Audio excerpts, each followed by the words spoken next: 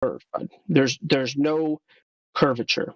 It's an invalid claim, and it's been falsified. I just don't see it. Yeah, exactly. You can't see the curve. It's No, that invalid. I can see. I can see.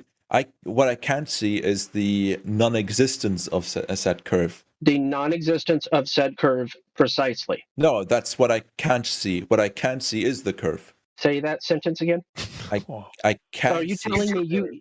Are you telling me you can see the non-existence? No, that's what I.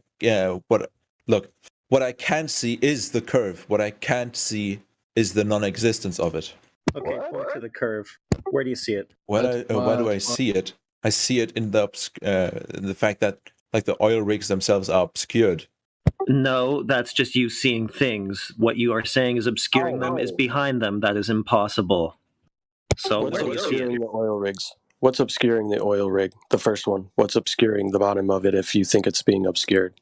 The water. Right, because it goes down into the water, right? So you're saying the portion that's above the water on any typical day is being obscured by the water in this picture? Oh, if you were to go closer, you would see more of the base of it, but there's more or less water in front of it, blocking your view of it. Right, so that's on the first oil rig. It seems as if it's like slightly on a slope. So that's on the first oil rig. You're claiming that in front of the base of that oil rig, there is water obscuring it based on a horizon, right? Based on a geometrical curve. So then what is obscuring the front of the second one, and why do we appear to see water over a curvature? How is that taking place? Refraction. Okay, you're trying to have it both ways. You're using refraction to displace your geometric horizon to 10 times the distance that it can possibly be at, and then simultaneously you're claiming that that thing that's been displaced to beyond the oil rigs is also obstructing them. So you're saying, we don't see the curvature we're supposed to see, but we also do see it. That's why I asked you how many horizons there were, and you acted confused by that question. Yes. Yeah, there's a horizon, the one that we see. Okay. You're adding in an imaginary horizon and pretending you see it. No. Or believing you see it. Yeah, I grew up sailing. I kind of know what I'm looking at. Right. So when we say that the horizon, the definition of a horizon is where the surface appears to meet the sky, right? So you're saying that at the base of that first oil rig, anything horizontally from the base of that first oil rig that we see above that level in the picture is actually sky, but then you're saying it's water. Do you understand why we're having a very hard time with your statements? Because the horizon, if it's blocking where the sky appears to meet the water, is blocking that first oil rig, but then we see water again, and we see another oil rig, and you see at the base of that oil rig, there's another line where the water appears to meet the sky, but then past that we see more water, and then we actually see where all across the image we see water meeting sky. Do you understand how illogical that statement is, and how it in no way reflects the actual image? You're just creating this statement because the modus tollens argument completely destroys the land rat logic. The radius. Clearly, none of you have ever gone to sea. Okay, look, here's what you don't understand. For the horizon, for the curvature of the Earth to be obstructing things from the bottom up, it has to be at that specific, necessary, geometric 1.2 mile distance, and it has to be also in front of the things that you think it's obstructing. This is really basic. Okay. Yeah. He doesn't even know what the word what's the word geometric mean? Can you define geometric? Is that something you can define? What? Do you understand what geometric means? Like yelling at me from a car or something? Oh, so now you're concerned trolling yourself? Oh my gosh, here we go. Yeah, he's not yelling at you. Just because his mic sounds that way doesn't mean anything in regards to the question he asked you. Okay. I mean, in general, as far as I recollect, it's concerned with like objects and space. Here, I'm posting definitions because that's what I do. Yeah, because I think that's where his mind is not understanding the word geometric. Because people throw this word around and they don't understand what it means. You know, we as human beings throw words around without understanding the definition of things. and that's a problem. I do it myself, so I've had to go back and learn things that I thought I knew, and so I guarantee he has no idea what that word means. Well, I posted the definition. This is akin to saying that the wall behind you is blocking you, and then saying that you see that it's blocking you. You like you're looking in the mirror, right? Looking in the mirror at your face, and you're saying that the wall behind you is blocking your face. I absolutely have no idea what you're talking about. Spongle, are you having a mental breakdown or what's going on? You have been listening to excerpts from the 24/7 Flat Earth Discord live YouTube channel. If you would like to join the discussion, simply type in your address bar discord.gg/flatearth. Thanks so much for listening. Nice.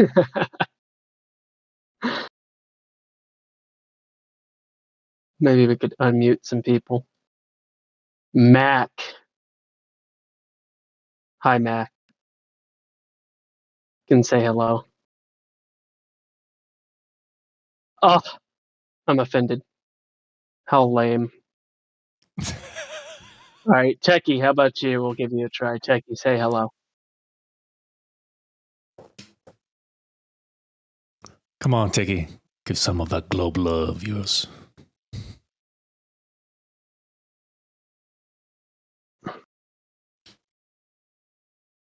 Wow. Yeah, I'm glad somebody there said Spongle at the end. Was that you? Yeah, that was me. What was his name? I couldn't remember. Yeah, I couldn't remember his screen name from that conversation. But, yeah, man, Helio does a great outro. I tell you what. Oh yeah, definitely.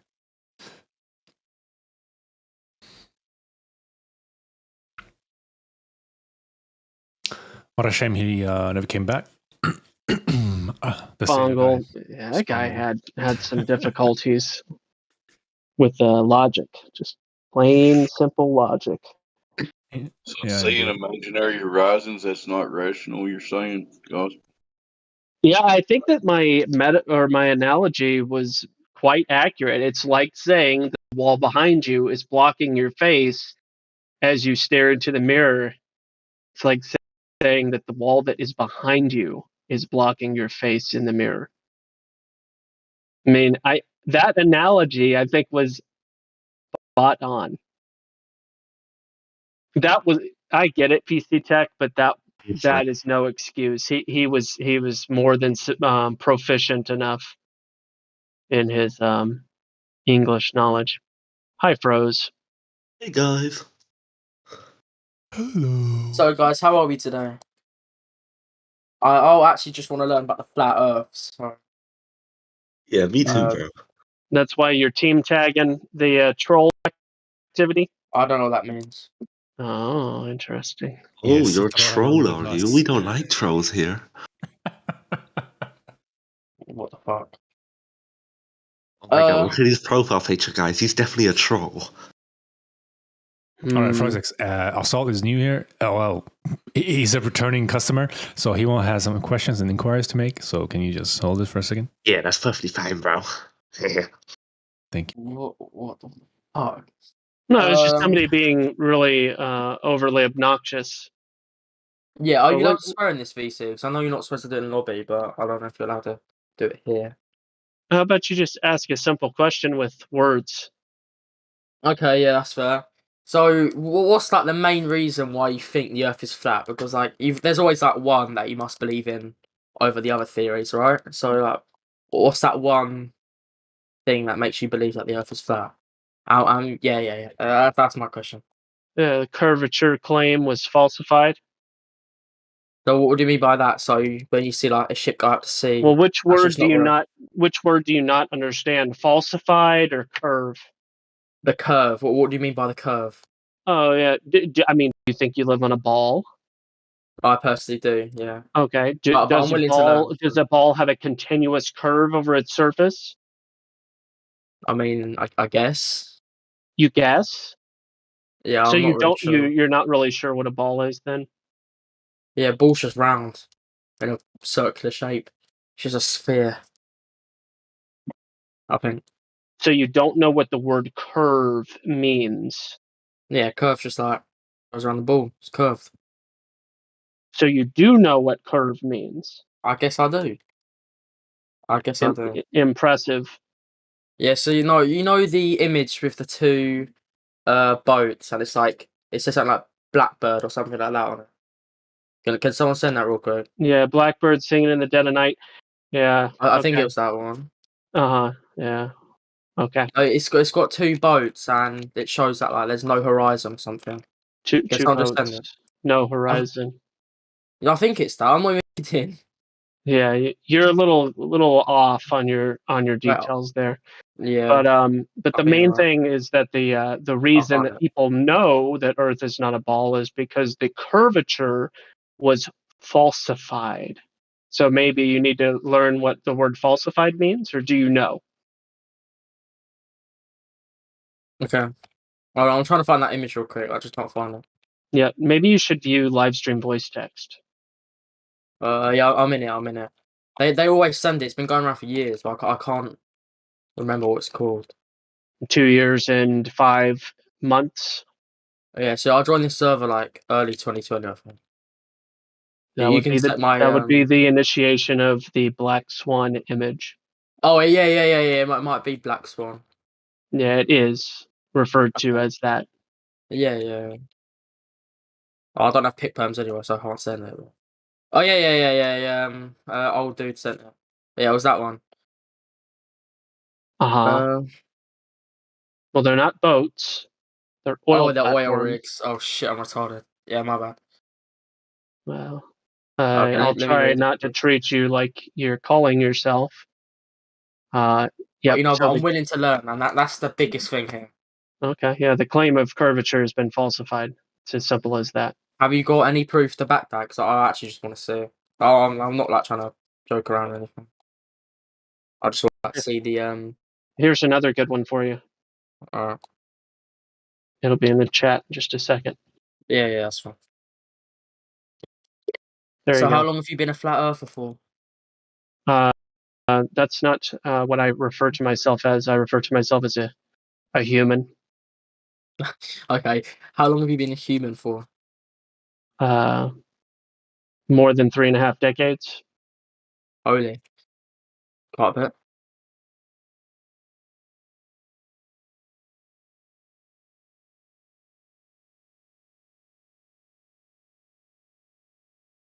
So you're looking in the chat? Yeah, the mountain one. Mm-hmm. What I don't understand is if the Earth is flat, shouldn't you be able to see like New York from the UK if you're really high up? With like a really high powered telescope. If my eyes were 5 times larger, shouldn't I be able to see like a mosquito from 1,000 miles away? No. Why? It's too small. What? Okay, so you are mentally capable of following logical statements, even though you're making a lot of illogical statements. Yeah, but that's a fair point though. If you had a really good It's not fair at all. It's actually telescope. incredibly illogical. And I just Oh. gave you an analogy that you were able to logically deduce was illogical, though maintaining your illogical statement. So Okay. I can explain. The answer is no, you shouldn't, and for very many different reasons. Fair enough. Are you aware of all of the different reasons, or at least 1 or 2 or 3 of them? Would they be alright if you named one?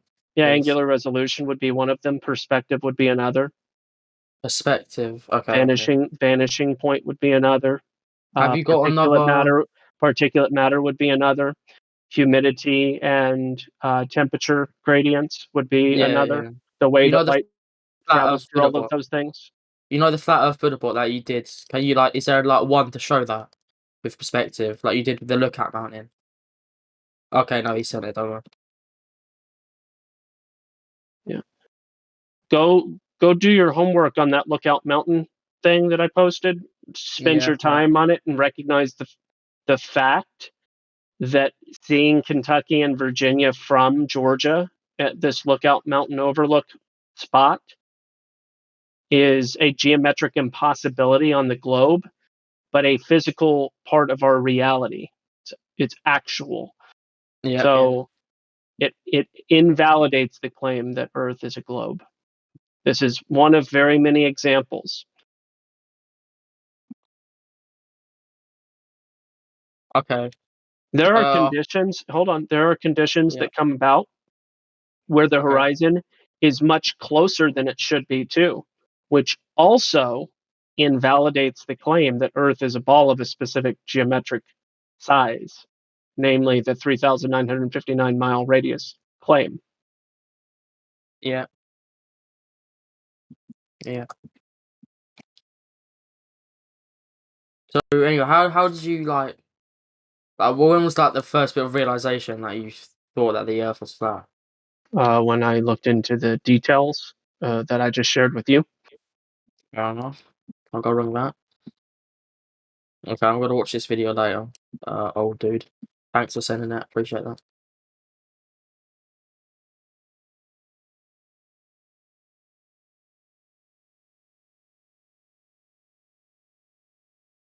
Bit blurry.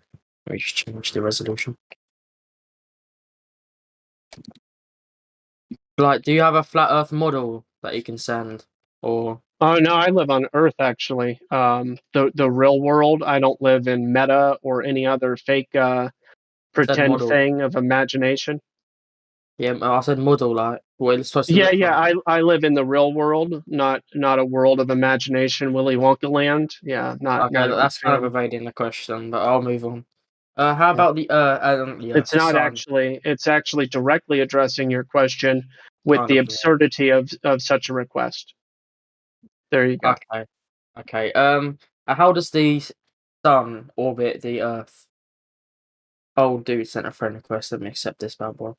Where's he gone? There he is. Yeah, how does the orbiting requires an orbit? Okay. And are you saying we're that not talking the very listen, the very thing that we're discussing is if the Earth is either geocentric or heliocentric. But it's definitely geocentric, which means that it is not a disk flying in outer space where the sun is orbiting it. Okay, so it's already the wrong word to use, and we do not observe a sun orbiting the Earth. It is within the realm we live in. That's what we observe. We observe a light which flies over you every day. Look at time lapses, you will see it's going away and it's coming further. You can literally see it flying over you. It's not like rising and then going and then setting. It is just going towards you, over your head, going away, depending on the position of where you are on the plane. Okay, so it's literally what we observe. That you can observe with your own eyes every day. So the sun, does it come through straight through the middle of the Earth, or the sides, or how does the sun go over the Earth? Because that's what you just said. You said it goes over, and then it like goes round. You mean like what the mechanics behind the sun is going over the plane? Yeah, how does it go over the Earth? Because then wouldn't that mean the whole Earth would get illuminated, meaning there would be no such thing as a time zone? No, when you use a flashlight and you shine it into a forest, can you illuminate the whole forest? No, but we're not talking about a flashlight here. We're talking about the biggest star in the world. Yeah, it's in not the whole a star. universe. Okay, No, so you think again. You're thinking again in terms of a heliocentric model. You're putting the heliocentric model, which we do not observe in reality, inside of reality. So I'm just telling you what we observe in reality, and it's a local sun that is flying, or however you want to call it, circling above you every day. And that should be orbiting above you. No, orbiting would be something else. That would require a model like the heliocentric model, where you have stars, planets, and whatnot orbiting around your planet that you supposedly on. But since we already established the point that there is no curvature, everything else is just obsolete to talk about, right? Yeah. Yeah, I understand that, bro. So the most important thing is what we need to talk about is the things we observe in reality, and we observe the local sun, which is not showing parallel sun rays. It creates a hotspot. We can see a straight line of reflection on flat water, which is only possible on a flat level plane and not a curved on curved water. You can do experiments with that. If I can butt in, the person in the live stream voice text called cut the not gonna say that last word because it's kind of offensive, you know what I'm saying? Said the sun doesn't go down, so how does the sun not go down? It's going away from you, out of your perspective. So you need to understand you have a limited perspective, right? If you look down a big corridor in a hotel, you won't see the ends of it, right? They will just melt together because there's a limitation to your perspective. Okay. Well, going back to your flashlight analogy, but isn't the sun bigger than the Earth? A flashlight isn't bigger than a forest. So how does that work? That's a good point.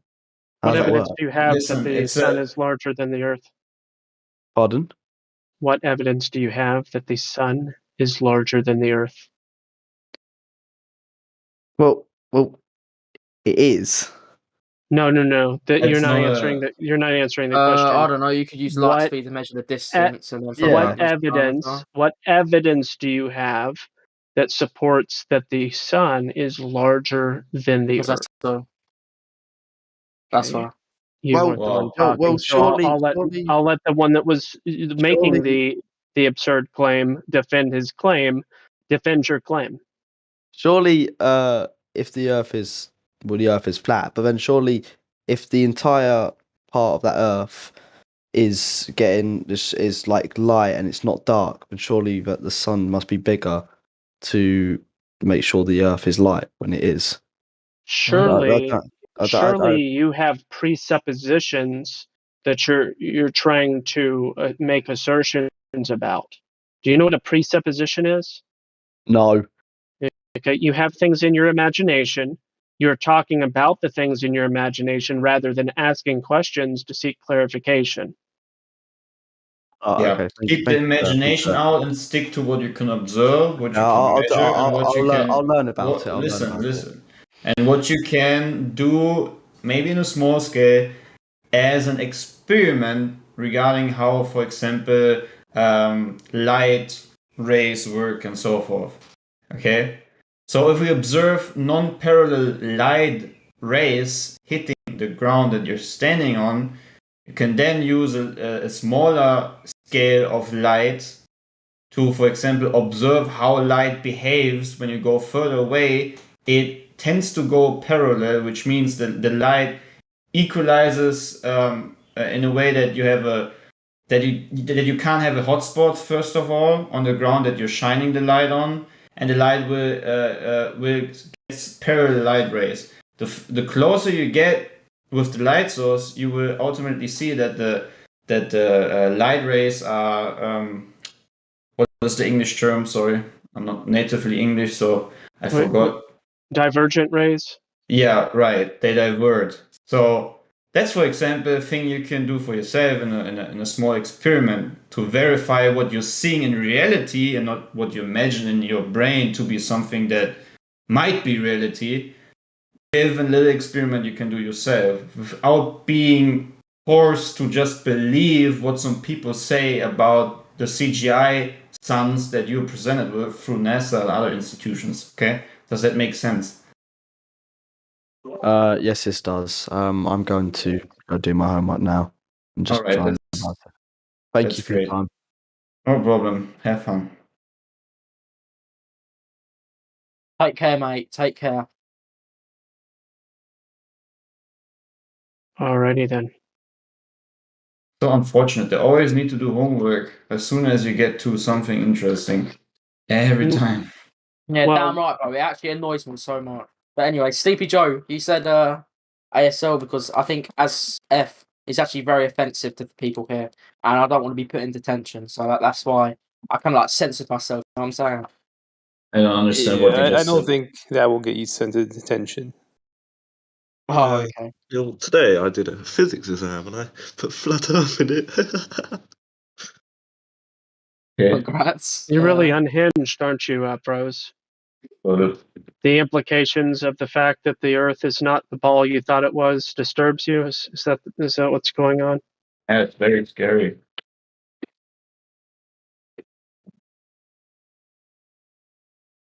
Don't be afraid of Yeah, reality. I also had my physics GCSE, and I'm pretty sure I failed it. So Can I ask a question? yeah.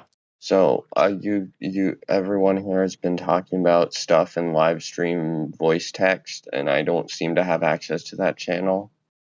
You're in the live stream voice text though. Yeah, no, he doesn't have the role. He does now, though. Go ahead. Oh, it doesn't have VC Thank you. pass, or it's called. Oh, it does now. Don't.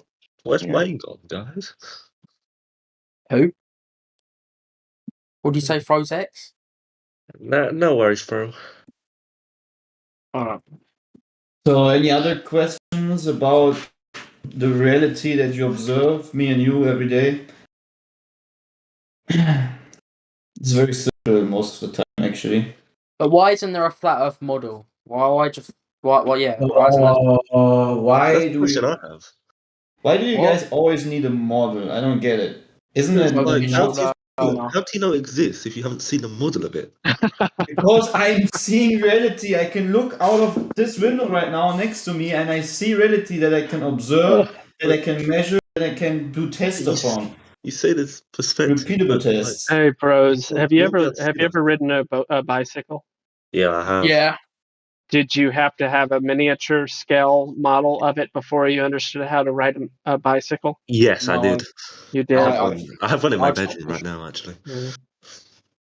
You're one in a million, aren't you? Yeah, I know, bro. Ha ha ha ha.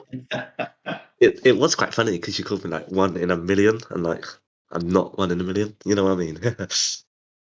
Oh, you're not? You're 1 in 8 billion? 1 in a million and one, actually. Oh. Well, I'm 1 in 11,000. Why 1 in 11,000? It's really nice to know, bro. That's a very specific number.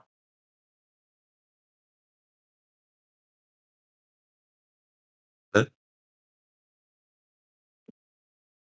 If a ship was on an ocean, if the Earth is flat and then there's is the Earth what if is the world or like all the countries on one like surface, or is it on the is it like on one side there's this place and then on the other side is another place? Yeah. One second. One second before I answer your question, because I think we tend to forget this.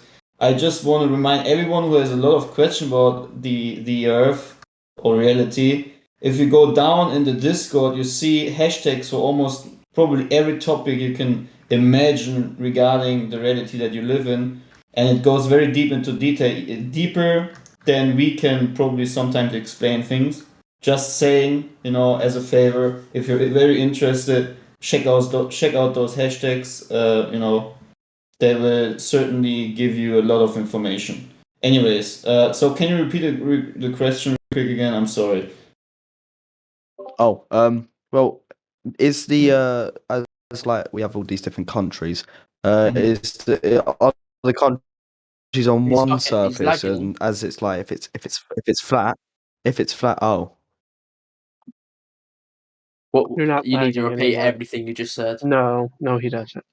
I didn't hear anything. Well, I think that might that's be your me. problem. Well, I mean, like if one side, as it's flat, there's obviously going to be two sides. So is all the countries on one side, or is it on the other side? Or is it like split? I don't know how to explain it. Your side. He's basically asking what's on the other side, what's on the bottom, right? We don't know. Who says there is another side? So go ahead, Dave. Alleged supposedly deepest hole is 7.5 miles back in the 70s by some Russians. They hit some kind of substance they could not get their drill to go through anymore. Is the story. Go ahead, Gospel.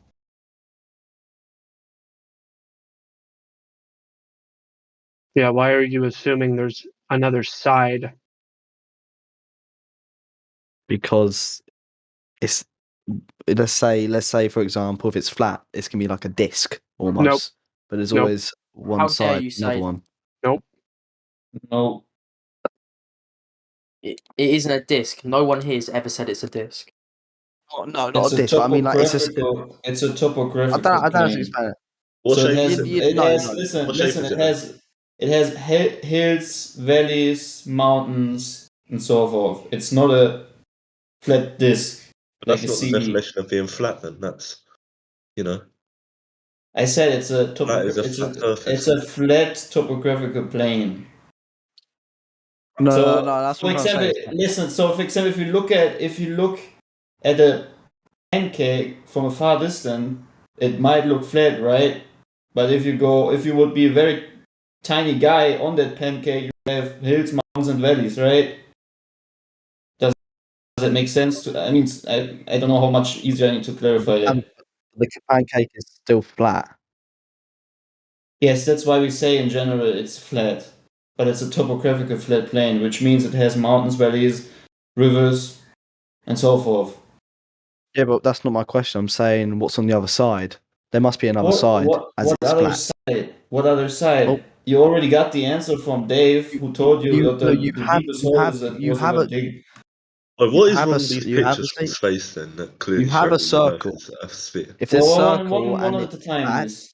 if there's Yeah, one but side, there must he's be another Gospel, side. mate. Can you not hear? No, because if there's one side, if you had a like just say you had a piece of paper and it was cut into a circle, there's always going to be two sides of that paper. So what's on the other side? Because if we're all on one side, what's categorical the other error. side? Again, you got He's not the making an error. answer. He's actually saying a really interesting point. Again, we can do assumptions, but that's not what we do here. We can only quote the things which have already been done in reality, which, for example, is the deepest hole that was ever dug in Russia, okay, or the deepest part of the ocean that was ever discovered or dived into, and everything upon everything apart that is assumption. So assuming what is beneath the plane, I can assume it is what for me personally, I can't assume it because I believe it, I trust in it, and I know it is, that there are foundations, as it is written in scripture. But that would be my belief, the thing that, has, in this case, I can't 100%, give facts to it or give any repeatable experiment or proof or anything up to this, because I have not dig deeper than that hole that we have dig, right? So we cannot just assume that there needs to be other side or what this other side is. We can only say what we have experienced so far, which is what the Russians have digged as this hole, how deep it was going and what they found and whatnot. And the same is with how deep we dived in the ocean so far. So everything apart from that is just assuming. As same as in the heliocentric model, assuming that there is a molten core that is somehow magnetic magically. Even though magnets lose their magnetic force once they're heated up, but that's a whole other story. Anyways, so do you get the point? It is nonsensical to actually talk about what is the other side. Yes, I get it. All right. I don't. Earth is the universe. No Yeah. You're important. The thing that you're living on is the center of everything. If the Earth is flat, then how comes no one's ever fallen off it? Think about that. Because you didn't listen. You asked Bro, that question that because is you a didn't good listen to what was just told to you. Yeah, but to be fair, if it's flat, there must be an edge. Have you ever fallen off? Oh, that is true. Have you ever fallen off a lake? No, because I can't fall off a lake because it's just water. But there's no water outside the Earth. It's space. Have you ever fallen off a lake? What are you on about? Think of an infinity a lake. pool. We're not on a. Think of an infinity in pool. Earth, You go not a to the lake. edge, you can fall off it. How that is what it should be like, right? Do you guys know that you can just check the surface of it to see whether it's curving or not, and that's literally the end Oh of the yeah, question? go from these pictures from space from people that have actually been there, unlike you people, and are just making. Yeah, those are photoshops, random pictures. buddy. Have you never seen It's cartoons? quite Have hard you never to seen CGI images before? quite hard to Well, how cartoon. come no one can say either it's How come? No, you no. can't say it's either Yeah, flat okay, or listen to this. How round Listen to come? as this. you've never How been come they're outside. showing the Earth as a curved spherical You go to object space. when it's You go to measuring space, flat? and then if you go Hold to on, space, you can Central. argue the I point, got but this. you Here. haven't. All right. Yeah, you can't. Because Can't you go people no. No don't. one can say anything until you go to space. Because you people don't know how to speak in turn, we'll just do one at a time. Because you're acting like little children. Right. Go ahead, Central. Right. So, sorry, I got some background noise. A little child. Yeah. But they Okay. got So you high can check the on you can vote. surface of the Earth to see whether it's curving or not. All of these questions about whether there's an edge, about going to space. Space is a part of your globe story. So to look into that, the first thing that we would do is figure out whether or not it's a globe, and to do that, we'd see whether the surface is curving. It's not. That's literally the end of it. So stop telling us to go to places you haven't gone and that you can't go either, to know what you yourself can't know. And for the guy that was so hooked onto space and CGI images, maybe you can tell me if you live on the Russian Roscosmos Earth picture, or you live on the NASA Earth picture, or you live on the Japan Earth picture, or the Europe Earth picture. You know, they look so different, but they need to be real, right? Because they look so different. Because everyone else has other artists somehow doing the job, right? Maybe we have multiple Earths, you know, that multiple agencies captured, and they're just not telling us, right? No, I'm just joking. I don't want to further entertain this logical fallacy. We measure the Earth flat. It is flat. End of story. Yeah, everything apart from that is just, you know. Exactly. Like, I just wonder if they understand that that's like where the question ends. Is it a ball or not? Check the surface to see if it curves. If it doesn't, what is it? That's it. Oh man, look at the answer that he gave me. That's just literally, you know, what can you do with these people? Well, they're just little children. They're bored. Was it just me, or did the whole Discord go down for like 5 minutes? No, it was just you. Oh, goddamn. All right. Yeah, I don't know why. It does it sometimes. Yeah. Oh, thanks. Mm-hmm. Hey, cut this shit. I'm a changed man now. I strongly believe that the Earth cannot be round or sphere or however you want to categorize Well, you it don't as. You don't need to believe it. Anything. But why can't it be like any other shapes? Like, I'm not trolling it, but like, why does it have to be? How do you not say it's a disc when that's like the first thing that always comes to my mind when you think What's of a flat Earth? What's the opposite of curved? Straight. There you go. That's why. Okay.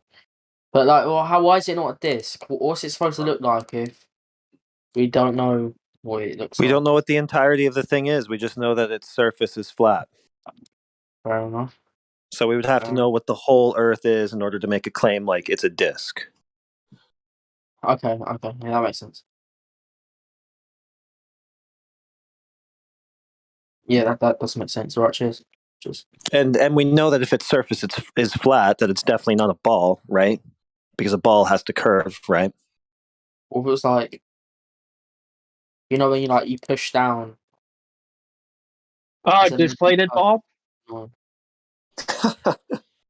It's a deflated. Yeah, maybe it's a deflated ball, right? No, you know when you push a metal ball against like a hard surface and the bit goes like flat. Yeah. What if it was like that?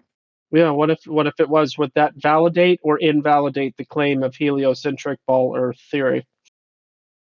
Don't know. Cut the shit. I said no. I don't like your name. I'm gonna say cut the shiz because that's like not offensive.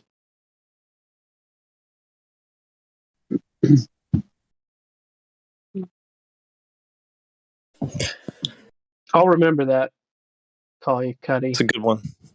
Oh, I like Cuddy. That's good. Cuddy.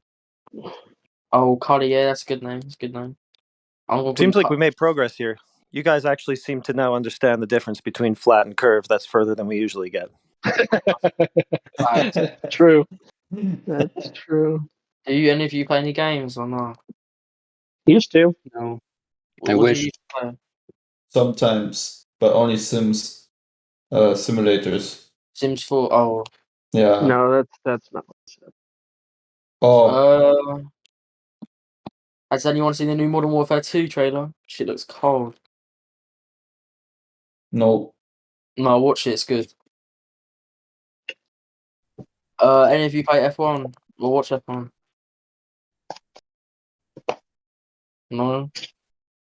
No. Please unmute. They're I'd like to appreciation that I can understand the Earth's real shape. very boring We stuff. are really old fashioned. Yeah. Do you watch football then? Any sports? Hockey? No, I hate any sports. It's just boring. It's just melting my brain when I watch it. Can't understand people watching sports. I mean, I quite like to watch F1. Oh, that's okay. It's okay. You know, maybe that's just my autistic side there.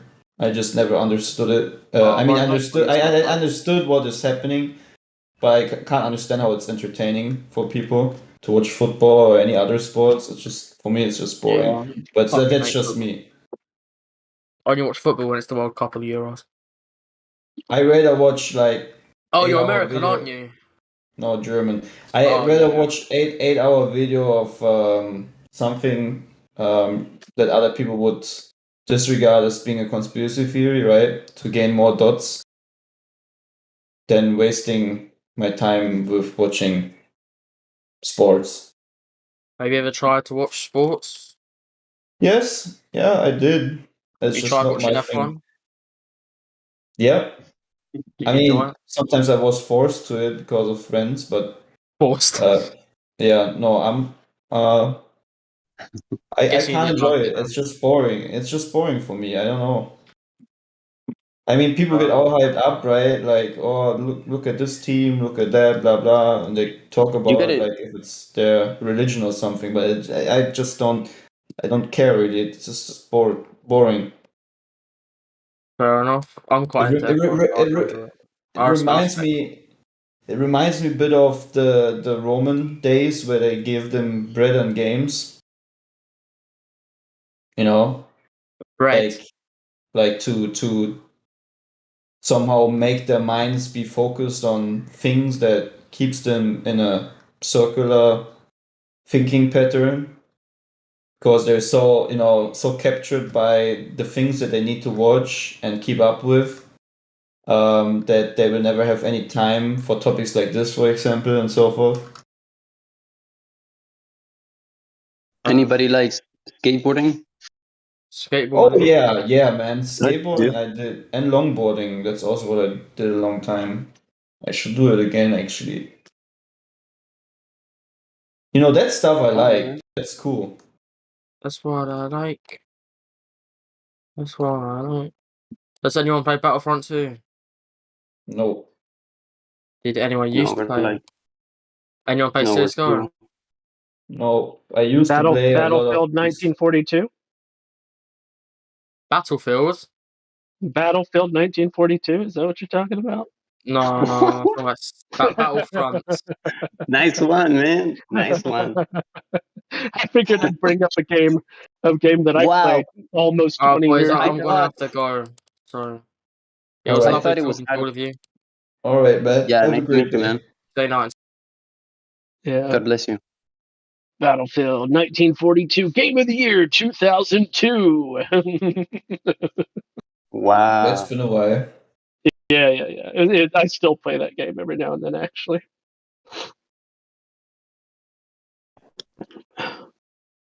Still better than a used Battlefield.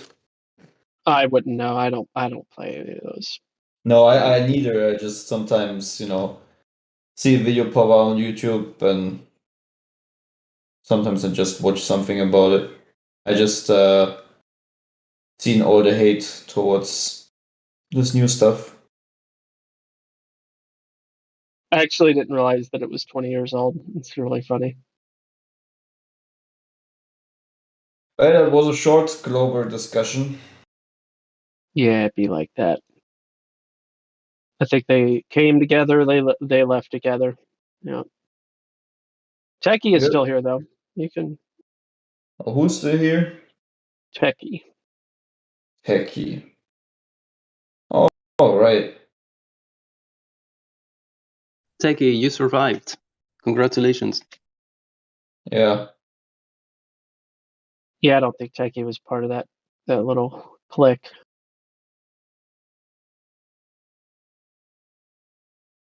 I don't even watch Netflix, to be honest. I do, but rarely anything on there. Because it's all very sensitive. Like, what's it now? Weird content most of the time. Oh, sorry, go on. No, you're fine. That was a good euphemism for debased content. Yeah. Sometimes I just watch certain things, mainstream stuff, to just keep up with understanding what their progress in programming the people is, because, I watch these things to read between the lines. It's just funny for me because I see the agenda and stuff, of things what the actors are saying or doing and so forth. That's why I do it, because you need to know your enemy, right? You need to know what the programming state of the mainstream consciousness of people is. And it's really, Netflix is a really good spot for that, because they put out a lot of agendas and stuff. I mean, I can't certainly watch everything, especially sexualized content and stuff, because it's just too disgusting most of the time. Regardless, I don't know. I'm pretty sure some people in here do the same thing, right? Watch certain movies or series to maybe Yeah, spot but something. even old stuff, like we did a watch party down in the cinema room for GOG. It's like from the 1950s, and yeah, man, they've been working on the programming game for a long time. Yeah, that's true. That is true. I mean, just look at the programming they did before the moon landing.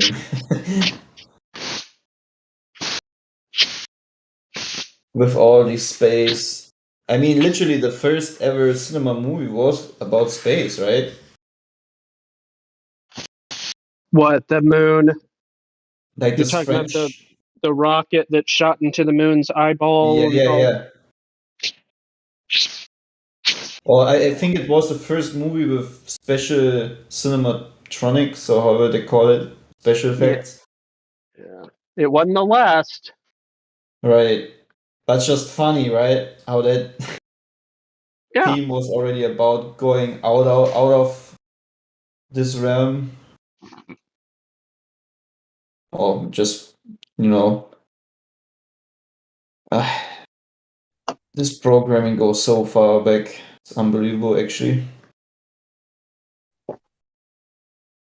For some reason, I really can't get my parents being interested into, like, they don't ridicule me or don't find it funny. Like, they take it serious, but they can't, like, they have no interest in researching flat Earth or anything like that.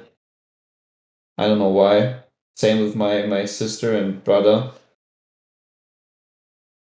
It's not a necessity. Right. I mean, my brother is like, I gave him so many things, but he always, I don't know, comes back with some weird answers.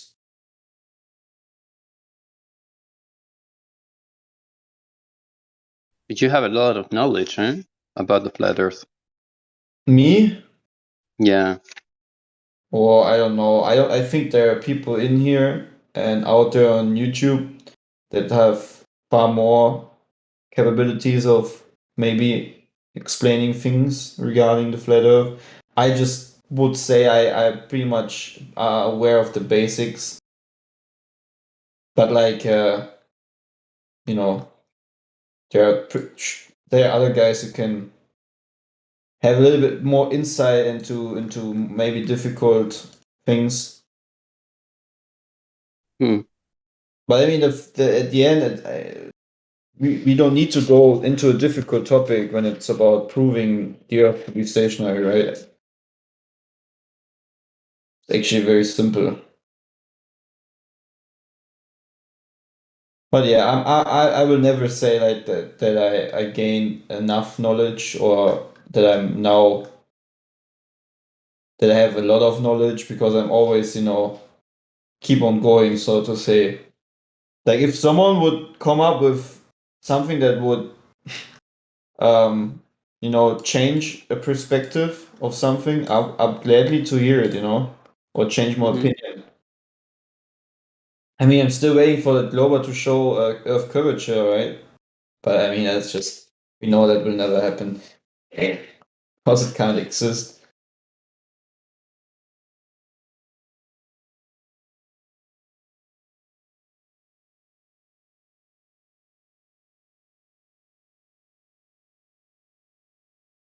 I recently, apart from Flat Earth, I recently found out many books. Like, it's crazy. Many books that we in the past did in our German class in school. Many things like Faust or Goethe or whatever, all these very big famous writers and stuff from the past, they all had at the end something about them was always linked to alchemical stuff, magic, witchcraft, and sorcery, and the devil, like many things, that they were like highly depressed people contacting demons and so forth. It's crazy. Like if you read Faust, for example, a very famous German writer, a famous story from a famous writer from what is his name? Yeah, from Goethe. So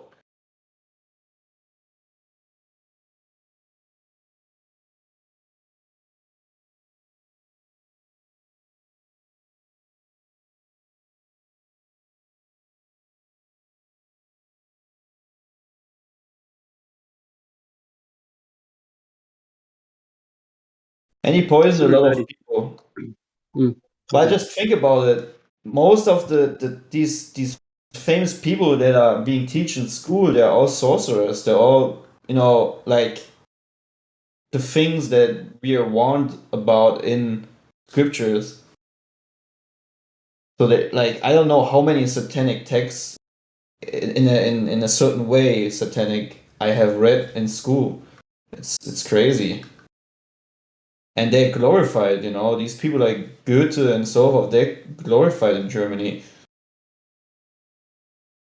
Even though they had a very weird mindset. Like in the book that Goethe read, I just read it today, he talks about Faust being lustful towards a 14-year-old and wanting to intercourse with her and so forth.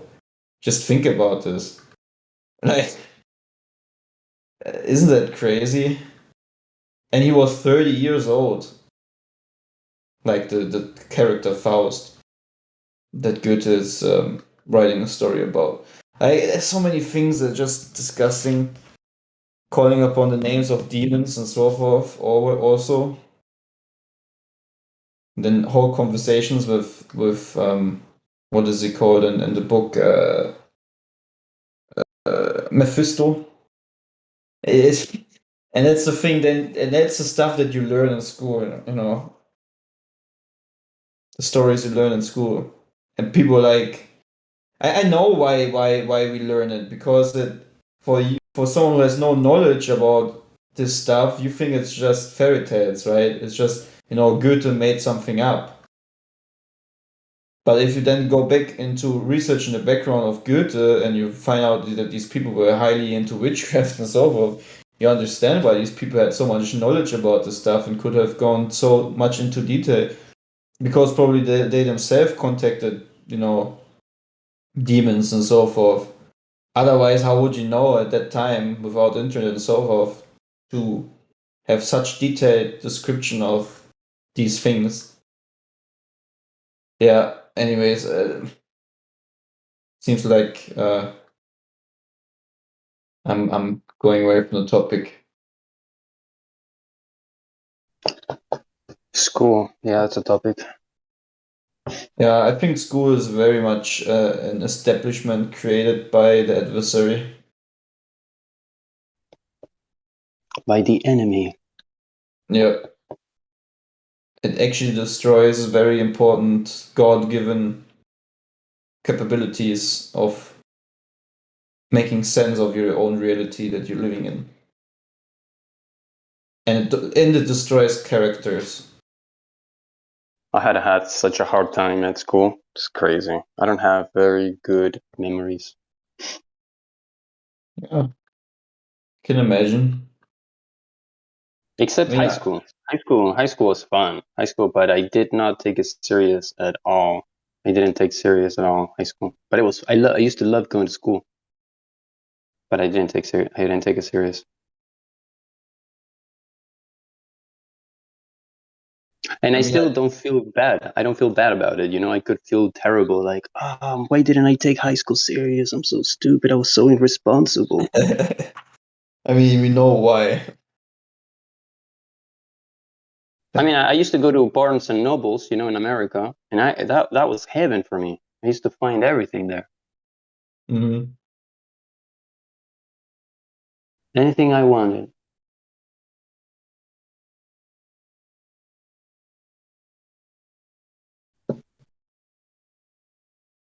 Yep.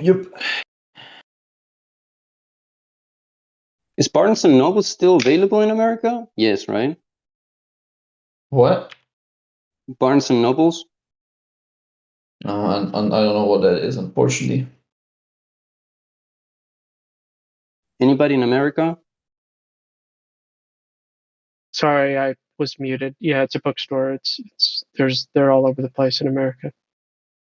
Ah, really? Okay.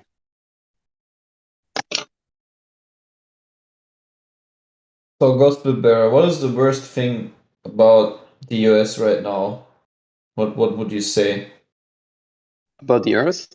No, the US, United States. Who knows? People watching mainstream news. Yeah, that's true. Yeah, is that the worst? That's the worst. How are the news like? Well, the thing is, anybody that's anybody that doesn't realize what's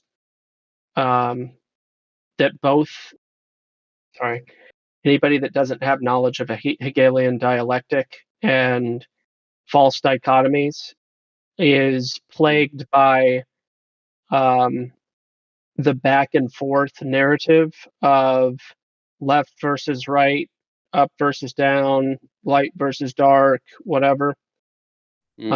The donkey elephant, whatever. And they're confused and they're frustrated and they don't know who to trust and they want to pick sides because they've been programmed to. But if they're looking honestly at both sides, they're just like, when is everybody going to come together and get this right?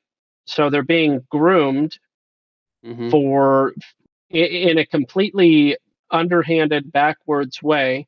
They are getting there's a whole group of people that are getting groomed for the one world system that will be put into place, and they'll be begging for it because what people are begging for is this sense of unity and cohesiveness where everybody can just get along, where everybody can agree on the same alleged basic truths. Long story short, they'll be agreeing on a system that might not be the best thing for all people, or any people for that matter. I think the news nowadays are like, I don't know, maybe that's just my assumption, but like they're more they're like news. I think for people that watch news regularly, it's like news are more addictive than in. I mean, it must be really addictive to watch news because there are a lot of things going on. So what you could look into is neurochemical responses to stimuli and how addicted people. You'd be interested to find out that the substance itself is only a vehicle. So, for instance, I'll give this analogy. You can go to the store in a Ford Taurus or a Honda Civic or a Maserati or a Ferrari. You're still going to the store. It'll get you there one way or another at maybe different rates of speed, different experiences along the way, but ultimately it's accomplishing the same thing. The neurochemicals are the neurochemicals, and people basically become addicts with, or not all people, but some people become addicts with or without substance use. So you can technically, one of the ways that this has been researched is regarding people that are referred to as workaholics, and they become addicted to adrenaline. Right. And then, of course, there are long-term effects in regards to that. But there's other examples, trichotillomania, or hair pulling. There's what is different. That? Huh? What is that theory called? Theory?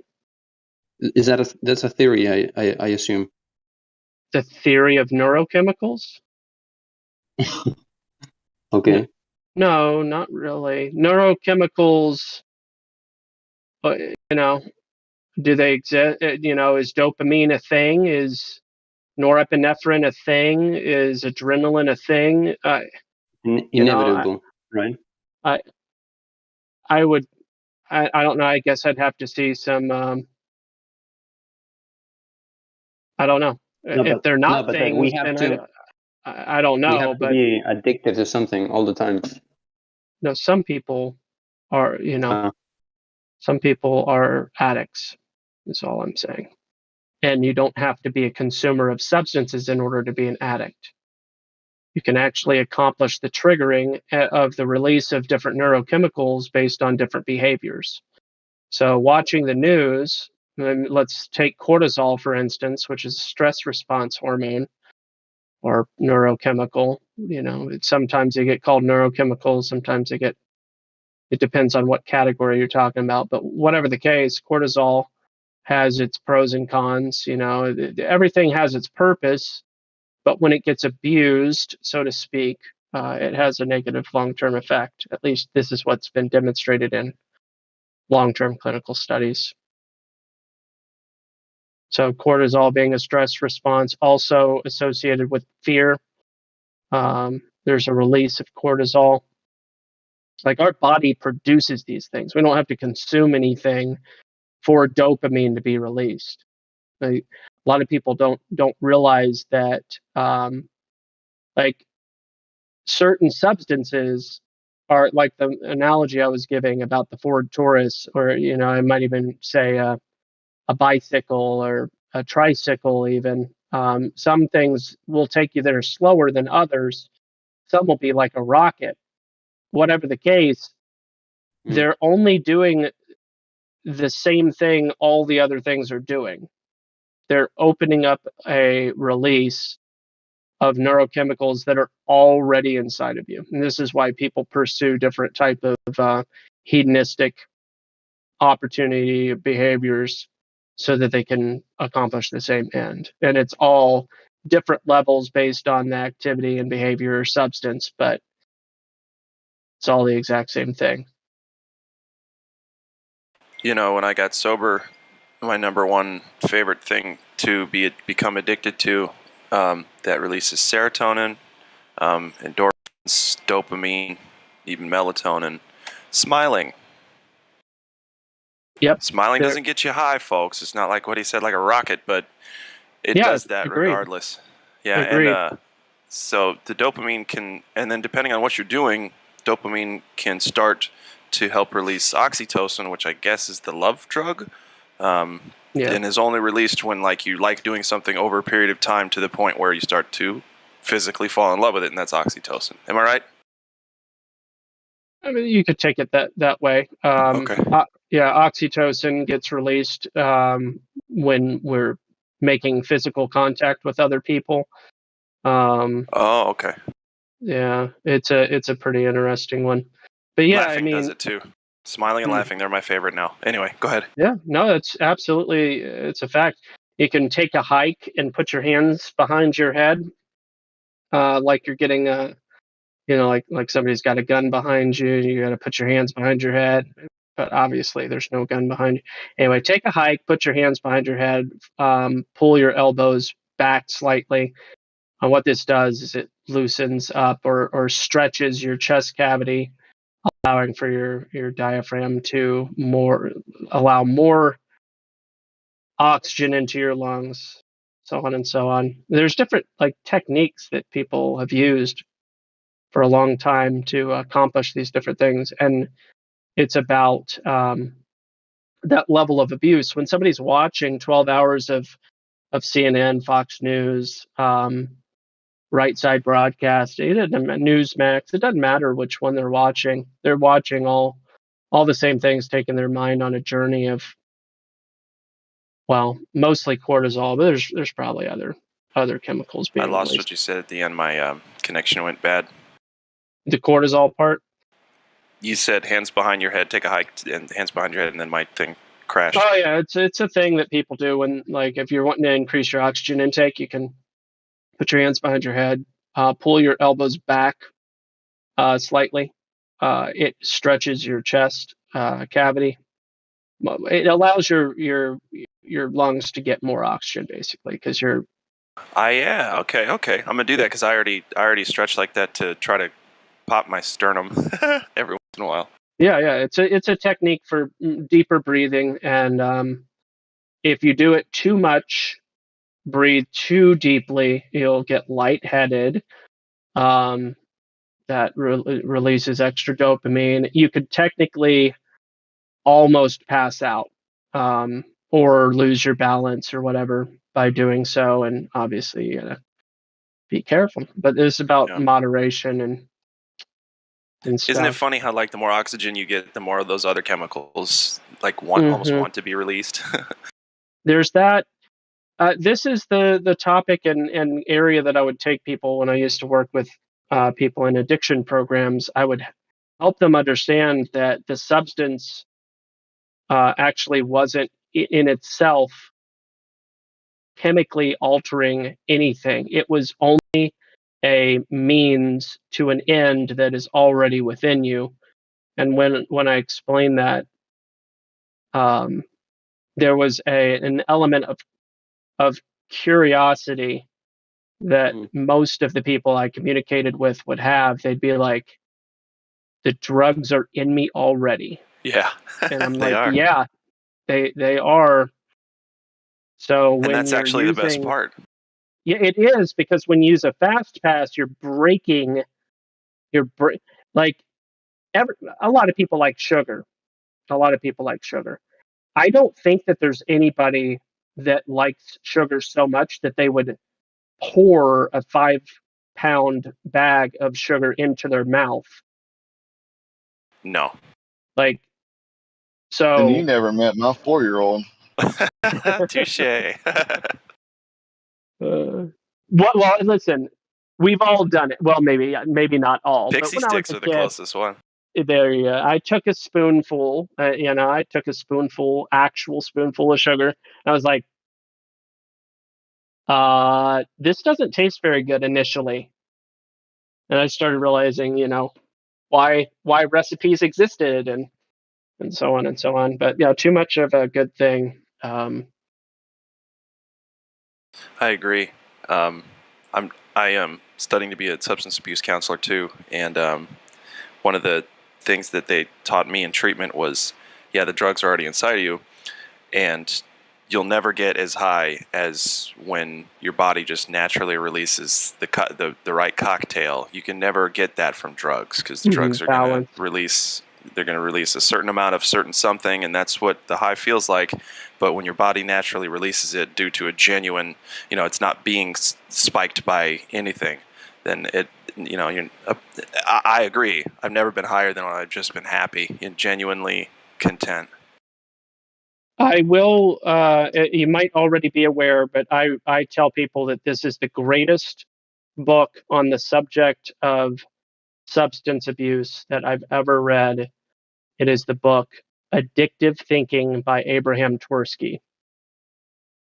I got to write it down. No, I got a lot of those kinds of books, but hang on. Addictive Thinking by Abraham Tversky, Twerski. And it's accessible. It's not overly heady, but it is exhaustive and extremely helpful. And I find it to be an incredibly helpful resource, not just as maybe like a curriculum to work through if you're running a program, but also extremely helpful to the loved ones that are associated with the person. Addictive Thinking by Abraham Tversky. It helps make sense of a lot of things for people that are confused about addiction, whether that's the person themselves or the people in their life. Yep. Nice. Thank you, sir. I've found that a lot of those kinds of books too are essential. I mean, sure, to try to help one recover from drug or alcohol abuse, but anybody can get, like, there's a book called The Gifts of Imperfection. I love that book, and it hardly has anything to do with substance abuse, but it's one of the most touted books in, at least where I went to treatment, because it just works and everybody can benefit a lot from it. Kind of like the toolbox fallacy I share with people sometimes. What's that? Just accessible and helpful information to everybody, kind of thing. Oh, sure, yeah. Toolbox fallacy. Hang on, I'm looking up Mr. Abraham's book here. Oh yeah.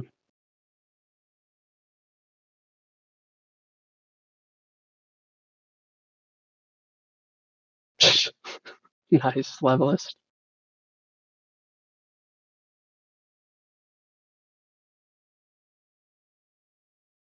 Okay, I got it. What's the toolbox one? Toolbox fallacy is just I guess a philosophical concept or whatever, but it's the concept where a person makes excuses to not do the thing that they say they want to do or they know that they need to do. So I'm going to go fishing, and you're like, oh great, you're going to go fishing. Well, yeah, I'm going to eventually. Well, do you have a fishing pole? Yeah, I've got a fishing pole. Oh, you got a string? Oh yeah, I've got string. You got hooks? Yeah, I've got a hook. Actually, I got a bunch of hooks. Okay, well, you got bait? Oh yeah, I've got plenty of bait. No worries there. And you got the lake where the fish are, right? Yeah, I know exactly where I'm going to be going fishing. Well, what's stopping you from going fishing? Well, I got to have a place where I can put all my fishing pole and my bait and my hooks and my string. So I'm waiting until I get this really, really cool toolbox before I go and do that fishing thing that I know I want to go do. Yeah, so I got you. But this person's been doing. Usually, it's the sort of thing that's like he's been saying he's going to go fishing for like 10 years, and he's waiting on finding the right toolbox, and just kicks the ball down the road. That's the toolbox fallacy, and it typically disappoints people because they go, oh crap, I have like 5 of those things in my. It's extreme, but here's the thing: it's extremely common. Sure. There's very, very few people that are so organized in life that they are efficiently accomplishing everything they know they ought to be doing, or even want to be doing, for that matter, which would be a whole other layer. I would say that would be an extremely rare accomplishment. But for sure, I'd like to find someone who. I mean, I think I know a couple people who at least portray themselves as that. I'd like to see if they really actually get all that done. But I mean, yeah, it's common. It seems like it's a go-to for the psyche. Like, well, I do want to do it, but and then there's the big but. Mm-hmm. Yeah. Right on, man. I'm going to check out that book. Thank you. Yeah, it's super good, and it's really cheap. You can usually get a copy between $1 and $4. Yeah, I'm seeing that. It's nice. Yeah.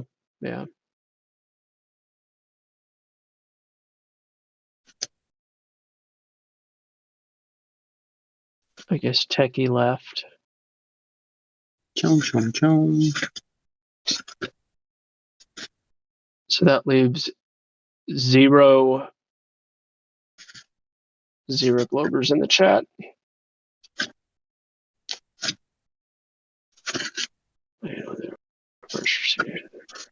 And I know I had a toolbox policy with working out. I gotta get a bench. I gotta get the right weights. No, I want the kettles. I got it all, dude. Just not the motivation.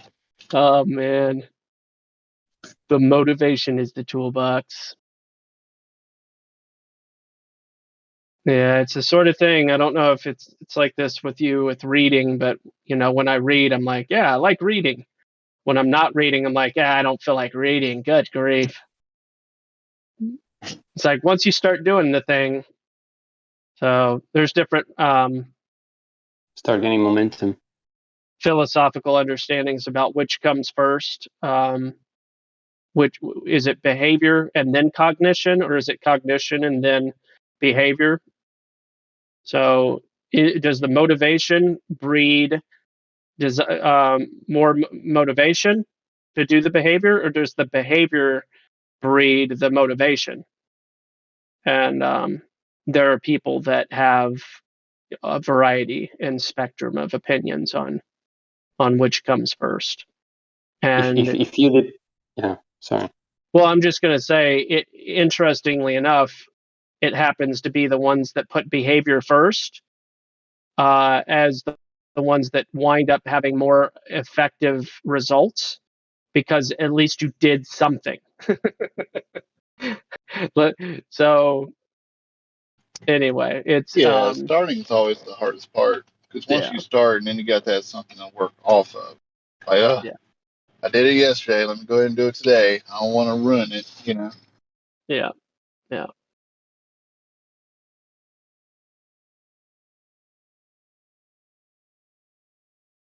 Announcements. What's up, BG? How's that microphone doing?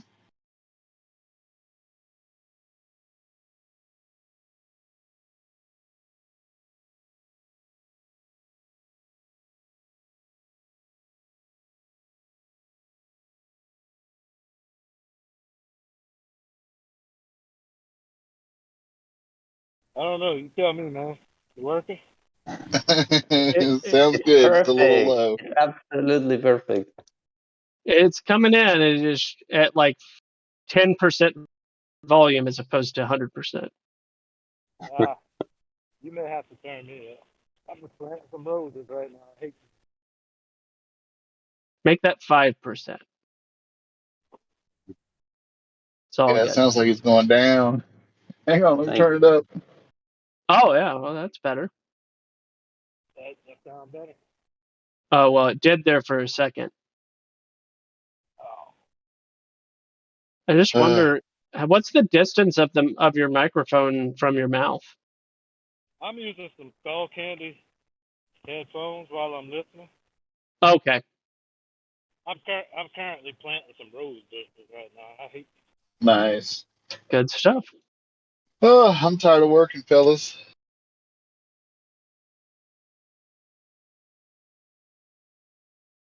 That's why I stay on mute most of the time, because I know y'all can't hear me. Installing all this air conditioning. It ain't fun.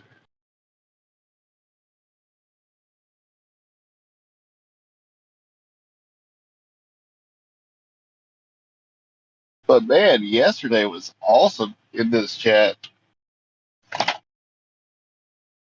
Yeah, we had a pretty thorough conversation yesterday, didn't we? Well, yeah, I commend you on the patience and the attention to detail. I wanted to say that to you. I was gonna message you, DM you that, but yeah, no, it was awesome. Yeah.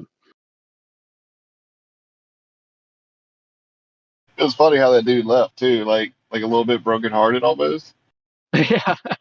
It's like, dang. I remember I guess that. I That's not understand. bad. That's hey, there's better. No. It's better than there's definitely Then worse ways. egotistical, you know. Exactly. Yeah. That pride, man. That's that baloney.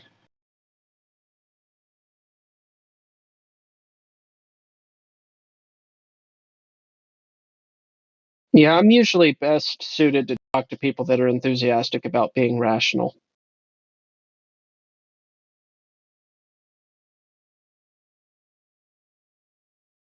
Some people avoid reason and logic like it's going to hurt them.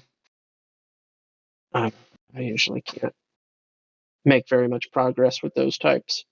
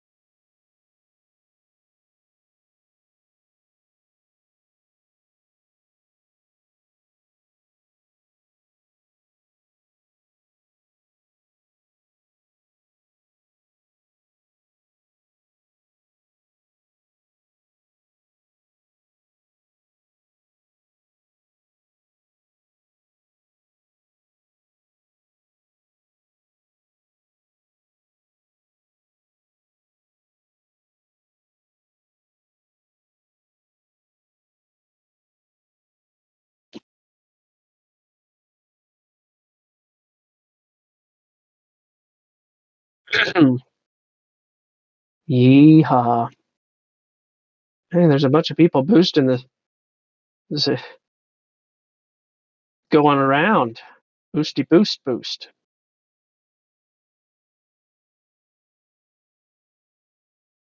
Yeah, it's actually quite cool how many people are supporting the server.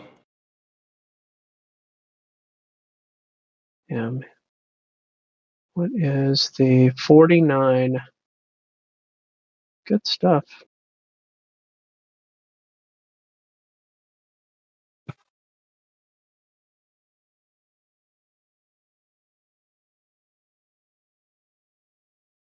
Also shows Discord that they're still earning money with dangerous misinformation.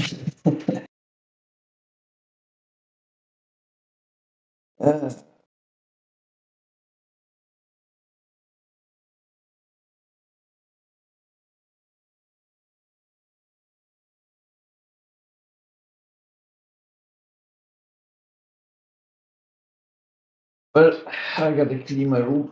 I'll be back. I got a question. Can YouTube or Twitch or any of the major platforms call misinformation on flat Earth at all? You're And saying start banning? can they call flat Earth misinformation? Is that what you're asking? As in, you know, like a TOS, term of service kind of deal. You know how that's As a of big right deal. now, they just tramp stamp it which True. is the word that we or the phrase we use to refer to that little the information box, the blurb. Yeah. It's been a little bit of a head scratcher. I've been trying to figure it out myself. I'm sure the answer is they could do whatever they want to do, right? True. But why they haven't, that's not a question I think I know the answer to exactly. I do have some speculations, but they would be unpopular ones. Well, I'm interested to hear, but understood if not. Yeah. I'll send you a video that basically answers why I think, or I agree. Obviously, his thoughts are not my thoughts. I just agree with. I agree with him. So I'll share the video.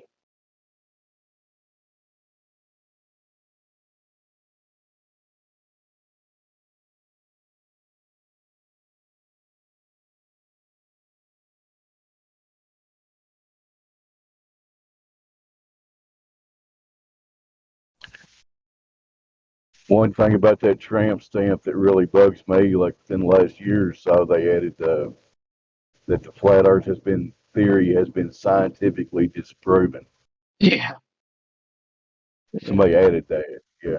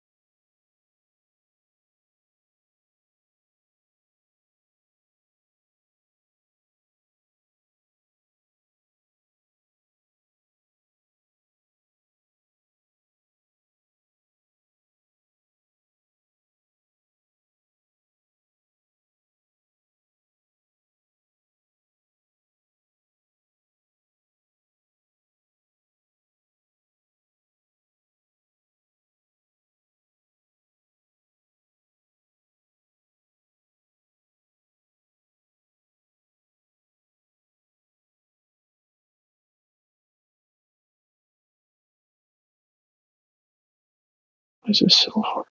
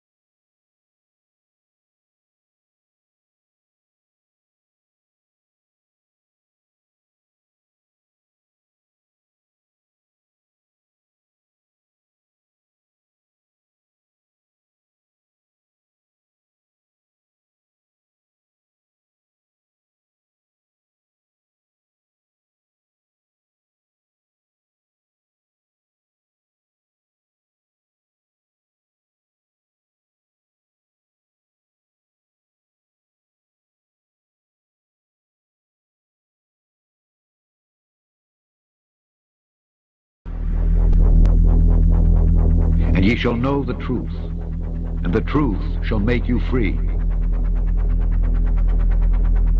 Welcome back to Smarter Every Day. Now, a lot of the pictures you see from the International Space Station come from the cupola on the inside here, right? So the cupola is on node 3, is that correct? Node 3. Node 3. All right, so this is astronaut Don Pettit. You may know this guy. You've done all the city tracking. Yeah, I've done a lot of cities at night, and then the nighttime aurora and time-lapse sequences of Earth. Many of those that you see have been done in this module when I was at the helm of the camera. He's the junk. Let me just say it that way. You're the junk when it comes to space photography, right? Can you say that? Say I'm the junk? No, I can't say that because I get too embarrassed. I'm going to meet you on the other side, okay? So, seriously, he's the junk. Like, all the really cool aurora stuff, Don's the guy that took it. Now this is a cover. Okay. So we call it a shutter, and it protects the windows from micrometeorites. Okay. The shutters are closed, the windows are protected.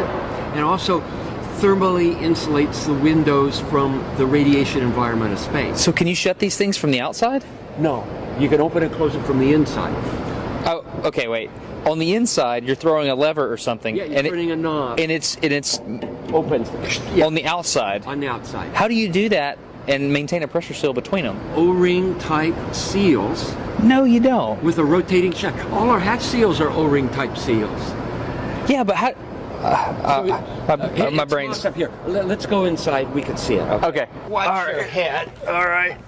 Oh, oops, thunk. So you have a whole series of O-rings in here, and a shaft that you rotate. So I mean, like on the space station, how many of these would you have? 7, because we have 7 windows. What happens if you get a leak on that? Then you have a leak. You just have a leak, and what you would do is lose air.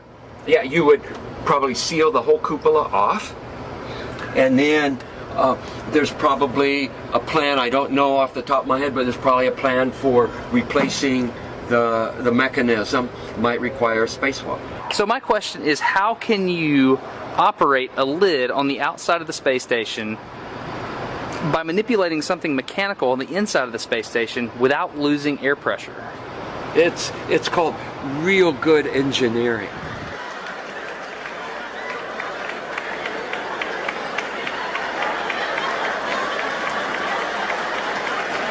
It's called real good engineering. Look at this. Somebody come and look at this. Look at this. What happens if you get a leak on that? Then you have a leak. You just have a leak. Okay, one more. Then you have a leak. You just have a leak. And what you would do is lose air. Yeah, you would probably seal the whole cupola off. And then there's probably a plan, I don't know off the top of my head, but there's probably a plan for replacing the mechanism. It might require a spacewalk. So here we have an astronaut who has flown in space 3 times, but yet he doesn't know the procedure. He doesn't know the plan off the top of his head. If there was a leak on the ISS that he's traveled on 3 times, he doesn't know the procedure. Come on. And then there's probably a plan, I don't know off the top of my head, but there's probably a plan for replacing the mechanism.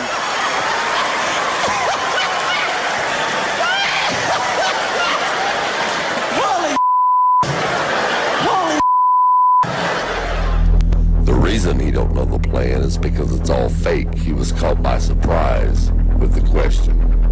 Thanks for watching, and God bless.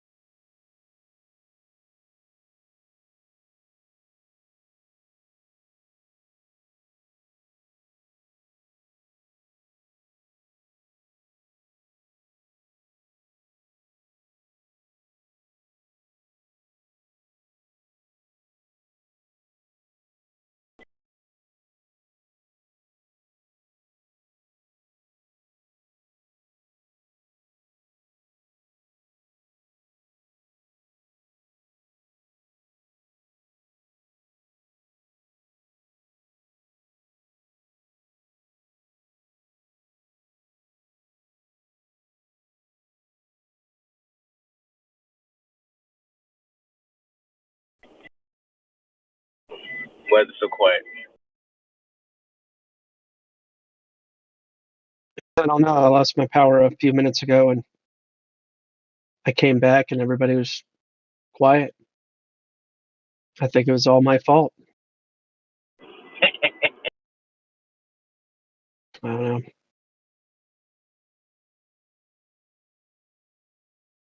It said it was going to Well, rain. I'm back in the attic working, so you do not want me with my mic open. You said Why are in you an in the attic? attic? Why are you in the attic? Installing a electric air conditioner. So that can mute. Spider on your shoulder.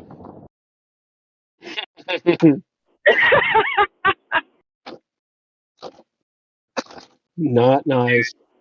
Dude, I hate spiders. Those and roaches, man. I'm not a fan of those two things. Stay away from Florida. Dude, that's where I grew up. So that's why I was playing. We had them big old freaking roaches, man. Dude, those suck, dude. Yeah.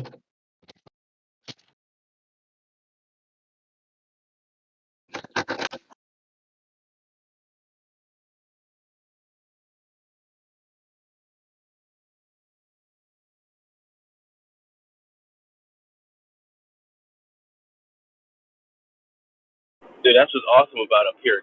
You have very little insect infestation up here. Yeah. Oh yeah. There's ants everywhere, but they're not a problem. No, Weird. they don't get in the house. They don't get in the house. No. I think let's say if the population growth like just quadrupled, perhaps, because then you're doing a lot of intrusion into the outlying areas. But the fact that we're so far away from that, they usually just burrow underground in the winter instead of taking lodging in your house. Mm-hmm. They've got to go deep.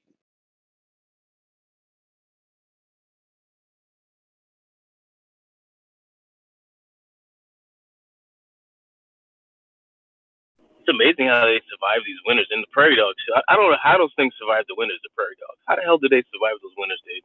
I don't get it. I don't either. They must have some major. Well, I mean, the frost line can be anywhere like up to 7 feet, sometimes even deeper. So. Right. Exactly. Yeah, it's weird.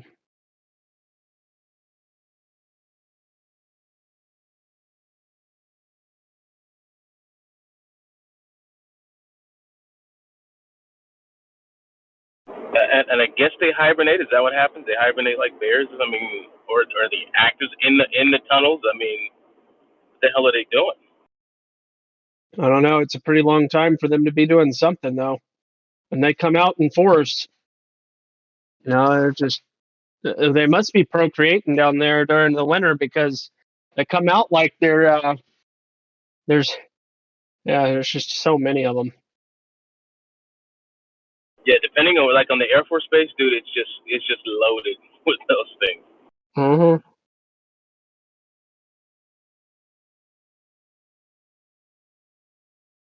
And what's interesting though, because like when I went to Texas, they're like a third of the size of the ones in Texas. Like the prairie dogs up here is way smaller than the ones in Texas. I didn't realize that there was different sizes in the U.S. Oh, where did Wrecked Gamer just left?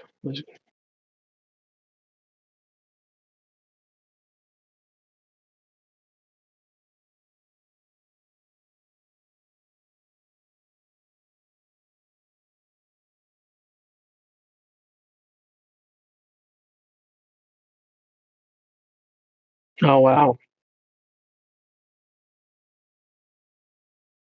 Wrecked Gamer has his stuff on lock.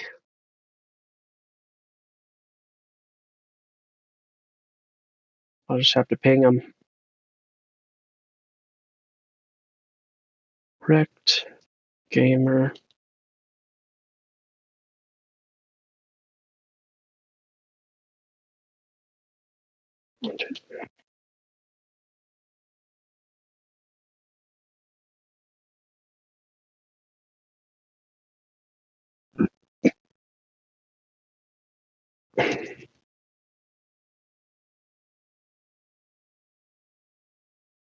Okay, what did I miss? Nothing too much. Just chit chatting. Oh, okay. Stop flaunting your silver, Clay. Stop flaunting your silver. Flaunting? What does that mean?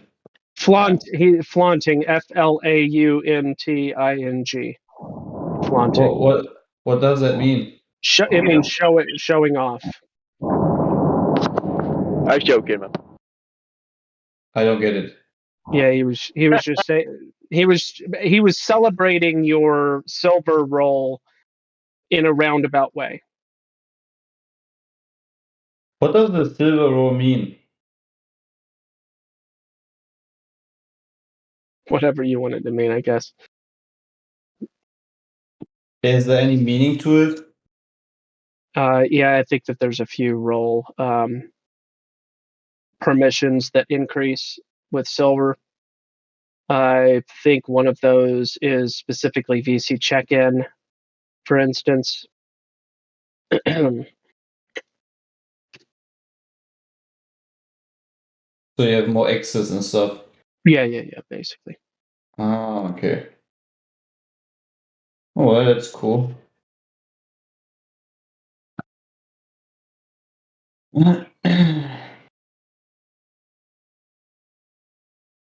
Oh, now I understand. The only reason why I asked what I missed is I was actually cleaning my room, so I couldn't know what is going on, or rather cleaning the house, and that's why I asked.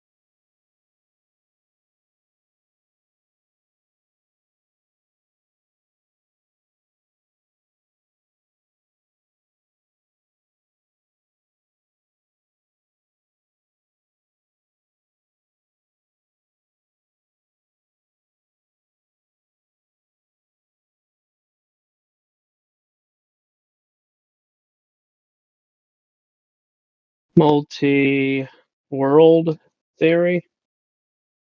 Where's Sharky? Where is the Sharky? Live in a different world than we do.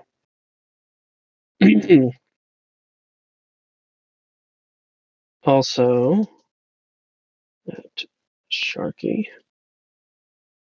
you need to be in the VC to communicate here.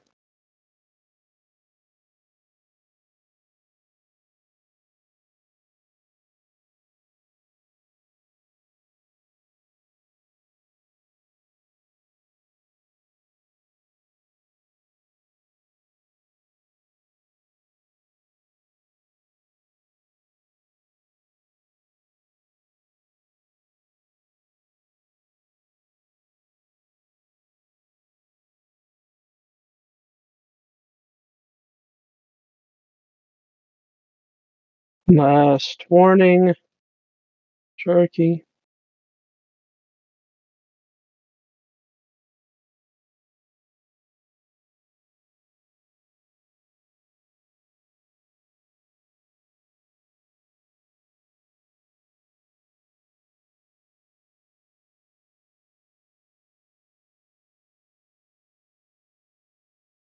I was going to play dumb. I love it when people play dumb. How on earth is... Oh, because I'm looking at the wrong text channel.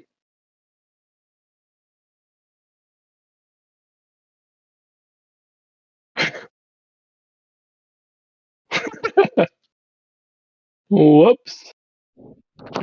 Was that the lobby or something? I said the cognitive dissonance text chat.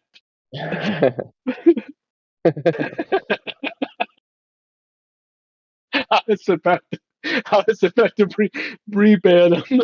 Oh man.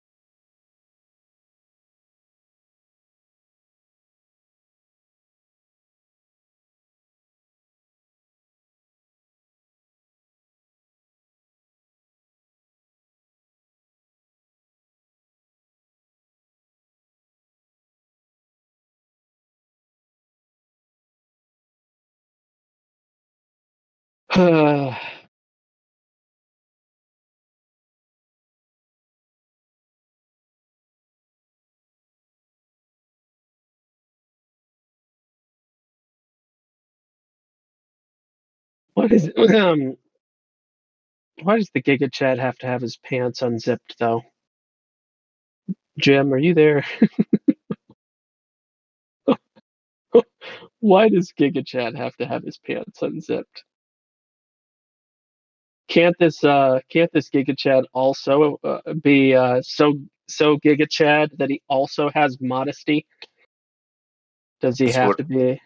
That's what real men look like who don't watch CNN and Fox News. Yeah, but the pants being unzipped, is modesty not also a quality of Giga Chad? Oh, you North Dakota masters. I wasn't born here. Well, you okay. You resident of North Dakota masters, flat earthers are so particular about your pictures. Yeah. Well, hey, I'm no graphic designer. Did you see my meme that I made yesterday?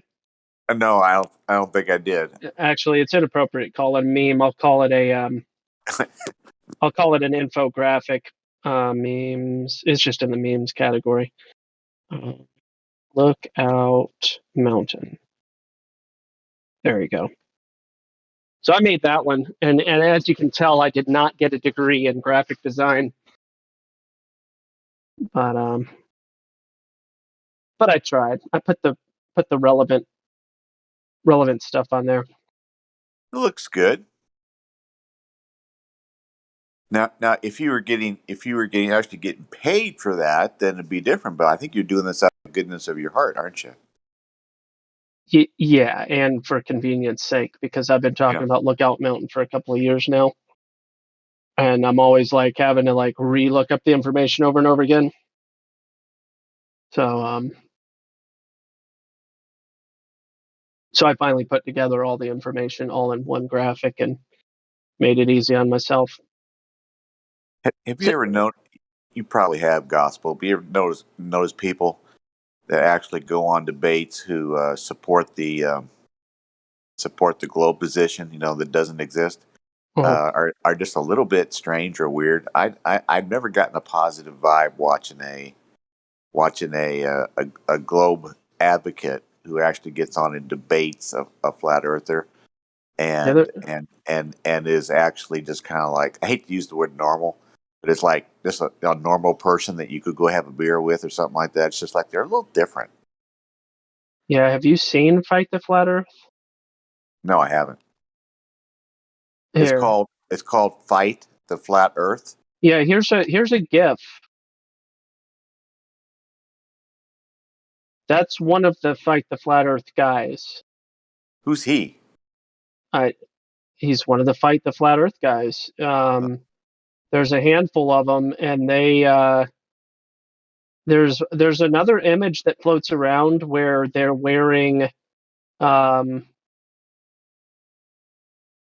kind of leotard type thing, and it stretches over the back of their head, over their forehead, and like giving themselves a wedgie, and it's like this really awkward suspender leotard, just delinquent looking thing. I don't know, delinquent's not the right word. It looks really bad. But yeah, Fight the Flat Earth is an excellent example of the depravity of some of these people. So it is FTFE Fight the Flat Earth on YouTube or someplace? Yeah, I think they have a YouTube channel. Mm-hmm. I mean, I watched MC Toon the other night. It's just like he seems to be about the most normal, but he's still kind of out there, and it's just like but it's funny these people that go on and support the globe, whether they're paid chills or not. I don't know if they're I'm not privy to their bank account, but they just seem to have this. They seem to have this hatred toward flat earthers, even though we were all globies at one time, like they are. We just didn't defend it like they did, and they just make stuff up. I mean, they're just like they just make stuff up. You kind of go, are we actually living on the same Earth? It's just like you see this and I see that, and it's like, and you can't convince them of anything else. Yeah. So, do you find it interesting at all that Cyman Dan has a triskelion on his forehead silhouette of his profile picture for his YouTube channel? I don't think. What's his first name? You said Dan. What was his first part? Cyman Dan. I haven't seen him. Yeah, Cyman Dan is another one of these anti flat earthers, but he's got the triskelion symbolism on his forehead silhouette there. Not a lot of people really care about that sort of thing, but I notice these symbols. Yeah, I really haven't. Obviously I was alive and into YouTube because it was the new thing that when it came out, and I was I think we were all really enthralled with it for a while, and then Google bought it out in 2006, and when they did that, it was like okay, and then they came in 2016, 2017, and said we're going to start. We're going to use algorithms and allow good flat Earth content not to be shown unless you really looked for it. And all these clowns like, not Professor Dave and all that stuff, you go there and that's the first thing these young people see, these 16 and 18 and 22-year-olds that come in here after they watch Not Professor Dave and they think they know everything.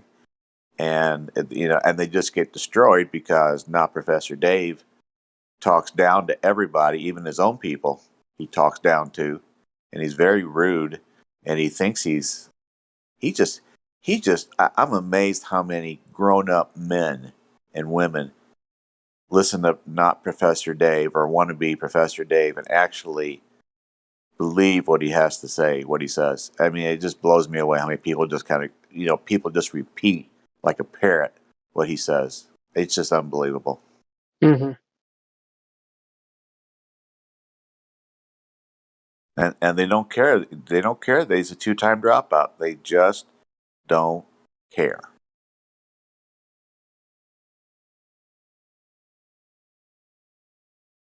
With all due respect, Jim, you just gave those idiots more airtime than they deserve. That's just my opinion.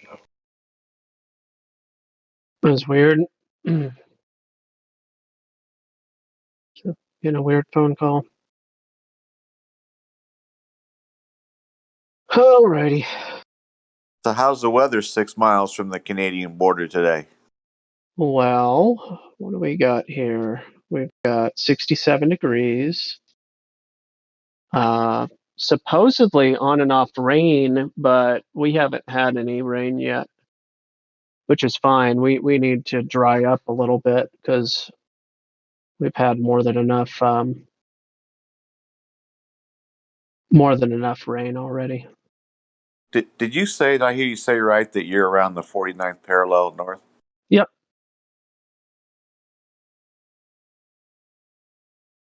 I think shows you how anal my life can be sometimes. I think London, England's like 51. Parallel north. Uh-huh. Yeah, it's yeah, they're at a higher latitude, but interestingly enough, latitude alone is not enough to influence your average temperatures. They never ever see temperatures that North Dakota sees. Oh, you guys in North Dakota and even southern parts of Canada can get really up there. And the temperature range records in North Dakota are negative 60 Fahrenheit to 120 Fahrenheit. Yeah. So, but England, I don't know. They might have seen close to the upper end of the high there, but far as I'm aware, they have never seen anywhere close to negative 60 Fahrenheit. Yeah, I noticed when we moved to Dallas, it's 33-degree latitude, which is the same as Macon, Georgia. And I've been through Macon, Georgia a lot because we used to vacation in Florida. And so, of course, you didn't think about Macon, Georgia when you drove through it because it was Interstate 75 and you didn't think twice about it. You either stopped in Atlanta, which is north, or you drove all the way through Georgia and stopped in Tallahassee or wherever the first stop is there. Mm-hmm. But we're going to be 100 tomorrow, so it's interesting. Yeah, I'm not a big fan. This time last year, it was 100 degrees here around this same time last year. So we're 30-ish degrees cooler. This will be my wife's and my fourth summer, I think, down here. And it's like, when we got down here, they said it gets so hot in June, July, August, September that people just kind of like stay inside and they drink a lot of beer and they wait till October. Yeah, almost the same as what happens in the north during the winter. Yeah. I can see that.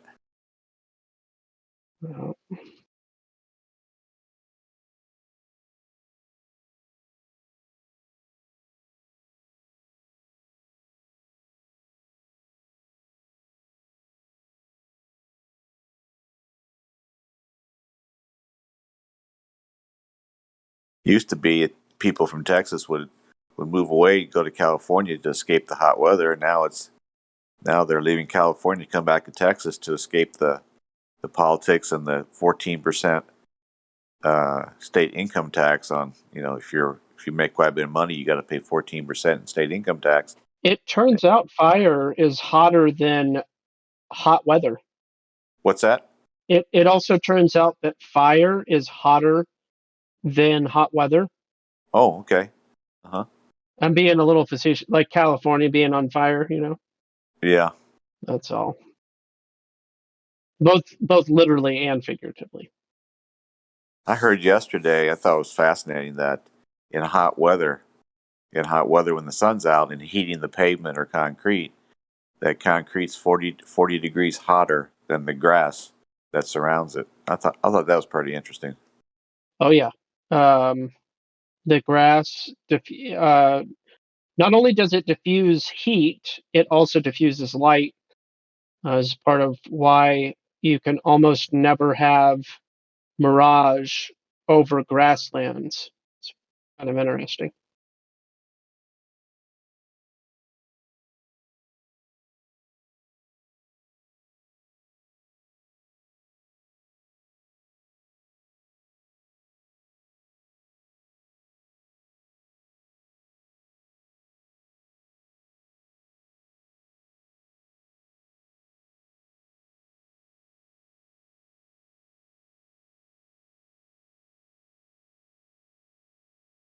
I noticed on the even Eric Dubay has talked about it. The 40 things that 40 things, the 10 things that all flat earthers say that now Professor Dave has a 13-minute video on.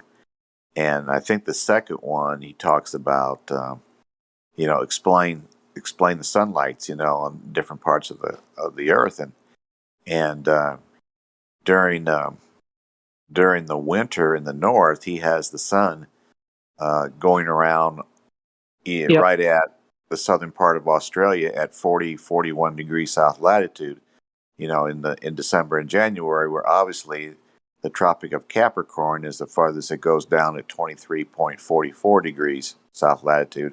And his video has the sun going around the flat earth at 40 or 41 degrees south latitude. And it's just like, no Globey picks up on that. They just go, okay, and now Professor Dave puts it out. And even though the sun is going around the flat earth at 41 degrees south latitude in the winter in the north, it's actually 23.44 degrees for Capricorn, and nobody cares. It's just like you tell them that, they don't care.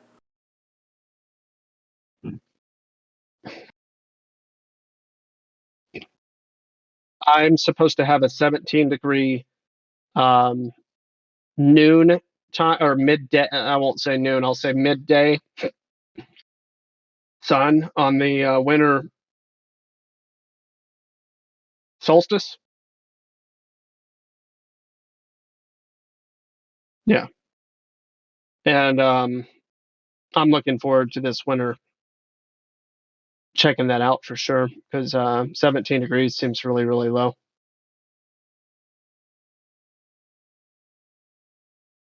I think a long time ago, I went to see the 4 chosen puppets on the mountain there in South Dakota, but I don't think I've ever been to North Dakota.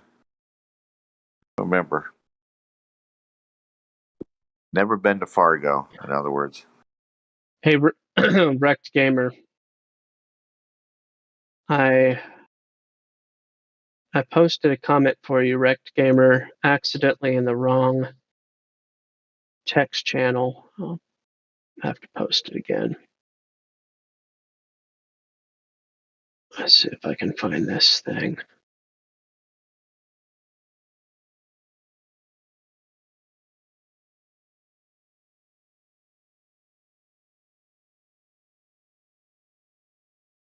Here it is.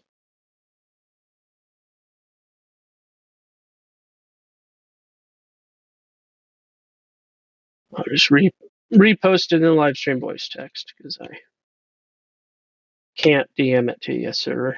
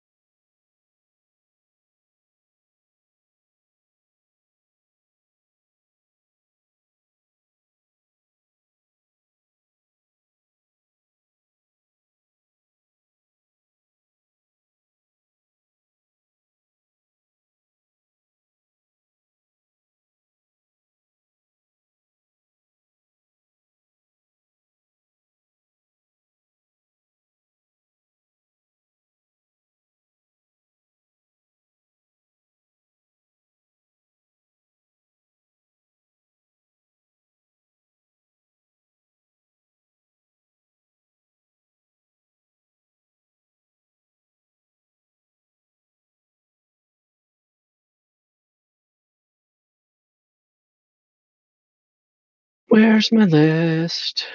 Middle ground fallacy.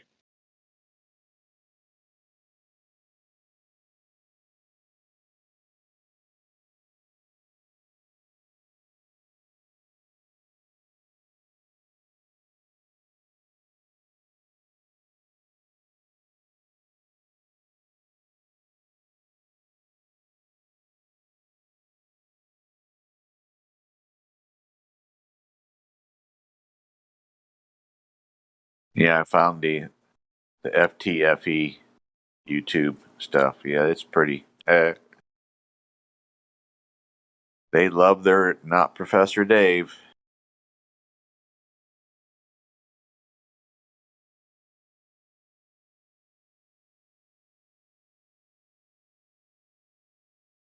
Overgeneralization.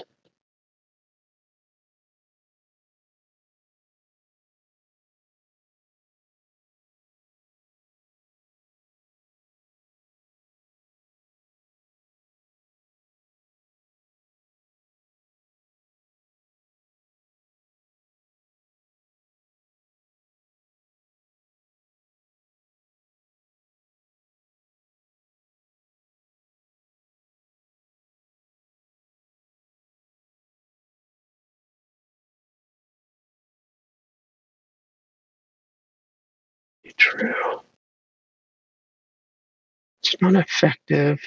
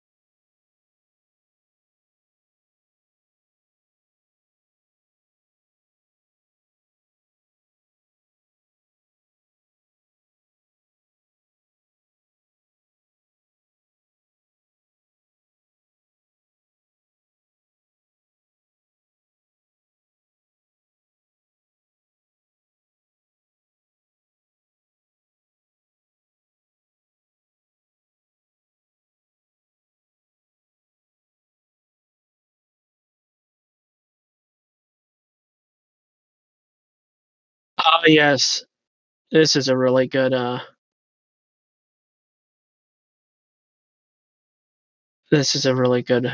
logical fallacy that I need to remember the next time. Oftentimes it's not a concern troll, it's tone policing. So the phrase of tone policing, need to remember that. I'll post in the chat in a second.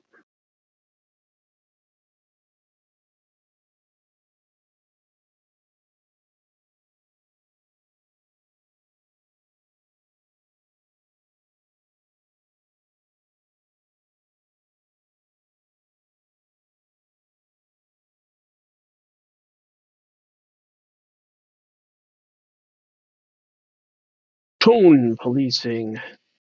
A corrupt argument from pathos and delivery, the fallacy of judging the validity of an argument primarily by its emotional tone of delivery, ignoring the reality that a valid fact or argument remains valid whether it is offered calmly and deliberately or is shouted in a shrill or even hysterical tone, whether carefully written and published in professional academic language in a respected peer-reviewed journal, or screamed through a bullhorn and peppered with vulgarity. Interesting. Conversely, a highly urgent emotional matter is still urgent even if argued coldly and rationally. This fallacy creates a false dichotomy between reason and emotion, and thus implicitly favors those who are not personally involved or emotionally invested in an argument. Example given: I know you're upset, but I won't discuss it with you until you calm down. Oof, have I heard that before? Or, I'd believe what you wrote were it not for your adolescent overuse of exclamation points throughout the text. Or, alternately, you seem to be taking the death of your spouse way too calmly. You're under arrest for homicide. You have the right to remain silent. Tone policing is frequent in contemporary discourse of power, particularly in response to discourse of protest, and is occasionally used in a sexist way, or it is occasionally used in sexist ways. Examples given: the accusation of being shrill is almost always used against women, never against men. See also the fallacy of the F-bomb. Good one to remember. Tone policing. Focus on the details. Focus on the claims, focus on the facts. Although, to be fair, a certain level of tone policing is beneficial for the sake of the live stream and stuff. So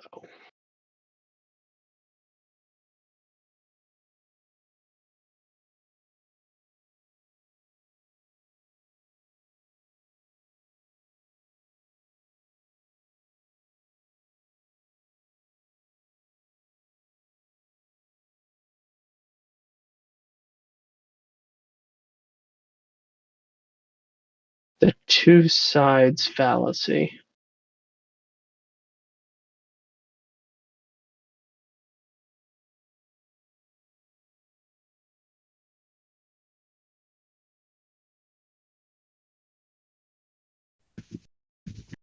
That's the relevant Taking gospel, good example of the tone policing is what people accuse of quantum eraser a lot. Yeah. It's the way he's saying it, not what he's saying, what they try to say. Yes. They tone police him. Yes. Good point.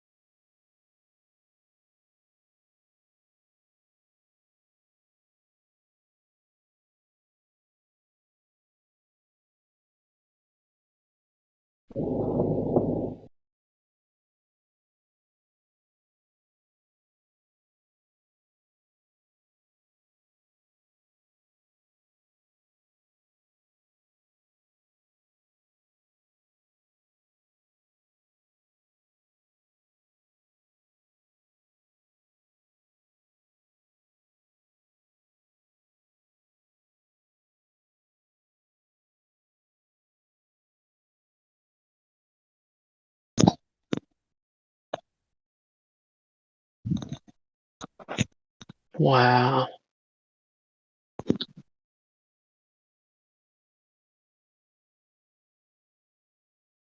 I posted it before. I post it from time to time.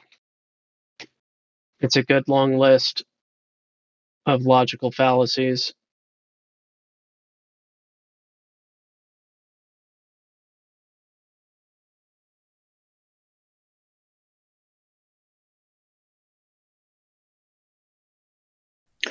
Logical fallacies. Yeah. Yeah, I just read the 1,000 Flowers fallacy, and I had yeah. When you read through the list, you see a couple in there that teach you some history and stuff, and it's like, oh, interesting. That's what happened. It's a pretty decent list. Some of their examples are not so great, but you can make up your own examples. Let me see. Chum, chum, chum.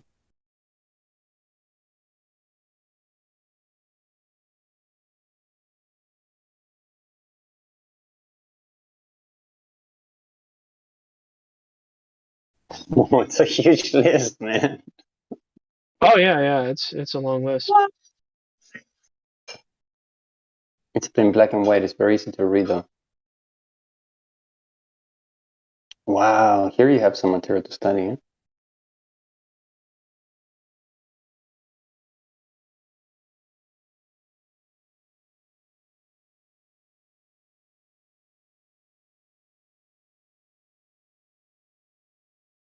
Where did you find this?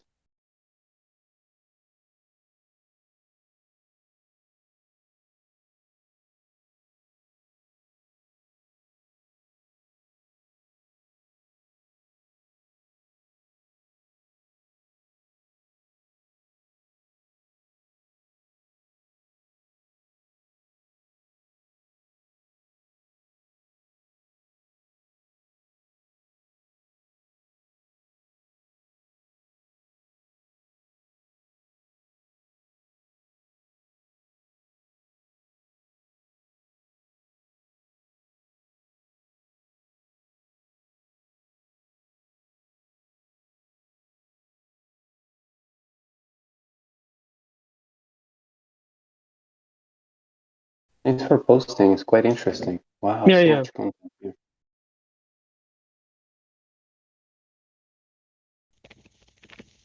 Okay, I'm just curious. Has there two globes in here? Yeah, yeah. Was it real? He has two accounts. Oh, okay. I Was it think real he's using one on his fast? PC and one of his phone, maybe. Okay. Fully committed, no? Are you talking about me? Yeah. Yes. Yeah, I drive for DoorDash, and so I use that and that's my phone one. The Glatflow spelled weird, and then Glatflow Anti-Sophist is the other one that's always signed on. Yeah, I have two different accounts. Gospel got it right. I might as well have not said anything. But yeah, Please stand up. Please stand up. It's all that's good. right. Yeah, Anyway. technically I've got three accounts, but these two are the ones I use. The more you know, yeah.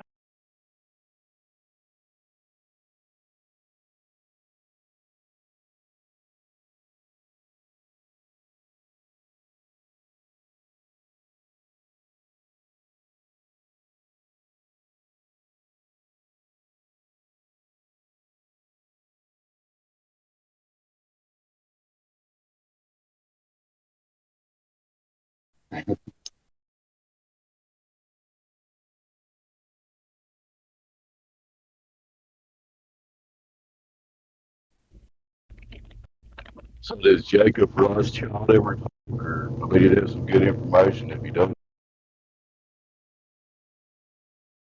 He said a couple of things in the past. Not too much conversation, though. Okay. Shame. It would be nice if he could share his agenda plans with us, get a head start. Wink, wink. Yeah. Agenda.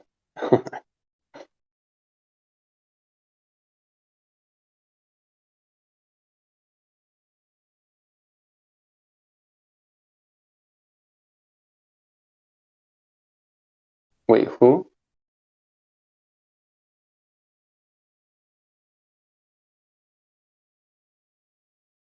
Jacob Rothschild.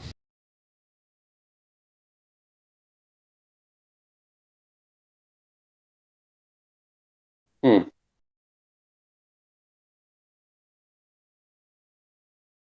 Do you know who that is? You talking about Absolutely. the person with that screen name? Yeah. Right? Oh, never mind. They've got listening past. I feel like they've said something in the past or been in the chat or something. I don't know why I remember interactions. Maybe I'm mixing them up with somebody else or something. I don't know.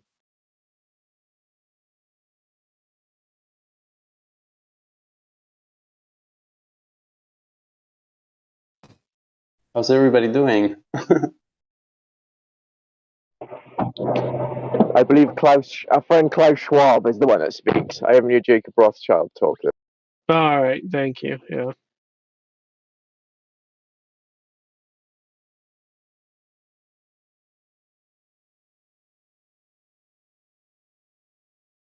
You will eat bugs, and you'll be happy.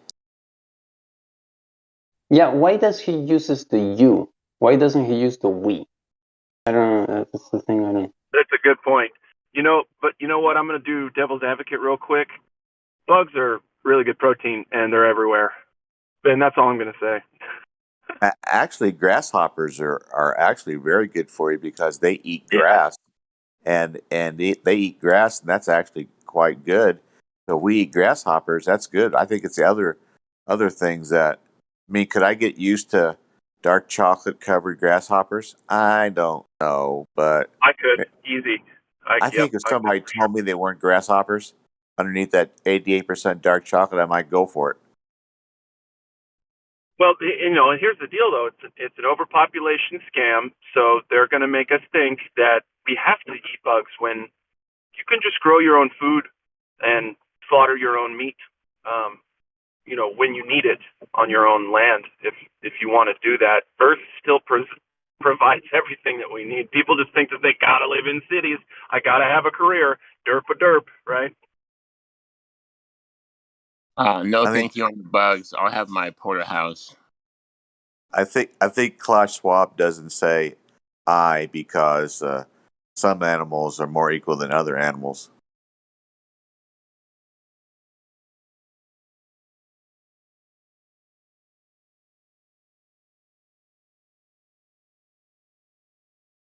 That's a good point.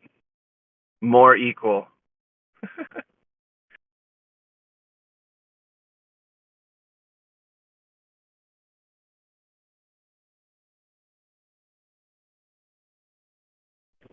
I mean, in his case, in his crony's case, it's not survival of the fittest. It's survival of literally the ugliest people. Sorry.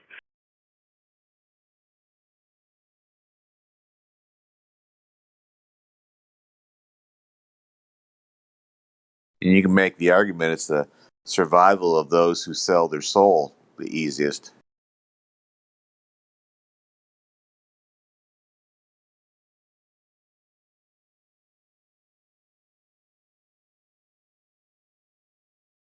I think that Elon Musk and Bill Gates, when they were 5-year-olds, their parents went to whoever owned the world and said, "Here, you can have my sons. As soon as they can go into school, they're all yours. You do what you want with them." Yeah, there's rumors out there, like Disney bloodline kids, right? Justin Timberlake, Britney Spears. The rumor is that they were all put into MK Ultra. Yeah, right. Monarch. Operation Monarch. Mm-hmm. Yep. Wow. So there's rumors about that, but yeah, I don't know. It is not a rumor that Theodore Kaczynski was 100%. I say 100%. It is well documented. What do they call it when declassified government information that Theodore Kaczynski, also known as Ted Kaczynski, also known as the Unabomber, was a genius level individual that was submitted into the MK Ultra program, and then he wound up doing the thing allegedly, and he's also allegedly still alive, by the way. That's kind of interesting too.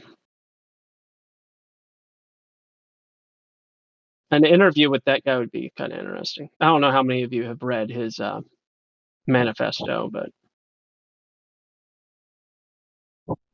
guess that Charles Manson was the same kind of Yeah, that's conspiracy fact, not conspiracy theory, isn't it?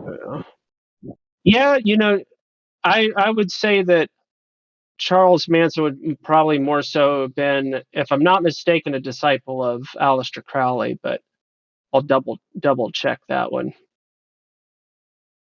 I think that he ran with the same circle of people as the Crowley people. Yeah, that makes sense. And Crowley.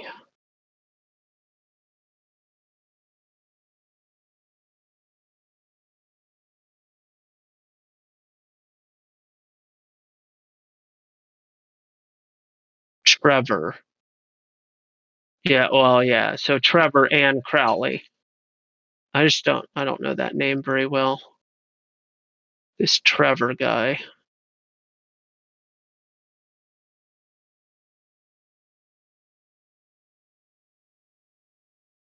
Have you seen Once Upon a Time in Hollywood?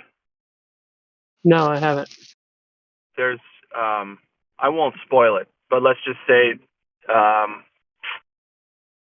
truth drops or not, the Manson story is woven in there pretty nicely, and it makes for an entertaining pseudo story, if I put that well.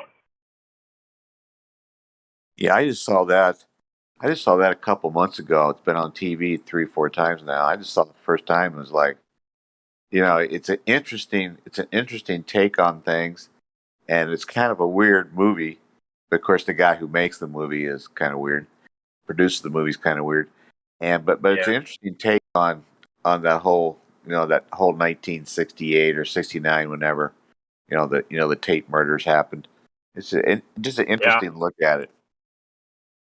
Yeah, and I agree, and what's super interesting, maybe the most interesting part to me is, how true to form is the depiction. Now, I've got to know that there's a certain percentage, perhaps a large percentage, that isn't true and embellished, but also I got to think that there's some truth in the retelling of that story, I think. At least via that movie, right? Quentin Tarantino would definitely not scrimp on the stuff that, you know what I mean? Like, I don't know. I'm still developing an opinion about it, I guess.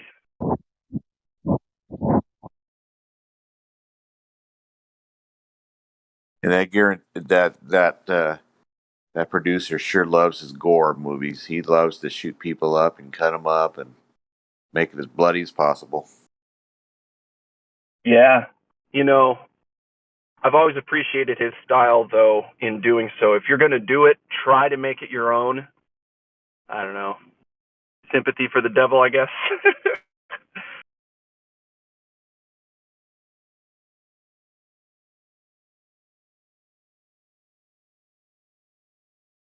Which, by the way, I don't have. That was tongue-in-cheek. Mm-hmm. Well, it's interesting because Hollywood does an incredibly great job at that trope. Sympathizing with the arch villain or whatever the case. It's very common technique that they employ.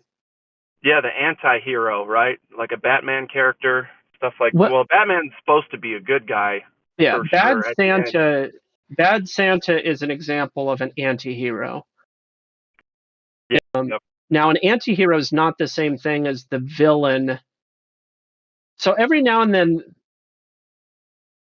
I guess sometimes they blend and there's overlap there. Let me think of another example. Dr. Evil. I don't think Dr. Evil is an anti-hero necessarily, but there's overlap because Dr. Evil, you sympathize with him because of the humor, I suppose, but there's also a backstory. But then again, there's movies where they paint the character as a unredeemable, unrelatable evil. Like some of the early, I guess, renditions of the Joker, maybe. But then as time goes on, they want to establish more backstory and they can't help themselves, and they develop a story where they make these characters that used to be viewed as unredeemable sociopaths to relatable, misunderstood people.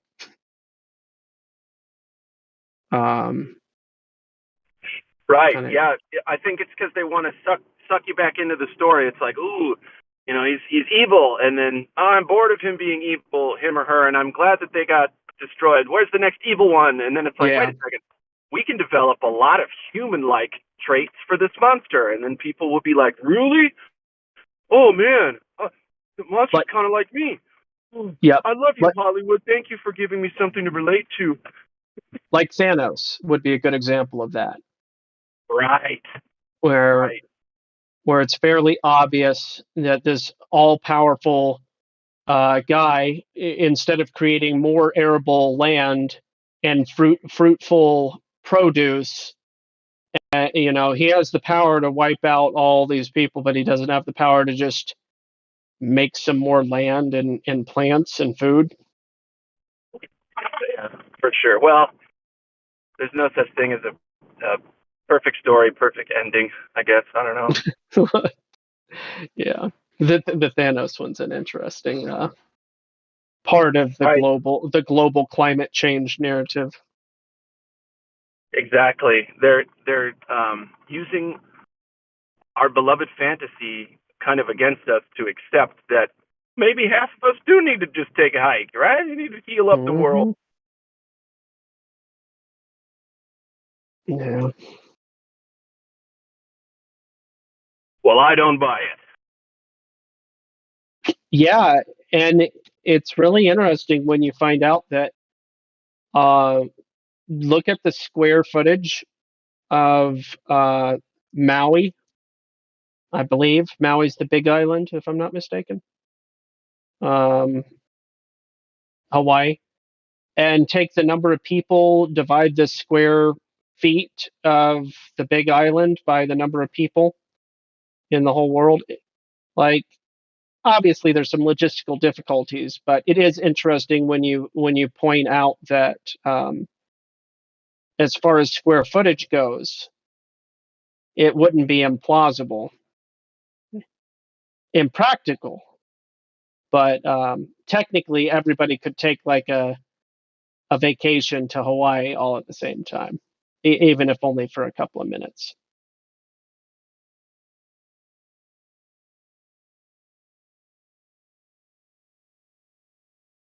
Disregarding the logistical difficulties of that. Sure, that'd be difficult. I got to take this delivery. I'm still listening though. Oh yeah.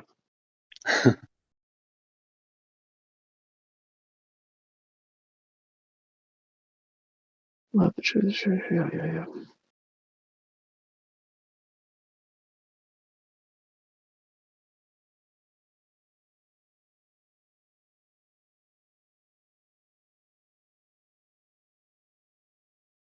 You're accumulating some good ones there, Jim. Top tier stuff. I didn't mean to criticize your Giga Chad.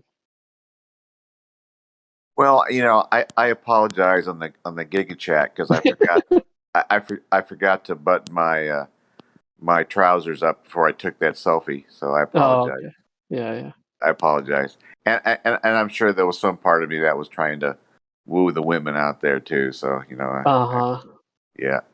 When you get old, you still want to woo the women, I can understand that. I've had some relatives demonstrate that. That never really goes away. Yeah, you're 85, you still want to woo the women. Yeah. My grandfather on his deathbed was still flirting. Yeah. I hope that's not why they killed him. That'd be pretty wicked. Not that there's really a great reason for murder. Not suggesting that in the slightest. Don't get me wrong there.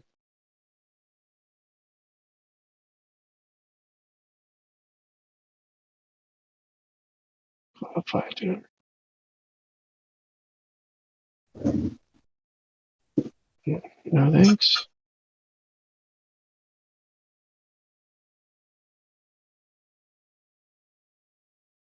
Tell you what, if I still lived in northern Indiana or anywhere close where I grew up in Peoria, I'd be over at Benton Harbor, and I would invest in something just so I can I already know it myself, but just to prove to anybody who ever asks, it's just like, okay, you, whatever I want to call you, here. And then they can yell, Tom Coombs, meteorologist, ABC in South Bend, Indiana, Mirage. or they can say refraction, and I'm going to go, nope. I was there. I saw it. It was a beautiful day. Don't tell me I didn't see what I didn't see. What I saw. What you're seeing here is a mirage. Yeah. That is one place I would definitely. Benton Harbor is right on Lake Michigan. So I looked at it, and they have restaurants and hotels right there on Lake Michigan, and it's a little bit of a tourist attraction, a little bit of a resort area there. Hmm.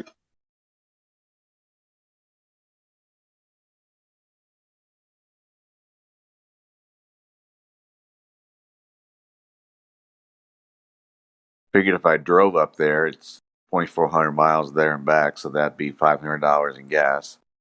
And then you have, if you got up there, it'd be like, maybe the day wouldn't be that great, so you'd have to stay in a hotel, day or two or three, Mm-hmm. and then you got food, and pretty soon it comes to about $1,500 just to prove a point.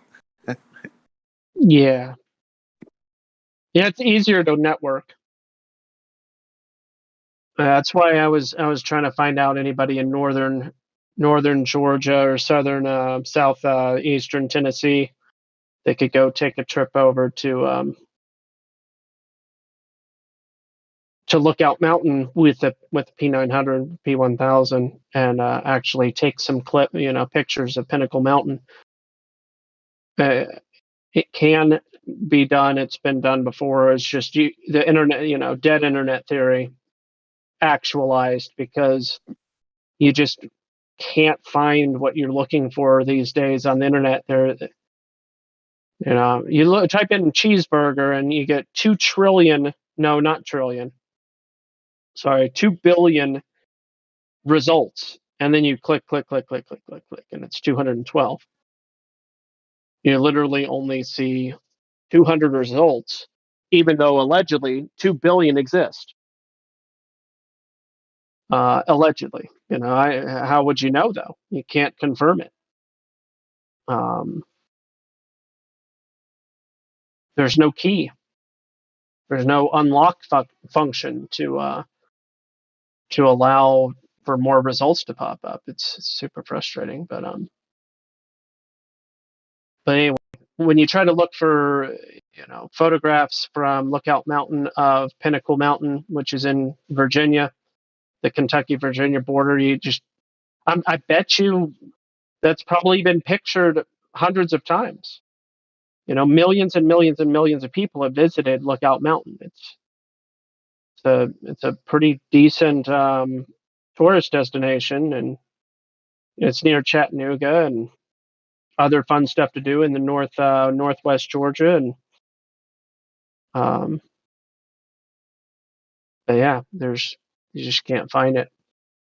Yeah, I think when you're on 75, I don't think it's on 24, but when you're on 75, you're driving down that way, and I think it's, they have the brown sign, on the road, rectangular sign that says Lookout Mountain. It's just like not that hard to get to. It's not out of the way.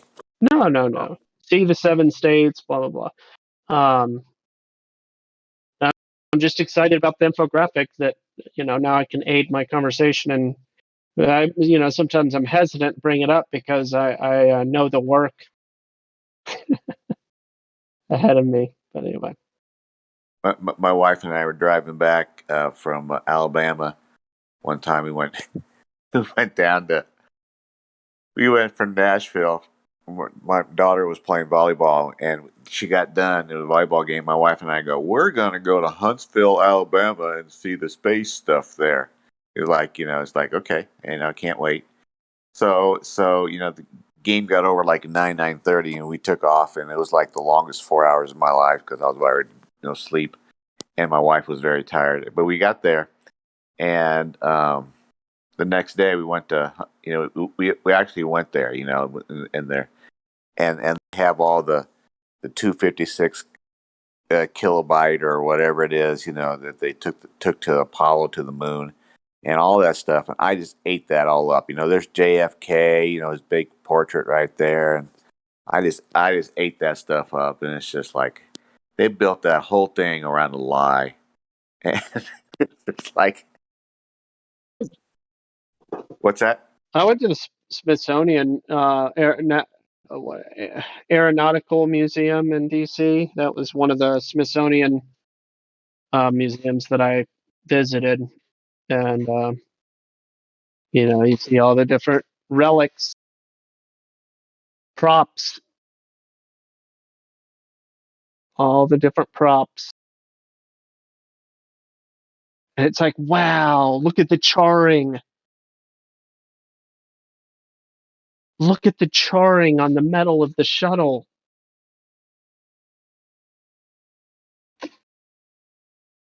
We were coming back from that trip back to Nashville, Tennessee, and one of our sons-in-laws, 30-year-old son-in-law, very nice guy, but he loves his Jack Daniels. And so we were coming back on the interstate, and we saw a exit for the main Jack Daniels place in Tennessee. And we said, well, it can't be that far. If it's off an exit, it can't be that far. So we got off, talking about Lookout Mountains, very close to the interstate. So we got off to go to this Jack Daniels place, and I forget the name of the city or the town, and it was like 45 miles. It was like so much for telling us, that the exit right off the interstate, but when you get off, it's 45 minutes to an hour to get there. Yeah, and we got there, and it was interesting. It was a nice day, and my wife and I aren't, we don't touch Jack Daniels. But we got a nice big bottle for my son-in-law, and he loved it. It was for Christmas, and so it was very interesting. I mean, if you love your booze, you love your whiskey, you go there.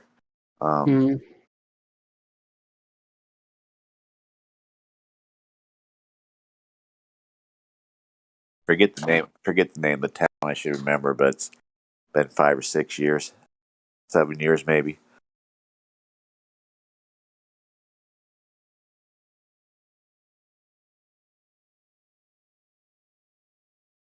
Yeah.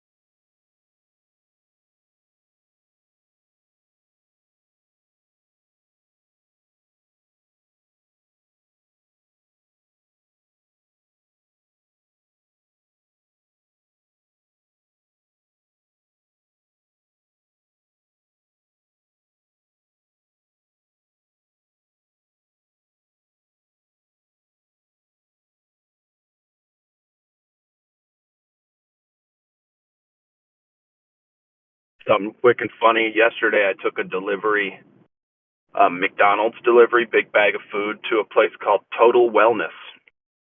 That was fun. That checks out. Sure does. Sure does. America. There was a spot. I think this was in South Carolina, which kind of also makes sense. A cheeseburger shop next door to a Weight Watchers exercise program shop, whatever. You gotta love that. You just gotta love it. Only in America too, I think. I'm not sure. Maybe Canada does stuff like that. People up there, but you know what I mean.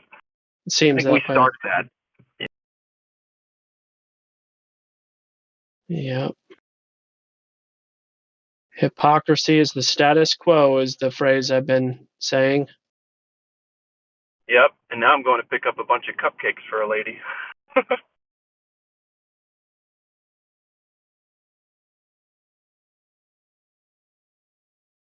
What do you want to bet she works at the hospital? Interesting. I'm not sure. Not sure why that would be the case. Is there a stereotype cupcakes and hospital workers? The stereotype comes more from my experience than something I would expect people to know in Gotcha. mass. But yeah, because I've worked with a bunch of nurses, and they were busy, running around at the old folks' home. But I will tell you, none of them were healthy. Yeah. Yeah.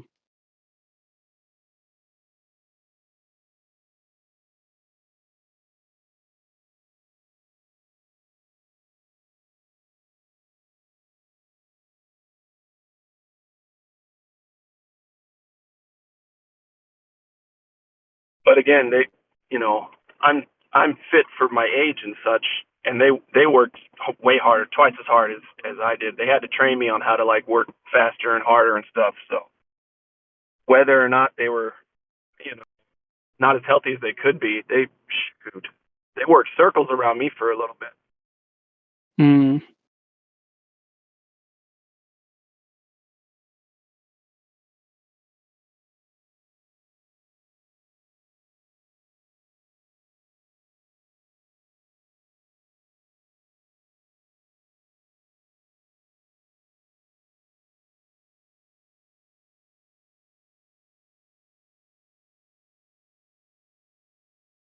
The guy who told me to join Discord about 2 months ago, he said, you gotta, he's in the UK.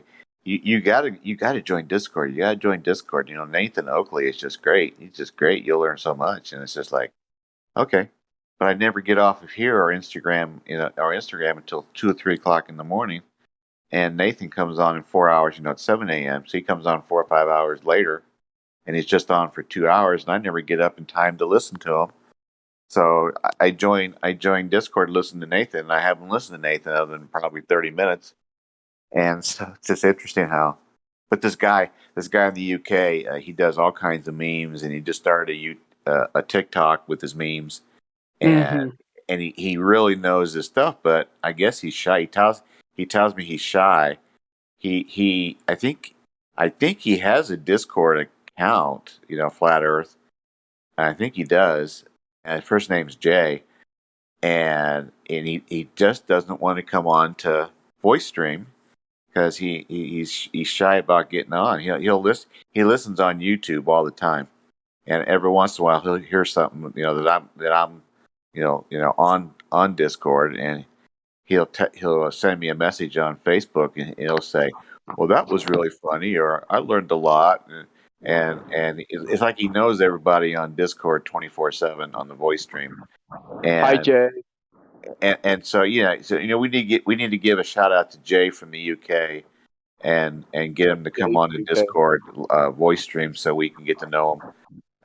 I've heard his voice; he's very, very British, and so we just need to give a shout out to Jay from the UK and get him on voice stream because he already has an account. So I don't know if he'd have to go through VC check in or not. I don't know. Yeah, yeah. Well, I mean, except by chance, pretty much everybody does. Every now and then, people get lucky and get unmuted here and then authorized. But Yeah, he's perfect for Discord 24/7 flat Earth voice stream. I mean, he'd be right up. He contributed. He would contribute quite a bit if he'd want to talk, discuss.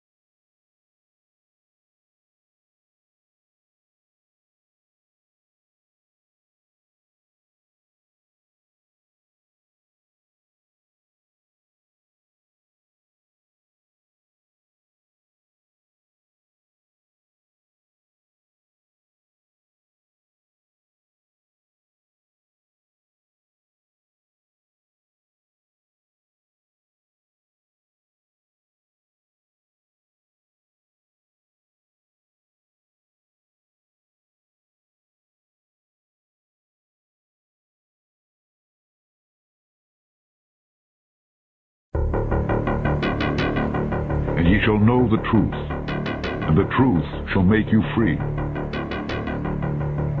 Social criminals, these people in the space program, nassholes I call them. I have a very low tolerance level for stupid bull. Every one of those items is provably untrue at one level or another, but we believe them because they're pounded into our heads from the time we're children. That's what they do with that kind of stuff. They put it in the heads of kids. They pound it in there because they know kids are too young to be able to mount a sophisticated argument against these kind of ideas. And so, and up to a certain age, by the way, kids are going to believe everything a grown-up tells them, everything. So kids never learn to question things. Nobody questions things in this country anymore. Nobody questions things. Why? Americans have been silenced, bought off and silenced by gizmos and toys. And as a result, no one's ever learned to question things. Kids who want to learn to read are going to learn to read. Much more important to teach children to question what they read. Despite what you might be thinking, these two circles are not equal. I repeat, these two circles are not equal. One is in fact larger than the other. What I need you to do is determine which one that is. So, please raise your hand if you believe the blue circle is larger than the red. All right. Please raise your hand if you believe the red circle is larger than the blue. All right, very good. Now, before I said anything about these two circles, what was your first instinct? Equal, right? Because they look equal. And the reason why they look equal is because, in fact, they are equal. These two circles are identical. Yet I got just about every one of you to raise your hand and say that they're not. So what did we learn? That you can be manipulated like that to believe in something that goes against your natural instincts. Just imagine as a child you're taught that the blue circle is larger than the red. If you say it enough times, you convince yourself that's the truth. If you're told the lie enough times, it becomes part of your reality. And if enough people are taught that lie, that the blue circle is larger than the red, well, now it becomes part of the culture. And if that culture then passes that misinformation along to the next generation, well, now it becomes tradition. Now, the Matrix is a story. It's a story. When told enough times to enough people, it becomes part of that culture. It becomes the tradition. And this story is being told over and over every day. And ye shall know the truth, and the truth shall make you free.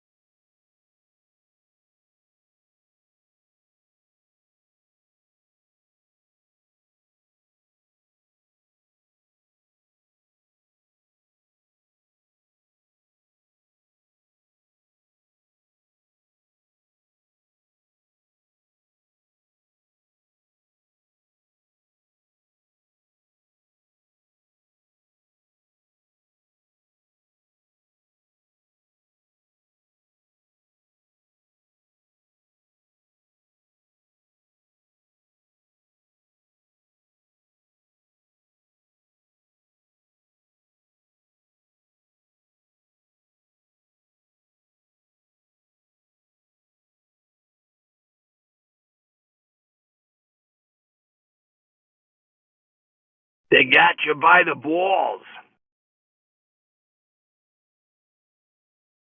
That's why Carlin's always going to be my favorite.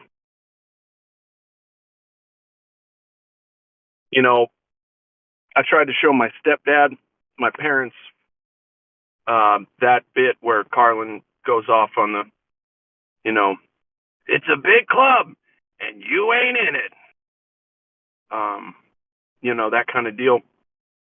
He's like, oh man, Carlin fell off. Now he's just becoming a mouthpiece for this, that, and the other conspiracy theory.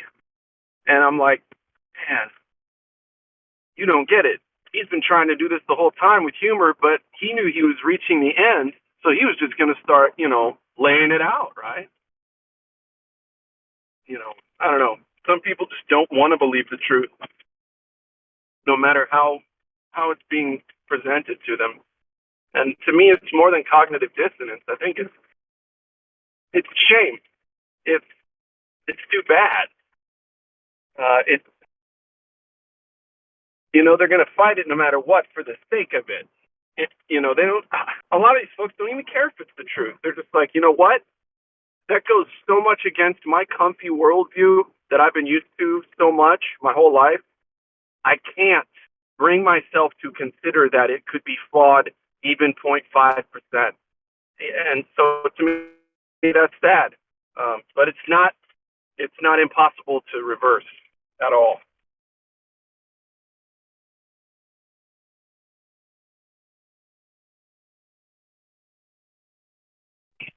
Anyway, listen to George Carlin's whole catalog. It's brilliant. He's the best. Well said, Sir Glad Folk.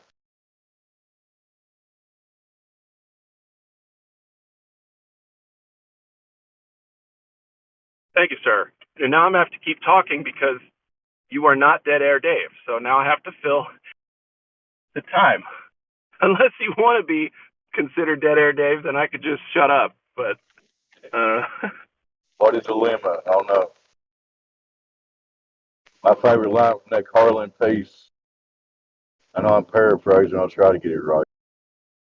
Politicians are there to give you the illusion of choice, something like that, right? You don't have a choice. You have owners. And the owners own everything. They own all the big TV stations. They bought the judges a long time ago, blah, blah, blah. Yep, Carlin was the man. And I tend to think what you said there toward the end of his life, he was like, fuck it. I'm going to tell it like it is. People either listen or they don't. Most people didn't. Yep, exactly. My stepdad, the reason I bring him up is because my stepdad used to love George Carlin. Growing up, we'd watch HBO specials, this and that. And it was really disappointing to see that he couldn't join Carlin on his, I don't know, Carlin probably had a fork in the road choice, and he took the noble option, I guess. I don't know. But anyway, yeah. He didn't fall off.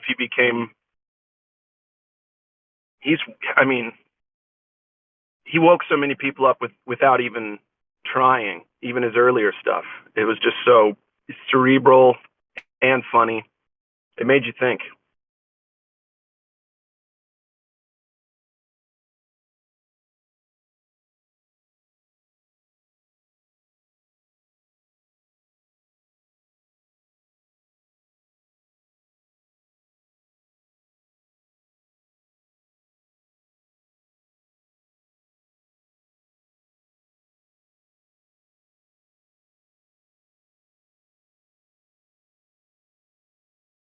Now too, Glenn, I'm delivering some wings.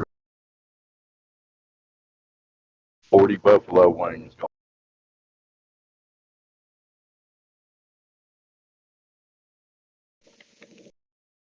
So it's 20 little chickens that go through all so these people can eat. So, anyway.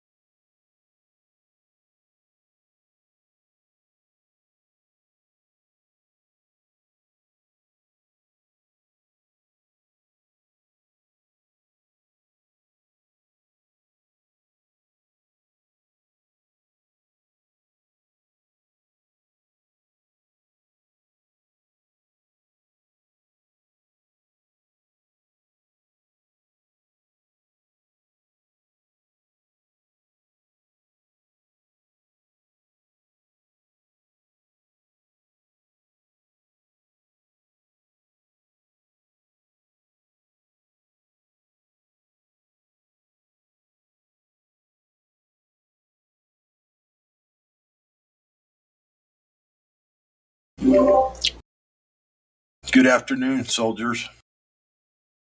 Hello, hello. Oh, What's going on, God Rocky? Not much. Just getting online and saying hello to the soldiers here at the 24/7 Discord channel. Flat Earth. Are you keeping the Mormons in line in Utah? Oh boy, that's a pretty tall order there. I'm not a soldier. I'm a cult follower.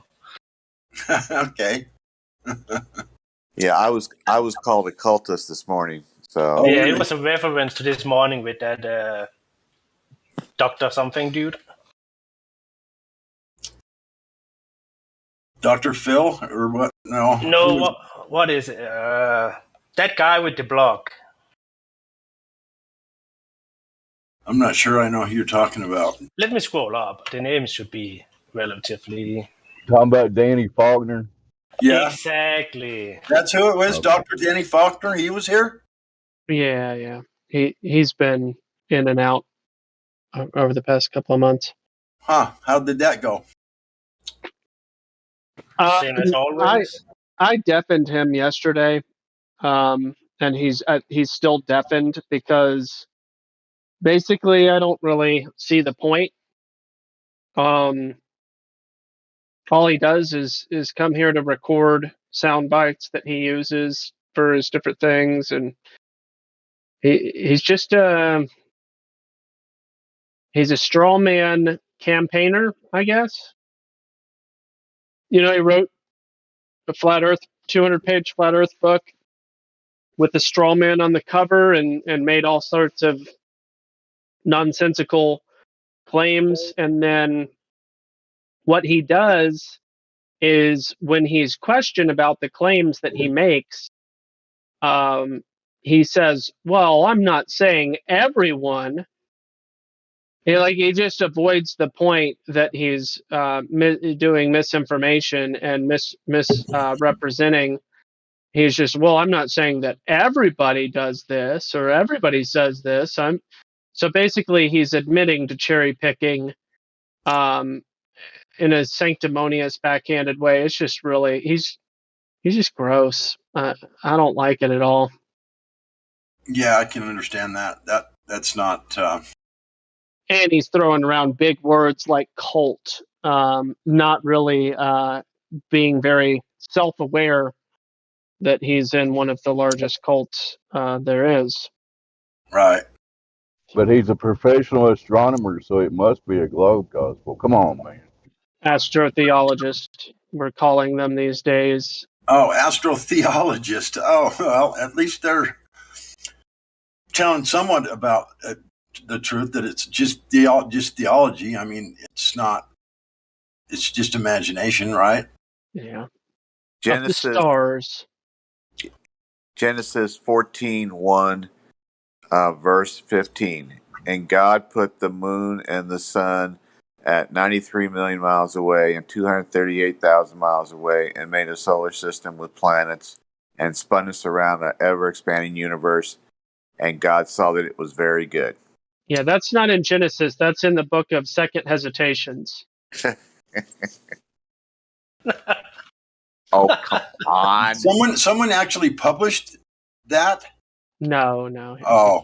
I think he just made that up on the spot. But Second Hesitations, on the other hand, now that is a book worth reading. Really? No, that's an old-timer Southern joke. That's the first I've heard of it, to be honest with you. And God saw that the ever-expanding universe was good, was very good.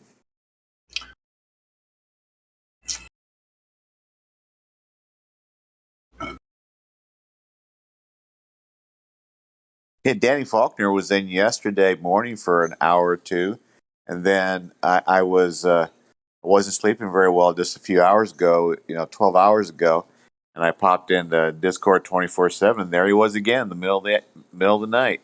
Wow. Does he go by his real name? Danny 57 is his screen name. Oh, yeah. I see.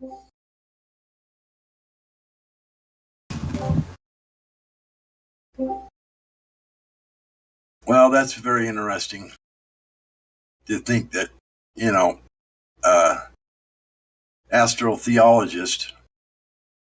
So I guess if that's what they want to be called. I made that up. It's a facetious term. Sorry. No, you're fine. It does fit though. Yeah. That's why I didn't have a problem with it. Danny Faulkner's kind of a stalker, isn't he? He's stalking Flat Earth Discord. Yeah. It's for the purpose of making money.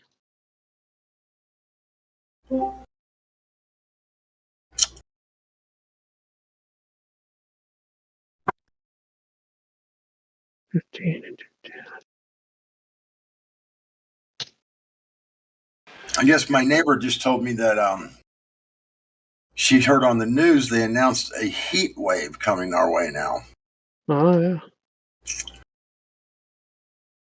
120 degrees they're predicting.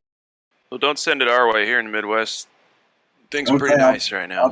I'll try to hang on to it for you. Okay, thanks, man. Just go get a tan, right? Yeah, sure. Do a little detox from the heat and the sun. Get a little vitamin D. A little blister. Hey, you know what? I like that the saying is, or the understanding, I guess, the supposition that how do we prove that vitamin D is coming from the sun? How did we do that? I don't know. That's weird, but well, it's not, and they're not. They shouldn't be saying. Nobody should be saying that it does come from the sun. As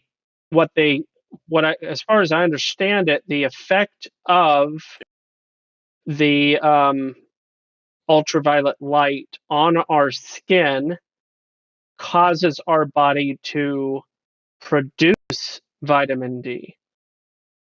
That makes a lot more sense. Going back to our earlier conversation about us having a lot of the things that we need inside of us already.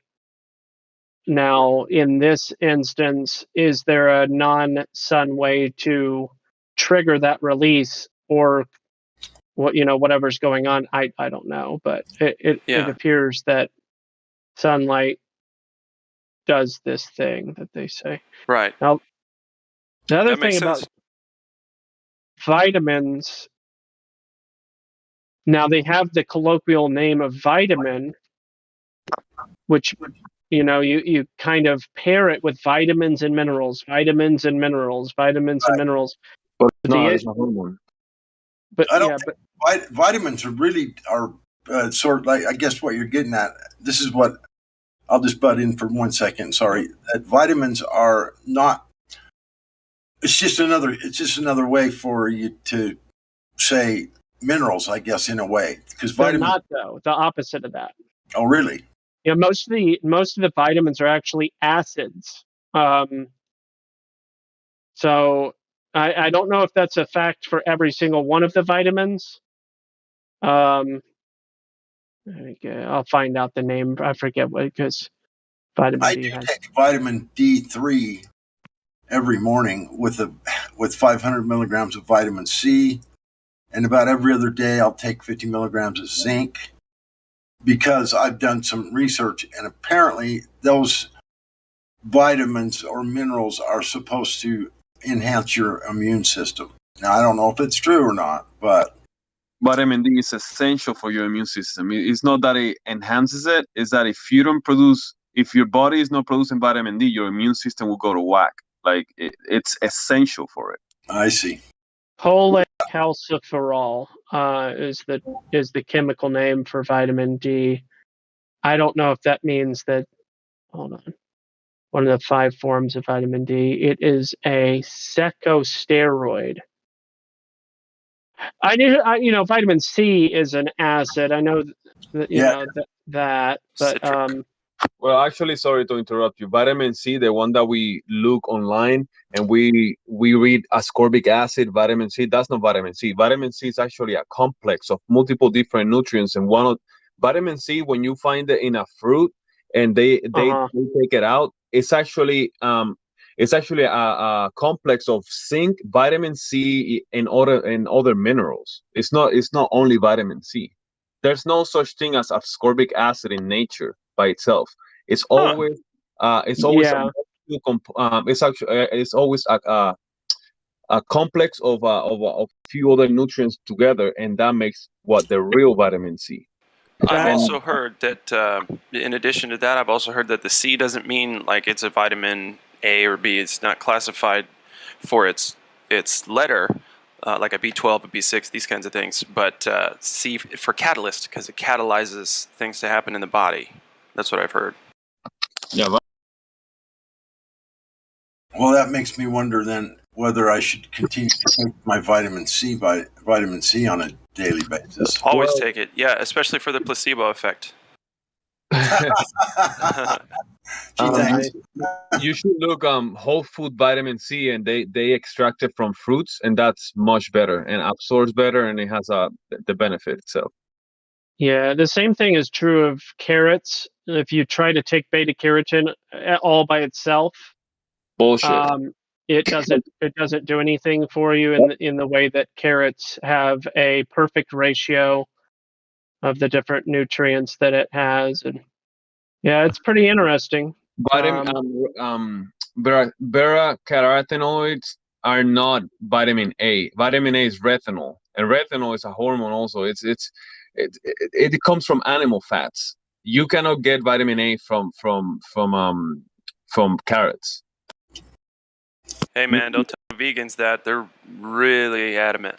Too bad. Well, that's actually there's a lot of science on this, and for you to convert carotenoids into vitamin A, it takes a lot of energy in your body, and it takes a long time, and it has to go through your liver. Why do you have to go through all this process if you can just get it from butter or get it from fish oil, liver oil? What is it? Cod liver oil, straight to the mouth, and you don't have to. The body doesn't have to go through all this process of converting all this stuff. Yeah, because they're fat soluble, right? Yep, and they absorb better, and they are better. So the fats thing. I just lost it. Sorry, go ahead. Yeah, cod liver oil is definitely one of the best sources for. Yeah. Cod liver oil and coconut oil are my two favorites. Oh, that tastes so good. They have mixed flavored. together. That's the best. I can't get enough of dry heaving from that. They have flavored cod liver oil. They do, yeah. Yeah, it's okay. You could still taste the 10 fish that went into it, but that's all right. Something that is very important about the whole fish oil, liver oils thing, and oils in general. This is huge. Listen to this. It's not easy to make sure, but you don't want to drink oxidized oils.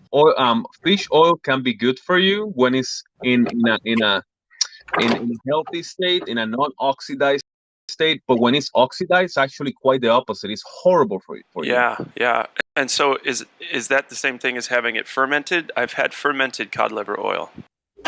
Fermented doesn't mean oxidized. Fermented goes through a process of fermentation and has to do with bacteria and stuff, good bacteria. But oxidation means that the molecules are losing electrons, and then when you drink it steals electrons from your own cells. Yeah, see, anything that's oxidized is pretty much being broken down. Like, your paint oxidizes on your car, it gets dingy looking and then flakes off and just ruins it. Anything you leave outside like that and becomes oxidized, generally speaking, definitely. It's not a good thing. Yeah, definitely. The issue with oils, and I emphasize oils, the issue is that all of your cells are made out of oil, layer. And when you consume oils that are oxidized, it creates a lot of problems. You guys know about the whole 40, 50 years ago when they came with this to replace butter and lard and all this stuff. That's what fucked the health of a lot of people. Or replace it with this vegetable oil that is healthier, zero cholesterol, and all the health of everybody got worse instead of better after that. But there's nothing worse than margarine. Wow. Well, the bad part is I grew up on it too. It was Crisco. I grew up on all those vegetable fats. and I guess I turned out okay. But I'd love to see what would have happened had I not eaten that growing up. You know. Would you like another opinion on that? Sure. I'm just fucking with you, God. Oh. bet you turning out okay. Yeah, okay at best. I posted a not so nice video in the live stream voice text on that topic for your pleasure, IMO. Okay. It's for Mad TV back. I think it's back from the 90s, pretty sure. Oh man, when they could actually do that on, I don't think they can do that on TV now. What, the Olestra thing? Just saying anal leakage? I don't know.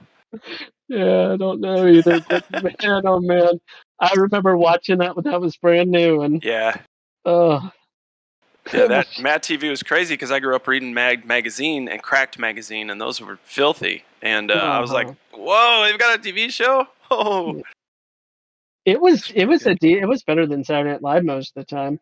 Yeah, way funnier, way more like just cut to the core of what's funny. You know, and they didn't do. I don't know. I think Saturday Night Live focuses too much on current events and pop culture, but that's just me. No, it's not just you.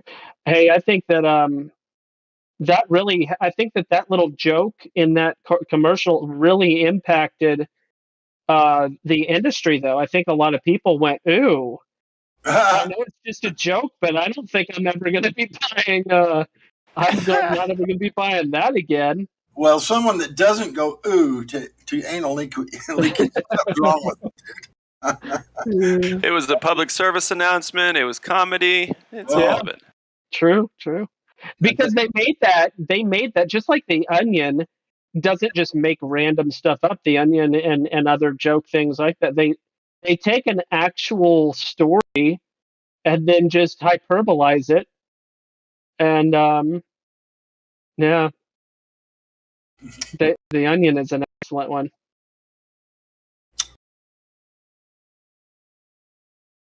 Just 10%. Yeah. All right. Did those get no? They're here. We'll give these guys a chance. Hey, alternate. Would you like to say hello?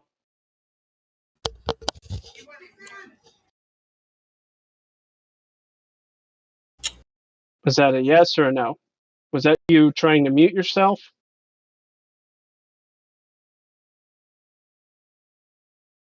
Obviously, your mic functions. Alternate. You can just simply say hello. Yeah, we like to welcome people into the server and just introduce ourselves and say hi. Is that okay? Alternate.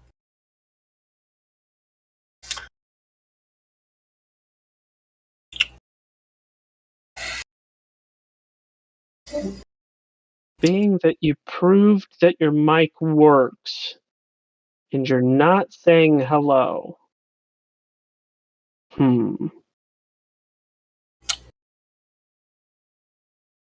Guys, check out the video I posted real quick.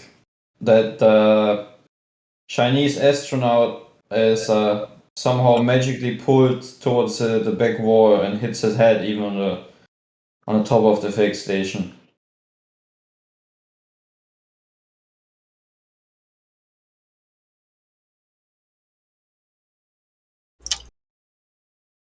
I just want to know what you guys think. I didn't even know the Chinese had a space station. Oh yeah, they have. Look at that door, flimsy. Look at that door, how flimsy it was. See that? When he lifted it up, it's just a rubber, flimsy, fucking no good piece of shit door. He could have been pushing himself up with his feet, right? Isn't that what they'd probably attribute his movement to? Yeah, but why? To get out of the way of the door?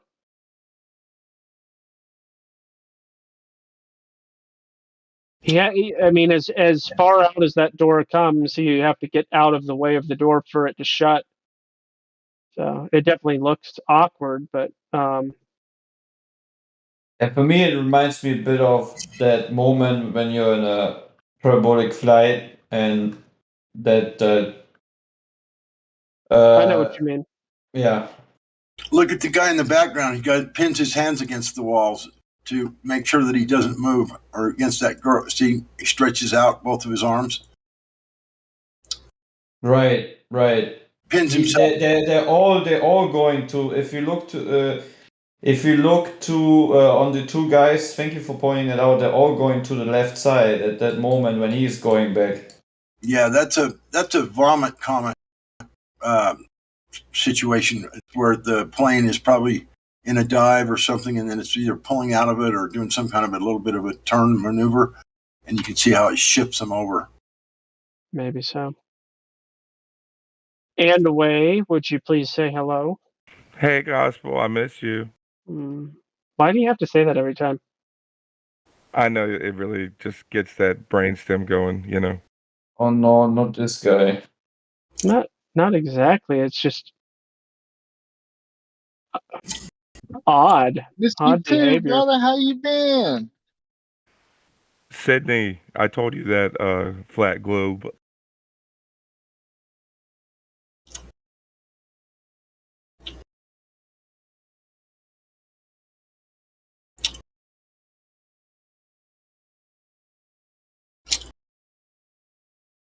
How you doing, drinker? Everything's good. I'm actually drinking some tea as we speak, dude. It's really good. The fluoride content is intentionally high, but I got like microtoxin recycling protocols going on, so no need to worry about it. Okay. I'm glad that's working out for you. Yeah, and Earth still takes the shape of its container. Don't worry about that.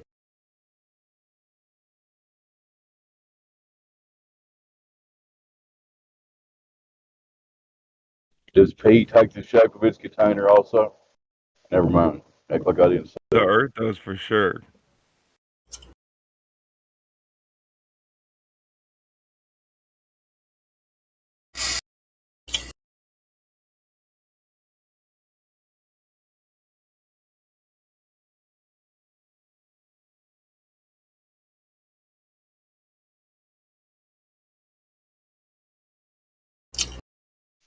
We could go back to anal leakage if y'all want to. How does that work on a globe? Thanks, Dave. Appreciate you. Wait, does that account for curvature? Or? I was posting a Mad TV video. I guess it depends on where it goes. I mean, if it takes the shape of its container, dude, it's going to conform to the surfaces of it. So, I mean, that's very clear.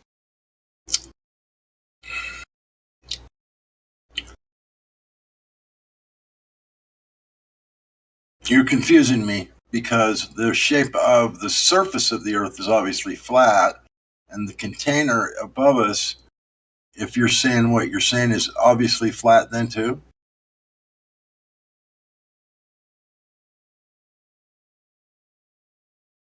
Yeah. No, he's talked about how the dirt ultimately will settle into a level position over time. That's he's just saying the same thing in different ways. Right. Well, No, I'm not denying the container above us. Like, I get that. I totally agree. But I think people neglect the container below us. I think that's a big problem in the flat Earth community. I've never heard anybody deny there's a container below us. I think we all understand that it comes down, meets the surface, and probably continues on down around us. I mean, whether or not it does, it makes sense that it would, and you're probably right. Once it's formed and goes around the bottom of us, then the dirt of the Earth would settle into the shape of the container. I think that is very much common sense. Of course. That's provided. That's provided it's there. Well, you can scale it down too. It's like you do this all over the place. You know, you put Earth into a glass, right? It's going to conform to the surfaces of the glass of the container, right? Yeah. Yeah, it's like you can't make this up. I mean, this phenomenon is taking place. Like, I just don't get people. Well, it very well could be. You know, I guess if we're contained, then 100% containment makes more sense than not. I mean, maybe it turns to like rock and stuff and it does go solid, right? But I mean, we know at the surface the Earth isn't solid, so I mean, it can get confusing quick, you know. Surface is not solid. Not at the surface. We know soil kind of under pressure, right? Under pressure, earth will change shape. You know, so you'll see your footsteps, you know, tire impressions, right? That's a big one. Well, the soil is not infinitely compressible.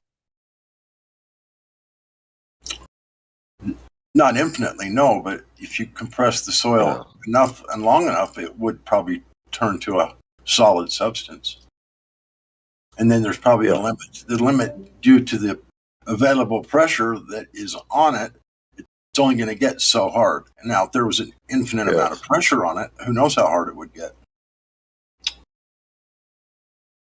It's like putting something in a steel cylinder, throwing some dirt in it, and put a 20-ton press over the top of it, and press it, and then come in every day and hit it again one more time, and press it, or maybe 100 tons on a cylinder of dirt.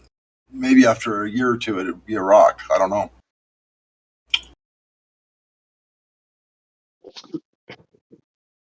Oh, well, we know that most life is at the surface.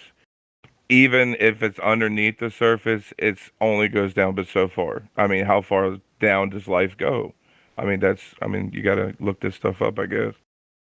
Well, the furthest, if life lives on the bottom of the ocean, it goes down a mile or whatever it is. Mariana Trench. I don't know how deep it is, but about 8-9 miles. Is it? Yeah, that's right. That's right. It's very close to. It's very close to the borehole depth. Yeah, but I mean, if you're at the bottom of the ocean, you're still, when you come to the ground, you're still at the surface of the earth. So, I mean, it's kind of a red herring. You're not at the surface of the earth when you are in Mariana Trenches.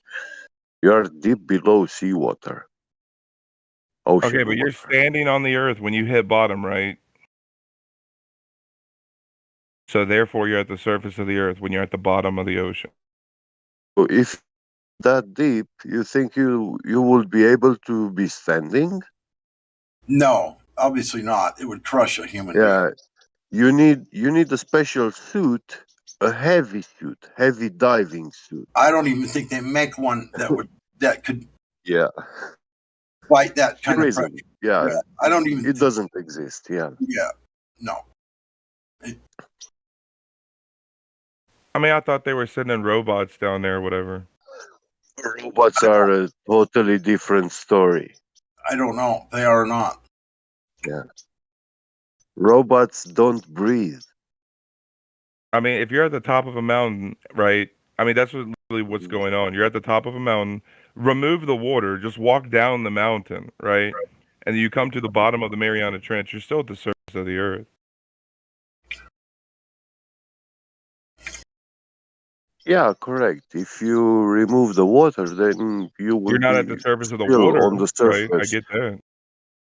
Yeah, that will be the surface of the earth. Yeah, that hole. It's like a valley. Or a deep ditch. Trench. Yeah. Have you guys seen that that heavy water they found down there? That bubble of water that was so hard they just bounced off of it with a sub. You ever heard that? Yeah. I saw underwater lakes. Yeah. It was so dense they couldn't go through it now or enter into it. And maybe that's, if we have a Kármán line above, we probably have a Kármán line below, as above as below. Maybe that's what the Mariana Trench is, the Kármán line, and also the borehole when they got stopped and couldn't go any further. It was due to some kind of weird meniscus, not meniscus, some substance that was like peanut butter, I guess they said, kind of. And it just clogged up the bits and wouldn't pump up. couldn't drill through it. It just was, and it wasn't very hot. They said it was like about 400 or 500 degrees, which is not that hot. So obviously they hadn't ran into any like thermal vents or magma or anything like that. I don't think magma goes that far down. I think it's for volcanoes and whatnot. I don't think that magma goes very deep into the earth. I don't think magma is to be found anywhere except exotic remote places where you have volcanic activity. Yeah, so exactly. If you drill down, you can find it there. But any other places, you won't be able to reach any magma. Right. If you drill. Yeah. I agree. That's probably true. I'm sure. Yeah. I heard someone say that the Earth was mined. The entire Earth was mined by the ancient, possibly the antediluvian period. Yeah. And Every cubic centimeter has been turned upside down. yeah, and so a lot of people hypothesized that the volcanoes are deep hole bores that were filled with organic material when they filled them in or whatever, and then after a while it started to turn into mulch and heat up, and when those organic materials start to decay, they cause a lot of heat, and when they're under that much pressure, it just gets hotter and hotter. A lot of people want to hypothesize that that's what volcanoes are, is where there's some ancient mining situation where the mine got filled with organic material. At least some cause it to get down there and start to decay and ferment and get really super hot, and then plus being under pressure, it just made it exponentially hotter and hotter. It's like an unfalsifiable claim. Yeah. You can't recreate those conditions in order to prove that claim. So no, it's we can't. One We of those can't. speculations that doesn't go very far. Yeah, I agree.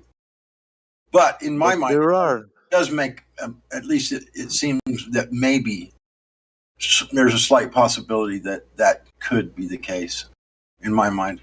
If the entire Earth was mined, which I think it probably was at one time, maybe not every single square inch, but a lot of it seems to have been overturned and dredged and there are recorded some sort of magnetic anomalies near these volcanoes, and I would speculate that in these areas there is some sort of electromagnetic induction phenomena deep down in the ground, and this electromagnetic induction make like metal deposit heat up and create this sort of lava, magma. At my workplace, I do have two stations which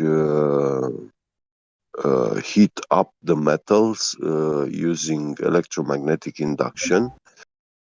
And when I hold like aluminum can, like from the energy drink in my hand, and I am next to these two machines when they are running, I feel that aluminum can like warming up, vibrating in between my fingers, when I hold it very slightly.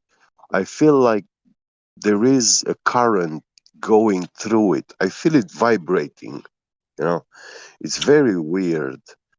It doesn't electrocute you, or you don't feel it warming it up or anything, But yeah, Well, it's not enough vibration recommended would cause to. it to warm up if you vibrated butts Yeah, long enough. Just the friction mm, from yeah. the That vibration coil, cause it to warm. that coil is pretty big because they introduce a pipe in it, and they use this method to harden the metal pipe, which afterwards it gets machined. And obviously my metal can is not inside. If I will put it inside that coil, it will melt like in an instant, in the blink of an eye. But when you are like 1 or 2 meters away from it, that electromagnetic induction current propagates very quite long distance. It doesn't have that power to melt it or heat it, but it will make it slightly vibrate. Yeah, and you will feel when you hold it hard in your hand, you can't feel it. But when you hold it slightly between two fingers, then you feel like it's vibrating. So yeah, and this is I wonder how what that's doing. you. I wonder what that's doing to your brain, Begat. Is it vibrating your brain, Yeah, turning it it to mush? vibrates everything around it. Yeah. So we have many metals inside us, and even water has magnetic properties. So yeah, of course, it affects everything.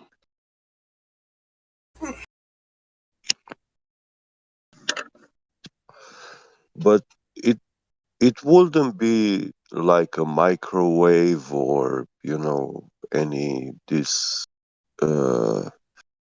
bad radiation.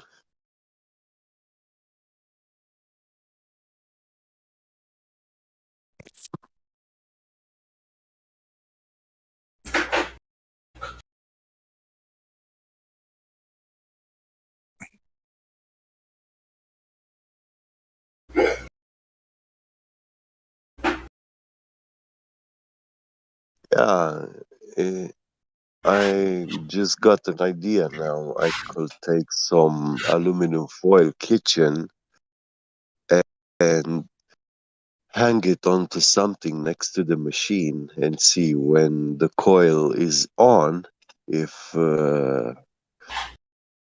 it shows any sort of behavior, motion, or something. That would be interesting to test.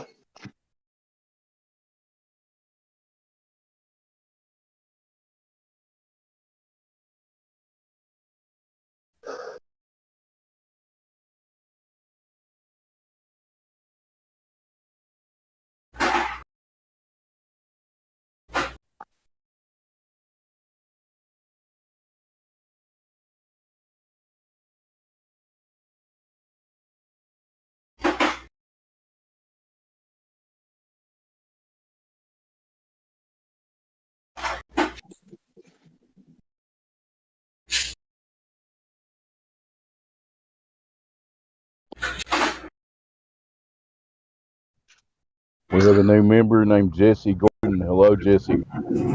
How are you? Hello, sir. I'm doing pretty good. How are you doing?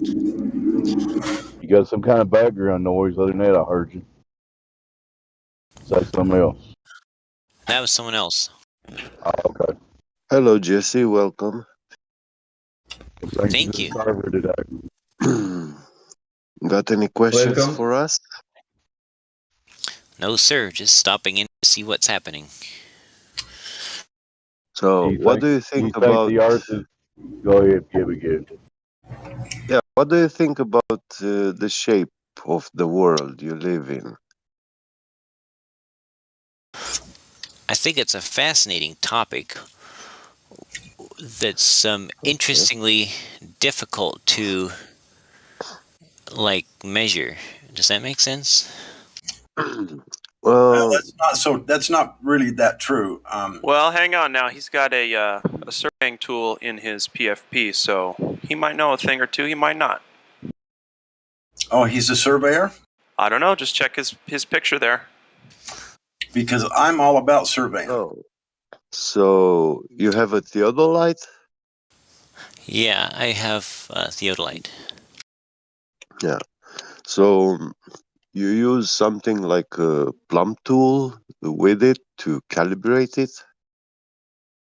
It does level out. That looks like one that you get it close and it automatically levels itself. Is that true? Yeah. The one in my avatar actually is a Pentax ETH120F, which does not have a compensator in it, so you have to level it.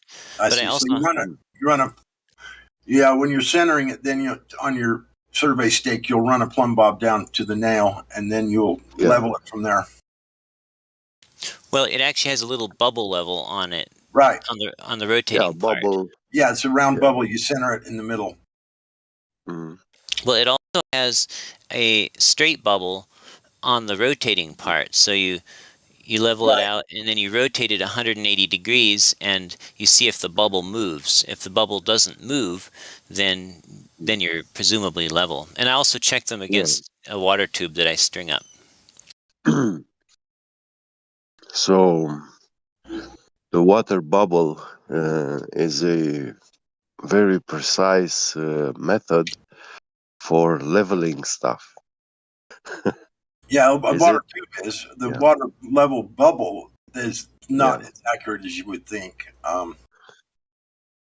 It's hard to get it because it's hard to get that bubble perfectly centered. And so with it being like 1,000th of an inch one way or the other from being centered, you can't see it with your eye, but at 1,000 yards distance, it would probably affect your elevation that you're shooting your transit with. It would affect it off a little bit. Well, it's not perfectly level. This is about the acceptable tolerances. Isn't there a guy, sorry for real quick, because I forgot, isn't there like a YouTube channel, a guy who uses this device for measuring the non-existent curvature? Like, I think, wait, I'm trying to find that channel. What I'd like to do is I'd like to start at the beach in Washington, the state of Washington or Oregon, and then just walk down the beach or even just down Highway 1, it doesn't matter, and start shooting elevations at 100 yards at a time, and then reference it back to the very first place you started, do your math, so you know exactly how many inches above or below the very first spot you started from, which is very easy to do. And then just keep on going, do 100 yards at a time, till you go all the way down the coast, and then you'd know exactly how many inches, feet, miles, whatever you were, you would know exactly how far above or below your starting point you were.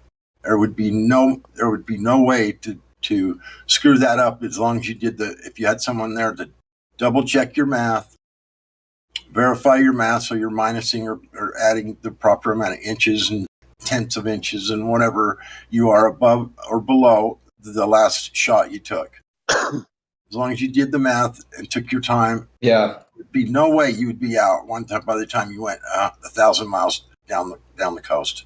You would know exactly how many feet above or below your starting point you were. That would put this issue to rest. Are you in Washington? No, I'm not. I'm in Utah, but Oh, I'm in Washington. Oh, are you? Don't you agree with me though, about what I just said? Jesse. Yes. Yeah. I couldn't see how you couldn't. Because no, I was answering. Two people said my name. I'm saying I'm here. Oh, yeah. I just want to say this Jay Tolan channel that was posted in the live stream text. This guy is using one of the devices that you have in your profile picture for measuring the Earth. Anyway, did you hear what I said about going down the Highway 1 or whatever down the coast and shooting 100 yards at a time? By the time you got 1,000 miles away, you would know exactly how far above you were from the first place you started, as long as you reference it back, did the math, figured out exactly how many feet and inches or whatever it was you were above or below your starting point. You could do that, right? Very accurately. You agree with that? If light traveled exactly straight, you could. At 100 yards at a time, light is not going to bend enough to make any difference. Yeah. Not at all. You can't bring that argument into it. Refraction would play no part in it whatsoever. Yeah, light refraction takes place when light is changing the mediums of propagation. So you need two different mediums, and there is something about air turbulences with small pockets of different temperature and density. And that is not actually changing the medium. It's actually temperature variations in the air. Yeah, but even those are negligible on short distances.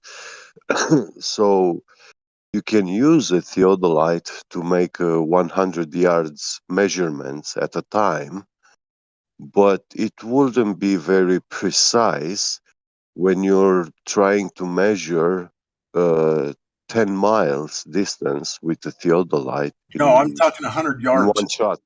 Yeah. It would be very accurate. Anyway. Yeah.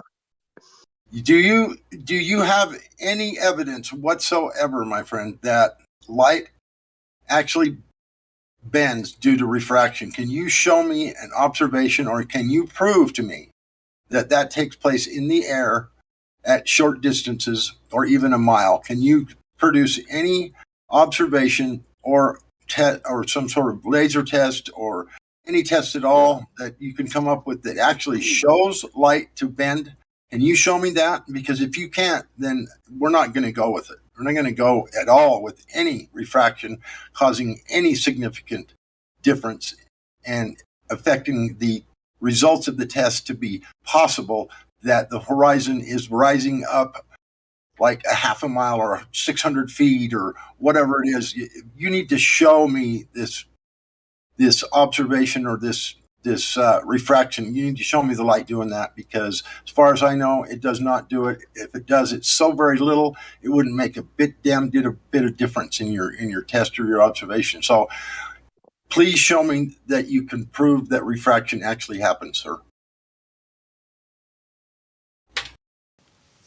Okay, in other words, well, are you familiar with density gradient refraction? Yes, I am.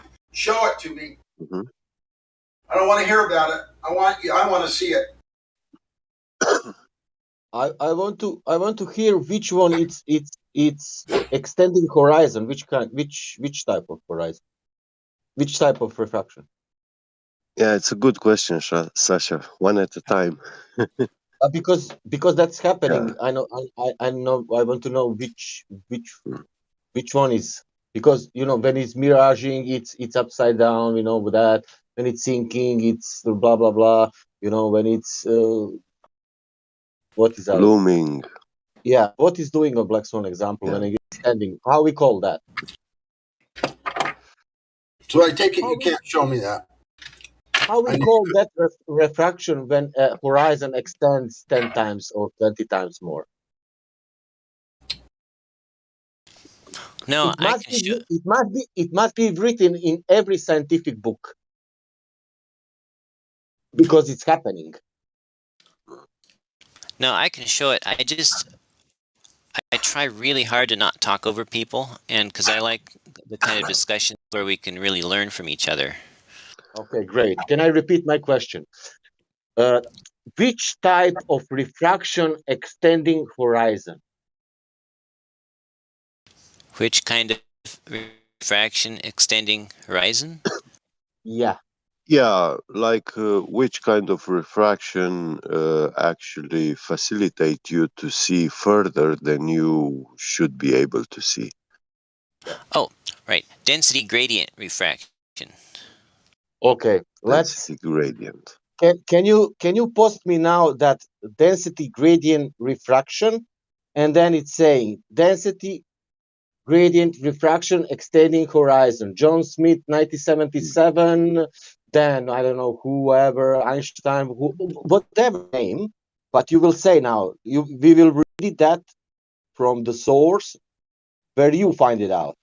Okay. Okay, well, please understand that I don't know everything. Matter of fact, I know hardly Okay. anything. Great. I'm just trying to learn, so I'll share what Okay. I'm going on, and then you can see if it makes sense, or you can say, you know what, Jesse, this just doesn't make Okay. sense. Okay, does that work? Great. Yeah. Yeah, Good. but But isn't that the answer of my question? You said that gradient refraction it's extending horizon. Is that true? Yes. That mean So that that mean that you get that information. You didn't make up yourself. correct. Let me find a video for you. Okay. Video. so Why video? one question about Why not book or something very because Honestly, we're going to need a sorry. citation for that claim. Yeah, Video is Jesse. got it. Jesse, Yeah, can you yes. show a demonstration where the further you look in at the horizon, yeah, when you're at the ocean, the further you look, the lower density is far away from you? Is that how it works? No. But how? Here, just let me find. I'm looking for a video I've seen, and then I'll post it, and then I'll have something to explain. Yeah, go ahead, post it, and yeah, you can. If you saw the video, you can already explain it.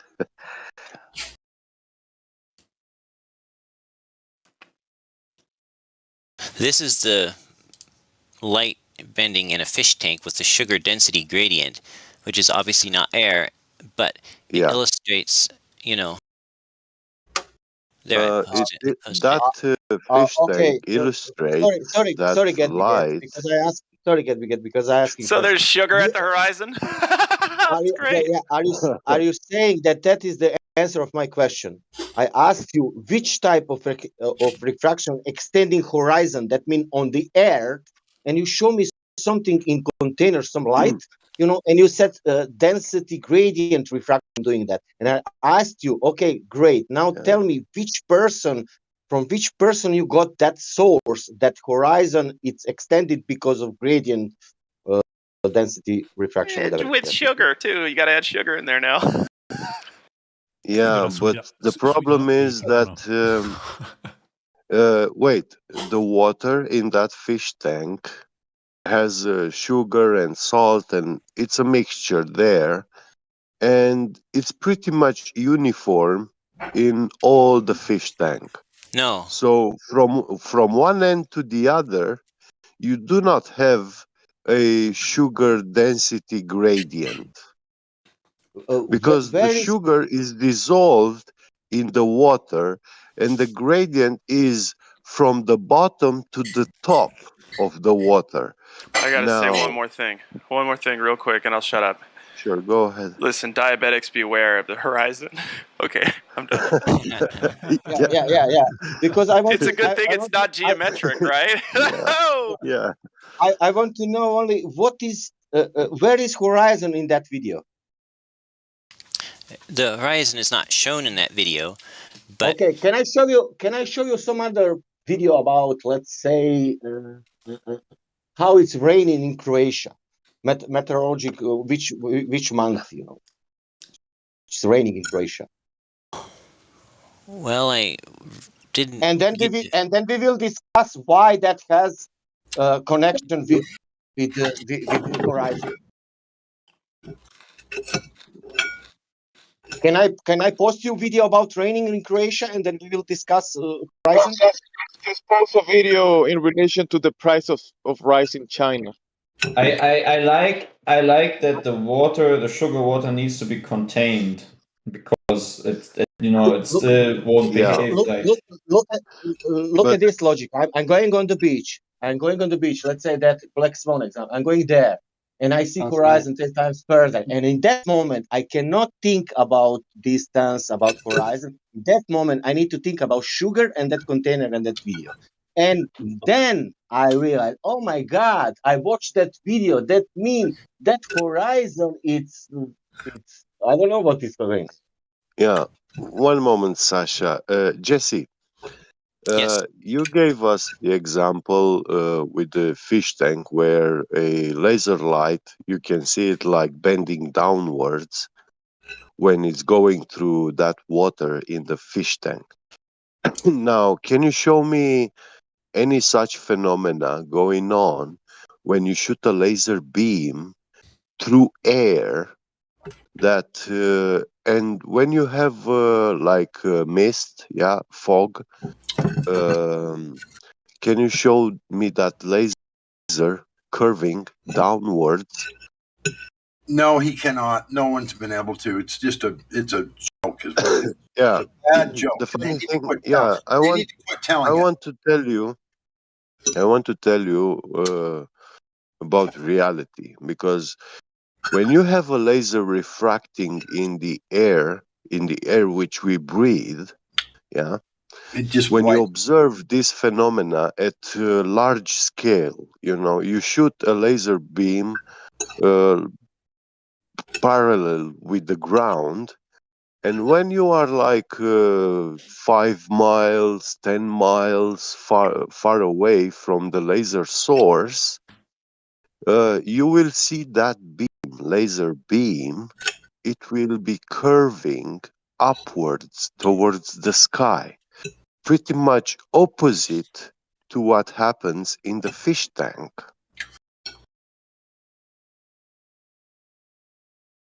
So, Can I ask you a question, Get? yeah, go ahead. Let's say that we want to study elevation, and let's say that we want to realize how people measuring mountains in Romania. Yeah.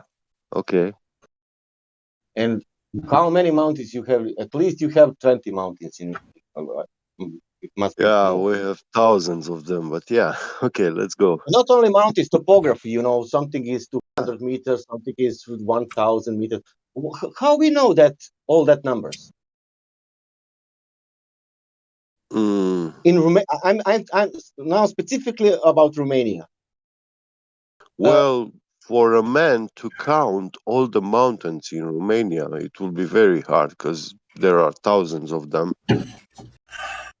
And hills, valleys, Yeah. I want to know They all- how in Romania how Romanian people realized how much is big one mountain, whatever, all of them. What you in Romania used for measuring mountains?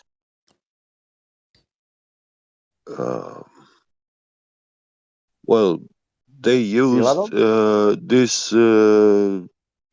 sea level in regards to sea level, yeah.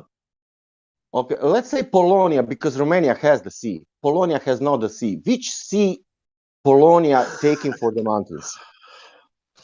Well, Poland, they also have sea. Poland has sea. Yeah. Let's take Austria. Austria has a Yeah, lot they of don't mountains. have. Yeah, and they don't have a sea. Yeah. Okay. So Does they use it will our be very sea? hard for them. Yeah. But they measured. They have we have Mont Blanc in or whatever there in Swiss. We have like 3,000-4,000 meters mountains. Yeah, they have above 3,000 meters. Yeah. My question is, which sea level we use for measuring mountains in Switzerland or Austria? I would assume the Mediterranean Sea level. So it's pretty far away from them, Yeah, but from Adriatic Sea to Switzerland, let's say it's 200 kilometers. There must be curvature between them. Of course. But how can they use the sea level because it's curvature between them? Well, that's a hard one, obviously. Can I chime in for a second? Sure. Yeah, I don't want to cut a conversation off unless you guys, it's okay with you. I know Jesse's working to take over Matthew's spot, but Matthew actually did a laser and put it into a plastic, and of course it curved. It went into a different medium. But Jesse, we always talk about lasers over water or over land, always staying in a straight line. So do you? And I'm going to try to say this nicely. How stupid do you think that we are here on Discord 24/7 for you to come in here and put a laser underwater that stays underwater the whole time and think that proves anything above the water in air that is just one medium? I don't understand.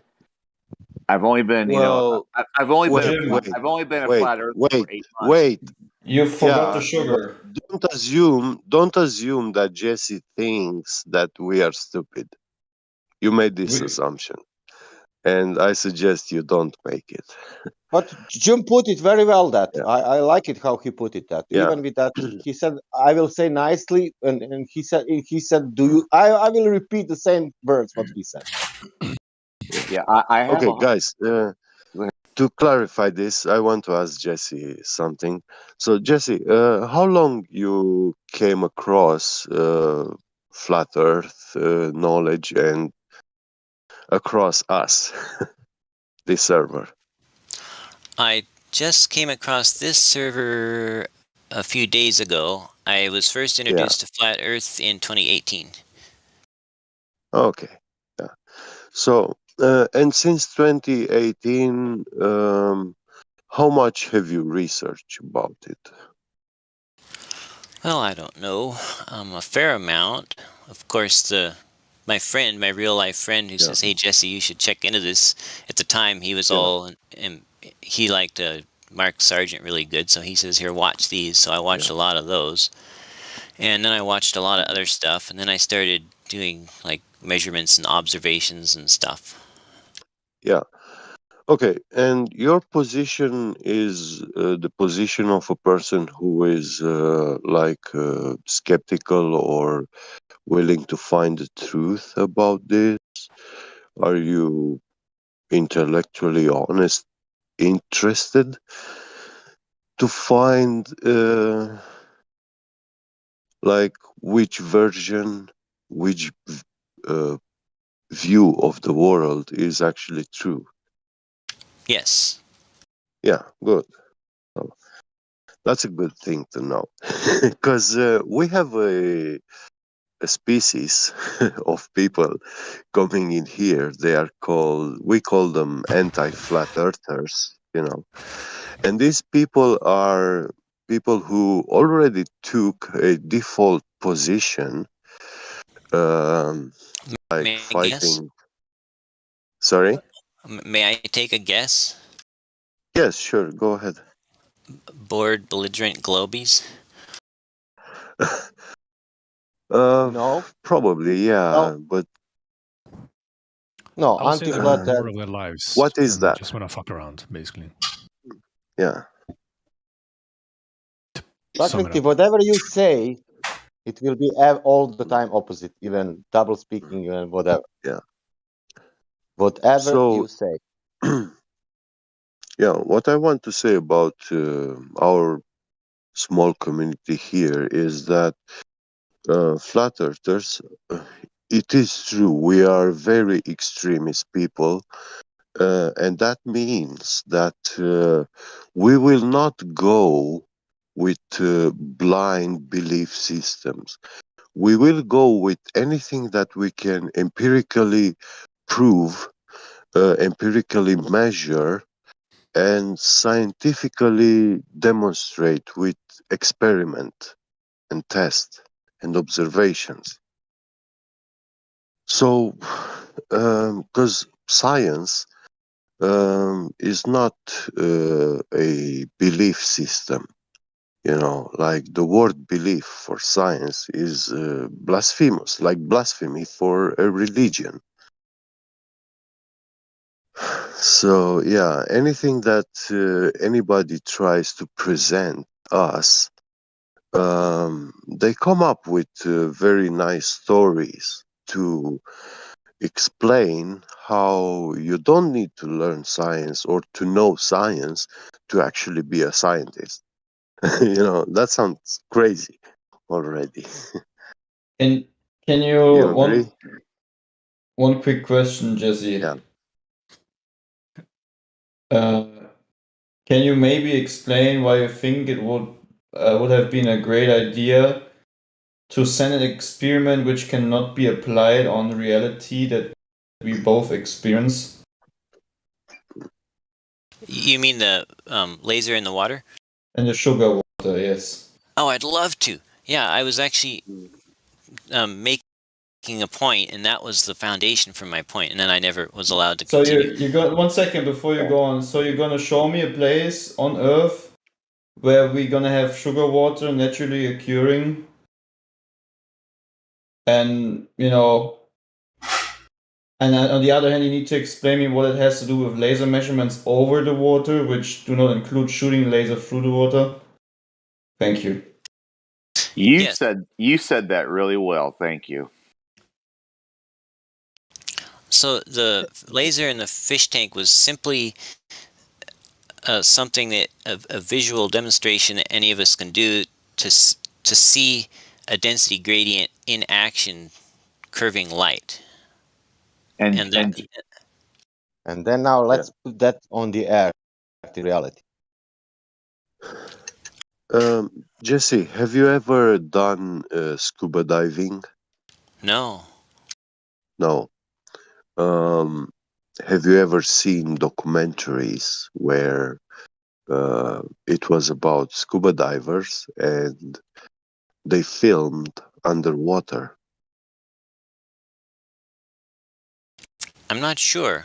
A friend of mine, though, is a scuba diver, and he said that when there's like fresh water coming from like a creek out into the salt water, it kind of floats on top of the salt water, and like you can swim down there, and there's like these two layers, and then there's this mixture when they're mixing, and it gets kind of turbulent and stuff. Okay. Now, I propose you one very simple test, which you can do. Go to any large body of water, a big lake or sea or even ocean. Wait, And just I a haven't second. finished. I know. No, I know, but because you want to tell him Yes, something, Sasha. but I want to. Yeah, I know that. Give me only.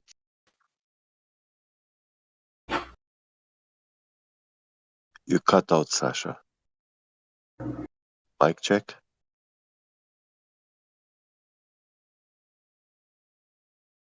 Yeah, we hear you, man. Yeah. Someone so muted him. I will continue. Okay, Jesse. Now, when you will dive underwater, yeah, and you take a flashlight and you shine it towards where the horizon must be, how far away do you think you will be able to see? So I'm underwater, and I am shining a. How so? Which horizon, like the seafloor horizon, or the underside of the water? Yeah. You see, you dive underwater in the ocean, yeah, and your feet are touching the bed sea level, the ground beneath the water. So you standing on the bottom of the ocean there, and you have all water around you, and you shine a flashlight forward, yeah, to the way you are looking, and how far away do you think your horizon will be? It will be 10 meters, 100 meters far away, 1 mile, 10 miles, 20 miles, 100 miles? How far away do you think you can see? I don't know. I've never tried it. I suppose it would depend on how much dirt was floating around Well, in the water. so when there is dirt floating around in the water, what does that mean? That you see further or much less? Less. Less. Okay, so you will see like 50 centimeters far away from your eyeballs. Anything going beyond 50 centimeters from your eyeballs, you won't be able to distinguish anymore what is there. Right. Right? Unless it was, right. Yeah. Although a super Now, bright light, you might be able to see yeah. farther. So now, see, because according to the example which you gave us, that a laser is bending, yeah, when it's shooting through sugar water, yeah, it's curving downwards, yeah. Light is curving with the Earth's curvature. So you should be able to see the other side of the shore of the ocean, you know, because it Oh. should curve. Yeah, it Oh, should. you hadn't specified that there was a sugar density or any density gradient in the ocean that I was at the bottom of. If there was a Well, density gradient, there is salt water, and it's pretty much the same. Yeah, but and no, the salt water's mixed up pretty good. The fish tank experiment is done very carefully, where you put fresh water in, and then you dump the sugar in, and it's a thick layer on the bottom, and then you let it dissolve slowly, and you don't stir it. And because the sugar is heavier than the water, it stays mostly down near the bottom, and it kind of diffuses up, and it makes a gradient. But the water is much more dense due to the sugar down lower. If you were to like reach well, your hand in and stir up actually, that tank, then it would suddenly go straight. listen. In that tank where they put sugar in the fish tank, they have stirred it. Yeah, that's No, what they did they not did. stir it. Yeah, they did. They stir it, and even if you stir it or you don't, the sugar in time will dissolve, and it will uniformly, yeah, have a gradient. Most of the sugar will be at the bottom, and also at the top there will be sugar water, sweet water, but not as sweet as on the bottom. But stirring it, yeah, you help the sugar dissolve much faster. That's the only thing you do. Well, can I now? Because I Yes, will give Sasha. you again my Okay. 5 seconds. Jesse, So, this is question. What do you think? Why get think that Earth is flat? say that again. What do you think that person, what you get? What do you think? Why he's thinking that Earth is flat? What can you say because of that? Because of this? Because of blah blah blah.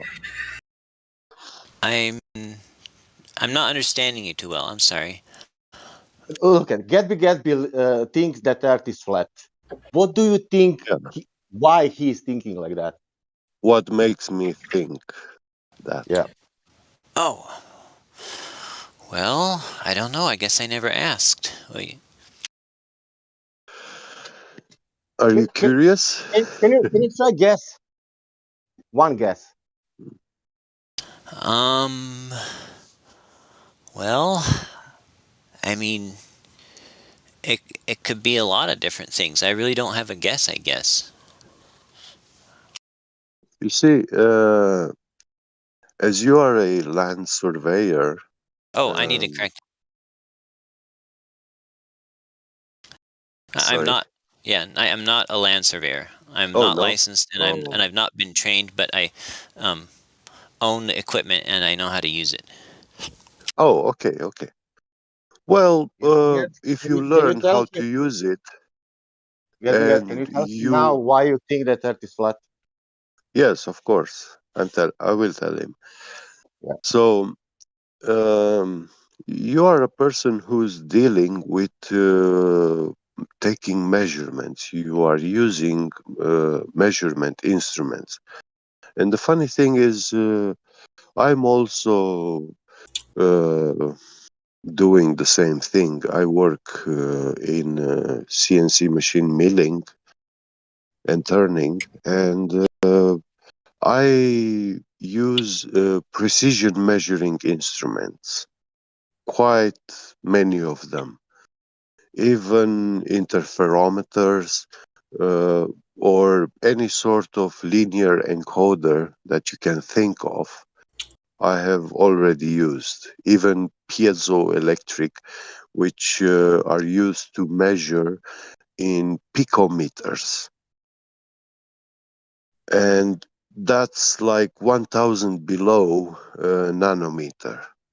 And to have an idea, a gold atom has 144 nanometers in diameter. So I have dealt with very precise measuring instruments personally. I'm not a scientist, I'm not an expert, yeah, but I'm a worker which I make use of these instruments. And I know very well how linear encoders function, work, yeah. Now, I have seen the Airbus company. They have built a giant 3D printer, and they need to 3D print large structures of carbon fiber. And these guys need to, it's these carbon fiber structures are for the structural resistance of the airplanes, the giant airplanes, the biggest airplane, A380, or yeah, if you ever heard about that giant airplane made by Airbus, commercial airplane. Yes, sir. Yeah, so, and they are using linear encoders. A linear encoder is like a band strip, yeah, which has gradations every nanometer. They are very, very thin lines, every nanometer apart. Those band strips are laser engraved, and when you look at them, they look like silver or white color, but it looks like they have when you look at the CD, you can see the light like rainbows in it because it refracts light because of those tiny laser uh, um, engravings. So now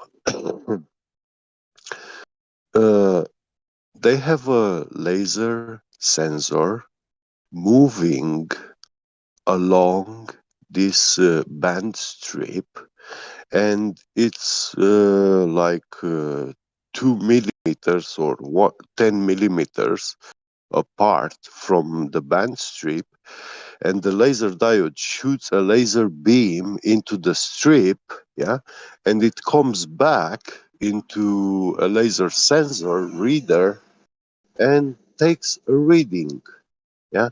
It It kind of counts, counts, yeah. it counts every line, every step, every nanometer it travels. You have a digital feedback signal from it. Now, in this measuring tool, you cannot talk about light refraction or laser refraction because the distance which the laser is being shot to the band strip and is coming back to the sensor is only 10 millimeters, and that is a very controlled medium. Like the lens is in direct contact with the band strip, yeah, and in between the lens and the laser diode, that chamber is sealed, and the temperature of this whole mechanism is also controlled, is kept constant, is so. And this is the instruments they use in these machines. Now, this linear encoder is 200 meters long, and when you perform a 200 meters measurement, you send this machine to move 200 meters far away. It's coming back, and then you send it back in the same location. You will be sending it back in the same location with a precision of 65 nanometers margin of error. But the 65 nanometers tolerance is taking place at the highest speed of motion.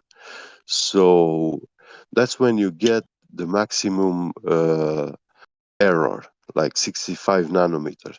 That means 32 nanometers plus minus, you know. But if the machine is moving in a regime of calibration, it's moving at a very slow speed, yeah, all that distance, it's coming back, and then you do it again, it will not lose one single nanometer. It will count all of them, and it will move precisely 200 meters from the start point.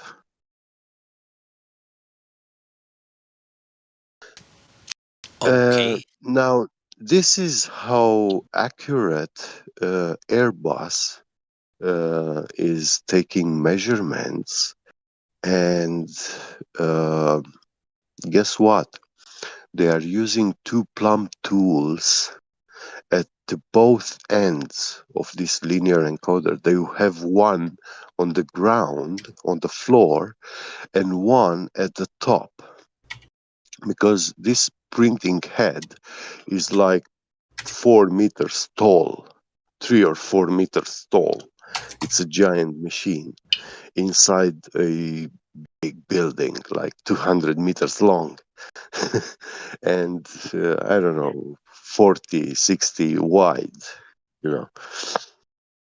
And when this machine is moving, yeah, across the printing surface area, the machine has to be always precisely perpendicular to the printing surface. So the bottom cannot move 1 nanometer forward, and the top to stay still, it will be tilted in that moment. And it will not be able to lay down correctly those carbon fibers. They are nanometric carbon fibers, you know, or micron carbon fibers. They weave them together, you know, and then they have to also lay a layer of resin on it. Like, are they So, using like a chopper? No. first they weave the carbon fiber, and then the machine is laying a resin, yeah, for hardening. So it can glue it to it. Yeah, yeah. So they will make a carbon fiber component. What is this?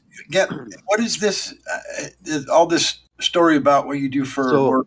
How is this doing? What is this doing for us and proving the flat Earth? Can you please explain that to me? Yes, they use these two plumb tools at the both ends of the machine, and they take them as perfectly parallel lines. Okay. And they have measured the distance between the plumb tools at the bottom and at the top. And they, with nanometer precision, they found that they are perfectly parallel.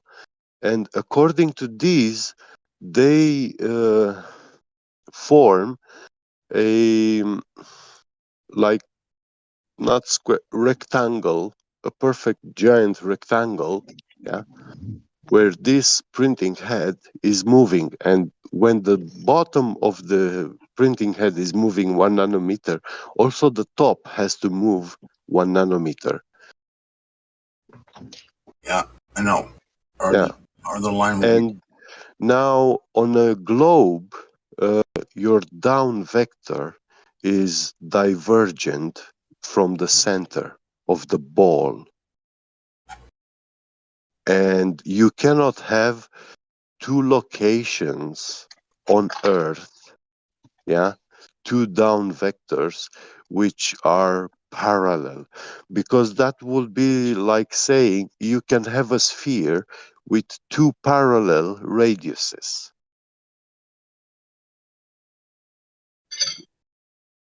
You get me? Yeah, I do. I know exactly what you're talking about. How about Jesse? How about Jesse? I'm trying to follow. I think you're saying they've got this gantry that moves with a precision linear encoder that's accurate to within, you said, what, 40 nanometers? 1 nanometer precision, yeah. Oh, it's accurate to 1 nanometer? Yeah. Okay. What wavelength of light do they use in that? It's a laser. I think in the 430 nanometer wavelength, but this laser is not being shot 200 meters far away. Right. So the laser, listen. Now, do you have any rulers in your house? Yeah, I got a 12-incher and a 36-incher right here. Yeah, whatever. Yeah, good. Now you see the line gradations, yeah, on it with your eyes. Yeah. If it, oh, this might help. I actually have done CNC machine work myself, and I have a lathe and a mill that's just manual that I use all the time. Okay. And I've yeah. worked with CNC robotics, and I've actually designed PID controllers for optical encoder feedback DC motors and stuff. Yeah. Yeah. So I know what a linear scale is like, and how the little quadrature encoders, right? Yeah. Yeah. Exactly.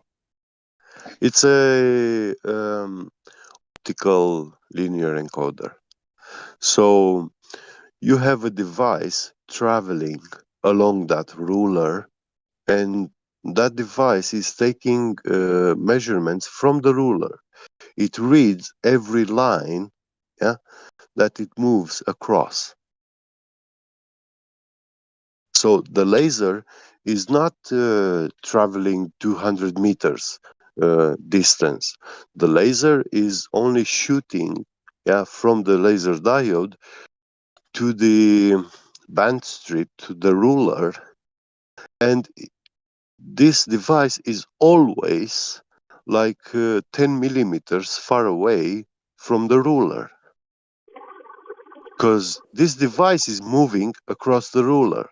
Yeah, I've The seen glass ruler, optical scales. the ruler is 200 meters long, but this laser and sensor is moving along this ruler, and the laser diode is always at 10 millimeters far away from the ruler. You get me? So, like these refraction things, it's irrelevant to invoke them because they never change. And also the temperature of this of all this enclosure is controlled, is constant, is kept constant, so it doesn't change.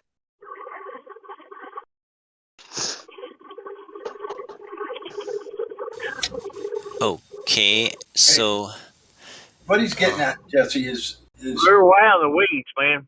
Yeah, I know. I'm gonna put an end. I'm gonna stop it right here. I'm gonna nip it in the bud. What he's saying is this machine at these distances, at like 200 feet or whatever, 250 feet, they're made to design airplane wings and stuff like that. That they have a plumb line on each end, and if the plumb line was coming off of a ball, I mean, these things are so delicate that they center themselves on the floor, on the ground, through sensors that send a plumb bob up on each end. And if it were on a ball, this machine is sensitive enough that it would definitely take that plumb bob and it would be tipping away a little bit at the top if it were on a ball, because plumb is relative to the center of the core. And that's what they said. That's what they try to tell us. And so if you're going to go plumb off of a curved surface, then this plumb bob, each one would be tipped out at the top a little bit.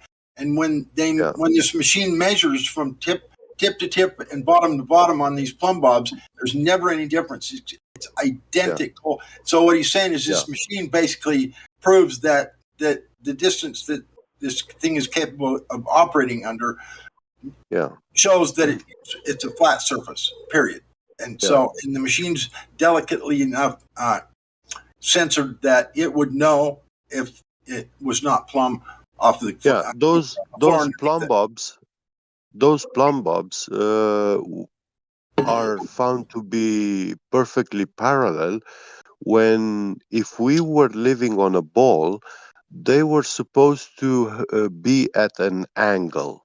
Yeah, I just got very small angle, but we should be able to measure what that angle is.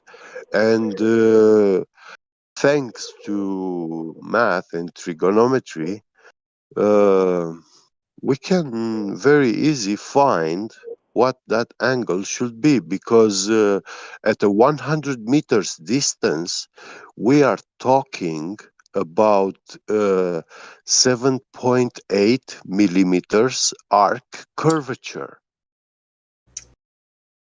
say that again. 7 millimeters. Will the floor, the poured slab that's sitting on, be level? So, according, they give us... the floor. The machine's on a slab. The machine's on a poured slab, and it is probably poured to a very flat, perfectly flat plane. Yes. It wouldn't take any in consideration the earth curvature, because the floor is level. Even though it's on a curve, it might be, it's not on a curve, but the floor is level. That's where you're getting your measurements from. You're going from the floor to the top. Yeah. So it wouldn't prove or disprove anything if the floor was perfectly level and at grade.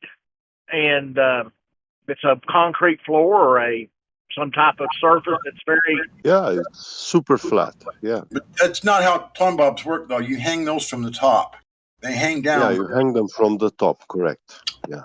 And so, if we're a ball and gravity is pulling you to the center of the core, then that plumb bob, you drop that line down. At the bottom, it would be tilted on a flat surface. Yeah. There should be an angle between them. Anyway, so I think we need to move on, if we could, to some more different questions.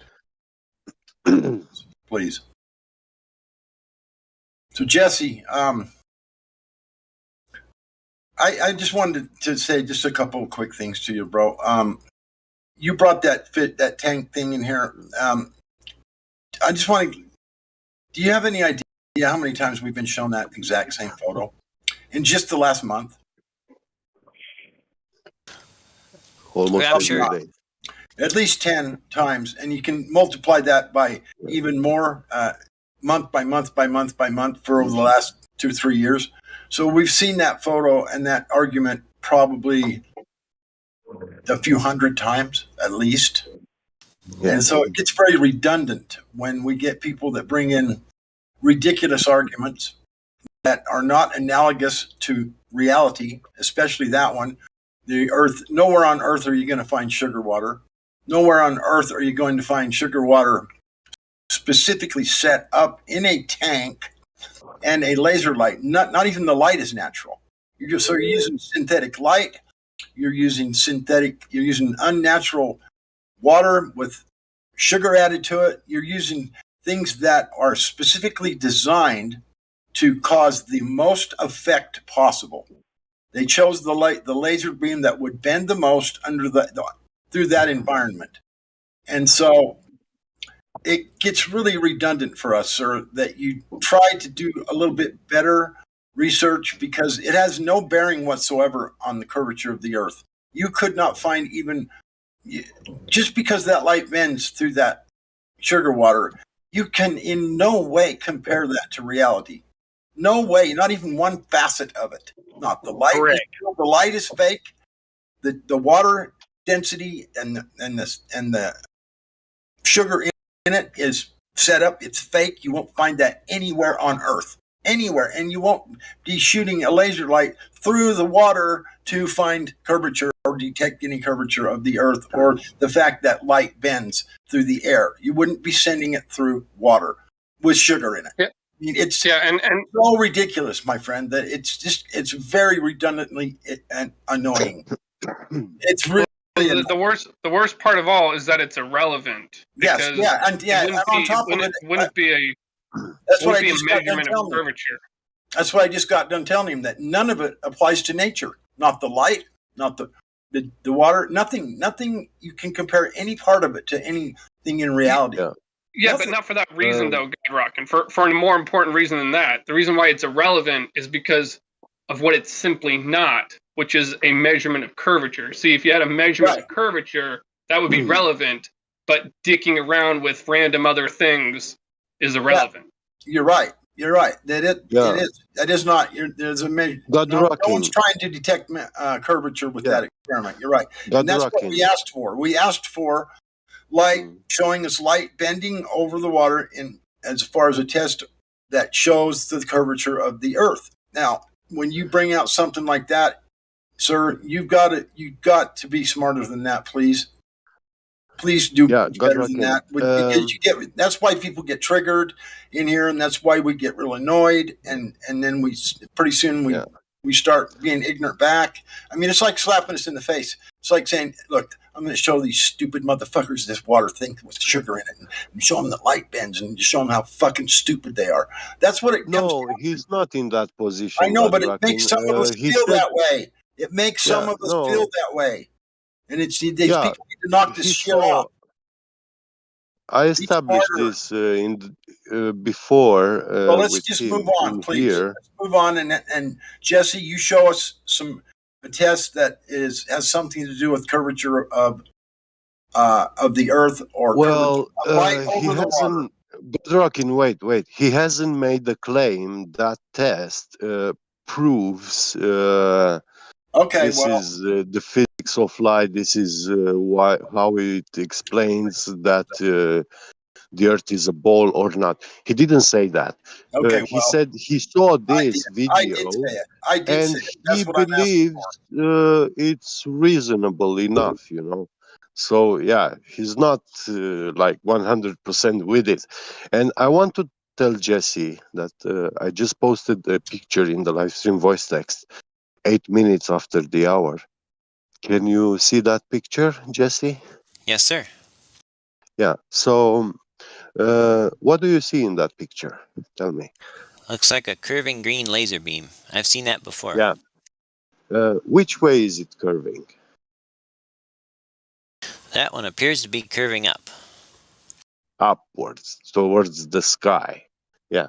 Can you show me a laser shot through air which is curving downwards to the ground? I don't have that. Yeah. You will never be able to find it. The funny thing about it.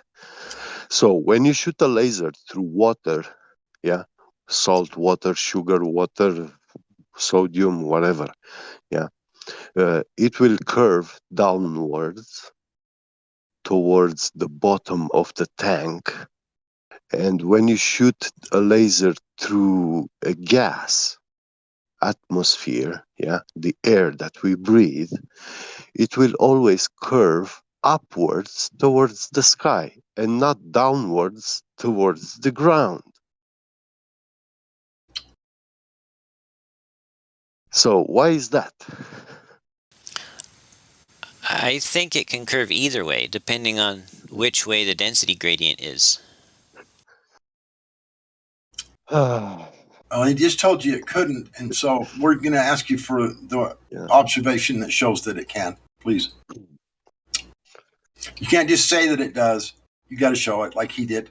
He's showing you stuff. He's showing you. Show us something, Jesse. You have to show me the picture. Show us something, like Jesse. Don't just let it fall out of your mouth. Going on a mountain, shooting a laser beam, and show us that it will be curving downwards towards the ground. Yeah, I actually need to eat something here, and I'll get some screenshots together. Running away.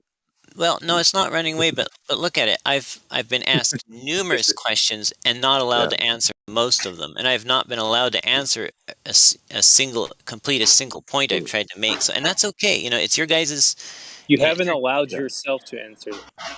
Well, I mean, I try not to talk over people. We've given you plenty of time. Well, don't worry, Jesse. This place is for actually sharing the information that we have. Yeah. And yeah, first of all, you have to have this understanding about us. Yeah. And to see what we are dealing with. And then you can actually do your own research and yeah, let's start debunking these things, these arguments, you know, scientifically.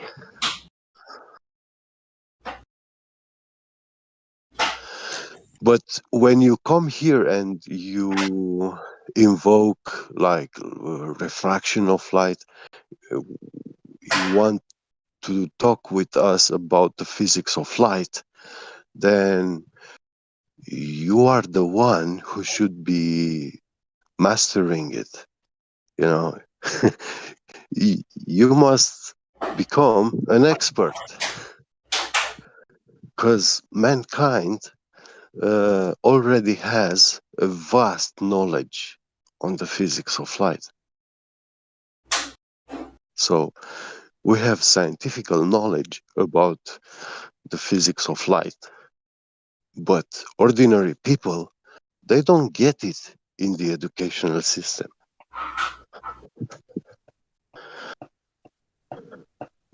I didn't either because I didn't get the normal globe propaganda because I was actually homeschooled. So, well, that's a good thing. Yeah, that's a good thing. So it gives you this like a neutral position, and now you can look over both. You know? So yeah. well, thank you, gentlemen. It was a pleasure. Yeah, thank you too, and do come back. Do come back. Oh, I shall. I shall. You're welcome anytime. Enjoy your food, your meal.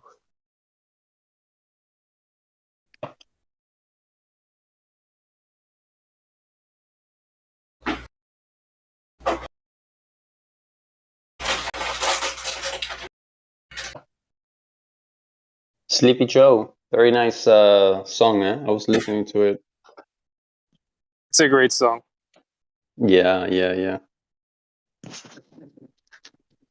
Real McCoy. Yeah, that's way back in the day.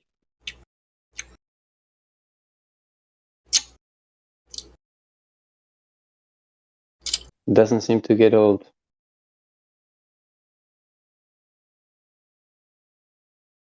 Yeah, music from then tends to last. Who's Chan and Dice? Chan 904 904 UBS. Who are these people? Like flashing on the screen. Chan 94 for UBS. Are they in here? Yeah. Well, we need to get them to come in. Get them to speak. So Chan 904, I think you can unmute your mic and say hello to us if you would. How about I unmute your mic and then say hello? There you go. Oh, I guess I can. There you go. Diggy Smith is cool. I invited him to come in. Oh, hey, what's up? Yep. Hey, Gary. Yo, what up?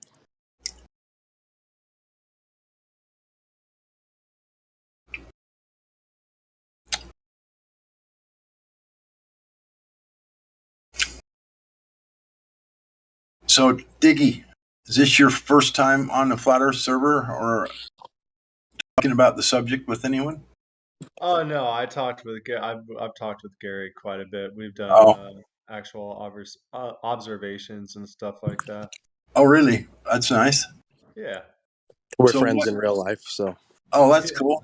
So then you're a flat earther as well? Man, it's like I don't want to say so. It's okay, dude. It doesn't really matter if you're still on your journey. You're still on your journey. You're still on your journey. It's all good. Yeah. I have ideas that it's bigger than what I think, what I think that they say it is. Do you know the ramifications of that, though? Oh yeah. With the radius being different, about it changes everything. Changes rocket telemetry, size of the planets, distance to the stars. Everything has to be changed. Oh yeah, big time. So that's strange that you would pick that one, since how that means that the entire model falls straight flat on its face. Not to mention the spin of the Earth and everything. Yeah, well, everything. Yeah, the whole thing falls flat on its face. It no longer exists at all in any way, shape, or form. It just ruins everything. Yeah, I'm hoping Diggy can listen for a while, see if he'll hear some more facts over time, And either way, he's a fun guy to chat with, and he's been researching truth for a long time, so. Yeah, it all boils to I boil it all down to the deception of a lot of different things. Is an attack on God and to keep people from the reality of what's going on here ultimately. Yeah. You exactly hide the creation and you hide the creator. Yeah. And present false creators, present false deities and false science and all kinds of stuff, man. I know what you mean. Yeah, so the globe is just, the numbers in the globe and the whole idea behind it is super satanic. And that's what I found. I've became to believe the earth is flat first and then realized that the Bible has quite a bit of flat earth truth in it, that was written a couple thousand years ago at least. So it all kind of lines up one day for you.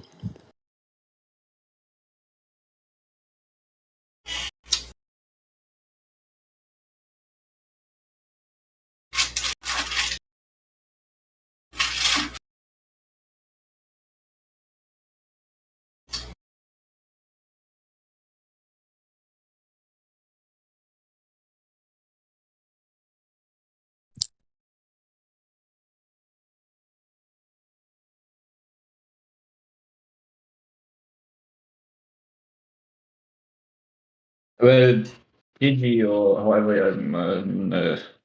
how are you gonna say it, the name? I don't know. Do you have any questions? Just out of curiosity or something like that. Do I? Was that towards me? Yeah.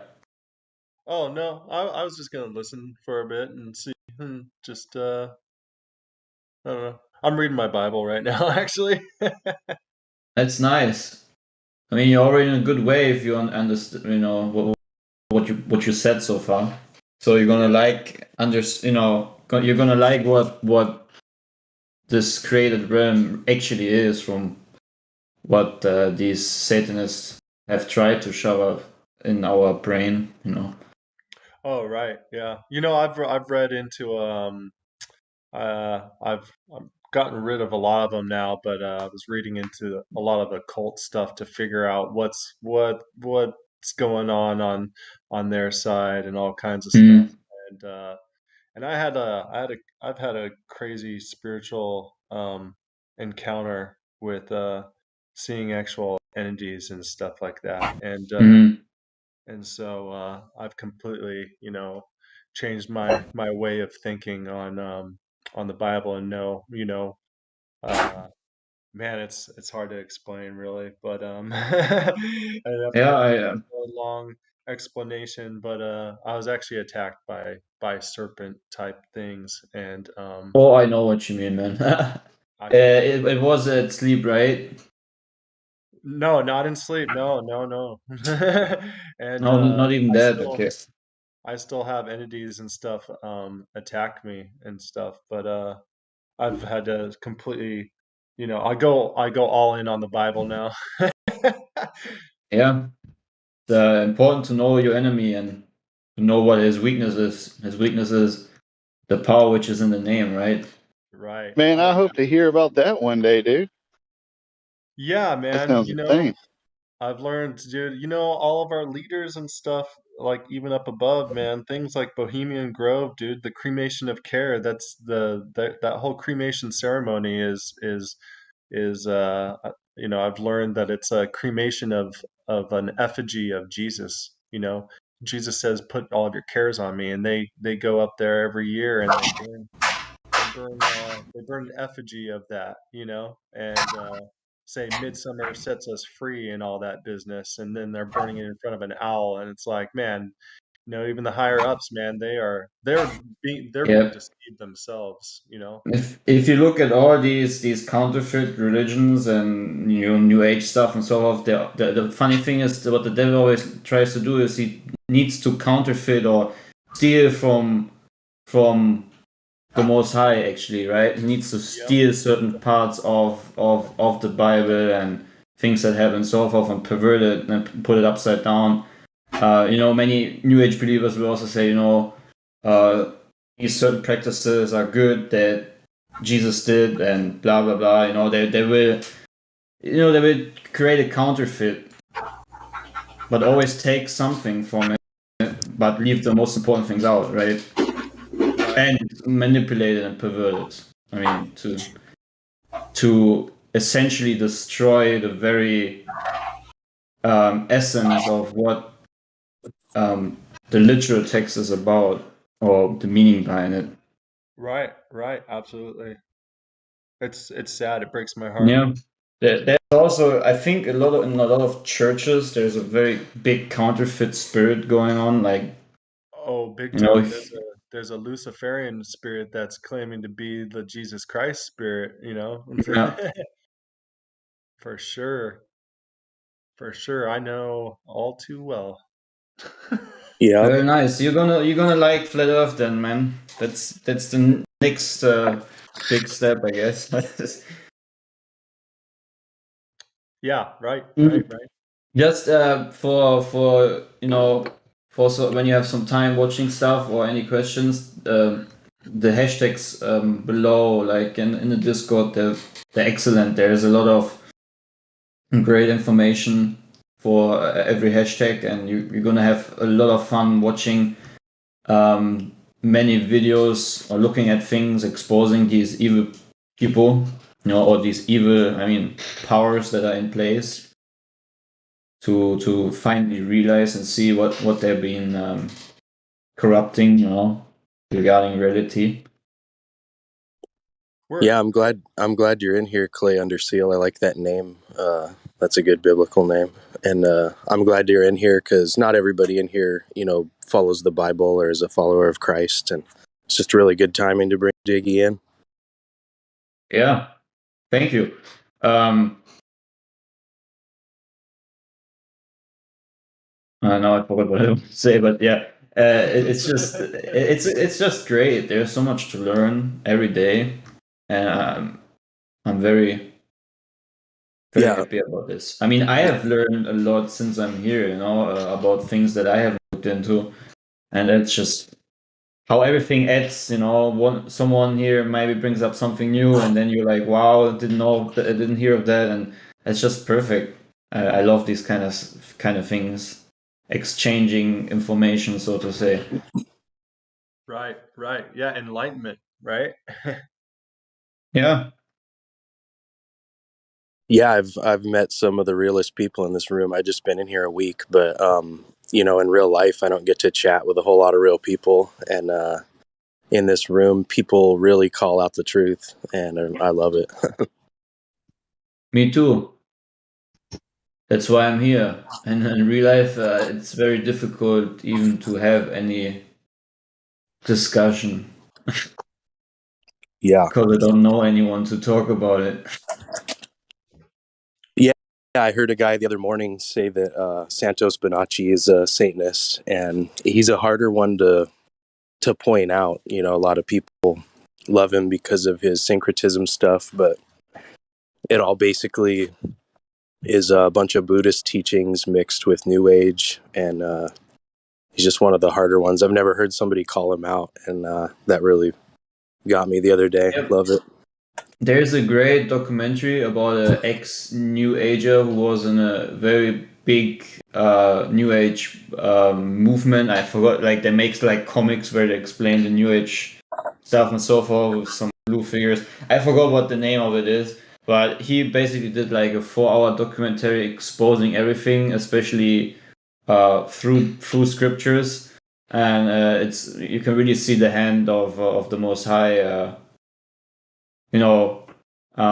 Using again someone who once was behind the curtain, so to say, and then now can open the curtain up to everyone else to understand that this New Age stuff is straight up from the adversary, because so many people like me, I myself was a New Ager before, I was saved, so I cling to that stuff, I embraced it. I thought okay, I think sometimes I watch this guy, Infinite Waters, diving deep.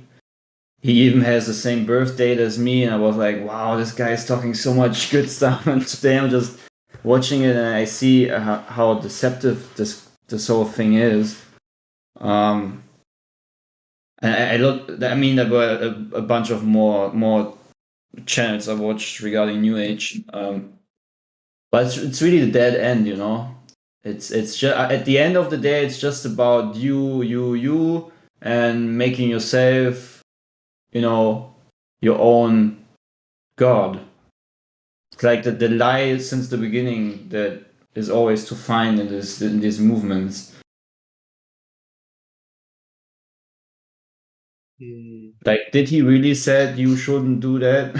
Did he really said that you can't be your God and so forth? It's always the same lie since the beginning. Right. I guess many people, when you have watched the Zeitgeist movie, where they Oh man, where they really try to destroy. Yeah. That's a whole bunch of Masonic. It's so much nonsense. Stuff that's brought in. Yeah, it's all pagan stuff. Yeah, it's just a bunch of nonsense put together.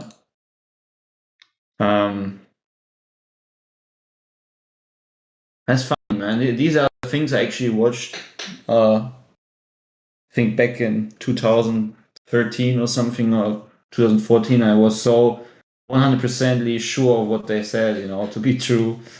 I was like, wow, actually that makes so much sense, I was completely deceived at that time.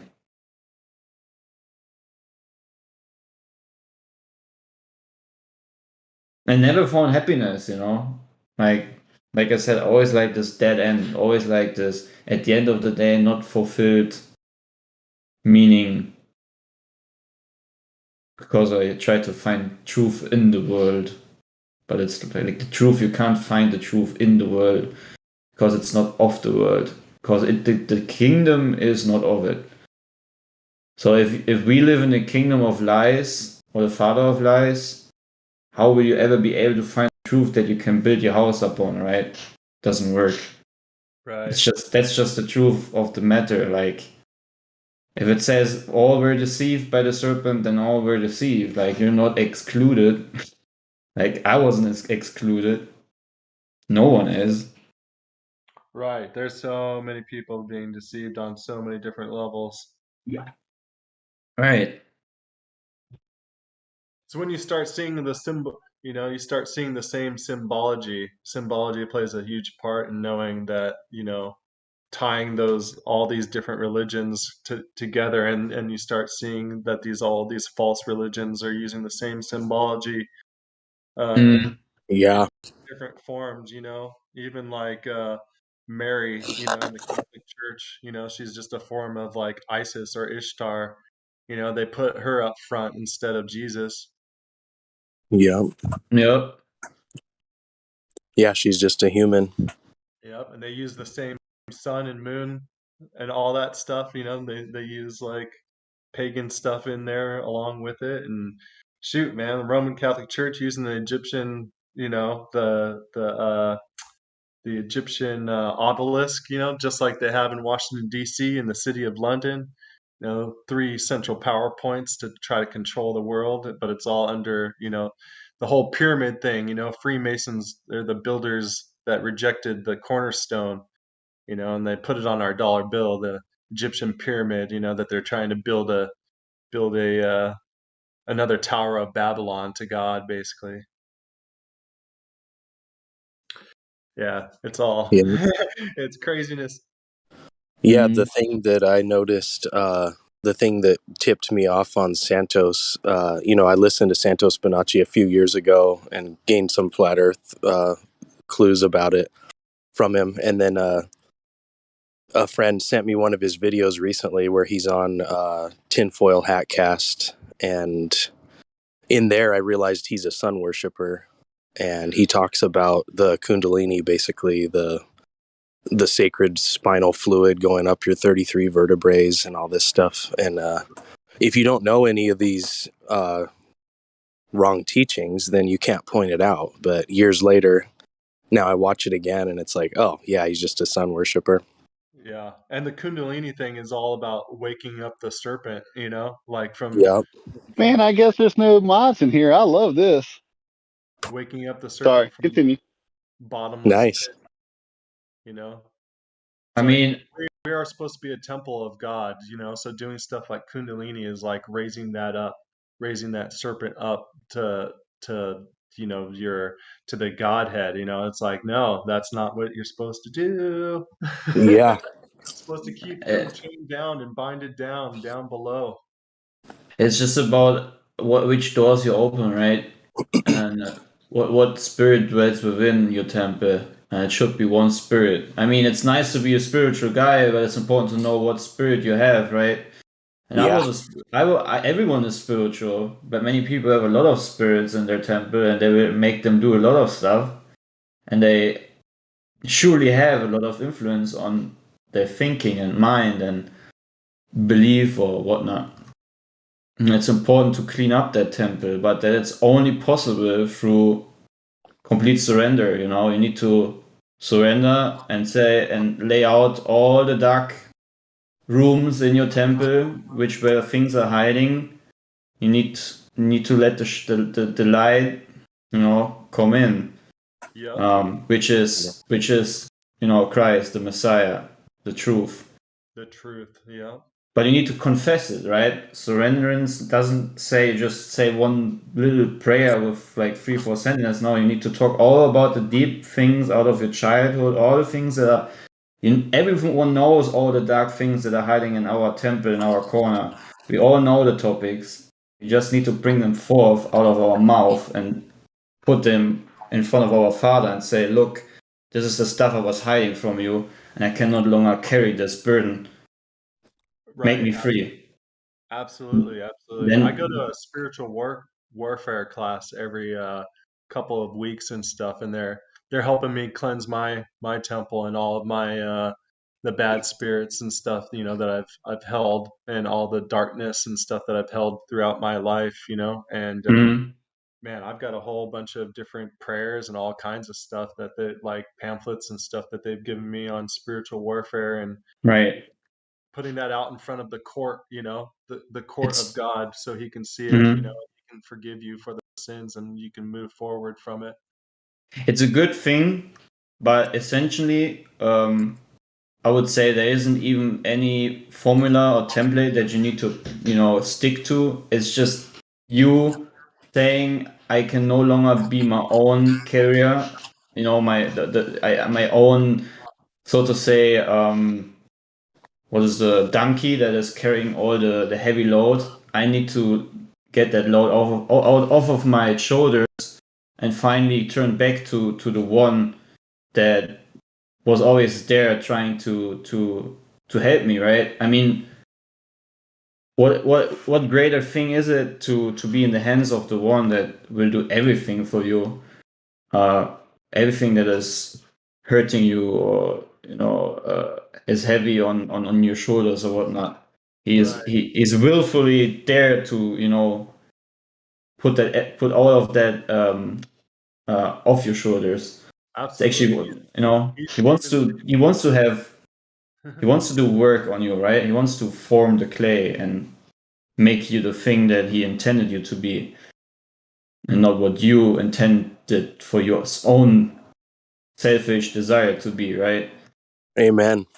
Yep, amen. Yeah, for sure. Because the clay cannot make itself into a perfect vase if it's the clay can't say I don't need the potter, so you need the potter. Otherwise, you will be just staying deformed all your life, and then you dry up. And when you dry up, then you're just maybe not even capable of getting back into a clay form anymore because you have hardened up so much that it's really hard for the potter to make something or to reach you even, Right, you've hardened your heart too much. Mm-hmm. Yeah, that's a good analogy. I like how you laid it out. Yeah, I always like to talk in what's it called, in like pictures, so to say, like our Messiah also did, right? He also loved to Parables and pictures. parables, right? That's the word. You see, that's the problem with these Globers. It's not that they're brainwashed; it's that they've hardened their hearts too much. Right. Yeah, that's true. Yeah. Yeah. I mean, if you truly love truth, you're gonna never stop seeking more truth, and eventually you're gonna end up at the one who is the truth, the way, and the life. It's just how it is. But Spiritual sickness. Yeah, I mean, I definitely feel, man, in the past year, this calling to completely change, my ways, and like you said, being molded, for to help bring that to other people, as it's given, as it's freely given, give also to other right. people freely. But we cannot force anyone, right? Because Right, if someone is drowning, you can throw out something that they can hold on to, right? But if they, decide not to because they think they can, somehow get themselves out of the pond, out of the drowning situation. I always say the one who doesn't need a savior won't get a savior, right? But if you need a savior, you're gonna find a savior. yeah, yeah. You pray and you ask and consistently, prayer for that to happen, and Right. it will happen. If you wanna think that you can keep yourself above the water without drowning, even though you already know that you're drowning, then it's your decision. No one in fact can force you. Right. Not Yep. even him can force you, right? Right. That's why he established the solar system. Pride is one of the hugest ones, man, to drop. Yes. Gotta drop it out. Yeah. But again, no one can be forced. Not even him who's above can force you to be saved. It's your choice. Yeah, and the whole thing about all the flat Earth stuff tying in is that the heliocentric, the hell-centric, it's basically making you worship the sun and put it at the center of the universe instead of the Earth that God created. Exactly. Yeah. That's the whole deal, right? And it even goes deeper than that, because it says in the scripture, it says you should not worship the sun, the moon, and the stars, and so forth. And essentially, what they do with the kids is they make them do exactly that, right? They will fall in love with the sun and the moon and the stars and everything that's going on in space. Wait, hold on a second. That seemed a little oddly specific. I mean, they're just words in a book, but in what verse does it specifically say don't worship the sun, moon, and stars? You should worship the creator that created the sun, moon, and stars. Right. Yeah, we recognize what he created, but we And don't worship it because that's paganism, right? Can I quickly say it? Who is that who created it? So it says in Deuteronomy 4:19, when you look to the heavens and see the sun and the moon and the stars, all the hosts of heaven, do not be enticed to bow down and worship what the Lord your God has appointed to all nations under heaven. Oh wait, that was the wrong translation. In King James it says, unless thou lift up thine eyes unto heaven, and when thou seest the sun and the moon and the stars, even all the host of heaven, shouldest be driven to worship them and serve them, which the Lord thy God hath divided unto all nations under the whole heaven. So, yeah, we should definitely not worship the creation. Right. So also I believe it's the second commandment. Sorry. There's also scripture. Can't remember exactly which one that says that the wandering stars disobeyed their courses with the intent to deceive mankind. So it ascribes to the stars some kind of volition. Of course, this means the planets that didn't obey what God wanted them to do, and they did it to deceive mankind on purpose. Right. I mean, But how do we know that's not just a story that man came up with, though, and wrote down on paper? That's a good question. You will certainly know it when you receive the same spirit which these people have been gifted when they were writing these texts. Like the creator himself did not like put a pencil in his hand and wrote it down. He used his very own creation, which is man, filled with the Holy Spirit, with the Spirit of truth, to be a tool in order to write down what they're experiencing and what they have been told by the divine Spirit, by the Most High, by the Father, right? Yeah, they're moved by. And when you read that living word, you will just know somehow. It's hard to explain that because, like I said, it's something spiritual. You will just know that it's true. It's just Give me a there. good example. When you're playing the guitar, when your guitar is resonating with resonance and harmonics. But to the person who doesn't play the guitar, they don't know about the resonance. How about the people that read it and don't feel that thing that you're describing? That's a really good one. I'm gonna remember that. What was the last question? Sorry.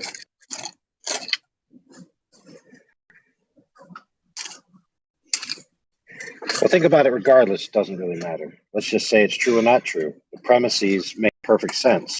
For example, if it's true, right, that a singular creator created all the sun and moon and stars, right, then looking at the sun and moon and stars and going, ooh, the sun and moon and stars, yay, and then stopping there, right, and worshiping them when there's something entropically greater than them, which is the cause of them, right, that wouldn't make any sense.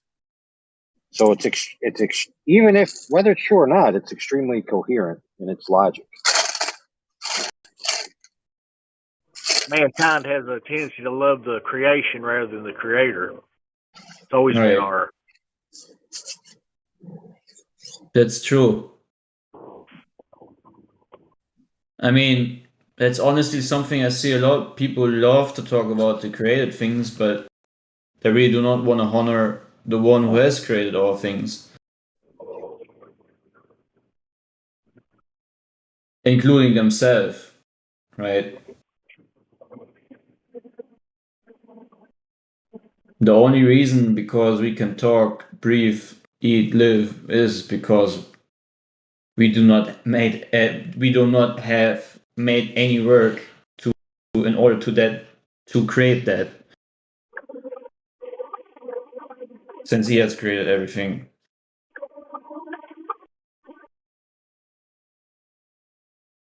So we actually do not even own our own thoughts.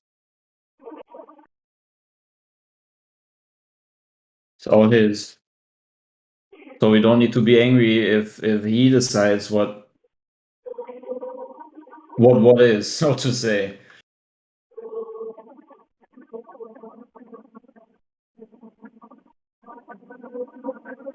I think that's also a big thing. What many people struggle with, to accept that the creator is the author of all things, and that you do not have any authority to question why many things he is doing this or that way, because on the very end of the day, the only reason why you can even think or exist is because of his grace, is because of him. Ultimately, you are just on a different position, you know. You're in the footstool, right? So I think that's really a hard pill to swallow for many, because again, we have that tendency as carnal-minded people to make ourselves the highest authority, and that's the problem a lot in the world. We can simply just do that. Sorry. Go on. Sorry, I'm talking too much. No, it's okay.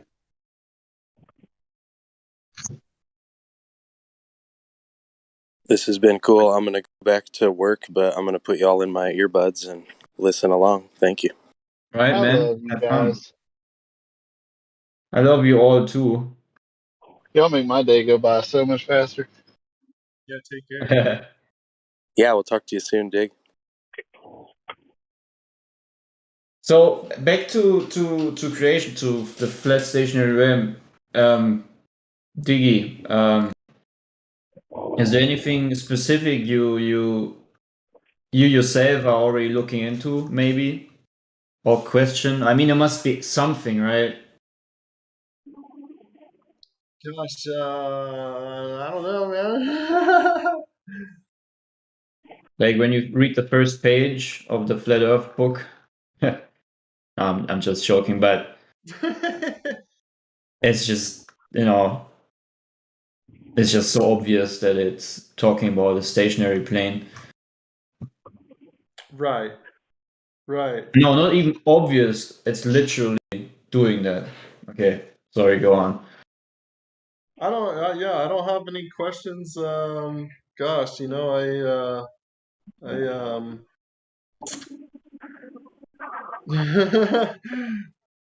I don't have any questions or anything.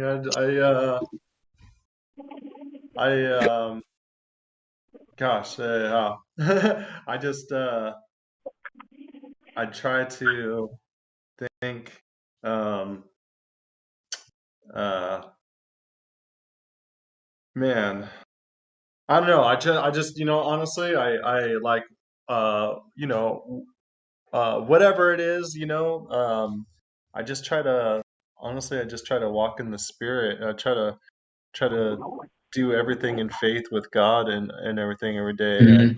I'm, and I have my problems. I still have my sins and Oh, stuff. everyone, I still live, everyone, so everyone.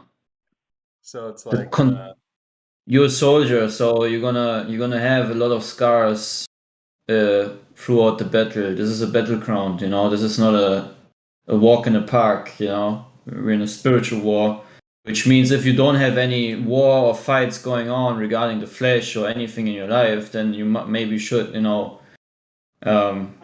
a little bit worried, because the more you're gonna try to grow closer, the more there's gonna be attacks. It's just how it is. yeah, dude, I get attacked hard, man. They've gone up. I've had spirits, I'd say the devil himself come after my heart and have actually made me palpitations with voices and all kinds of craziness. When I wake up in the morning, sometimes I just see tons of eyes when I wake up in the morning just looking at me, like in my closed eye vision. But it's Mhm. like, you know, and when I concentrate in faith on God and stuff, I can actually, I feel things physically in my body and stuff, actually happen when I'm praying and stuff. I try to focus. I really try to focus on that. For me, it's always like a vibration when I feel the spirit moving. Yeah, it's like a warm, fuzzy feeling, a very beautiful thing. Like if someone is, um, when someone is like uh, massaging your head maybe, and you get this tingle feeling all over your body. Yeah, This I get this it in kind my of way, I get it but in my from the inside. I get in my feet a lot and praying. I've actually had like zap kind of feelings, come out of my feet. When I've been praying hard and stuff, and I know it's spirits actually like fleeing, you know, Mhm. from praying and whatnot. Have It's like you the have you spirits puked? near me to like cleanse the temple and stuff when I Right. Have you also puked sometimes? puke. Did you say puke? Yeah, like I had an instance where I definitely got attacked and puked and stuff and got Mm. stuff out. Stuff happened with my ears burning, and Mm. you know, Yeah, like I said, they pokes around my body. yeah they they're hiding in every room possible within your temple. I puked for 6 days or 7 days, 6 or 7 days straight. Um, uh, every day. Like my mom was thinking something is wrong. Maybe we should go. I like we sometimes it was so strange. These puking moments where I just laid on the ground and thought maybe I should call ambulance, but then something within me said no, no, no, because I'm also high. Like I hate pharmaceutical stuff. Like I'm a big, um, I'm against all pharmakia and sorcery and so forth. It's just not my type of thing. I was born into the family gladly, to the grace of the Most High, where I already learned this since the childhood that you cannot trust doctors and pharmaceutical drugs and so forth. No, But they're simple as the two snakes going around the rod, going up the rod. right, exactly. It's like yeah, and it even talks about all the, I forgot where it is exactly, where they actually destroy all of their pharmacy books, their sorcery books that cost like 50,000 silver or something like that. I forgot what book it's in. Yeah, it gets even worse if you look into the roots of it, right? Alchemy and what they did, and what all these rituals and stuff regarding pharmakia. Just the roots that are behind these things, same as with New Age and so on. It's just, it's disgusting. Yep. Yep.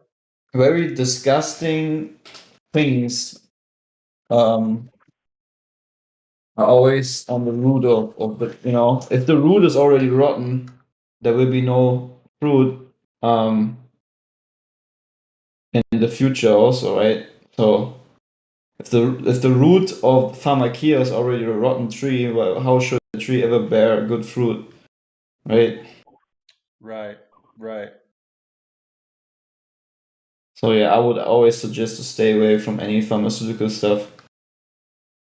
Oh yeah. I don't like I haven't gone to the doctor or taken medicine in years, you know. Like the most medicine I'll ever take is some NyQuil if I have a cold or something like that. But Yeah, you don't even need not that, to right? do that much, you know. Just try to drink some juices and then Yeah, or pray. water, drink a tea and pray. Yep. I haven't been really sick since, I don't know, actually since I'm saved. Like, let me think. The whole, the 2 years that we can't talk about this in here, but the whole 2 years that which were going on, I was not really caring a lot about protecting myself or anything because I do not believe. I still believe in nothing that happened there in these 2 years. I never had any problems with my health. Why other people freaked out. Yeah.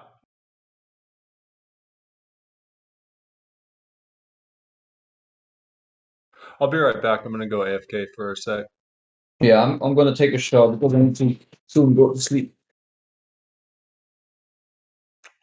Well, have a good night if I don't talk to you again, Clay.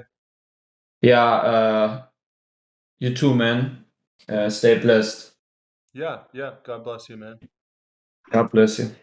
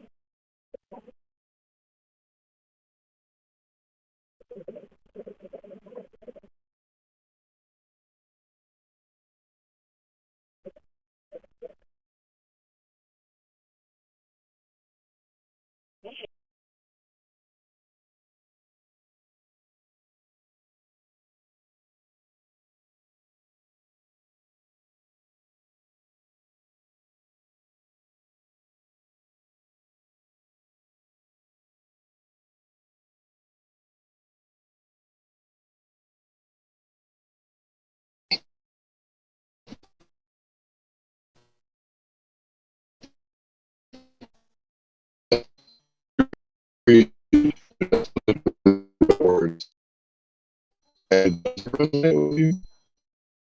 I don't know. It's almost like you're not at the right frequency or level of understanding.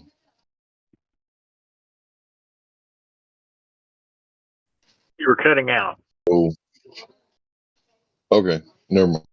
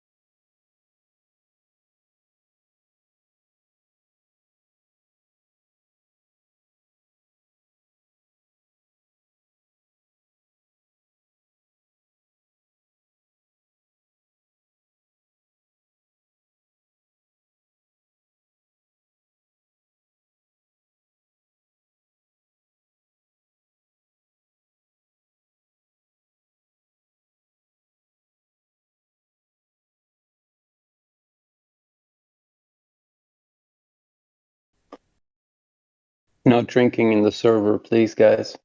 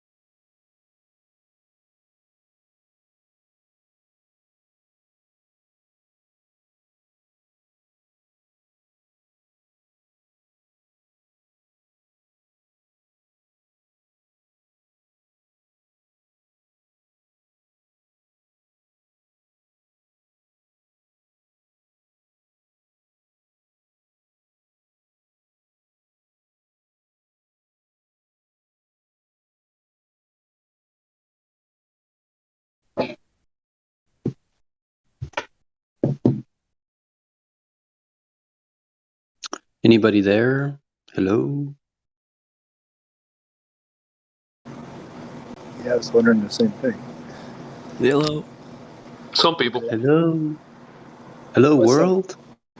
What's up, Flat Earth community?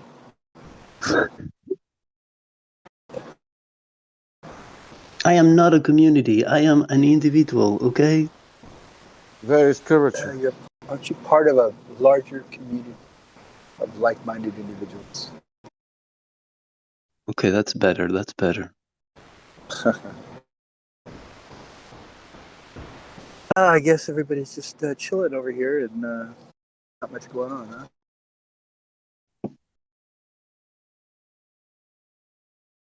We are praying. We are praying. Oh, moment of prayer. It's okay. You interrupted us, but it's fine. I'm sorry. Amen. Okay, now we can talk. Wish I had something to say. Define talk.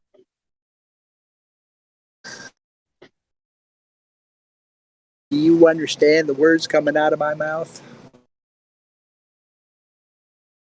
No inglés.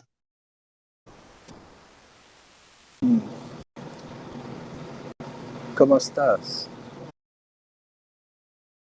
Muy bien. Come stai, mio amico? Sì. Come Yes, sta, yes. amigo? You sounded Yes. really Italian, you know? You have an Italian accent, man. Your Spanish sounds Italian. Estou muito bem. Português. That's a good meatball. Italiano, mamma mia. Mamma mia. La Cosa hai detto? terra è... Talk about stereotypes. What's up, Miguel? La What's terra up? è piatta, A me mi gusta la meatball. tutti lo sanno. Tutti lo sanno che la terra è piatta, cari miei. La tierra piatta. Sì. Poi Non so. se hai fatto osservazioni, non c'è la curva da nessuna parte. Wow. Here, I'll talk like the I can understand. evangelists on TV. They say, "Mama na hama hama na shama balababa." Čekaj malo, nećemo sad tako. Shandala hama mama. Zemlja je ravna, čoveče. Are you guys talking about the farting preacher? He's one of them, yeah. Yes, exactly. Robert Tilton.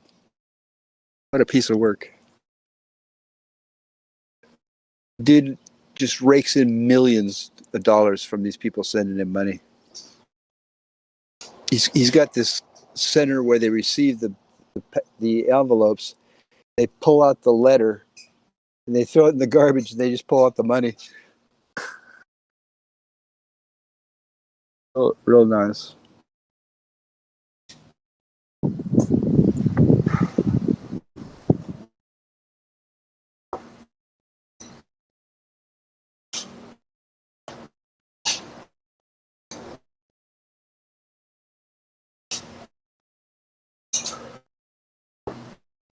And if you don't get healed, it's your fault because you didn't have enough faith.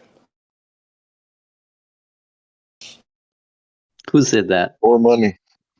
Well, that's what, if you send money to a faith healer and you come back later and say,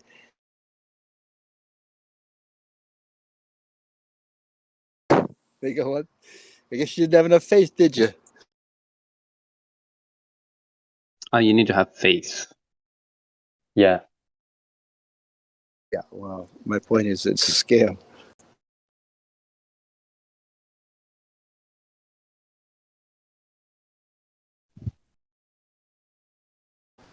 But that is a whole different topic. Well, I guess it would be nice if I could touch a garment. Nobody's got a garment exactly like thee.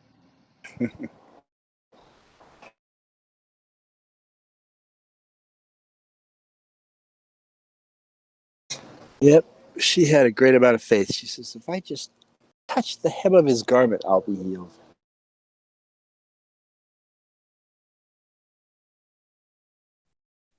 I like what his disciples said. They were like, "Bruh, we're in a mosh pit, and you're asking who touched you." I know. It's like, hey, who touched me? But dude, you're in the middle of a throng.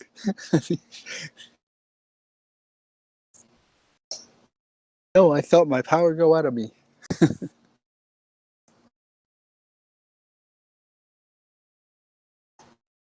Oh, yes.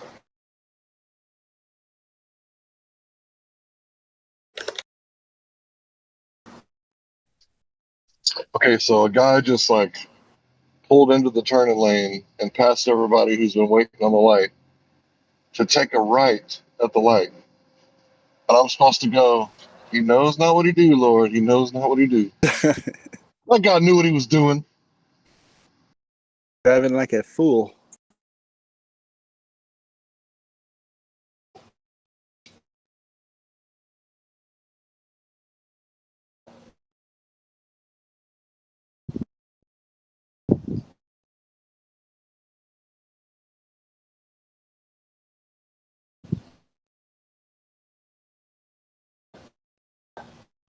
Girl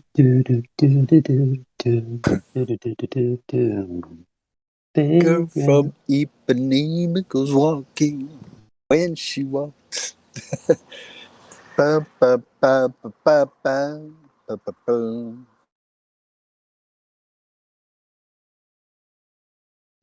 Who plays music here? I do. What you got? What you got? What you got, man? What you got? I'm a bass player. Don't play so much these days. I like to No, fiddle too around bad. with What a the. shame. What a shame. I like to fiddle around with the 6-string these days. 6-string acoustic. Where's your bass? It's in the closet. My grandpa bought it for me, so I try to keep it nice. What kind is it? It just says American. All I know is it's got dual humbucker pickups, active pickups, and when it's got a 9-volt battery in it and you tune it, you can set it in the closet for 6 months and pick it back up, and it's still tuned. Yeah. No way. Stays tuned, like no matter what. I got a.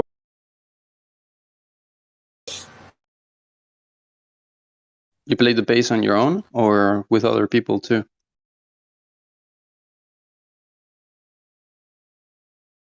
Plays in his bedroom.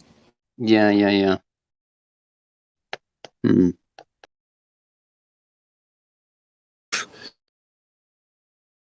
Man, it's so bright outside. It's so dark here. Man, I was just on the porch. Can't even see my screen. It's so bright out there. Why is dark during the night?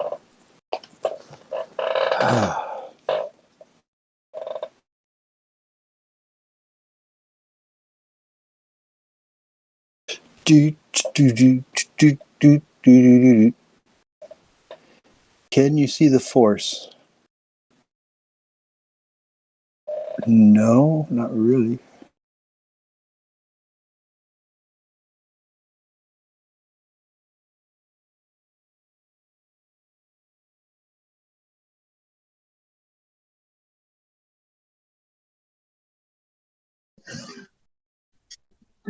Yeah, it's a good question. Why is it dark at night? Makes no sense.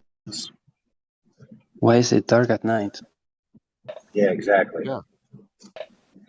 Because you need darkness for sleeping, my friend.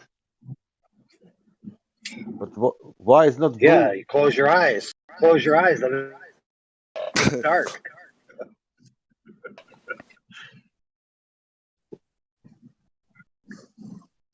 Well, a lot of Glovers come in here and say Newtonian mechanics, Newtonian gravity. But the problem is that Newton himself recognized that if his model of gravity was true, you would need an infinite universe, which means infinite stars, which means infinite light, which means no nighttime. I mean, there's stars at the nighttime. I mean, I don't get it. No, it's called Olber's paradox. It would be daylight 24 hours a day. It's amazing how we have darkness, and then we have complete brightness. It's amazing.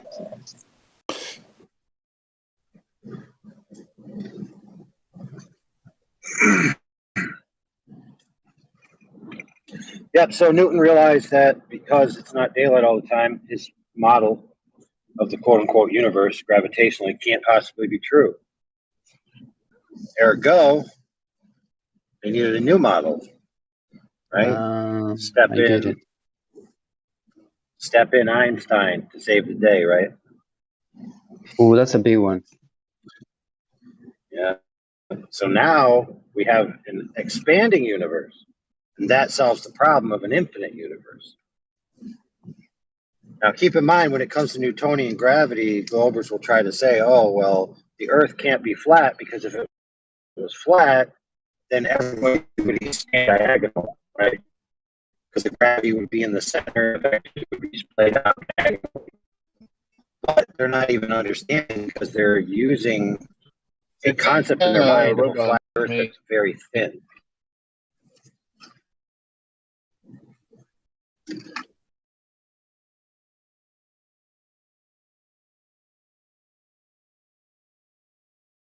Could you repeat the last part? Yeah.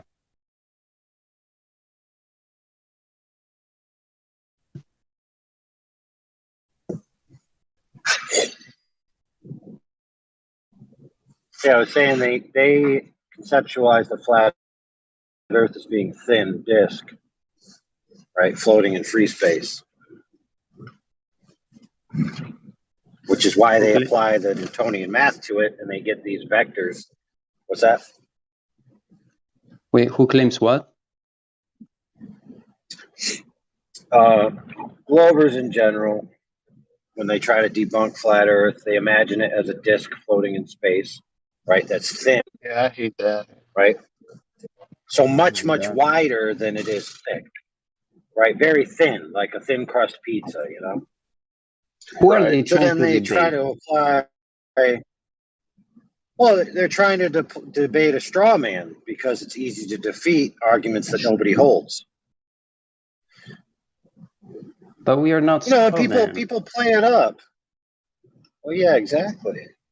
And people play it up so much so that even professionals, right, who should know better, right, they write books about flat Earth and they put the conception of the floating thin pizza disc in space, right, pretending like they're scholars and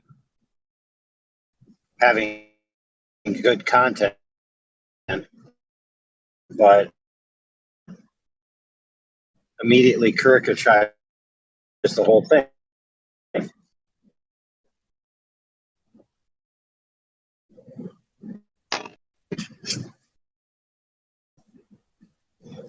Unbelievable. So why do they apply that gravity to the flat? AI, you're breaking up, bro. In that way, and then they say, "Oh, it's not going to work." But so you see, go back and forth.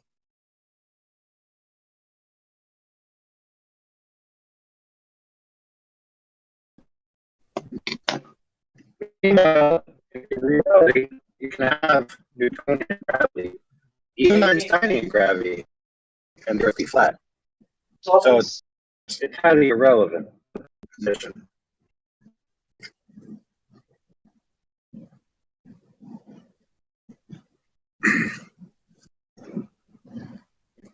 So yeah, these little things, like every time you look out into the night sky and it's dark, just remember that Newton couldn't hack it, and so Einstein had to whack it.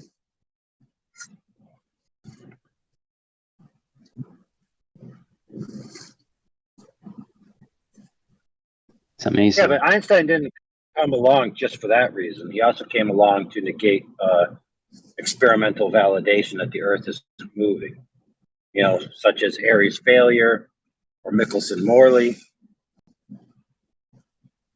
and other such tests of whether it's moving or not, all show that the Earth isn't moving in any way even close to what's necessary, right, for their model to even exist. So rather than accept that, experimentally validated results, they just made up some post hoc math to literally change the size of the apparatus.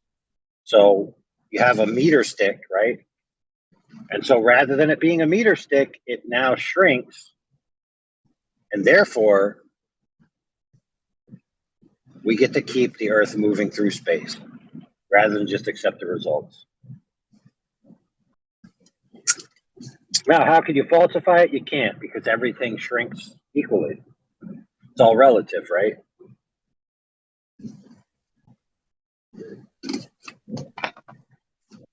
Speaking of relativity and the flat Earth pizza disc floating in space, if you're well aware of the Flat Earth Society,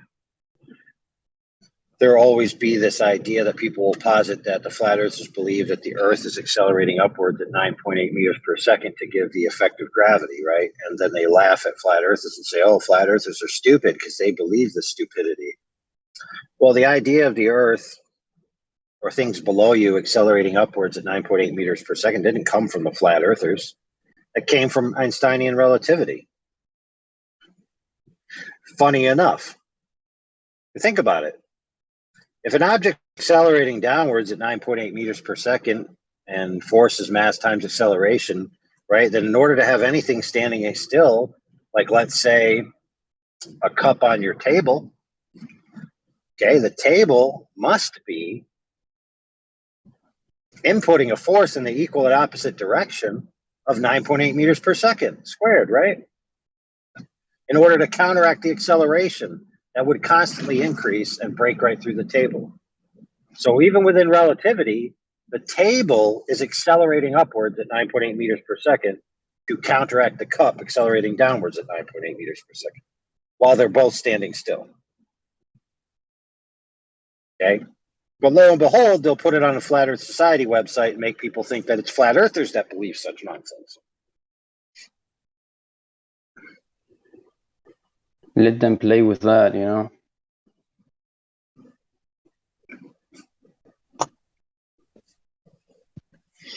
We've had Glober saying you're accelerating forwards while standing still while traveling backwards simultaneously. We see what they can't have. In their paradigm, they cannot have absolute stillness. There can be nothing that is not in motion. So the Earth itself, right, just can't be at a static point in free space. It must be moving through space in order for all their mumbo jumbo to work. Crazy, isn't it? Nothing from of this is from every angle.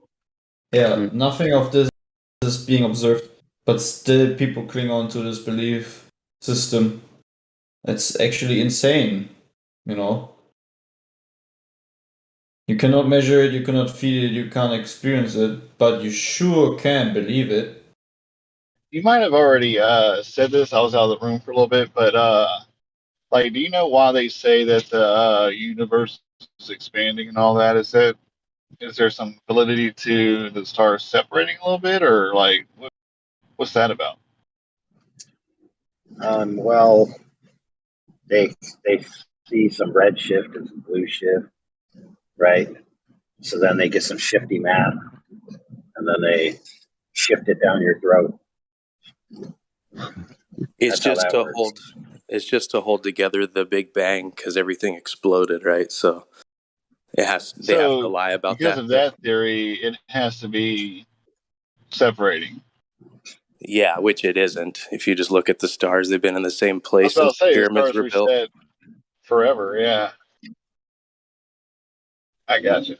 Okay, so that makes sense. And don't forget, they also need an expanding universe for their Einsteinian model to work, because Newtonian can't work unless you have an infinite universe. An infinite universe has paradoxes that easily disprove them by simple observations. So they can't have that model. So they need that other model. The problem is that the universe is actually expanding faster than it's supposed to.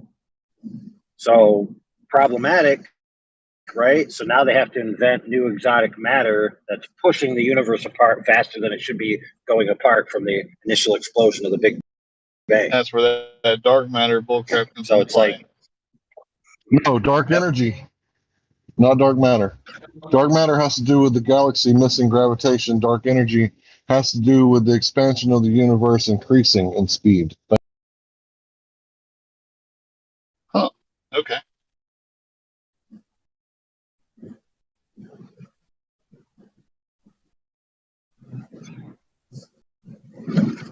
interestingly enough, I was listening to an interview.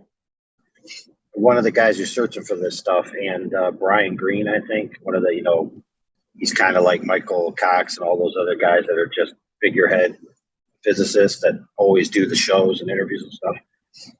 And they kept on referring to it as the dark matter. They would talk about everything as just, the table, a couch, a car. But then when it came to dark matter, every time they wouldn't just say, oh, we're looking for dark matter, and we might have found dark matter in this place. They say, we are looking for the dark matter. And I was like, dude, why every time you say dark matter, you say the in front of it? It's so weird. It's like it has an official title. It's not just any dark matter, it's the dark matter. Esquire. The mystery. This video earlier of Lawrence Krauss, he's that cheeky guy who's always, making shit up to make his model fix, to make it work. So he's like the opposite of Michio Kaku. He won't tell you the truth. So yeah, I'll put that up there just so people can hear, what the cheeky bastard's saying.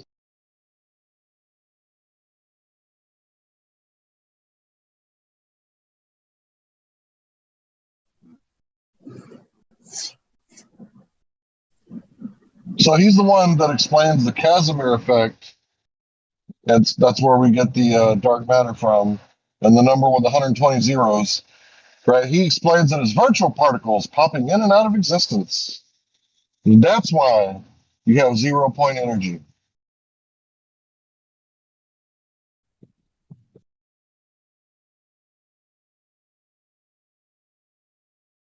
They are really smart. Dude, 0 point energy was like the Cavalier season last year.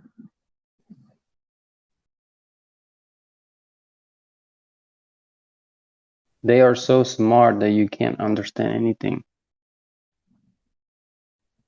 Experts at deception.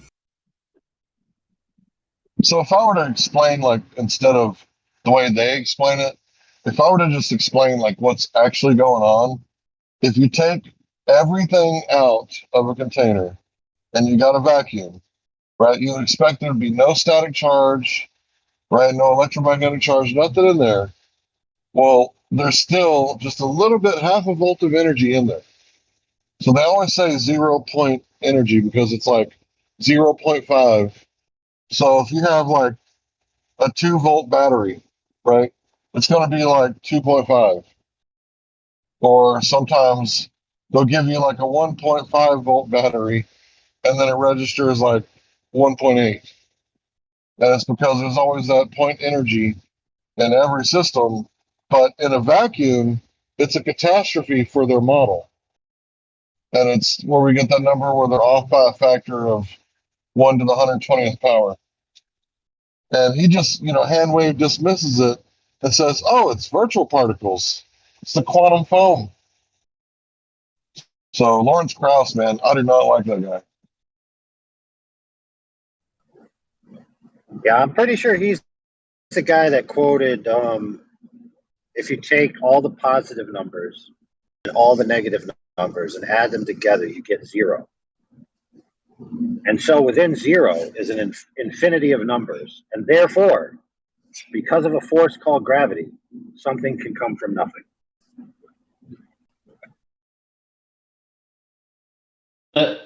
Cool story.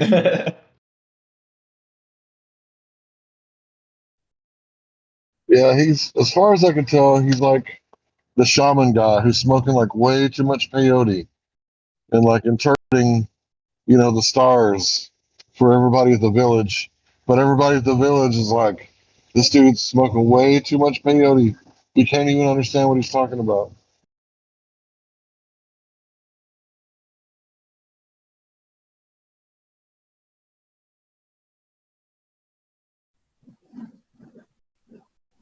I gotta go, but if Captain Dan's around, tell him he's feeding back through his mic, so he got muted, but he bailed before he could be unmuted. Imagine that nothingness can suddenly explode. So I have nothing and suddenly I have everything. Isn't that a cool story? Imagine What? You're like, lagging. what is this a video game? Can you repeat that? RoboCop.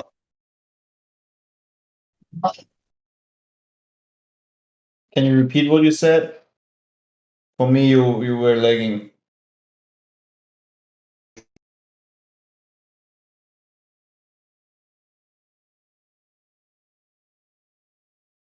Can you guys hear him?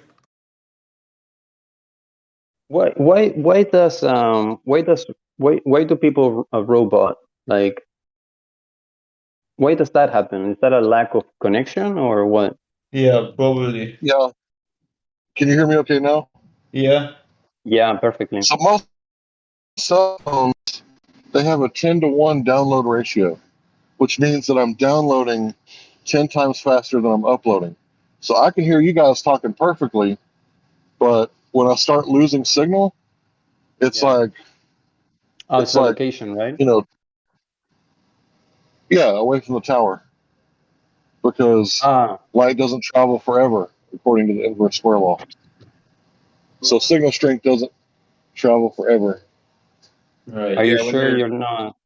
when you're driving, you're reconnecting to another tower every few minutes, and every time it does that, if you're on Discord, you start to lag like that. Are you sure you're not? Yeah. Yeah, I'm sure I'm not using a robot voice. Yeah, right now it's good. No. Maybe.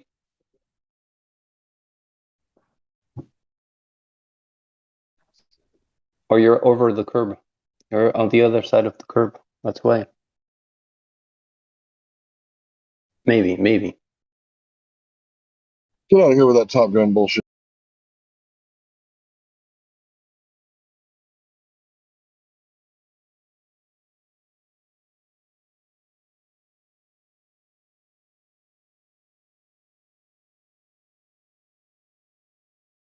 Yeah, I have an antenna. You know, one of those antennas, right? That you have.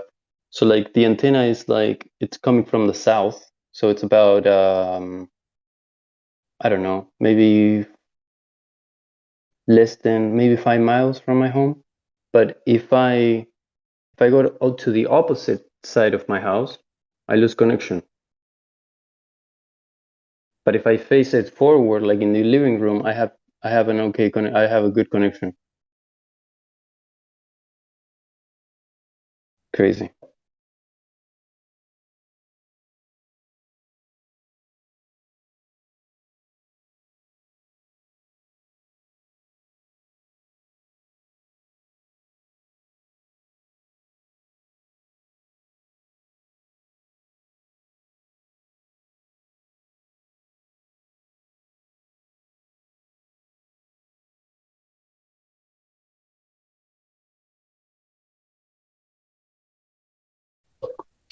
Yeah, I think the thing is that they want cell phone signals to be strong enough to where you can talk to people, but they don't want to have to pay out anything for any kind of damages they do to your body by boosting the signal so high. So I think it's like they're trying to balance it. Like in the UK, they have different cell phones than us. They have different drones than us because the amount of radiation that they can put out compared to ours is totally different. So if you compare drones that are like made at the same factory from the UK and the United States on how far they can fly, it's a huge difference. Why? How far can theirs go? Not as far as yours. I don't Yeah, think they want to fly theirs over water.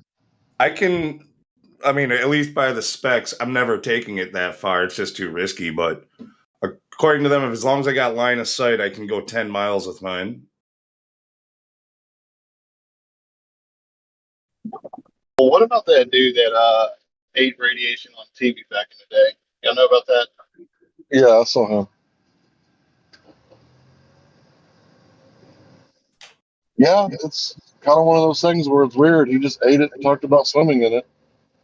And if you think about it, has the government ever told us the truth about alcohol prohibition? You know, it was about the fuel. People used to burn alcohol and run their cars out in the sticks, and they had special carburetors to run ethanol.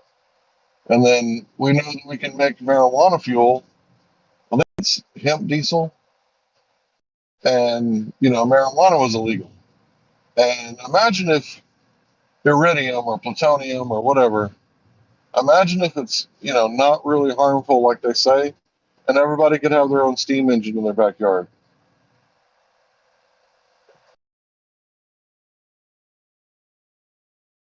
Well, actually, I have to correct. It was 10 kilometers that I can go with mine, so it's like 6 miles. Which is still a pretty long fucking way. Yeah, I would say in the UK, if they have that exact same model, their radio signal will probably take them 2-3 kilometers tops.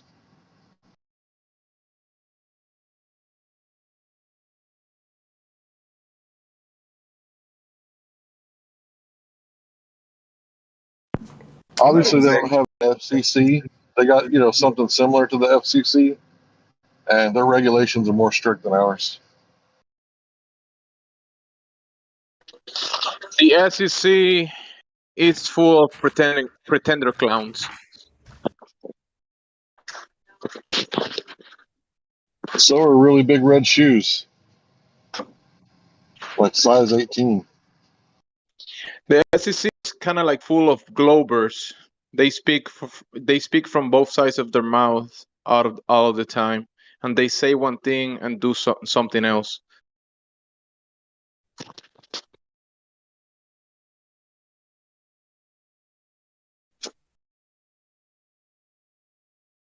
But do they speak for the trees like the Lorax?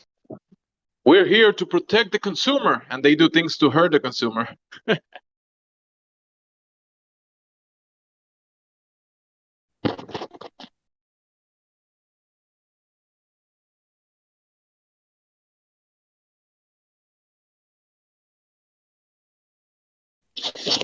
I think it's the one of the top guys in the SEC right now. He's like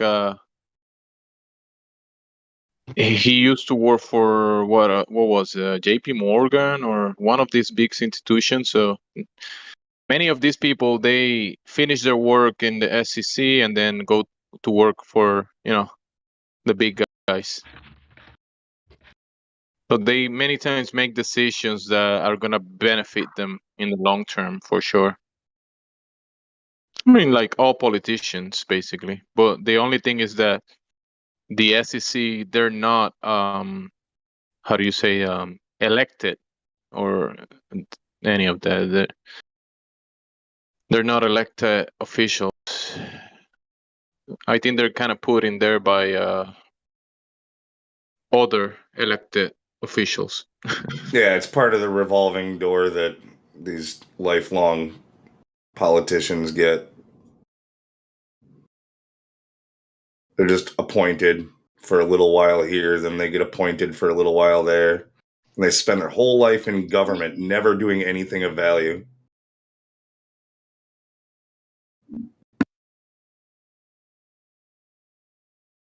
What's the relationship between politicians and government? I mean, are politicians necessary in order to run a government?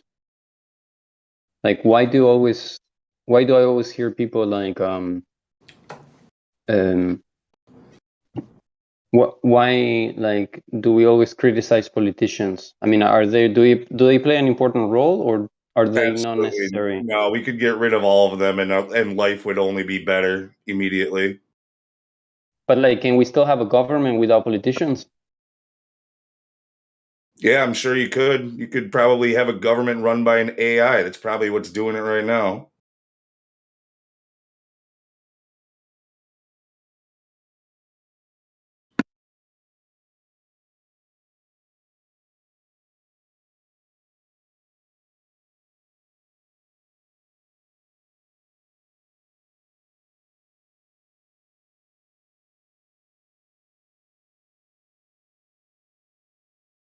You don't know if you guys know any politician that is worth listening to?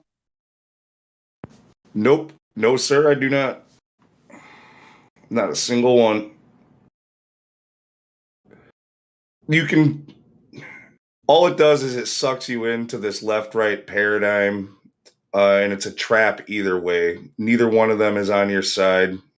They're for their big corporate buddies and their lifelong revolving door politician buddies, and they're taking their bribes and their deals, and none of it has anything to do with you ever. They don't care about you. You're just a bargaining chip for them.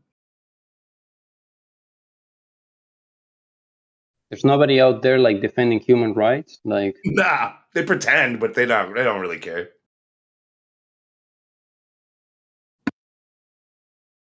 By nobody, he asked nobody. We're gonna generalize and say nobody, but we don't know all the politicians, so I don't know. Look, when it comes to like lower levels of government locally and stuff, I think a lot of people do get in there with good intentions, but it doesn't take long to corrupt. Anybody who makes it high up has long been vetted by other corrupt politicians. They're never going to put somebody in a powerful position that is going to threaten their very jobs. Okay, so it's just a brotherhood where they protect themselves. And they make more and more laws to give themselves more and more power.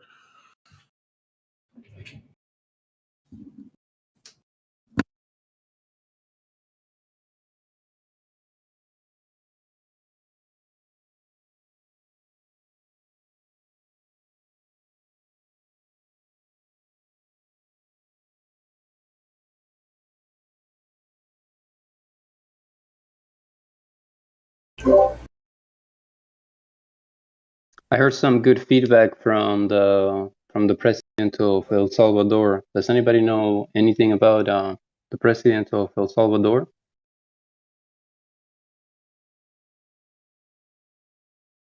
He's probably the only good one. No, I know nothing about him. There's a few of them that seem to be decent. The leader of Venezuela, he seems to be pretty cool. Syria, that dude seems to be all right, or at least pre-invasion. I don't know what he's like now, but pre-invasion, Christian, Jews, and Muslims lived there peacefully for like thousands of years. Iran hasn't attacked anybody in over like 250 years. Only their people. Well, they did shoot down a jet airliner, but the United States did the same thing like 20 years ago. So it's not like we're any better. Bro, Iran will kill you if you're a Christian.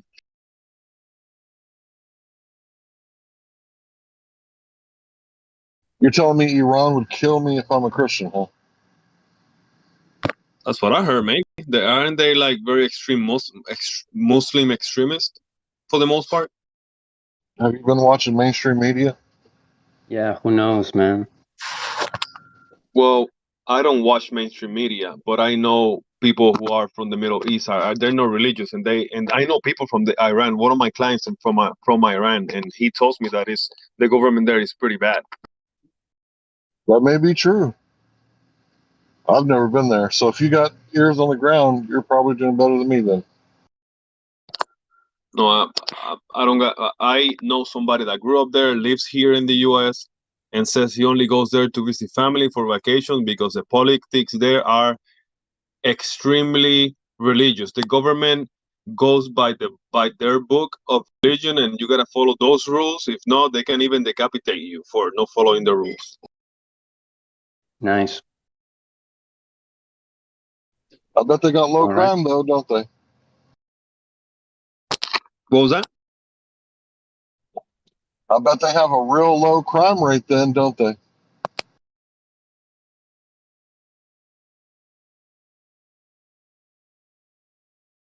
And I bet they kill people that they kill people that they don't like, even if they don't commit no crimes, because that's how corrupt some governments are, right? Like, kind of like America, where they, kill unarmed people in the streets. See, it's always the pot calling the kettle black. Yeah, it's all over the place. So I think government-sponsored genocide was the number one killer in the past 100 years. They've killed over 100 million people, and that's an estimate. We don't actually know how many they killed.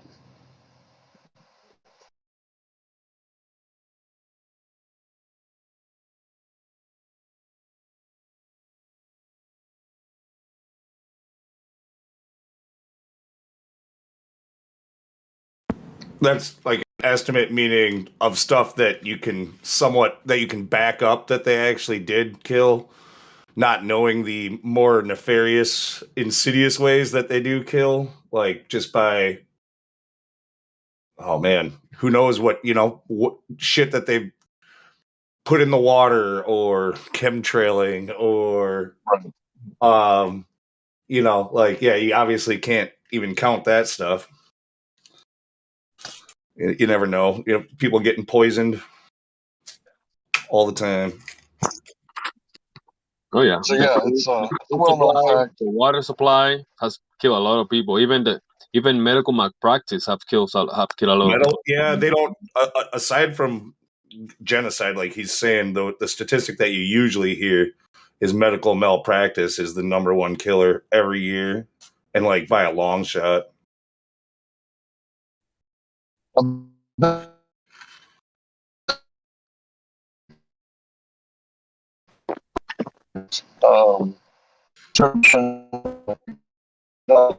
the correct time. We cannot hear you.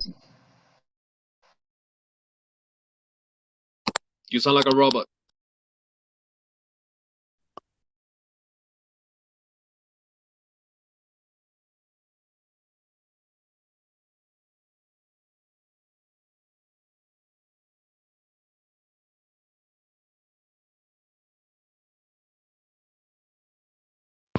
Who do you blame when big pharma, like, I don't know, when people die from pharmaceuticals, is that big pharma's kill or is that the government's kill since the both? Since the Food and Drug Administration passed it? Both. Yeah, it's a monopoly created by the government and insurance companies. Literally, it's just a circle of a bunch of companies that control the whole thing. Yeah, I'm sure the insurance companies get some of the blame there too. Some, bro, like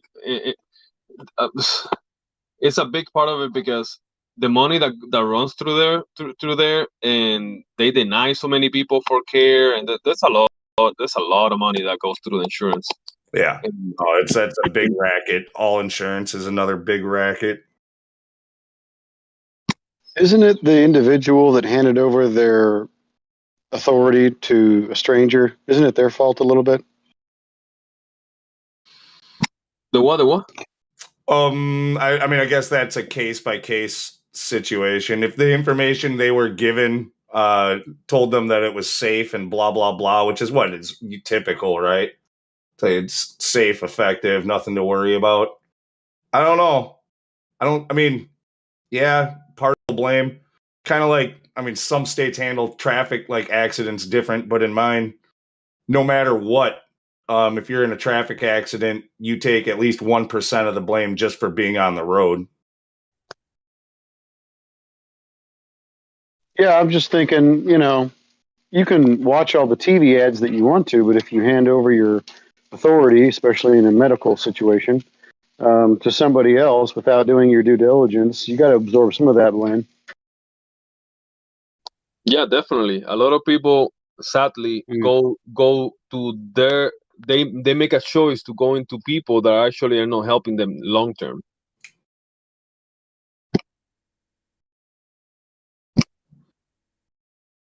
Eating bad diets, they go to McDonald's, they smoke cigarettes, and then they go to the doctor to get fixed, quote unquote fix, and give me the quick fix. Yeah, if I eat trash every day, I'm not gonna sue McDonald's because I went in there every day. Like I got to absorb some of that blame. Yeah, well, that's a little bit different though than, again, like stuff that your doctor is telling you this is going to be good for you, and like you're supposed to be able to trust that person to have your best interest in mind. You're supposed to. But how can you trust doctors when they want to do surgery and they get in their pockets per surgery? Let's say they're gonna do your knee, and to their pockets go $15,000 for fixing your knee. Yeah, no, clearly they don't. It's another one of those. Yeah, healthcare is not about curing anybody or making any people more healthy. It's a business like anything else. So it's unfortunate, really. Yeah, but that's what I'm saying. There's actually a lot of alternatives out there, and doctors. Do you guys know the story of the medical industry? How the Rockefellers they funded their bodies and the people that were prescribing um, the drug. Um, you know, they were the ones who started extracting doing synthetics and doing these new chemicals back in the turn of the century, and they did a survey for the because back in the day medicine was open market. It was competition. It was there were a lot of quacks and whatever they used to call them, and there used to be a lot of good doctors practicing different modalities of medicine, and the ones that got millions of dollars from the Rockefellers and these people were the ones that were following their quote unquote scientific whatever and their side of the equation, and they got millions of dollars, and the rest got attacked, and they created the FDA and the MAA, and they took them almost out of the map.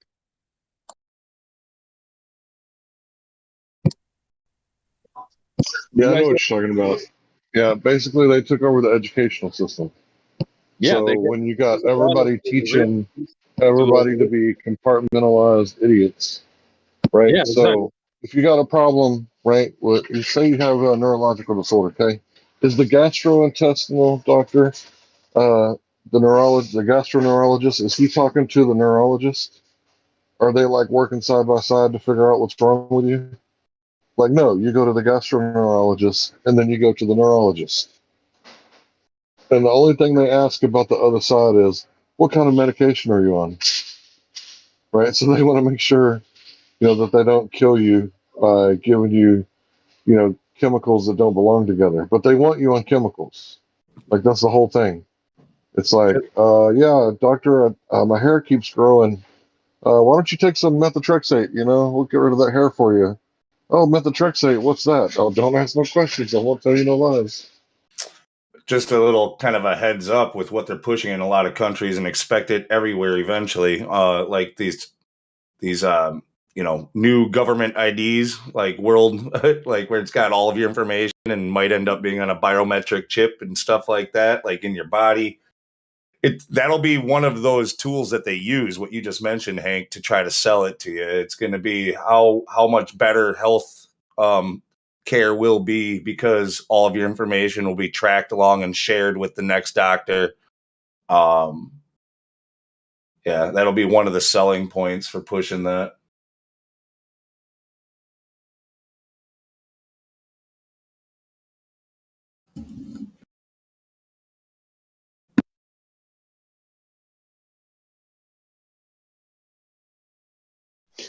Quick question, y'all. I typically listen to Helio's live stream feed, but have not seen it. Who else streams it on YouTube? Or is it no longer a live stream? He's got it on his backup Helio Skeptic channel, and then Roger's also got it going with his channel. Does Roger have a name for his channel, please? If you got it. Let me find it.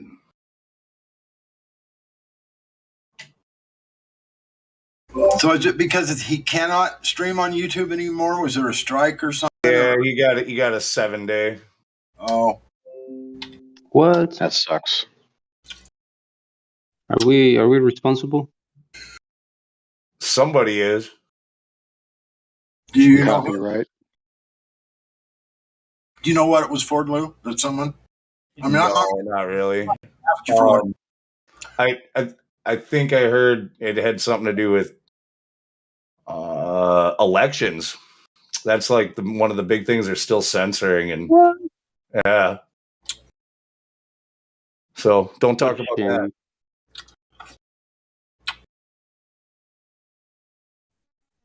Let me write it It's down. crazy, man, because So don't the talk about virtual ad cow was on and on. I'm not talking about it. I'm talking about that mad cow. She was on for a year talking about sugar dilution. You know, it's like,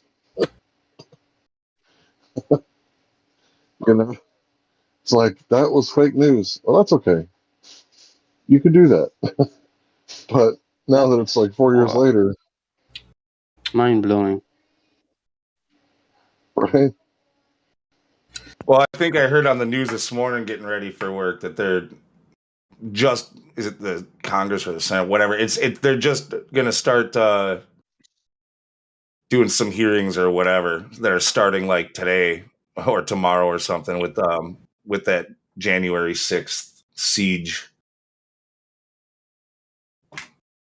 So, seeing as how that's coming up again now, makes kind of sense why they're censoring us about it now.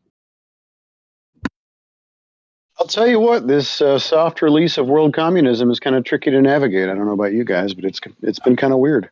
It's pretty predictable. It really is. Just at every corner, expect to get fucked over and have nothing make sense, and then it all makes sense. Well, yeah, true. It's inconvenient because I usually listen to Helio's live stream during the day, and now I can't, so got to go somewhere else. Well, I posted a link to the current state right now on Roger's channel, so you can hit that. Thanks, man. I appreciate it. Super appreciate it. You can all come in here and just kind of put yourself on mute and turn off your screen on your phone and listen.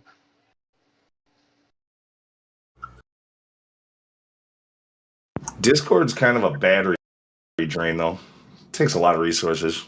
I mean, YouTube does too, but I think it's actually kills less battery if you're doing it on the go, just doing it on YouTube, especially if you've got, where you can black out the screen or whatever, like whatever their service they got. Not suggesting anybody pay Google or YouTube anything. Yeah, Google. Yeah, I agree.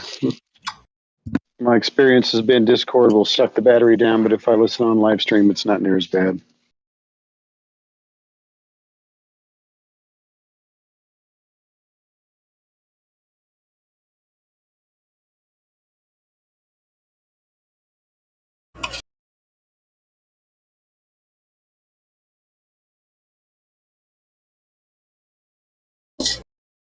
Any of you guys are content creators?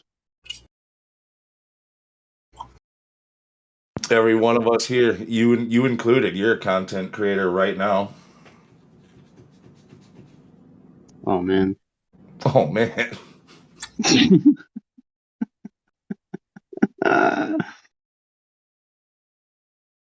Hello world.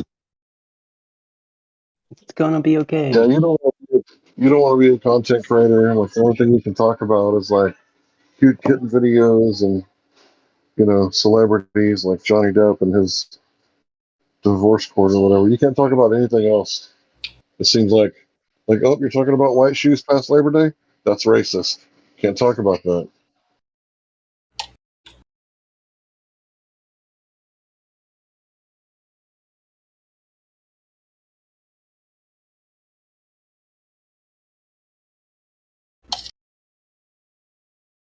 Like a little kid.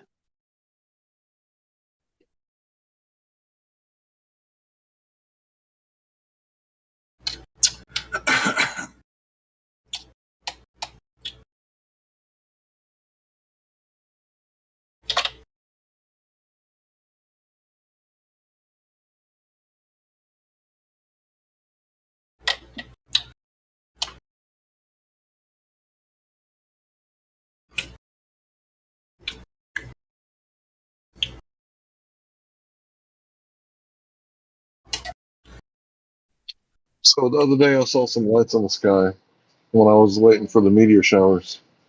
And I saw a few streaks, but I didn't catch any on camera. But I saw some other lights in the sky that were moving like really slow. So I got them on camera and I posted it on my channel. And some pasta fucker comes on there and says, like, knowing you completely 100% misunderstood what you were seeing in the sky. And all I did was took a video and wrote lights in the sky. So if I saw lights and recorded lights, have firsthand experience that they were lights, how can I misunderstand that? I didn't make a claim other than that they were lights.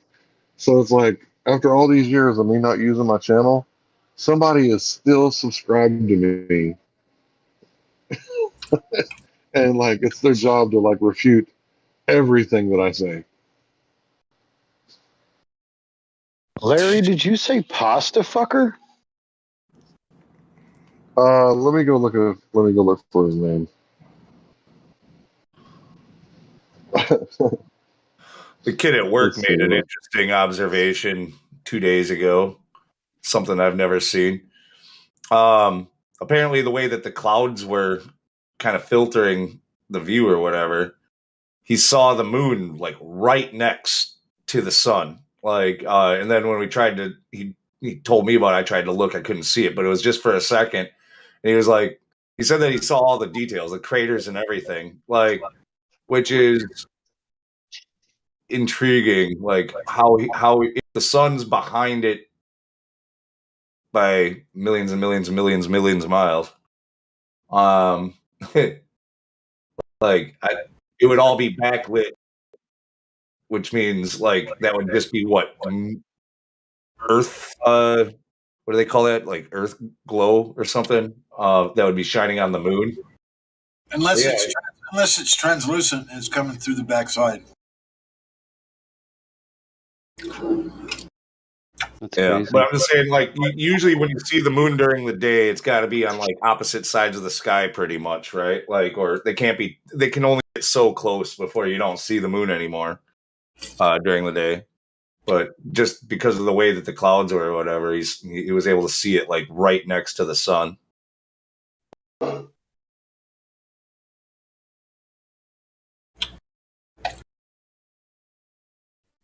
Posted a screenshot of the guy's name. The pasta eating boys. I was taking some pictures of the moon the other night, and it was just a little bit cloudy. I could post one of the photos maybe, but while I was watching it through my camera, it was on my screen, and I was looking at the screen, just centering the moon and, getting ready to click a photo.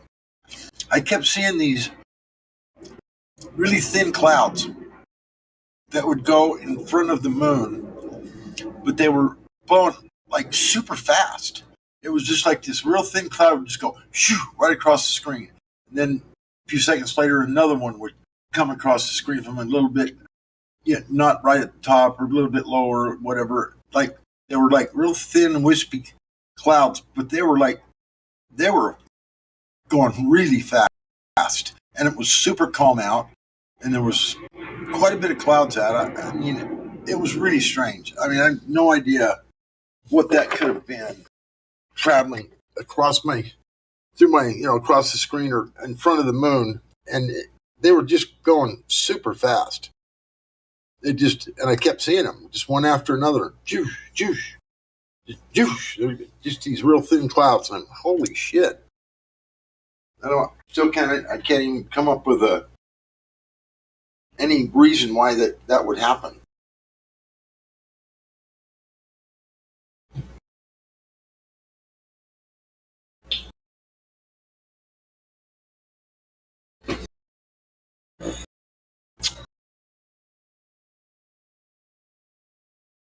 Can you make videos with your camera?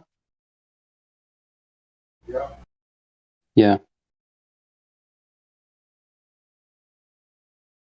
I could, but I wasn't doing it at that point in time. I didn't think of it. That would have been a good idea to have it taken video. This guy is quite strange. Yeah.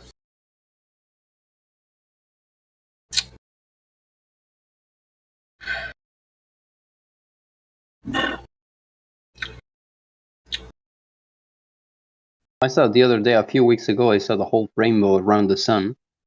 Like rainbow. You could actually see the different, like a rainbow, with the different colors all around the sun. 12 at noon. With all the colors, with the green, the purples.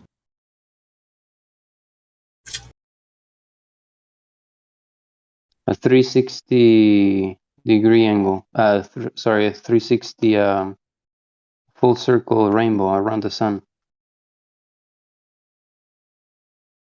Have you ever had photos show up on your screen that you didn't take on your camera?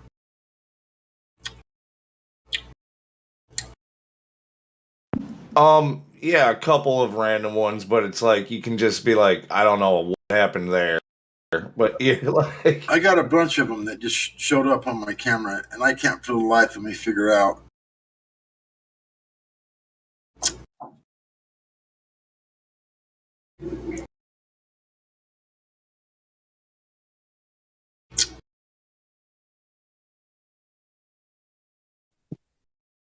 that's when the CIA broke into your house, grabbed your camera, and just started taking pictures and left it there to fuck with you. Yeah. Okie dokie.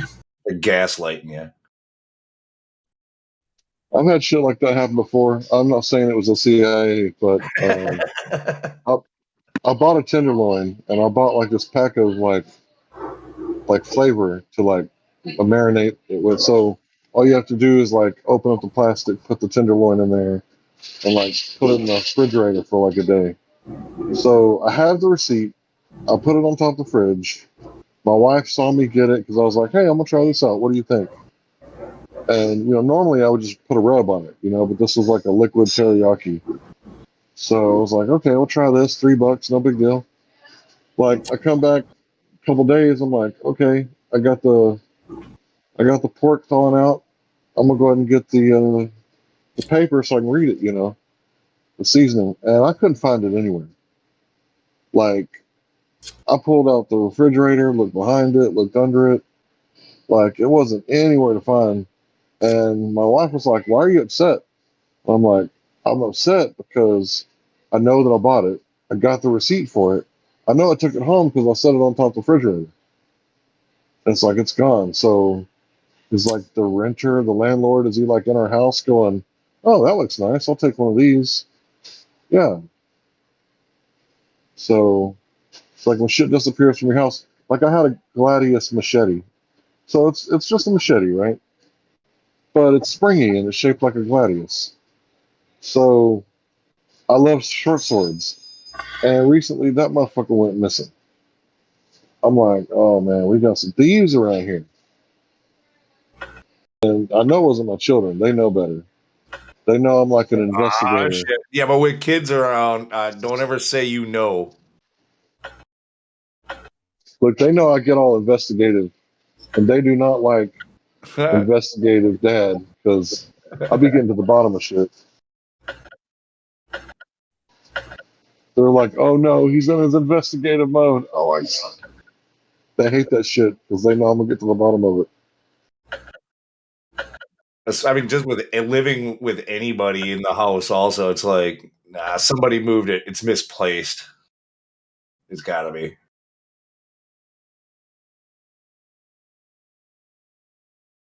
Or you might have even moved it and don't remember.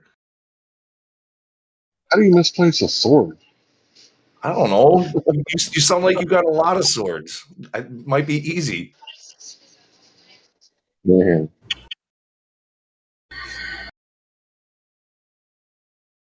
But if you do misplace it, it shouldn't be that hard to search around and find it. We tried.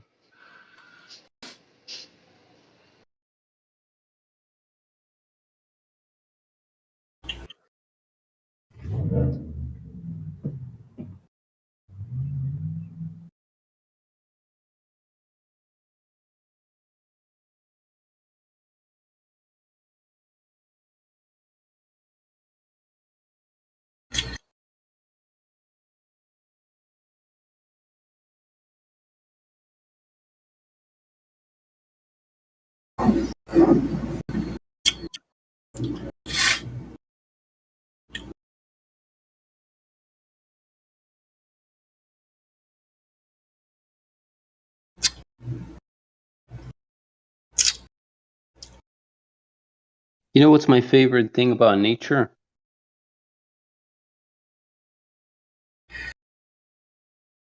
What?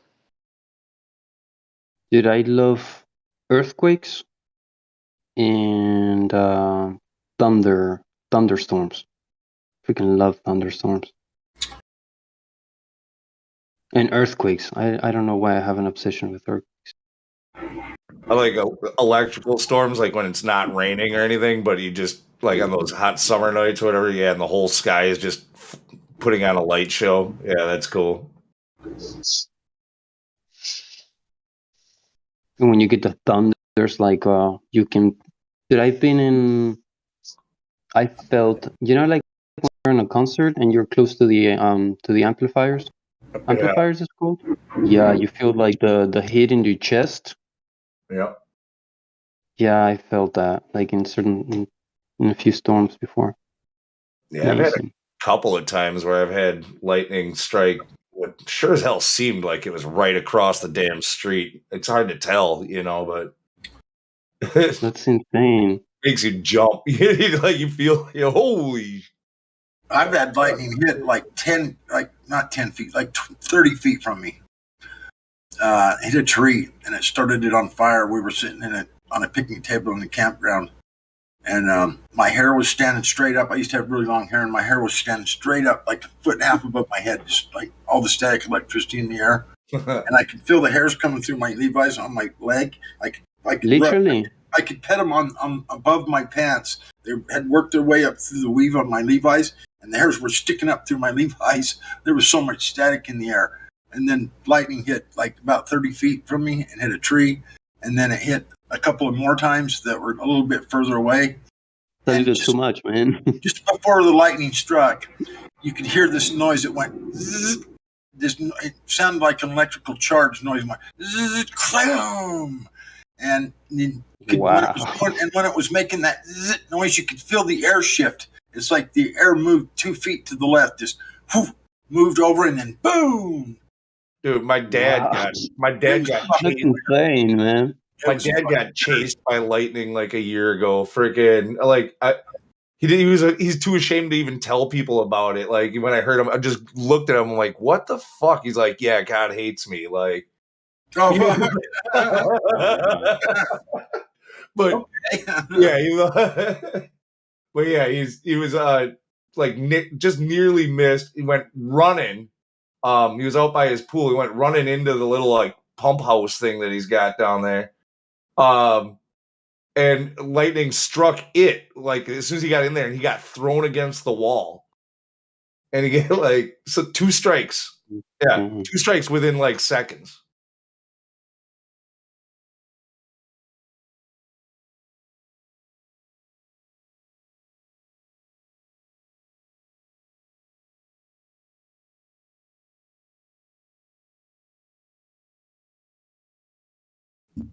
I guess it wouldn't be that bad, no? Dying from getting killed by a thunder. Oh my god. No, I bet that would hurt like a motherfucker, and it probably won't kill you. Like that's the thing. You know, it might kill you, but more than likely, it's just gonna hurt like all hell. No way. Burn it like it would be electrical burn, like, and I don't know how many volts they say a bolt of lightning is, but it's really high, and volts is what hurts. Amps is really what kills you.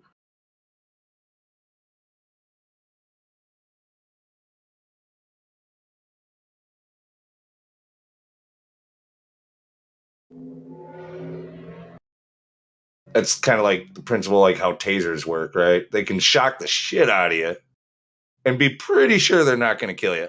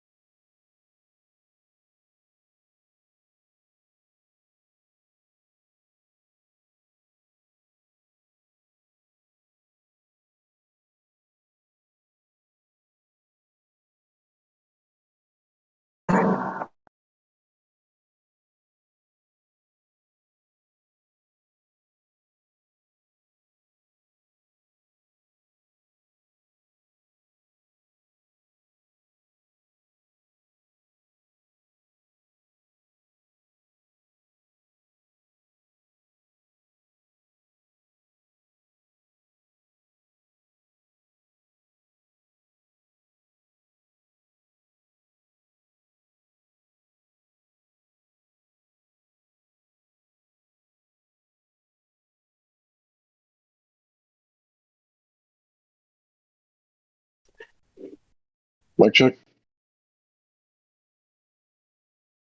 Mic check.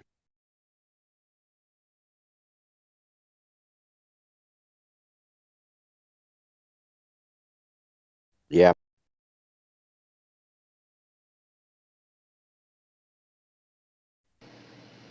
All right, I'm about to show my ignorance. So I got this landlord. I'm starting to think she's a slumlord because the faucet in my shower, it's like stuck on, and no matter how much like hand strength I put on it and sprayed it with WD-40 and unloosened the screw and tried to get some axle grease in there, I can't get it to close all the way. So I told my plumber, or I told my landlord, like on the 23rd of last month, and there's still no plumber coming and it's leaking hot water, so it's costing me electricity and water. So, like, is there a way that I can get her to pay for my next water bill or a portion of it? Because it's like heating up the room that I'm trying to cool down, and it's like using hot water, and energy costs are expensive right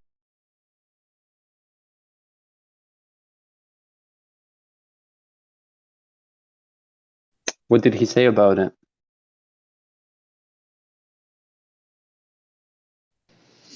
now. Oh, the usual runaround. My plumber's out of town. He'll be here tomorrow. Oh, my plumber's out of town. He'll be here tomorrow. It's like it's been like a week. Still no plumber. Oh, let me text my mom. She'll call him. It was really weird. Is her mom came to my house the other day while I wasn't there and was like, I need half of last month's rent and all of this month's rent. And my wife was like, what? Like, what do you mean? Like, you need half of last month's rent. Like, you're crazy. Get in here and fix the shower. And she got all pissed off and left. So I'm thinking maybe it's the middleman. I'm dealing with her daughter.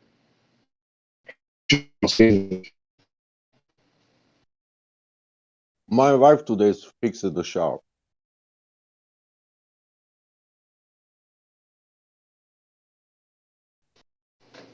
Did you say your wife would fix the shower? Yeah, she fixed the shower today. I'm glad to hear, bro. Well, I couldn't get the damn thing to come apart, and I'm not trying to rip it out because I'm the type of person, like, oh, you got a wheelbarrow? Okay, I use it and I break it. It's like, oh, you got a pulse hole jigger? I break that shit too. Like, oh, I'm gonna tighten this bolt off. Clank, rip it in half. So I got that retard strength. I'm not trying to rip nothing out the fucking wall, bro.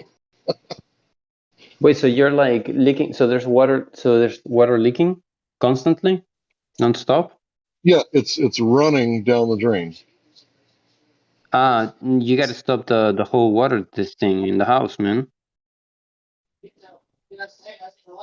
You need to destroy the house and build it. You need to build a new house.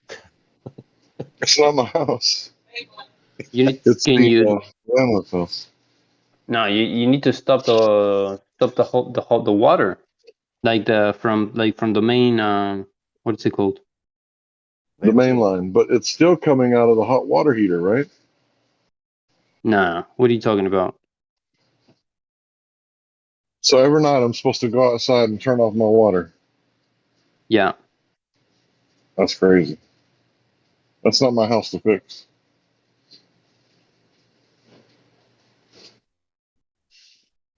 But I'm telling you, though, I am the type of person that I will rip the lug nuts right off of a car. Are you renting? Yeah, I'm renting. You're renting. Yeah. Well, that's called the landlord comes fix the fucking plumbing, bro. Come on, what? Yeah, that's what I told her, but her mom comes over and thinks that we're like a month and a half behind on rent. But I got that shit paid like electronically. I got electronic receipts. Right. You're not behind on your rent. Hell no. Bro, what are you talking about? Well, you know how much I work. Well, even if you were, even if it doesn't matter. Right. They should fix the plumbing. Doesn't matter. That's my point. I mean, I could be wrong, but Something's wrong with your plumbing, and they're not fixing it. And you're renting. Right. Is it like what's wrong with it? It's leaking. It's running hot water. It's not dripping. It's running. Running I can't get it from to where? close. From a The sink bathtub. faucet. The bathtub faucet. It's just the running down the bathtub. drain. Okay. Wow. Maybe it's only how you call. I don't know in English, but it's. Well, can't you just like go buy a new faucet, or I mean a shower? Is it a bathtub? Like a spout? Dude, I do not know how to do that.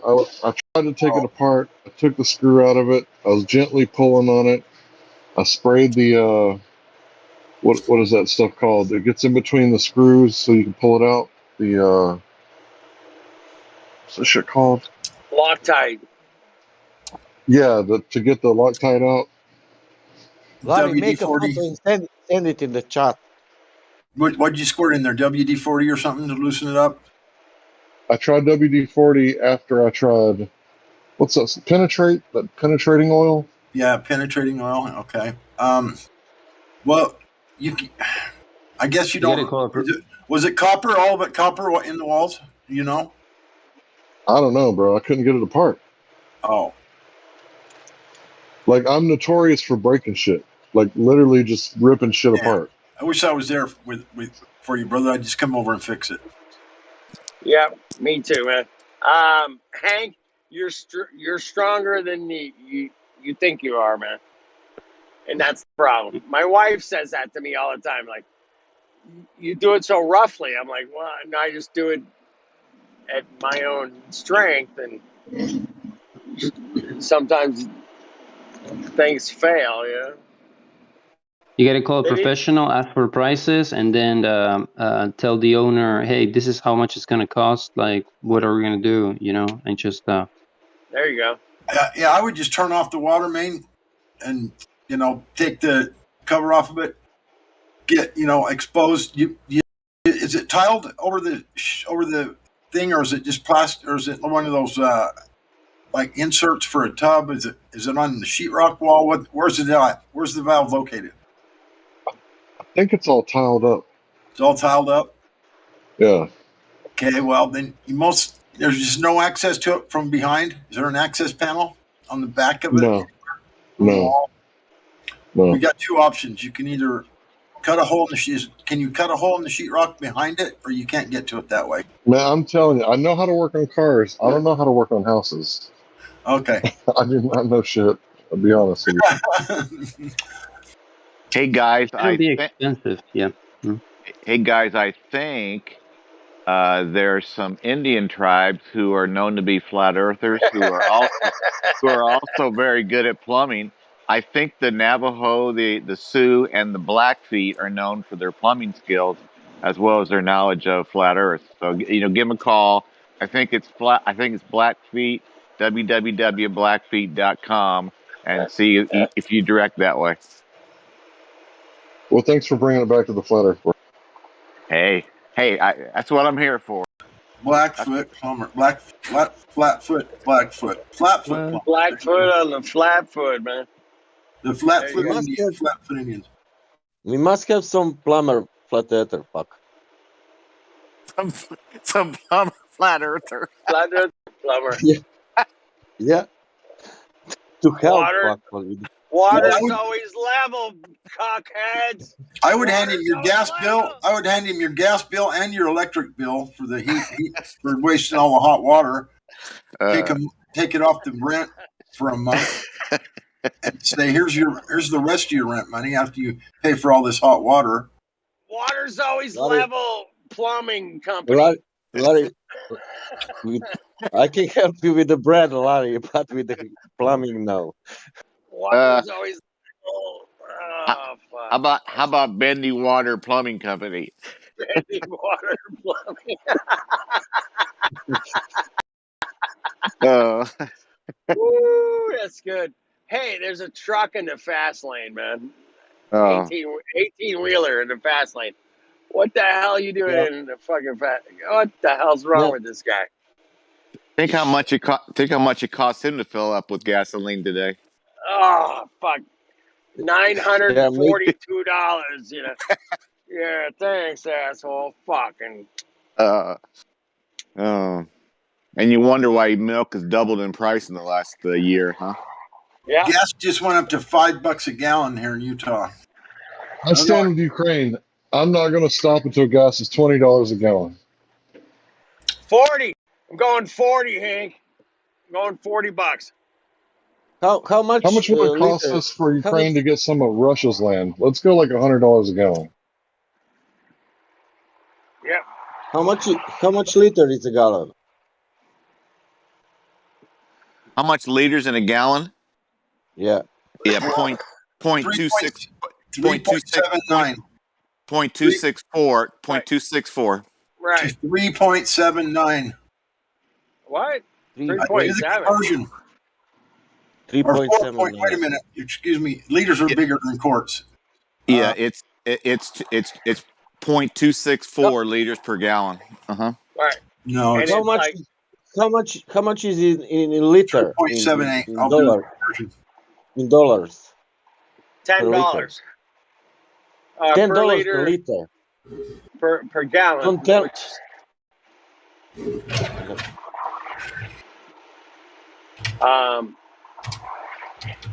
$2. like $4 a liter. Is it or $3 or $4 a liter somewhere? 3.78514 liters per gallon. It's on my screen. Conversion. Well, where did I get 0.264? I gotta look that up. I gotta look that up. I apologize. And how much is it's a gallon? $10. See, I had it memorized. I said 3.78. I was fucking close. You were close. You were close. Okay. I have Fuck, on. how much is a gallon? I want to understand. $6. I got on Google. Google's always right. 1 liter equal 0.264 U.S. liquid gallon. Right. Okay. That's Okay, 1 liter. 2.6 less than 1/4 of a gallon. About a quarter, yeah. $3.50, something like that. It's Just a put liter. in there liters per gallon. 3.78541, please. Oh yeah, 3.78 would be the proper way going the other way. Exactly. Yes. Right. Yes. Okay. We were both right.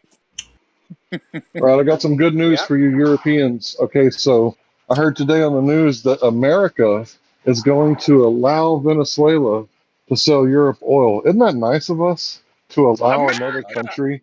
America, fuck yeah! America, fuck yeah! God bless America, land that I love. Fuck yeah! How much was gallon 1 year ago? $3. When Trump was in office, it was $2 a gallon. Now that means Fuckface is in office, it's like $4.50. $5 now. Just went up yesterday.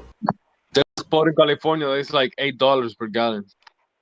$6.50. You people in California have so much money you can afford $12 a gallon. So I'm not going to cry for you until it gets there. America, fuck yeah! America, fuck yeah!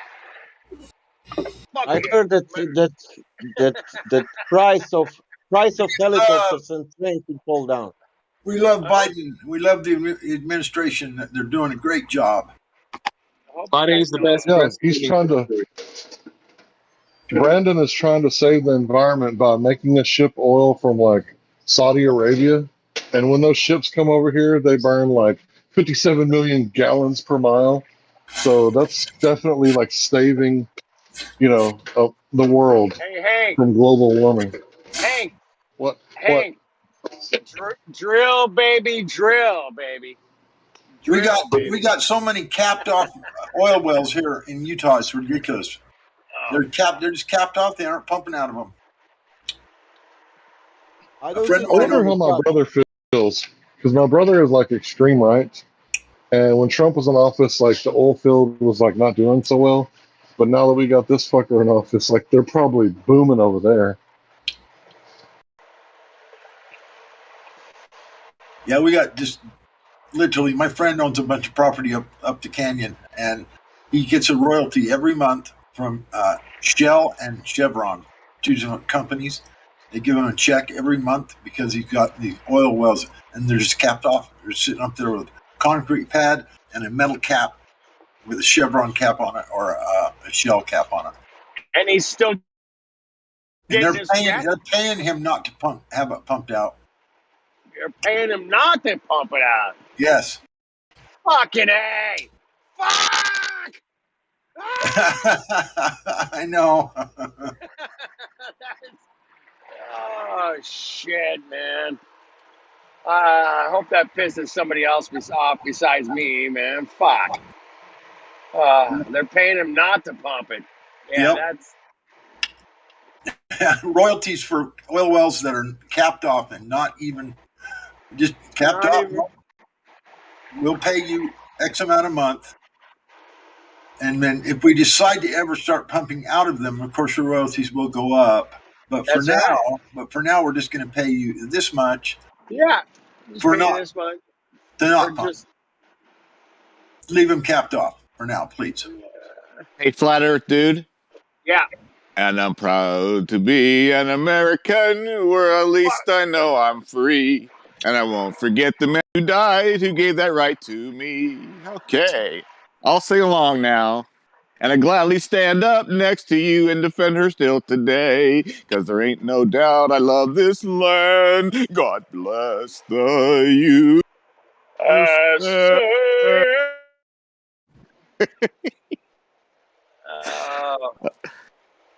What a God bless. God cock bless. world, man. Fucking God cock. bless. God bless $12 gasoline per gallon gasoline. The new Babylon, USA. I've been saying that for 3 decades. God rocking. Yeah. I've been saying that. I was like, this is modern day Rome, man. This is it. This is where we live. Yep. Babylon, here we are. Here we Yep. are. We're in fucking Babylon, man. Living lives of luxury, driving air conditioned stereo cars, man. Come on, you know. And paying out the ass to do it. Paying out the ass. Yep. Yep. But it's been a fun ride for a lot of people, man. I mean, nobody's going hungry. Not yet. Not yet. Not yet. That's the point, man. Not yet. But things are looking really weird, man. There's a lot of food production places that maybe have had some arson or some kind of industrial fire or something, man. And there's also some that have had ransomware attacks that they claim they can't operate their elevators and whatnot to deliver their products because of a ransomware attack. That's a new one that just happened. Those cocks. I made the math. I made the math. In USA, the diesel costs like a $1.5 per liter. Yes. In UK, do you know how much cost in UK? I made a count. $3. No, it's 2.4 dollars. All right, 2.4. Okay. Fucking hell. Fucking hell. Fucking A, man. Come on. In Europe, I think in Europe it's even more. Fuck. Yeah, it's more in Europe. Yes. Yes. Okay, now we need to be respectful. So are you ready? Here we go. I pledge allegiance to the flag of the United States of America and to the republic to which it stands, one nation under God, indivisible, and liberty and justice for all. Amen. Yes. Amen. Woo. So be it. Do you know that's what amen means? Is so be it. Yeah. Can we do that for Yugoslavia also, please? God bless Yugoslavia. God bless Yugoslavia, land that we love. Stand beside Yugoslavia and guide her. Thank you. It doesn't exist anymore, but thank you very much. And God bless, and so be it. Doesn't quite roll off the tongue like USA. Yugoslavia. Yugoslavia. Sounds a little The Slavic. land that I love. Stand beside her, Yugoslavia. Yeah, that's good. Do you know what that means? Slavic. It means Slavic. It means South Slavia. South Slavia, yes. Slavia. I love South Slavia, bro. That place kicks ass, man. We were peaceful till 91. And then boom. 32 years ago. Fuck yes. Damn. I need me some Yugoslavia. What do you think? I need me some Yugoslavia. That's right. I'm gonna have Yugoslavia for dinner. It's so tasty. It's amazing. You never had president like we had. Did you Never, say ever. pasties? They're Tasty. Slavic So pasties? Yugoslavia for dinner. Oh. I'm hungry. Guys are making me hungry. I thought we were going to have pasties for dinner. I was going, yippee. No. Okay, what's Man, the? if you come to eat, You know what a pasty is, right? Yeah, like a Danish or whatever. Like No, it's what strippers wear over their nipples. oh, pasties. What's the most famous meal that comes out of Yugoslavia? Is there like a famous dinner or meal that comes out of Yugoslavia? Goulash. No, let's say that that's Bosnian, but it's. Can I say? It's Bosnian, but it's Yugoslavian. It's called Čevapčići. Čevapčići? Yep. That it's like goulash. It's a mixed, no mixed. How you call beef mince? Mince. Yes. Beef brains. Beef yeah, stomach. and it's like a small pieces, like a kebab, small kebabs. Pieces of meat. Yummy.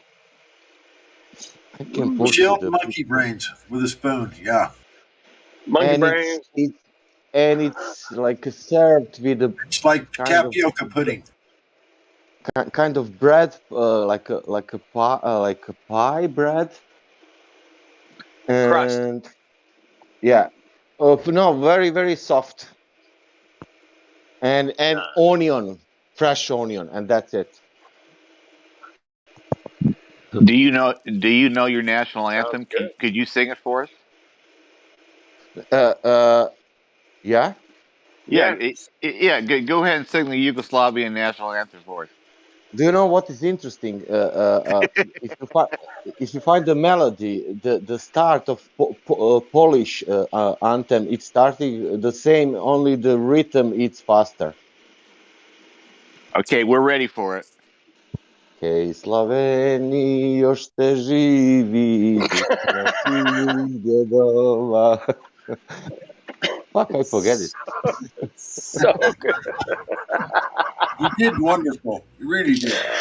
Oh, shit. Slavenski živeće šjojkoma, zalut prijeti ponor pakla, zalut vatra groma.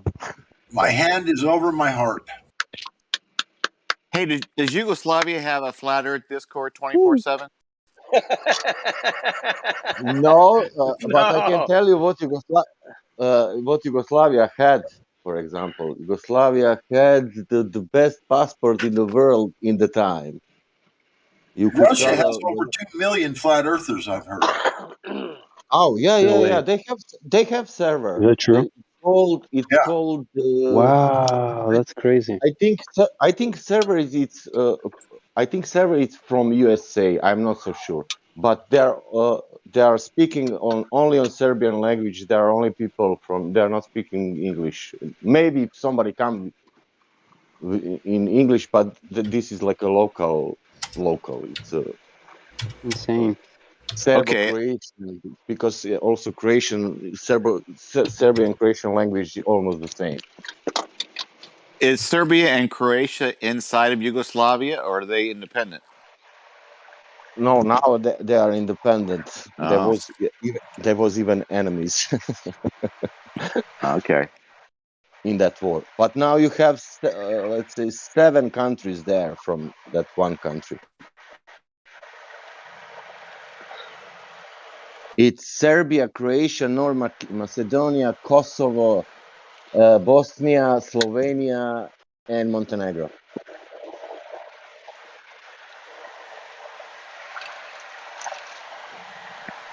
And that makes up modern day Yugoslavia, or that's entirely different. Yeah, that was all of them. That was one country. Now it's Okay. 7 countries, and they're all small. We got Yugoslavia was like a little bit bigger than UK. We got a political lesson, a geography lesson, and we got a song. I like it. I like it. Oh, do you want to know? Do you want to know how was the system inside of that? Because we were living in, let's say, in that time you were calling us communists. Commie bastards. I wasn't calling you communist. I wasn't. I mean, not me. I mean, if you make a claim, you gotta back it up. No. I'm saying mainstream. I'm saying mainstream West. Okay. Mainstream. Yes. I mean, flat earthers weren't calling you commies. No, commie bastards. That was the term I always heard growing up. The commie bastards. I'm like, oh. Honestly, I was identifying myself like a communist without any problem, and that I was proud of that. Yeah, hell yeah. Yeah. Wow. Yeah. But I never believed, and I know that communism never existed in this world ever. Right. Only people That's only right. call it that communism, but that was some kind of bureaucratic socialism. I don't know even how to, some kind of socialism, but I don't know the name. I know it depends where socialism, because we had some different socialism from other Eastern countries' socialism, Hey, are there any communist flat earthers in Yugoslavia? I mean, did you know of anybody that was a commie that believed in flat Earth? Yeah. I don't know what you mean. What is communist for you? Oh, I don't know. It's hard to say. I mean, here in the USA, we always think of Cuba as being communist, and we always hear about the Iron Curtain, that Stalin, brought over after World War II, and the satellite states. So it's kind of hard because I never lived under communism, so it's kind of hard for me to say. Okay, so communism is where For me, it's the like state has the means to production. Go ahead, bro. Yes. Yeah.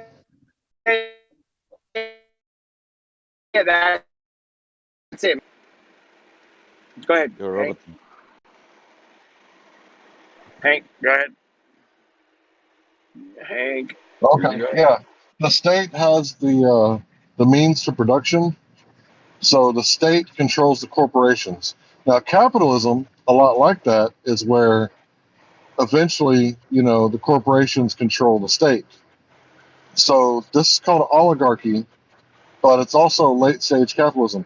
So the way that capitalism is supposed to work, because we're not under a free market. This is not free market capitalism. I'm sure most of you know that. This is like a oligopoly capitalism, to where the oligarchy isn't a singular noun; it's a plural noun. So big pharma, big oil, you know what I'm talking about. They are just about absolutely 100% in complete control of the government. Big globe Earth, NASA. Yeah, you got it. So what we're looking at is the opposite side of the coin. Both are deadly doctrines, but this one is the least deadly. The first one, communism, they throw out God, right? And they betray God. And then capitalism, they betray man. And how they do that in capitalism is they sell out their neighbors for cheaper labor from across the border. Right. So neither one of them are perfect, but like I said, I'm a lot happier under capitalism.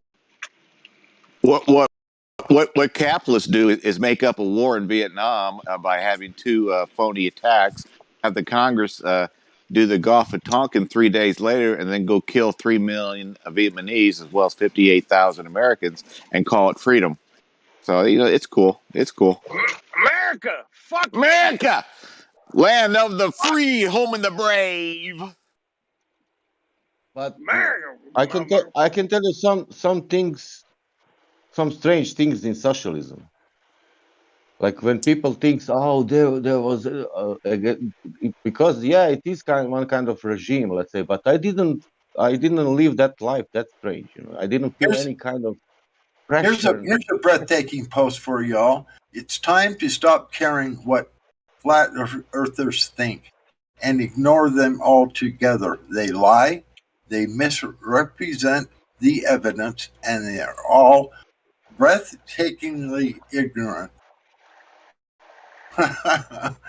This is from Rusty Walker. I heard that about Flat Earth, dude. I heard that.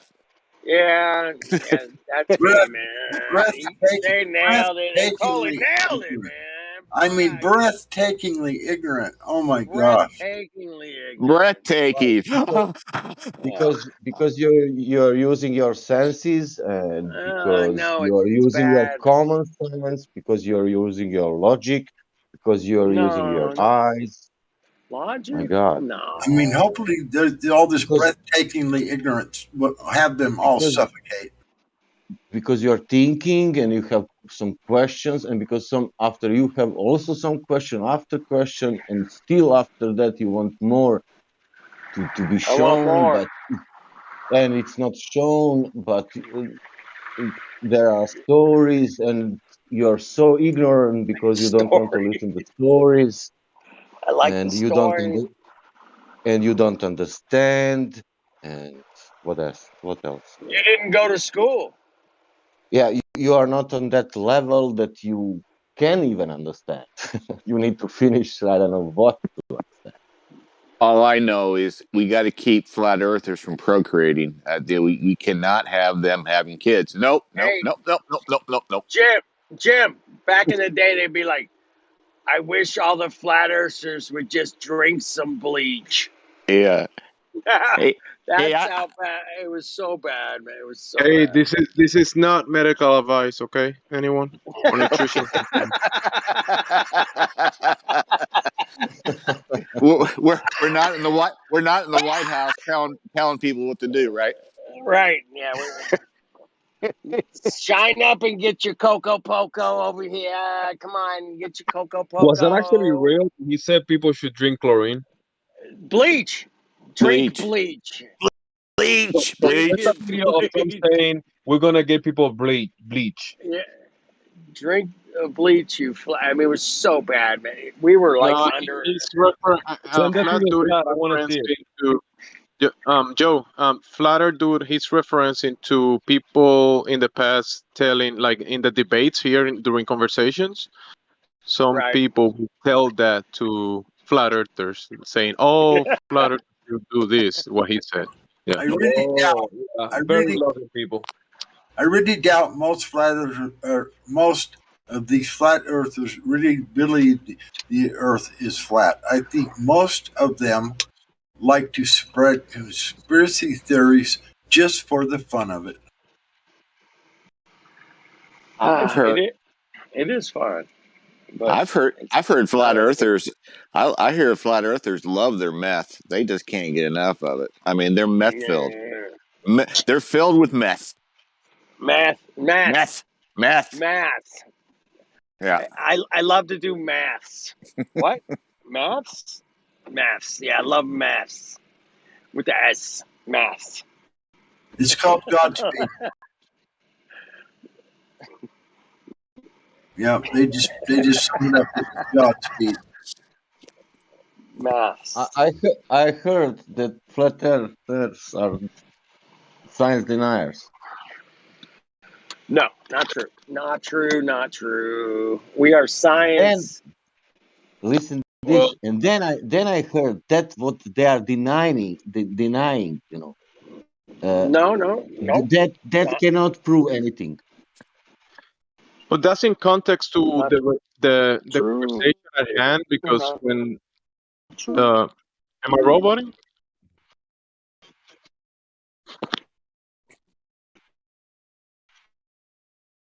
Now you're not speaking. Yeah, you're good. You're good.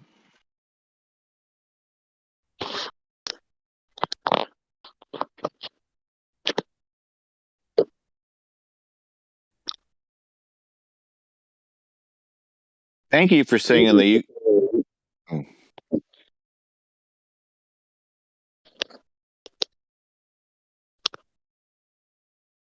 Nah.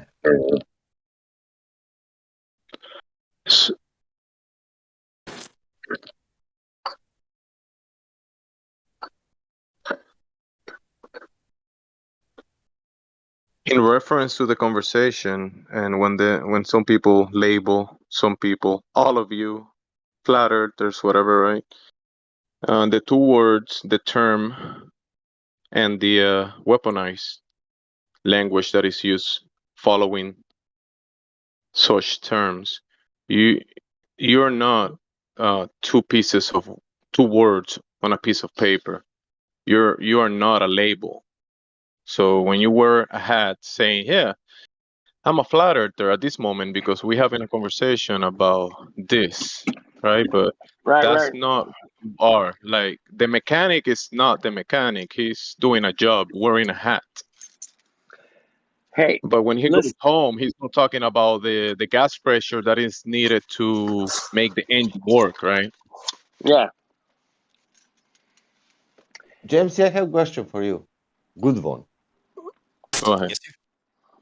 In which country sea level it's called different name? Globe country. No, I didn't say about Earth. In which country? It's for sea level. It's another name. I don't know. Whatever. Hey, I'm gonna hit you guys with this, man. Then I gotta go. But hey, I'm a non-ball believer. Of course. A non-ball believer. That's Non-ball enough. believer. Yeah, you All don't right. participate on the religion of the globe. You don't Right. agree with the church No. sentiment. The ground you're spinning, the ground you're standing on is curving and spinning and It's a uncontained. You don't subscribe to non-believer. A non-believer. I'm a non-believer. that. Yeah, because you know that it's not. You know it's an impossible. It's impossible. So I'm a non-believer. Believer. All right, I'll leave you guys to that. I will make now. Next time we get a concaver, can we call him a non-binary You guys have earther? Yeah, that's a good one triggering.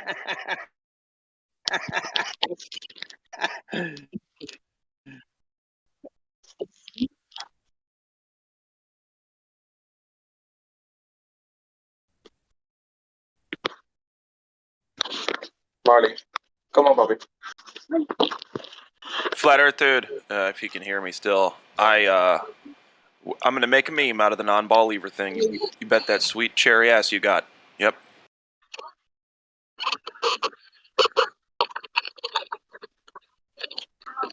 Also, Jemsy, I can hear you eating a popsicle, and I don't want to envision that anymore.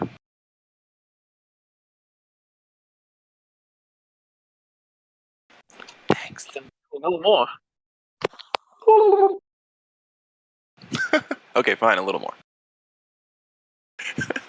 Just kidding.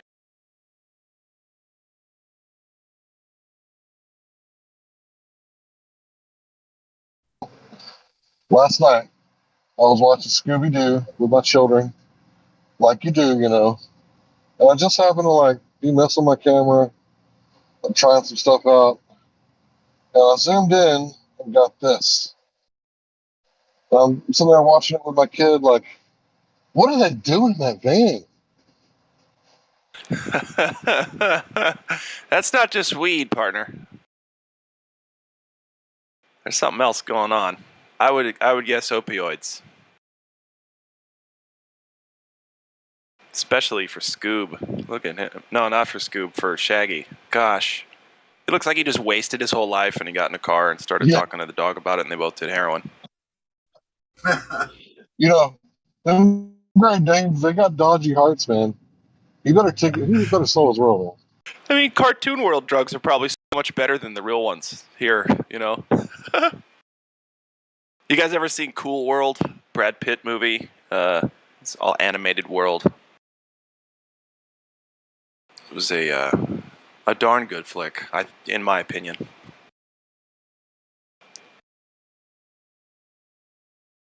And that's all I got.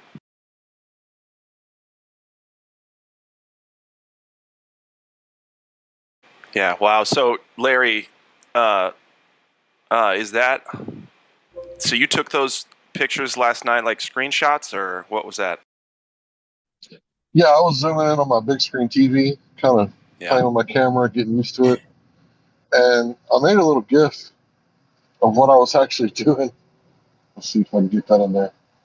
Yeah. So,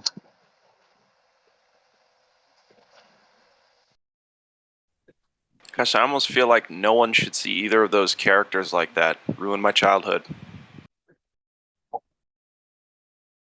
Scoob looks terrible. Shaggy looks like I do this every day, but Scooby looks like I took too much, man. No? Anybody else seen it? Go ahead, Hank. yeah, I was just laughing my ass off with my children. We were like, whoa, look at their faces. Because I didn't mean to do it. Like, I was just playing with my camera. And then when I reviewed the footage, I was like, whoa. Yeah, wow. You caught something pretty... that probably most people, like 99% of people, have not caught. At least in, shared like this. They're like, oh, look at their faces, and they probably just went past it. But you, sir, you've captured it. So, and they were just driving from one place to another, no big deal? Or was there a reason? Did they, get in a fight? There. No, they were sitting there just chilling. This is before they laid their eyes on the bad guy. So this is their normal look. Oh, wow. Like seconds later, they laid their eyes on the bad guy, and their eyes got real big and surprised. Shaggy, are you too fucked up to do this? I'll do it for some doobie snacks. I can't do it anyway. Well, we all knew Shaggy was up to something, but is that animal abuse at that point? Bro, dogs love weed. Dogs love smoking weed. Yeah, after Scooby asked Shaggy that, Shaggy replied, "You gotta do what you gotta do." Right? Like, whoa, Scoob, we gotta do what we gotta do.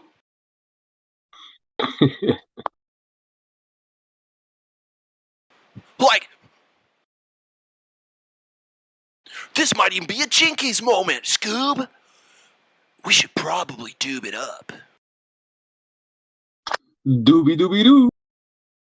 Like, I don't want to be here anymore, Scoob. Where's the needle?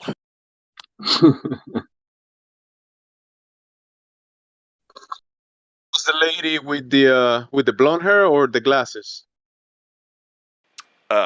Veronica says yoinks or jinkies, doesn't she? No, so Shaggy says yoinks, Veronica says jinkies. I don't know the rest. But I think is Veronica the...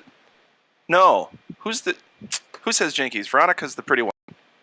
Who's the other one? They're both pretty, come on. Okay, who's the pretty one with glasses?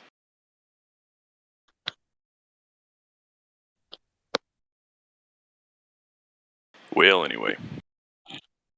I don't watch Scooby-Doo. Velma, that's right. Thanks, Seb. Appreciate that. Velma. What a bad name for anybody. Velma? Who does that? You're being kind of racist right now. It's like saying, who will call themselves Glad Flobe? That's ridiculous.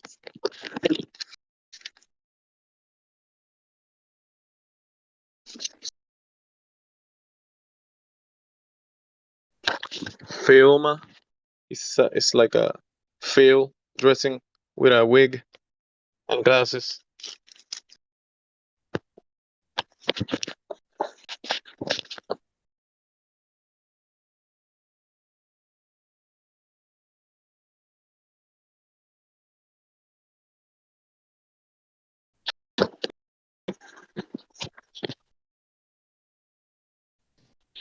Yeah, last night while watching Scooby Doo, I noticed that Scooby and Shaggy had to dress up like females, and they were like, "Hey, Oh why do we no. gotta?" What's that? Is that it for you? Yeah, they were like, "Why do we gotta dress up like females when there's two females right over there?" You know how they always split up, you know? Because you gotta be inclusive. Or the flat Earth. Never mind.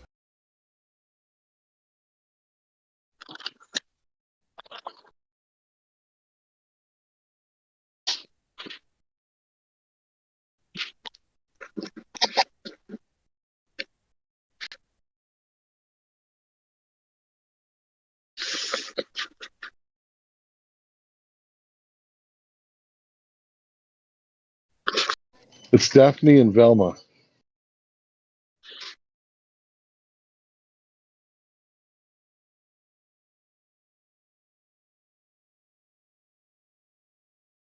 It's always like, let's split up. Velma and the Chad looking dude, we're gonna go hang out behind the dumpster. You guys go find the killer.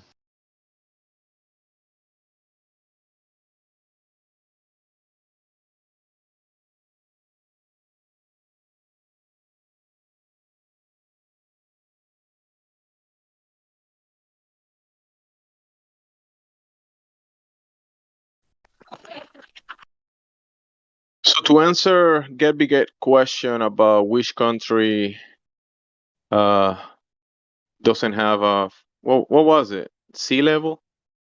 They don't use the term sea level. They use a different term. That's why he wants to know if a country does that. No,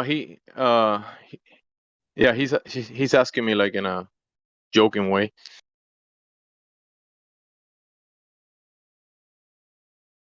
So I guess there is all countries say sea level, and that means what? Get what means that? What does it mean that no country doesn't use this term sea level, right? It's not in. I don't know if Get is here, but so it's the same level on all countries. I can speak, and you will think that it's get bigger. It was Sasha. Yeah. Oh, was it Sasha? Okay. My bad. Okay. The Listen liquid. this. The Listen liquid. this. You're gonna The liquid reply helium. because I thought it The was liquid. you. Jamesy, listen this. The liquid helium. Okay. That's I wanted to say. Liquid helium.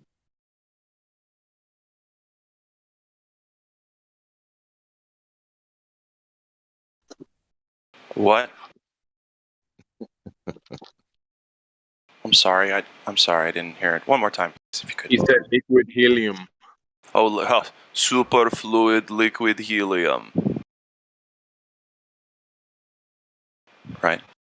What happens with liquid helium in Russia? So, what happens there with liquid helium? It's Soviet Russia. Liquid helium. Not what. I don't Why? know Inhale you. what it would do to you. Inhale you. Superfluid make you not as funny. Say what Larry said. Helium inhales you. In Soviet Russia, helium inhales you.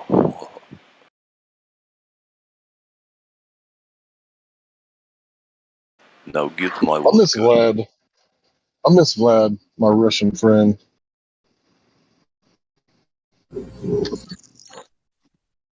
What is glad about? You cut out. Vlad, the Canadian Russian guy. Oh, Vlad. I remember him, yes.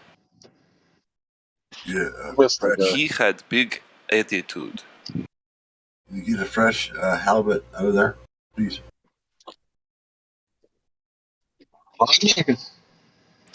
I was okay talking to him on internet, but would not like to have him in circle of real-life friends, if you do know what I mean.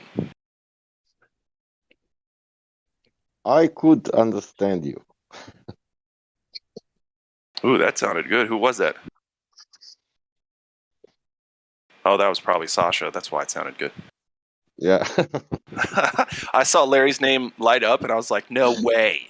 No way. Been hiding this accent stuff from us the whole time, Hank? Come on.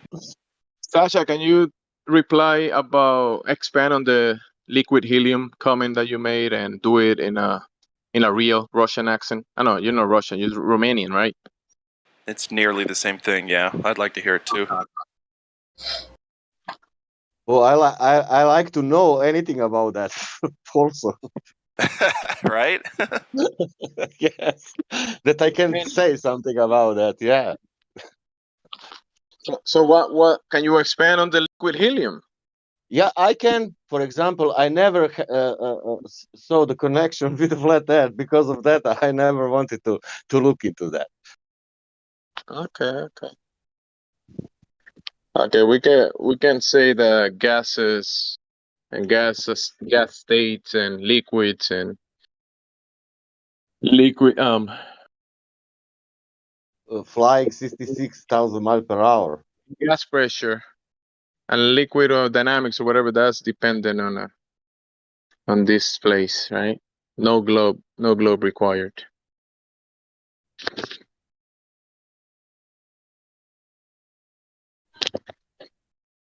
Things do what they do, Scooby Doo.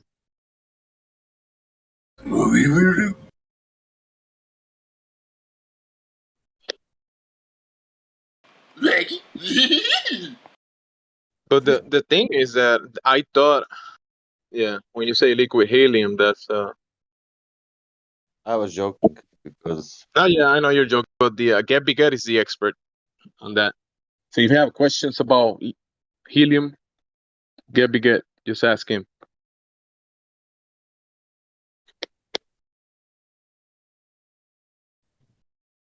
So there's this YouTube channel that I watch, Eric Lerner. He's kind of one of the OG people to go, wait a minute, this isn't science. This is all magician shit. So his channel is LPP Fusion. And Eric Lerner, because of the amount of helium in the universe, there's way too much helium for it to be all in one spot.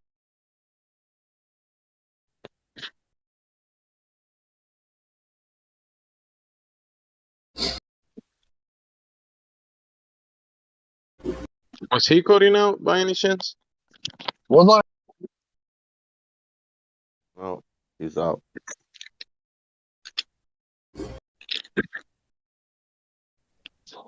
Was I cut out? No. Yep. No. Okay, well, like I was saying, LPP Fusion YouTube channel. You might want to check it out. The guy works for NASA, like I admit, but I think he's trying to build engines, LPP. fusion engines. So, I don't necessarily agree with everything the guy says, but the way that he talks about the Big Bang Theory being a whole bunch of bullshit, like, I can understand what he's saying, because helium, isn't it the one element that doesn't go into a solid state? It can be liquid, it can be gas, but it can't be solid. So how could it be like all in one spot?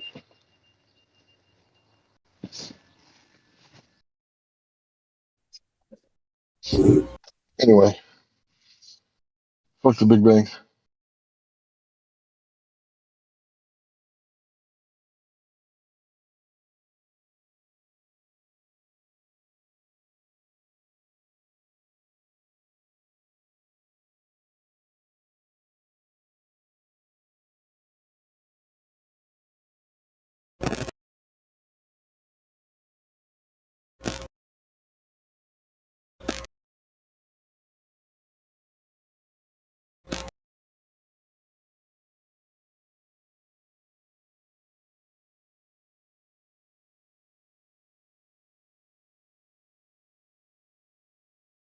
Did I kill the chat with Eric Lerner? No. Wow. I'm listening while I cook myself dinner. Good. I was hoping you were turning on some Scooby-Doo reruns. No, I quit that.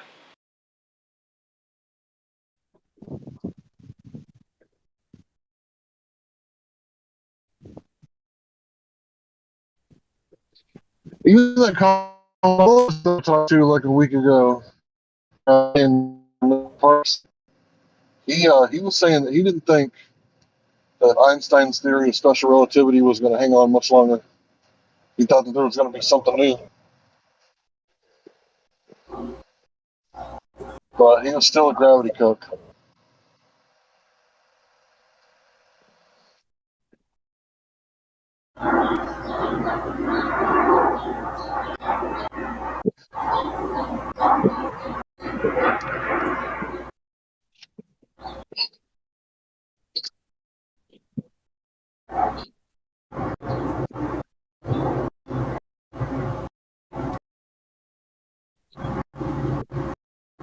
What are we listening to? The Sounds of Hell?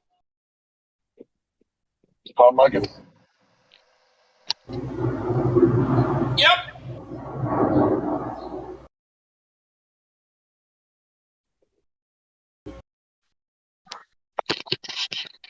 Rockin' Miking.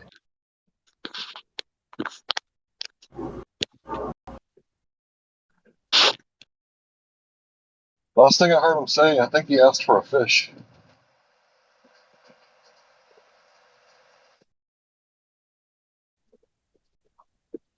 Hey, God Rocket, did you get that fish?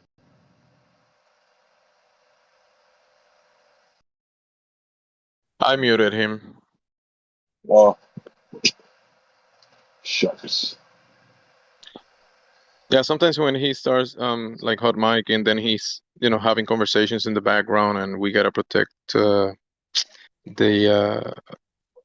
privacy, I guess, or no, the inflow of background noise into the live stream.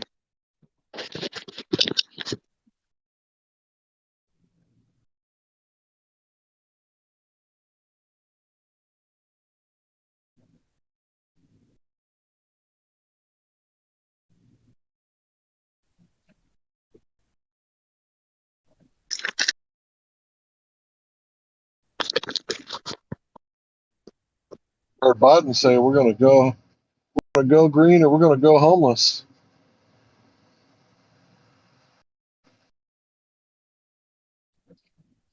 Creepy Uncle said that or something? No, but you might as well have said it. I got a little 3-cylinder car. Well, what he meant to say is you guys are going to go green or you guys are going to go homeless. He wasn't talking about himself. Right. I mean, what he's gonna still stop? false. He's gonna stop traveling on his airplanes and all the people he travels with to keep things green. Yeah, it's too dangerous for him to walk up and down the steps of his airplane. See that Why? robot fall? See that robot fall down the stairs? It was like watching video game ragdoll effects.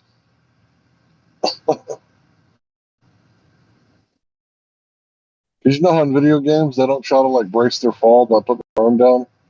Yeah, it's funny, the people who think that there's going to be a robot takeover. That's Oh, pretty funny. I'm not being serious. I'm joking. But I would say that these events that are happening, like on your calendar that keep popping up, I would say that they're probably done by artificial intelligence.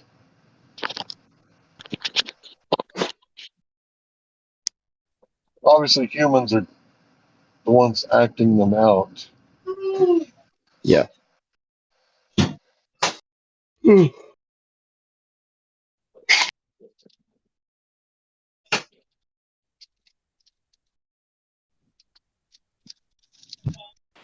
honestly, guys, I can't wait to fist fight a robot. Hell yeah.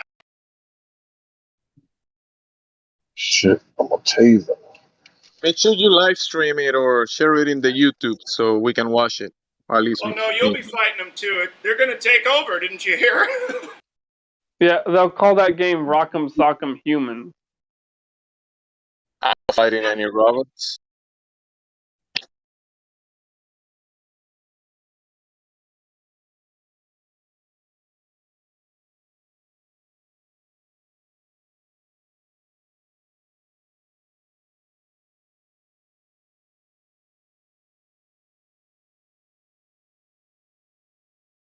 It is like seriously quiet again. Yeah, it's quiet because you're not speaking, but you just spoke, so it's not quiet anymore. Because I'm replying to your comment. And Yeah, well, there's like 80 people in here. There's nobody talking. nah, not 80. If you count the live stream, maybe, possibly, the YouTube, there might be some people listening. It might add up closer to that area, but Somebody's name is Stormfire. That's cool.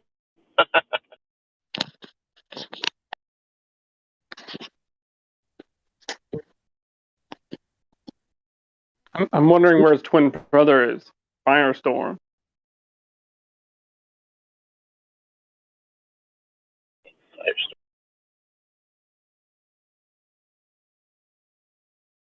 All right, so who can see like the moon and the sun at the same time right now? I can.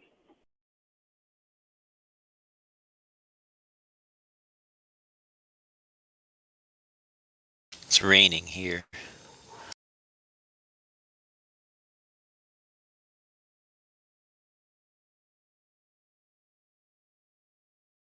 Well, it is that time of year. Not here, it isn't. Well, where's here? In the northern hemisphere, or near the center. 48 degrees north. Dude, I'm not into that shit. Just tell me where the fuck you are. Are you by the North Pole vortex by any chance? Maybe that's where it is, but yeah, Washington State, you say. That makes it's always raining there. What the fuck are you talking about? Washington State. It's always raining there, bro. Get you some Seattle, right? Couple hours from Seattle. Are you a dirty? Are you a dirty Pacific Northwest liberal? Well, I may be dirty in the North Pacific Northwest, but I'm not a liberal. Okay, good. That means you're in the middle. how can it be raining if gravity was holding everything to the ground? Like, how could the water make it up to the cloud, make the clouds up if there was gravity holding everything? I mean, how could it evaporate? How can the water go up if and then come down if gravity is holding everything down?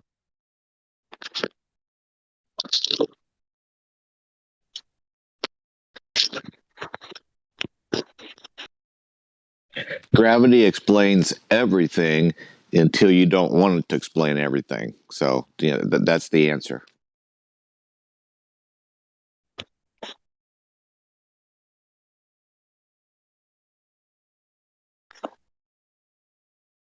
It's all very scientific.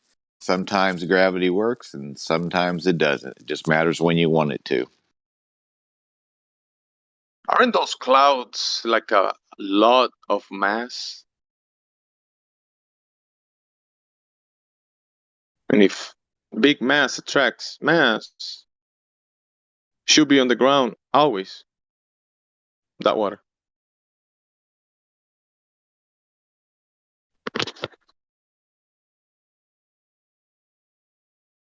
There will be no rain. I get really offended when you make me think. I don't like to think, so don't ask me tough questions. Yeah, he's a retired police officer. Don't make him think. Might hurt the guy. Don't make him do stuff. No, I'm just joking, bro. You're not a cop. I know better than that.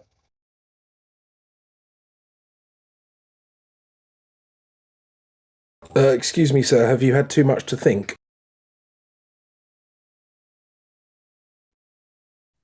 That's the upcoming police officer questions whenever they stop you. Hey, have you been thinking too much?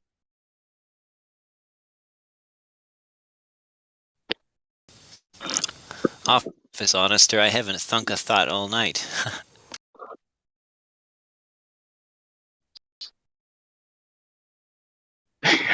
Have you had anything to think? That's a good one, Crypto.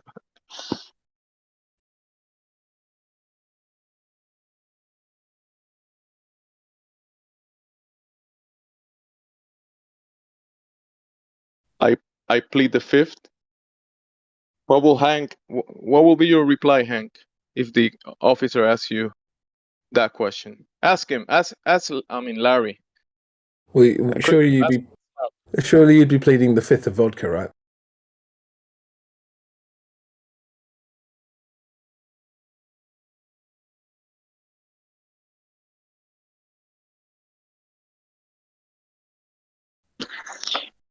I mean, it was thinking in the first place. Let's just keep it there in the thinking.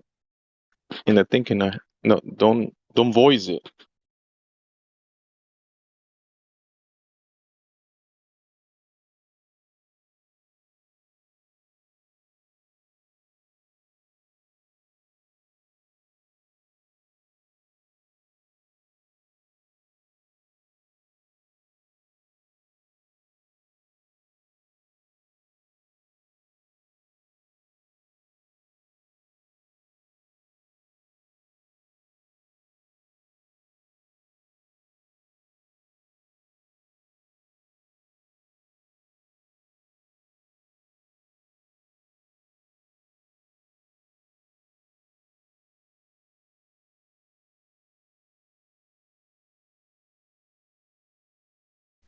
Yeah, I've never heard the plead the fifth one before.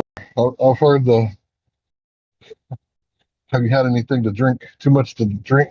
Too much to think? Heard that.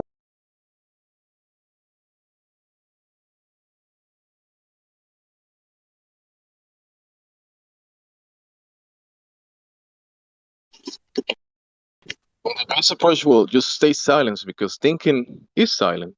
So why would you even reply?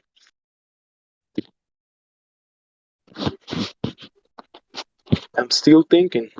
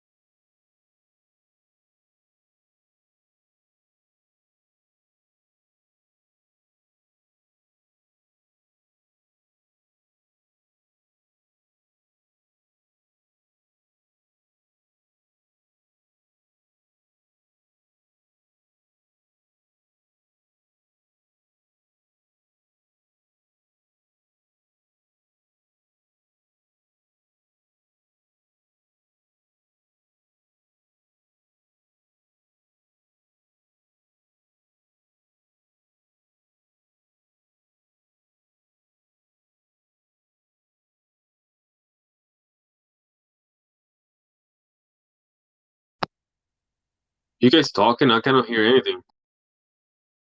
No, it's quiet.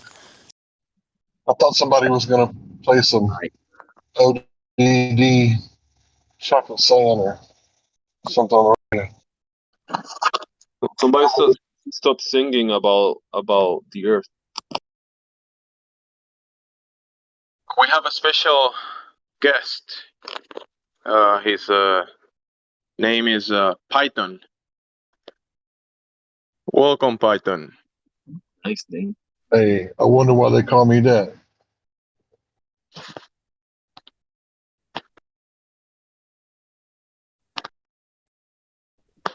Python, ladies.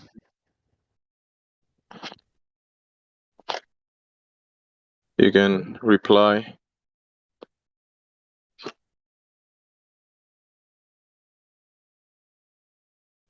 Python is muted again.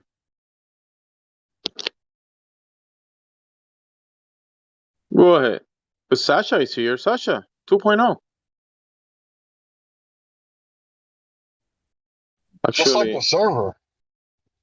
have you spoken to Jesse, Larry? No? Who? Jesse James? Jesse, Who's Jesse? he's been looking into Flat Earth since 2018. He said, and he's been here for I think less than 24 hours. Because I checked him in. What was it, like 20 hours ago, Jesse? I think so. Yeah. How's it going, Jesse? Good. How are you doing? Good, bro. So you're looking into the flat Earth thing, huh? Yes, sir. What do you think so far? Well, it's very interesting, and well, it's very interesting. Let me put it at that. What is it specifically that you find interesting?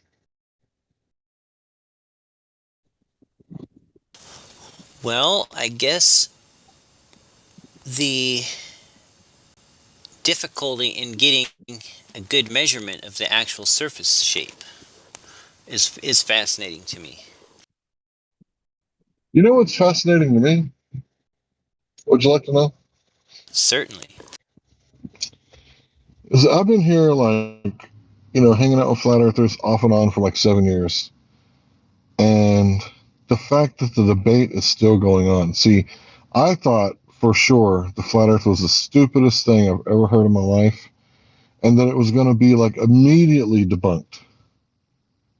Like immediately. But 7 years later, what month is this? Yeah, 7 years later, people are still debating whether the earth is a globe or whether it's flat. And if you were NASA and you're getting $60 million a day in taxpayers' money, how could you not debunk the flat earth? So I guess it depends on what is your level of information. Like, will you just take any, he said, she said information, like secondhand knowledge?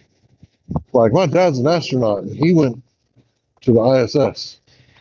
Like, if you accept that, then, I guess that it's already been proved in your head.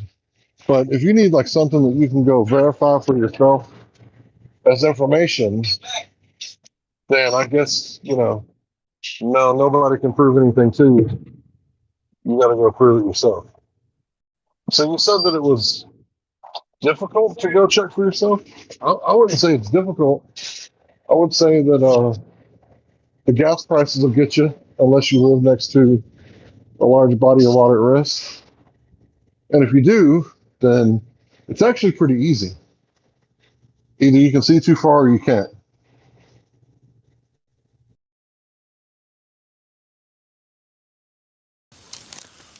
But what I've found is that sometimes I can see too far and sometimes I can't see too far. Is the spherical Earth like inflating and deflating like lungs?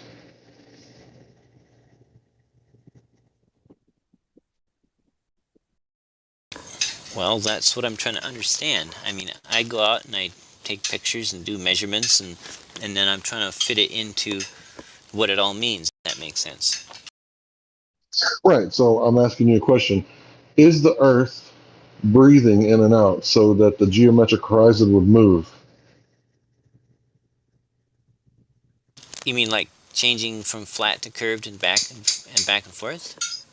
No, I'm saying changing from like having a radius of 3959 miles to having a radius of 238,000 miles. So in other words, it's getting bigger and smaller.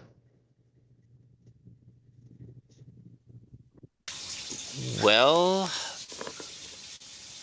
I don't know. My measurements range from concave to convex.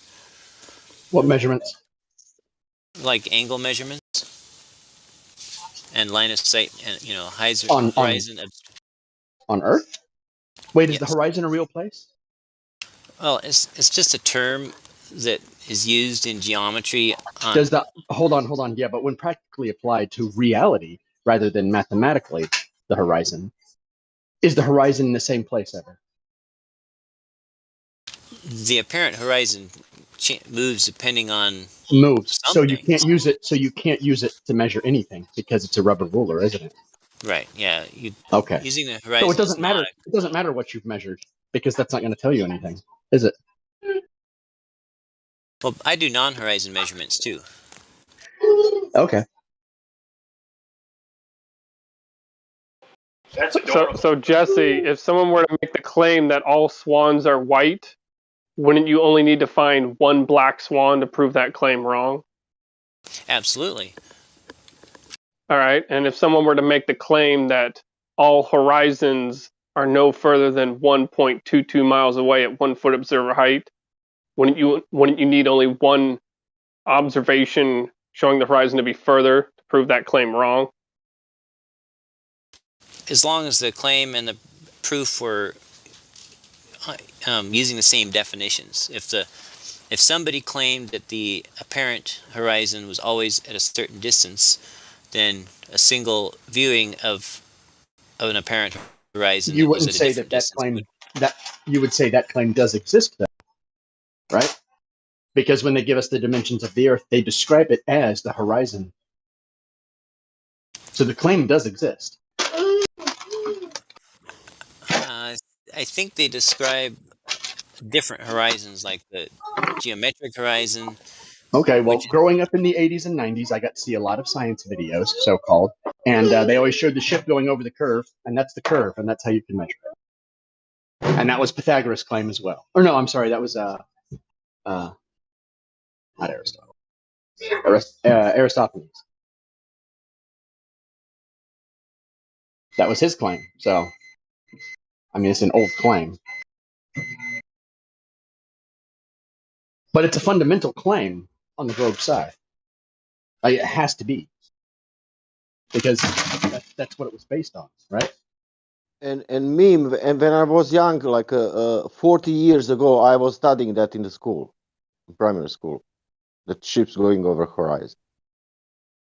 Only I want to point it. 40 years ago.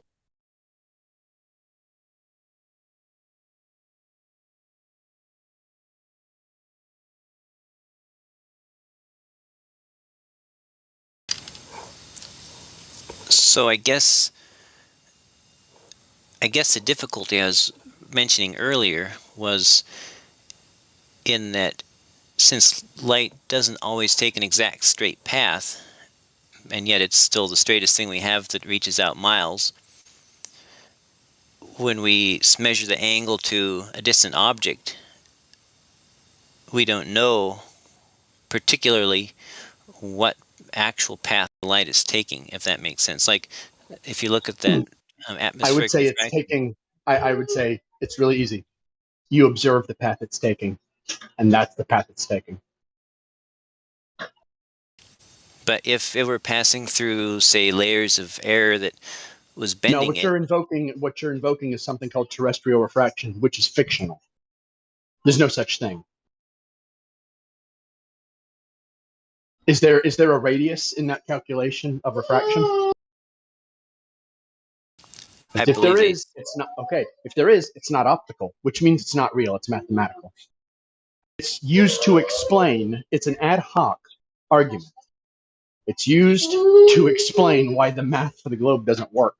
Hey, why can we see too far? Well, because there's this phenomenon that we don't know and can't quantify where the light bends, so you'd always see it as straight. That makes it unfalsifiable and ad hoc, right? Oh, probably. Do you see the animation someone put in the chat about the Skunk Bay or whatever, where the water is going up and down and the city in the distance is going up and down? Oh yeah, I know that one well. I Yeah, wouldn't call that terrestrial refraction, though. Well, it's something that changes the path of the light, right? I don't think it's changing the path of the light. I think it's blocking the path of the light because it keeps disappearing and reappearing. But I mean, if you pick a given object, like one of those buildings, it appears to rise and fall a bit, right? Is the building actually rising and falling, though? I don't believe so. I don't believe so either. But it Do you think there's an optical effect happening when we're zooming in with cameras and using lenses and using devices through which images have to pass through, and there's only so much data and so much compression? And then when you zoom in on something, what happens? It all starts to melt together.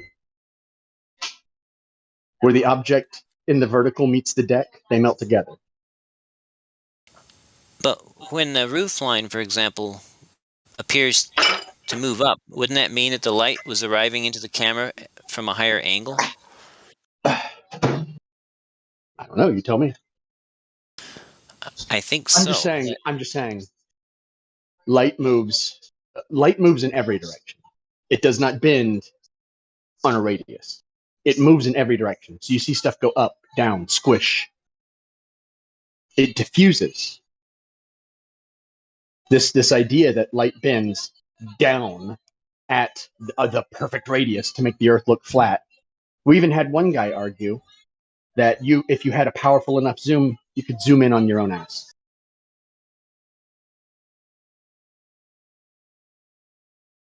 Because he understood that refraction is mathematical. It's not optical. Well, let's see.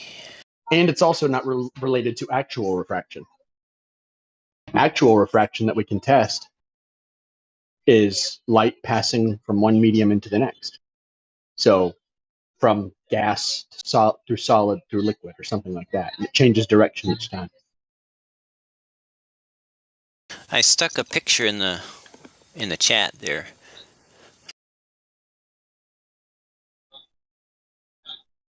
Yeah, that's a transit. All right. Now, let me ask you something. How far away is that boat? That ship?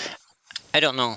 It's at least a few miles out because the shipping lanes are several miles out from the beach. My guess is it's like 8 or 9 miles out. The channel is about.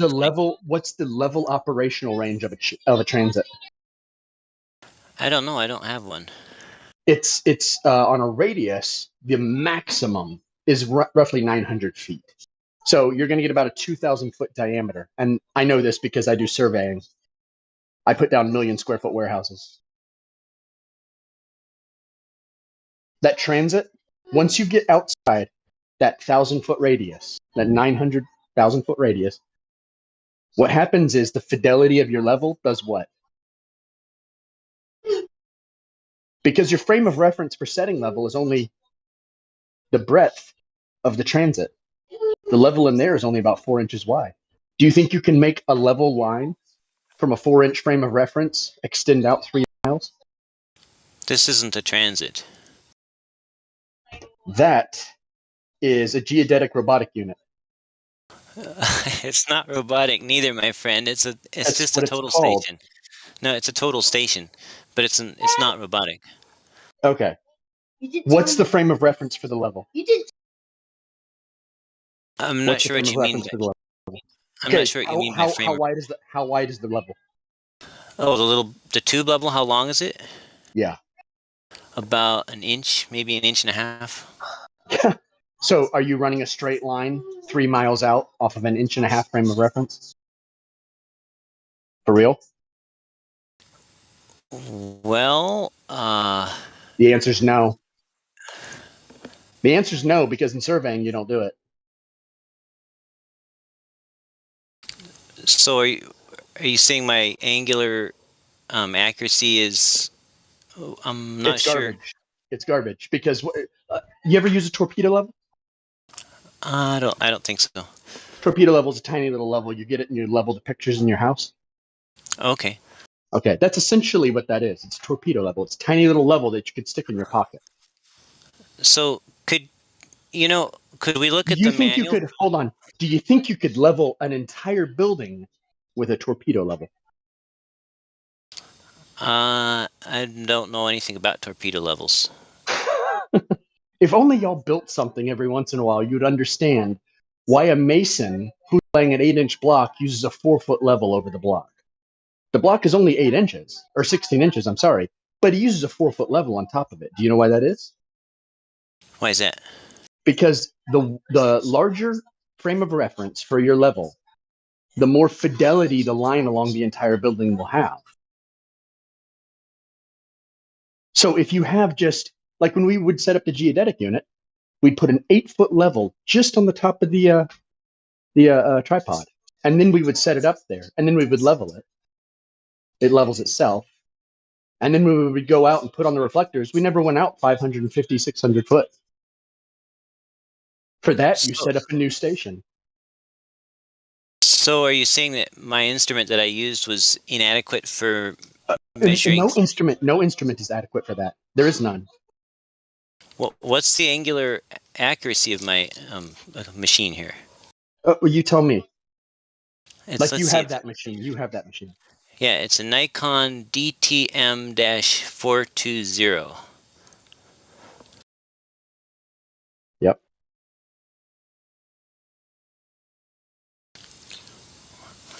Well, let me look up the stated accuracy.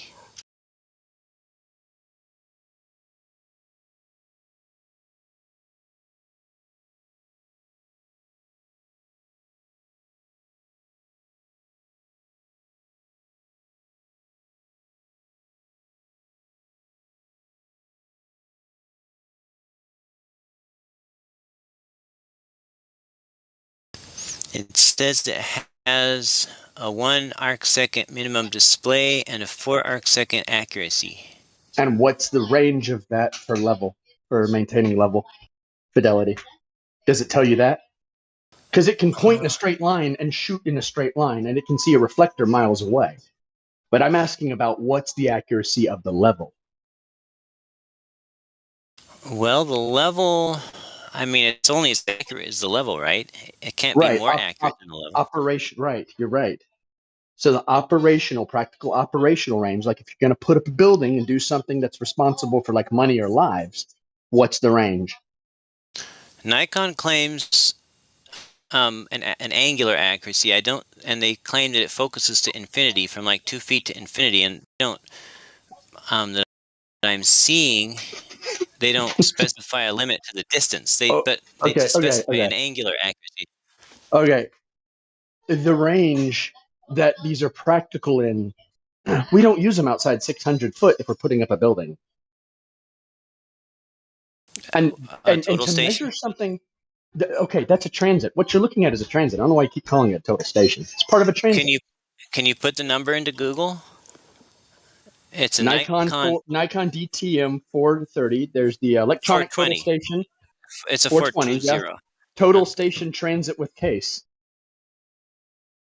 It's total station transit with case. That's what this person's selling. Hold on, there's another one. Yep, total station transit. Surveying total station transit. This one just says total station on it. Yeah, it's a transit. Hey, did you take those pictures? Did you accomplish those transit observations, Jesse? There's the yellow Nikon I used to use. Did I what? Did you take these pictures? Yes. Days ago. Okay. Cool. Never mind then. Never mind. Go ahead. Let me ask you something. I want you to go level something with a torpedo level, and then test that level with a 4-foot level, and you'll see how far off you are. Because the smaller frame of reference, because you would agree that if you're out of level, even a thousandth of an inch. Once you get outside of a point, it exponentially gets greater in error, doesn't it? Exponentially? Yeah, because your line keeps diverging. So let's say I have a slope that drops 1 inch in a foot. What will my slope drop in 2 feet? It's irrelevant. What I'm saying is the accuracy of the instrument to make practical, usable measurements versus looking at something that's several miles away and you can't actually test that if that point you're looking at 3 miles away is actually in level. Because it's just impossible to know. Do you think you could set that up? Imagine this. You set that up at one end of, say, 1 million square foot warehouse. Would you just use it from one spot and shoot the whole warehouse from one spot? Well, I'm looking to you for guidance on this because The answer is no. There's about 8 different stations, 8 different concrete stations that we would set up all around it, and we would use those as the markers.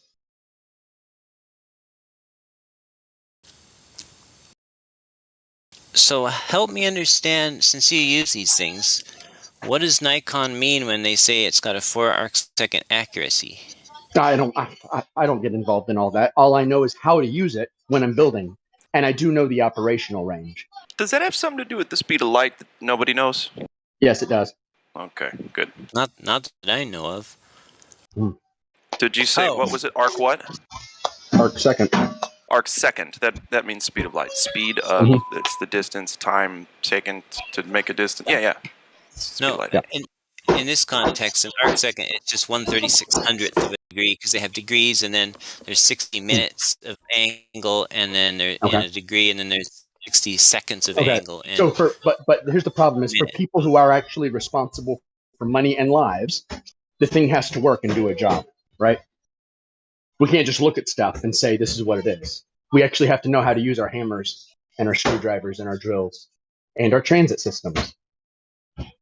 So if it can't level something 1,000 foot away, what makes you think you're leveling the horizon? well, the manufacturer states that it does. Okay, well, manufacturers. So the manufacturer says you can look 3 miles away and be in perfect level. Well, it says it's accurate to within 4 arcseconds. And how far is that? That's an angle. Okay. How far of an angle is it? How far out does that angle reach?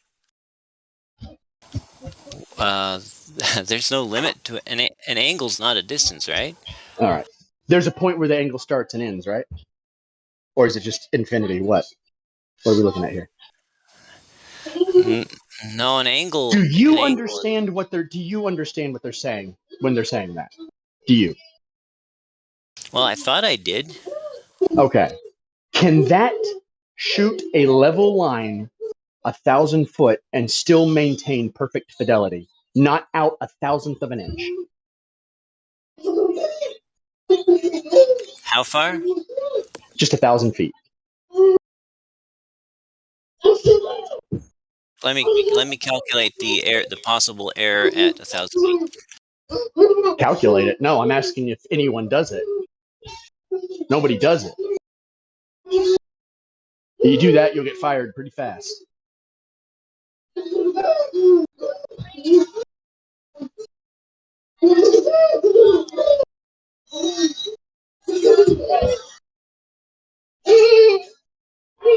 So 4 arcseconds of error would translate to almost a quarter of an inch of error at 1,000 feet.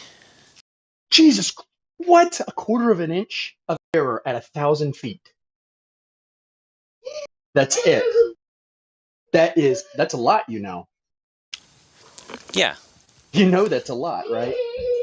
You calculate that out over 5 miles looking at a ship.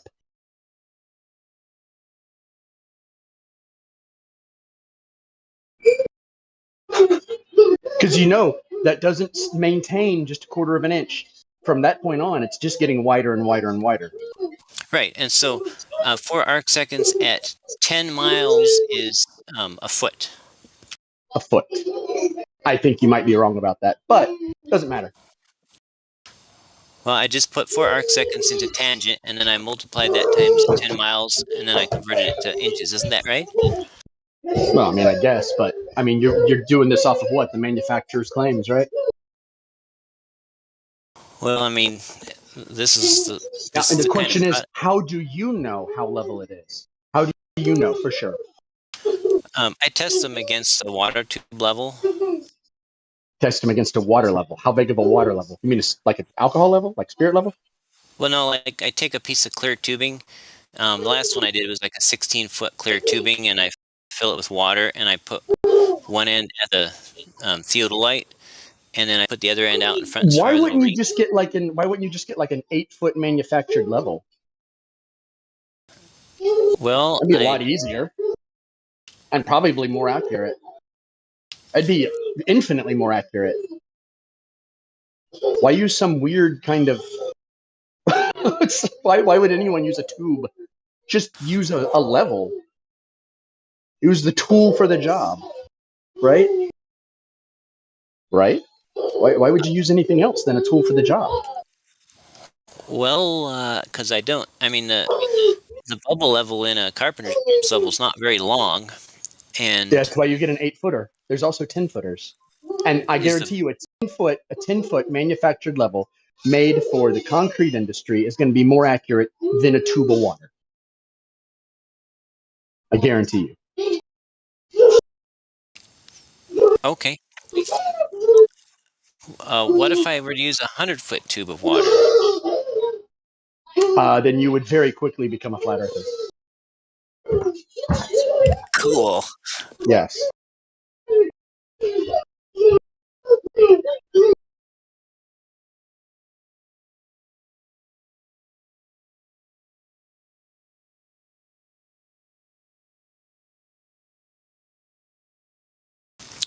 So, if my instrument, if you think my instrument was not accurately measuring true level, straight out from eye level, what would be a better way for me to determine what is true straight level, eye level? You have a mathematical model, right, of the Earth? That's 24,901 miles in circumference, right? I would say if you see things that you shouldn't see according to that model, you've debunked your model, period. You can't see things that are behind stuff. Well, the difficulty is I can go to a certain point. It's not difficult. It's difficult to find the opposite. Like, you really got to look for it. You're like, oh, well, I found a really, really warpy day where there was like all these different temperatures and things were wavy out in the distance. So yeah, there's curve. It's a lot easier to just stand like on Myrtle Beach and look 23 miles south and see hotel buildings that you shouldn't be able to see. And then say that it's a mirage every single time, that you can see them day after day, week after week, right? So in my area, the air is usually not very warm, and so things are different here. And a lot of times when I actually go to the beach and look out, I literally don't see what's just beyond that I should be seeing if the Earth were flat. Some days I This do. is the problem. I'm on the East Coast, and I grew up with lighthouses. And so we see them 60 miles away sometimes, 30 miles away on the regular, which should be completely impossible, which I never thought about. For 35 years, I didn't think about it at all. Like, why can't I see the lighthouse? Never thought about it. When the air is colder, there's less moisture in it, and it should be much clearer, by the way. And only when it's hot, there's a lot of moisture in the air. When it's cold, there's very little moisture in the air. So you are living in an area where ideally you could observe flatness without any interruption in the light because there's no humidity in the air. It's cold. You don't get humidity in the air when it's cold. You get just the opposite.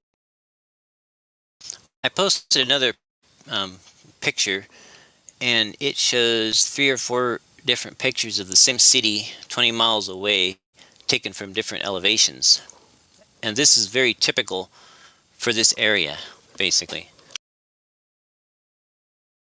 And I'm impressed, though. You're putting a lot of work into this. Most Globers don't. Okay, continue. Sorry. Well, at the top picture... What was the swell? What was the swell? What was the elevation of the bottom one? Let me see. What's Let me that? read it.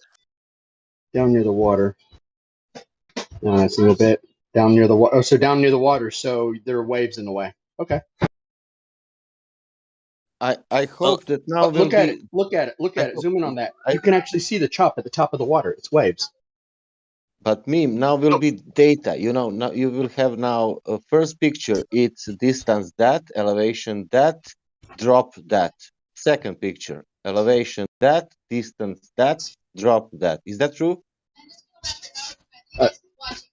I don't know. I'm gonna be honest. Yes. I don't understand what you're saying.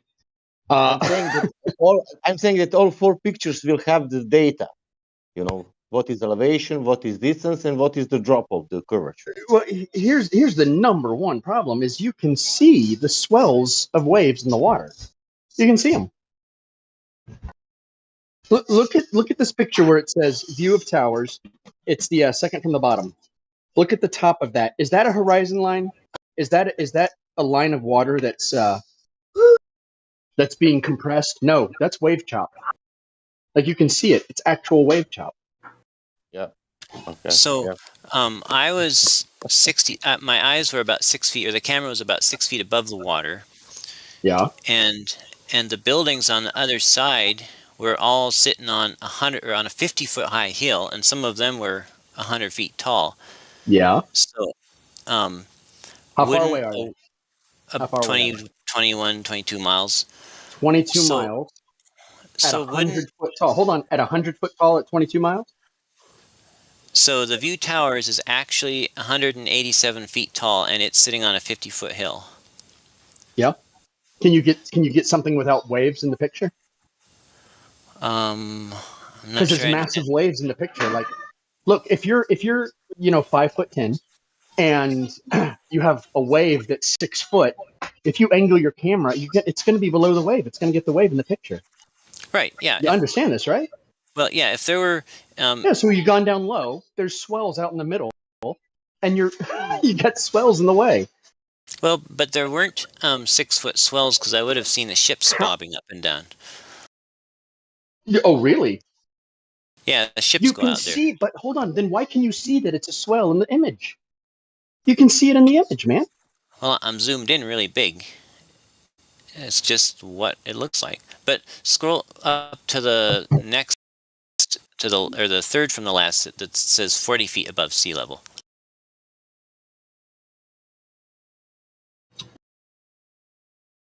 So at that point, the observer camera was 40 feet above sea level. The base of that tall building, 50 feet above sea level. So wouldn't that have required like a 40-foot wave?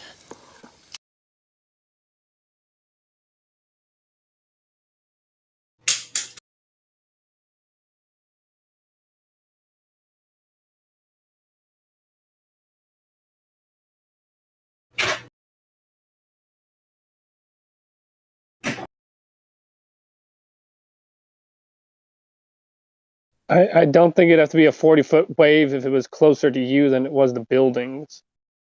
If it was simply closer to you and you're only 6 feet tall, wouldn't have to be a very big wave. I was looking at the 40-foot picture when I was 40 feet up, because there's still significant obstruction when the observer was 40 feet up.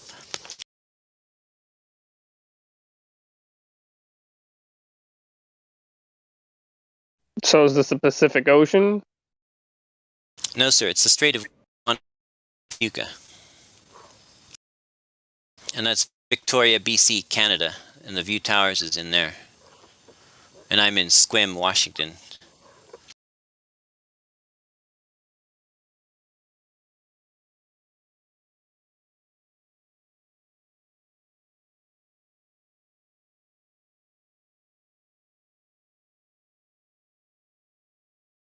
So what are you trying to demonstrate with these?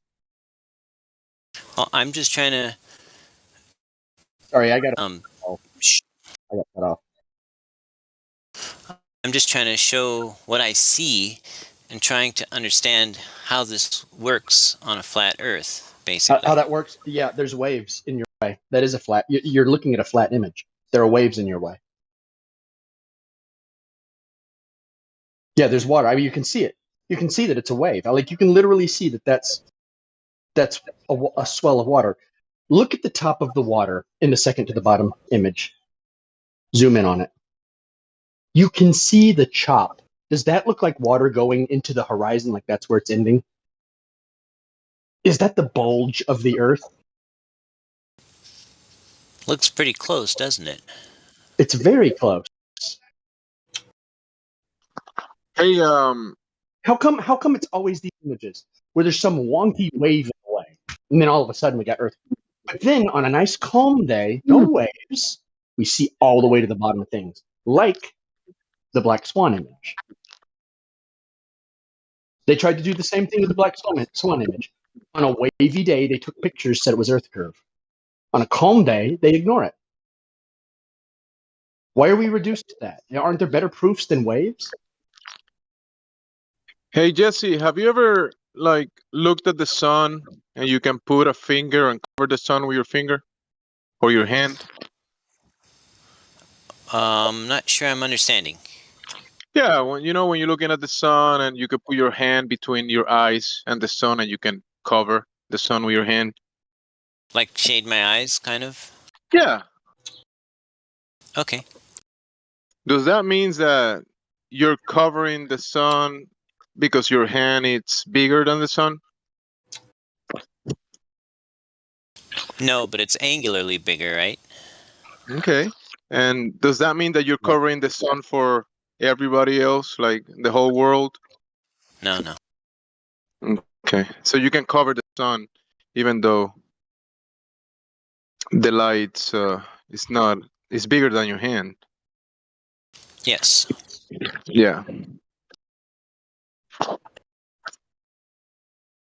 But I don't see how that my hand could block the light from the sun from reaching my eyes if my hand was below that straight line between the sun and my eyes. Does that make sense? Well, between you and the observation, there's a wave that can be as well. You're 6 feet. You could have a 6 feet wave in front of you that will cover buildings that are 100 feet or more. If there's a 6-foot wave near me and I'm slightly below 6 feet, then it can obstruct my view entirely. But in one of these pictures, I'm 40 feet high, and we just don't get 40-foot waves out here. I mean, people go out there in canoes and stuff. But still, the observation, the object that you're trying to look at is still in the angular view, is still diminished in size, right? You see a smaller object that is far away.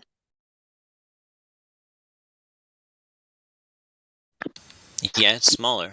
I mean, it appears smaller. So there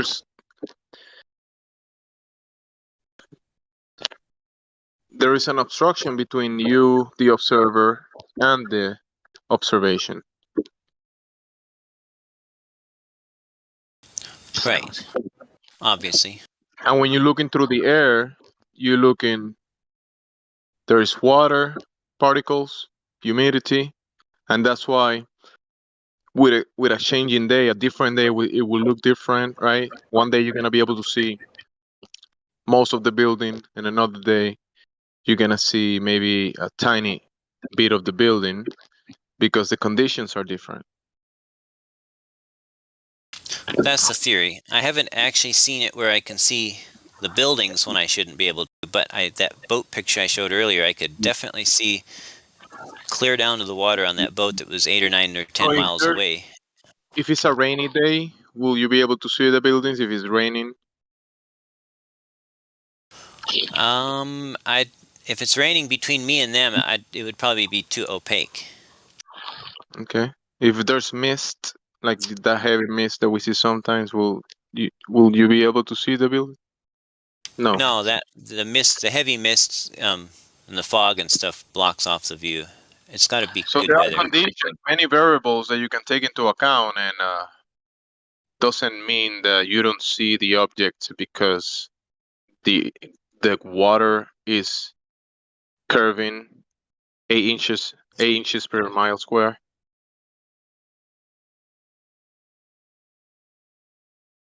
What was that?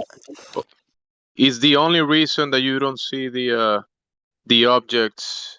That's not the only reason that you're saying that this might be the bulge of the Earth. I think Mimus asked you, is this bulge of water that you see between you and the buildings, is that the bulge of the Earth, the curvature? I mean, it mathematically fits, but obviously I wouldn't be here if I just was. That's what I was going to say, right? Mathematically fits. It mathematically fits. No, I mean, if you it matches the Globies claimed It model, does. okay? Does it? How much of Yeah. that building should be obstructed? Well, let's see. Because weren't we just talking about how the horizon is apparent? Is the claim that the horizon is the top of that wave? Because that's the claim, if that's what you're saying. That the horizon is actually the top of that wave. Are you sure about that? Am I sure about which? In your image, if something's obstructing them, your claim would be that the horizon is obstructing them, meaning those little chops at the top of that wave are obstructing the building. Is that your claim, that that wave is the horizon? Because in the globe model, that's the horizon. That's what's defined as the horizon. Well, I'm looking at the whole series of the 4 pictures. Yeah, the whole series of the 4 pictures is some mongrel with a camera taking pictures from something at different levels. Hey. And then as they go down, it's compressing. The image is compressing where the vertical is meeting the horizontal. What happens when you zoom way in on something? Do you maintain visual fidelity? What happens to things perpendicular to the deck when you zoom in on them? Where it meets the deck, as you zoom in on them, it loses information, data compresses.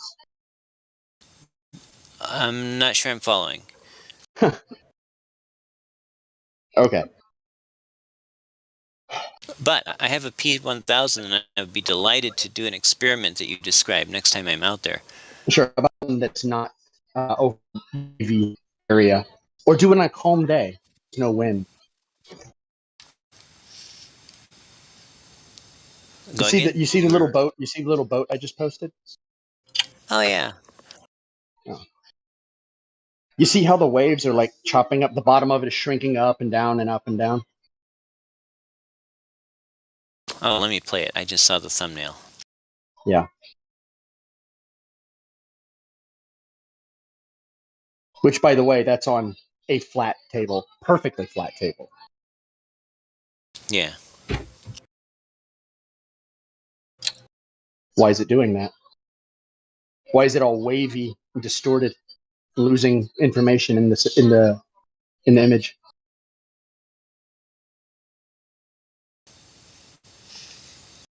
Well, by my understanding of how cameras work, they record the angle that the light rays are coming from, and that shows up as the position in the picture. So for a feature or a detail on the little model boat to appear in a different place slightly, which it has to appear different, then it would mean that the light this boat is doing the same thing as Skunk Bay was doing. That kind of wavy up and down, right? Right, exactly. Right. Yeah, But the exactly. boat's not actually changing. The boat has a solid position, and it's on a flat table. So you're losing the bottom of it on a flat table. How is that even possible? My camera's above the table, obviously, because I lift it up afterwards. Right.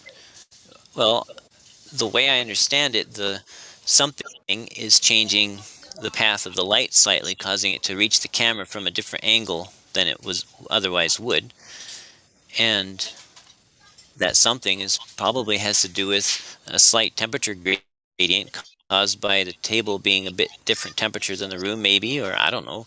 So on a flat surface, things can be obstructed just by atmosphere, just by effects Oh, in the atmosphere. absolutely. Okay. Absolutely. So you've got waves, you've got atmosphere, you've got, I don't know, optical effects, unknown optical effects, compression. You sure you want to hang your hat on this one image when we have a 255-mile infrared image? On which one image? We have the 255-mile. It's a Oh, photo from geez. Italy to France. Has no Oh, one and then there's posted that. that yet? Oh, I've probably seen that. And then there's a really nice laser on the lake one, the frozen lake one too. I've seen that. Yeah. Well, I mean, the one from Italy to France, that kills it. It's over. Like, the argument's over at that point. There's nothing that's going to explain that. We're not on a on a dodecahedron, right? We're not just a bunch of flat surfaces. It's supposed to be a ball, presented as a ball. So if you've seen the here, let me pull it up. There it is, right there. Let's just post it again for everybody. Oh God, I didn't realize it was such a huge. I posted a huge image. Great. Okay. Anyway, there's a mountain in the shortest mountain in there. The top of it should be over a mile below the curve, and you see the entire mountain. You see like slope up there. You see little towns and villages of the mountain. You see that all that leading to the sea. I mean, none of that should be visible. None of it. The Earth curve should be at 120 miles, which is about at the end of the light spot. Everything beyond that should be below the curve of the Earth. Let me click this and make it bigger so I can see it.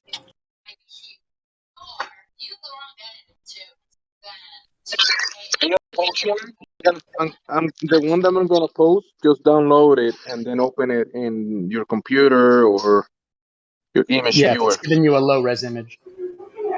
Discord sometimes compresses them.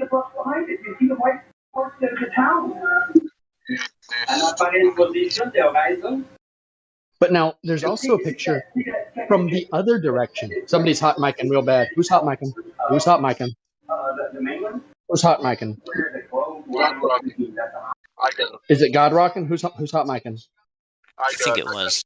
Jesus. Oh, good. Okay. Anyway, there's who's got the other image? It's from the other side. It's from the French side, pointed back at Canigou, where they take a picture of the sun going behind the mountain, and it's like 180 miles, and they're like down on the deck. They're at sea, almost at sea level, and they're getting this image that's like over 100 miles away. Like that should be. So are you way telling past me the that you got an image? Sorry for interrupting. Are you No problem. telling me that you got an impossible image going one way, and then you have another impossible image going the other way? Going the other way, yes. Yes, because you can do this from both directions. Were they taken at the same time? I don't know if they were taking it. That's a good question. Were they taken at the same time? Hold on, telephone. I'm not 100% sure. Indio could Okay. tell me. Yeah, we'll wait for you. So I got this theory that they're saying that the refraction is happening because the last word in the sentence of the definition is temperature. So that would mean that it would have to be getting colder and colder as the light bounces off the object until it reaches observer A. But if observer B could also see observer A, then the light would have to be getting colder and colder in the From the opposite other direction. Yeah, I know. That's a violation. Yeah. Yeah. The whole thing is retarded. So and if we we all can know. if We we all can know. do that, we can debunk their. Yeah, we know it's retarded, but I would love to debunk their refraction claim with a simultaneous photograph going both ways. Yeah. I don't know if it's simultaneous. I think they may be different parts of the year that they do this. But it doesn't matter. There's no great temperature difference. It's the south of France and Italy. They're about the same temperature, right? Hot.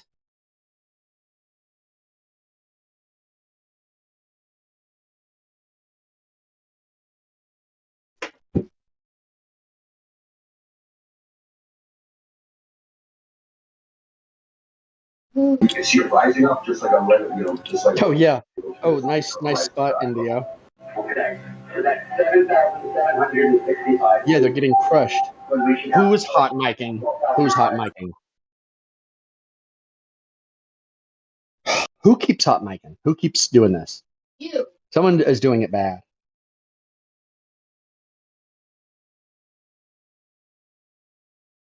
Yeah, we need to point that out to him when he gets back. Is that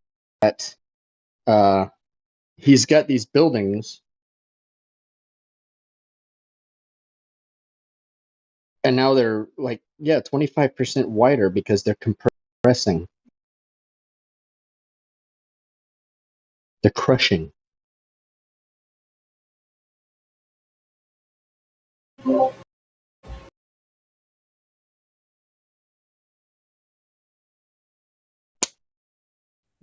I like the way that. Oh, am I roboting? No. Okay, I like the way that Lemon says it, and I'm not using exact words, but this is basically what he means. So if you take the middle of the object you're looking at from a distance, and you go down to the ocean or to the ground, like there's not a whole lot of angle there, right? So that angle is going to compress. But if you take the angle from the middle of the object to the sky, well, the sky is the limit. So if you were to do that upside down, right, where you're in a hallway, you turn the camera upside down, and you're taking a picture on the other side of the hallway, it's going to do the same thing. It's going to cut it off because down is the ceiling to the first camera, and the angle halfway down is going to be a very small angle, but halfway up, the floor is the limit. If you get what I'm saying, when he says that, it's like, oh, that makes so much sense that the sky's the limit, so it's not going to be compressed like the bottom half is of the image. It's going to be extremely compressed because the water is the limit.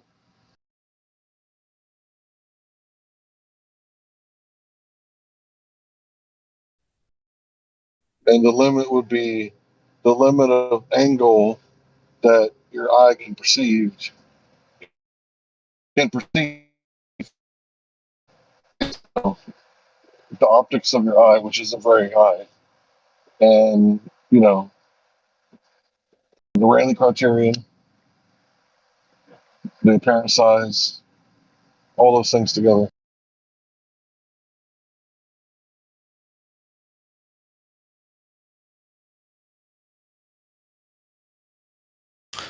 I'm back.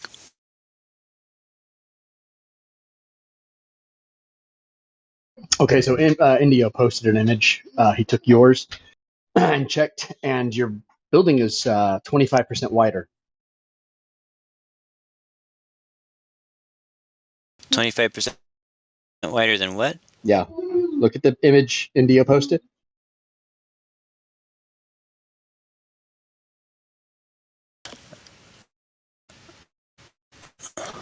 Oh, the darker building? Yeah. That one is square, and we're looking at kind of the corner of it. No, it's 25% and in the left-hand photo, the sun. The other one.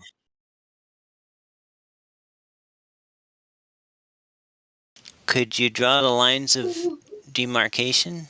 Well, let me guess. Do you have a video of this? Did you just take pictures, or did you get a video? Those were just stills on my, because I was using my Nikon, my Canon. When someone did the Black Swan, they got video. That's why it can't be debunked, because they got video showing there were no waves and no other interference, and they were able to show their height with the video. And no Photoshop either. Yeah. And no Photoshop either. Photoshop and cropping, because a lot of people will take these images and they'll crop them to match. And they're not intentionally trying to be dishonest. It's just how you work. You're like, okay, let me get the data that matches me. So we really need video. Yeah. So I still want to understand this question of the 25% wider. Isn't that a camera issue? Like the lower you got, the more distorted the building has got. As you zoomed in. There was a surface mirroring vertically, but Yeah. I'm not sure I But doesn't that understand kind of the invalidate 25. the observation? If it's warping the image because your angle of resolution is crap, like everybody's is at that distance, then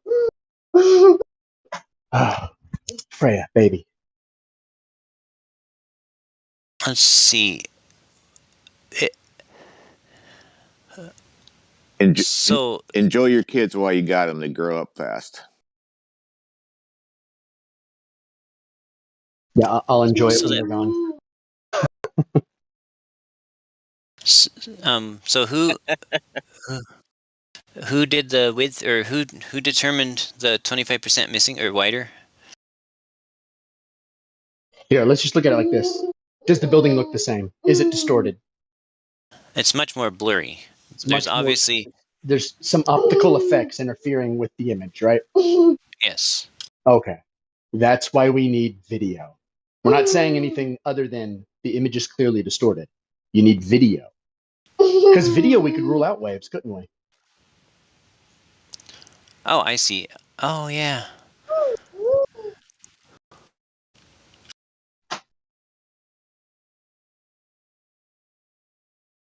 So I'll definitely get video, okay?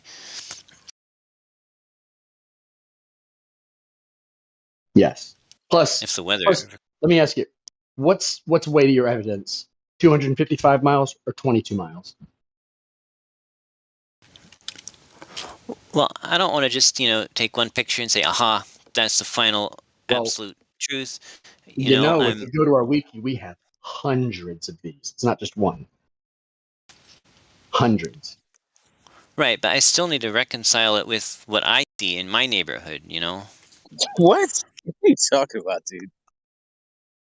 All of a sudden, your neighborhood is the twilight zone of everywhere else? Fuck out of here. No, but it's also real. Oh, so it's real. Wait, so do you see the curvature of the earth when you walk down your sidewalk in front of your house? No. Okay, there you go. I don't see the bacteria on my hands either, but I still worship them. Wait, so then what did you mean by that? Elaborate what you mean by what you see in your neighborhood. Oh, okay. So in other words, like these pictures of the city across the water, the stuff in my local area here. There's a lot of really cool footage from other places, but I didn't take it. I haven't even met the people who took most of it, and you never will. You never will. And so what are you gonna do? So they're lying. They're just flubbing these pictures to sell them. No. But whatever the truth is, it works everywhere, right? And it also needs to work. It also needs to work in my area, and that's what I'm trying to work on. You have a body of water in your area that you've made a video or taken a photograph. Yes. What's the large body of water where you live? It's the Strait of Juan de Fuca. Okay, so it's curving. Is that what you're saying now? It does seem to have that appearance, as far as. Okay, so this is why about an hour ago or so, I was talking with you about the black swan argument, and I went through that with you. This is why and I'll do it again. So, if somebody makes the claim that all swans are white, all you need to do is find one black swan to prove that claim wrong, right? Right. Oh wow, you're still going over this? I thought earlier you said you understood the black swan thing. Well, let's just talk this through. I'm talking to Jesse, but yeah, okay. If somebody makes the claim that the horizon can be no further than 1.22 miles away at 1 foot observer height, can be no further than that distance away at that observer's height, then all you would need to do is make one observation of the horizon being further than that to prove that claim wrong, right? Right, but I don't make that claim, and I don't know anybody worth their salt who does make that claim. Well, it doesn't matter if you make it or not. What I'm saying is, in order to prove that claim wrong, all you need to do is find one observation of the horizon being further than 1.22 miles away at 1 foot observer height, right? Yeah, you'd have to come against this one observation here. to be able to I just come don't think against he it. understands. He doesn't understand. No, no, I understand. He's quite silent when you're explaining this. He obviously doesn't know what the 1.2 miles means. He has no idea what that looks like on a straight line. He has to curve for him or something. I don't know. Jesse, it was an hour ago that you said that you understood the black swan as an argument.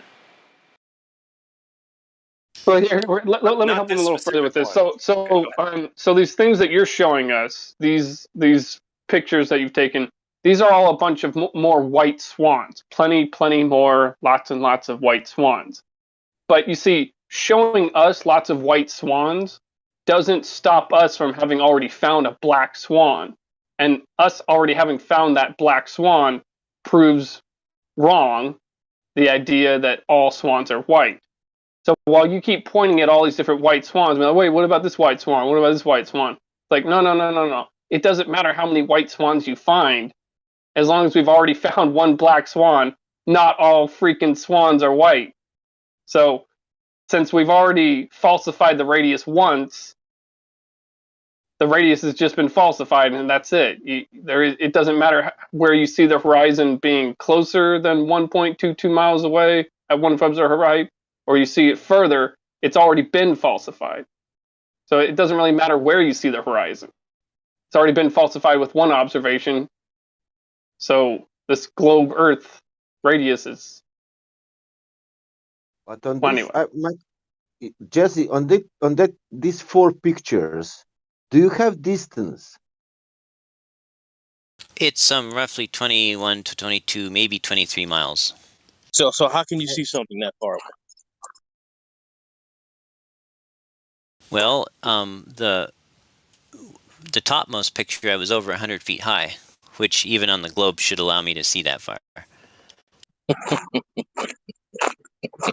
What? Listen, brother, your globe is only 25,000 miles at most in circumference. Your radius isn't even 4 grand. It isn't even 4,000 miles. So this observation is impossible at the very least on the current accepted globe narrative with the math they use. Which observation? The black picture? Our black swan. If you trust the image and the video to be genuine, that picture alone is a black swan.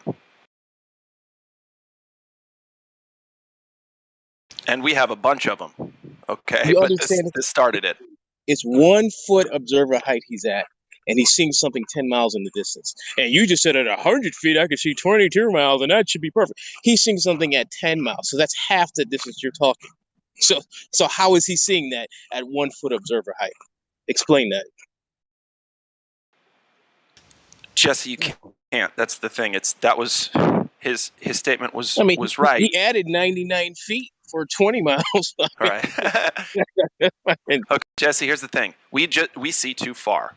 Okay? That's what's happening in reality. So can you admit that? We see too far for the math to be correct. Can you admit that? There are times we see too far.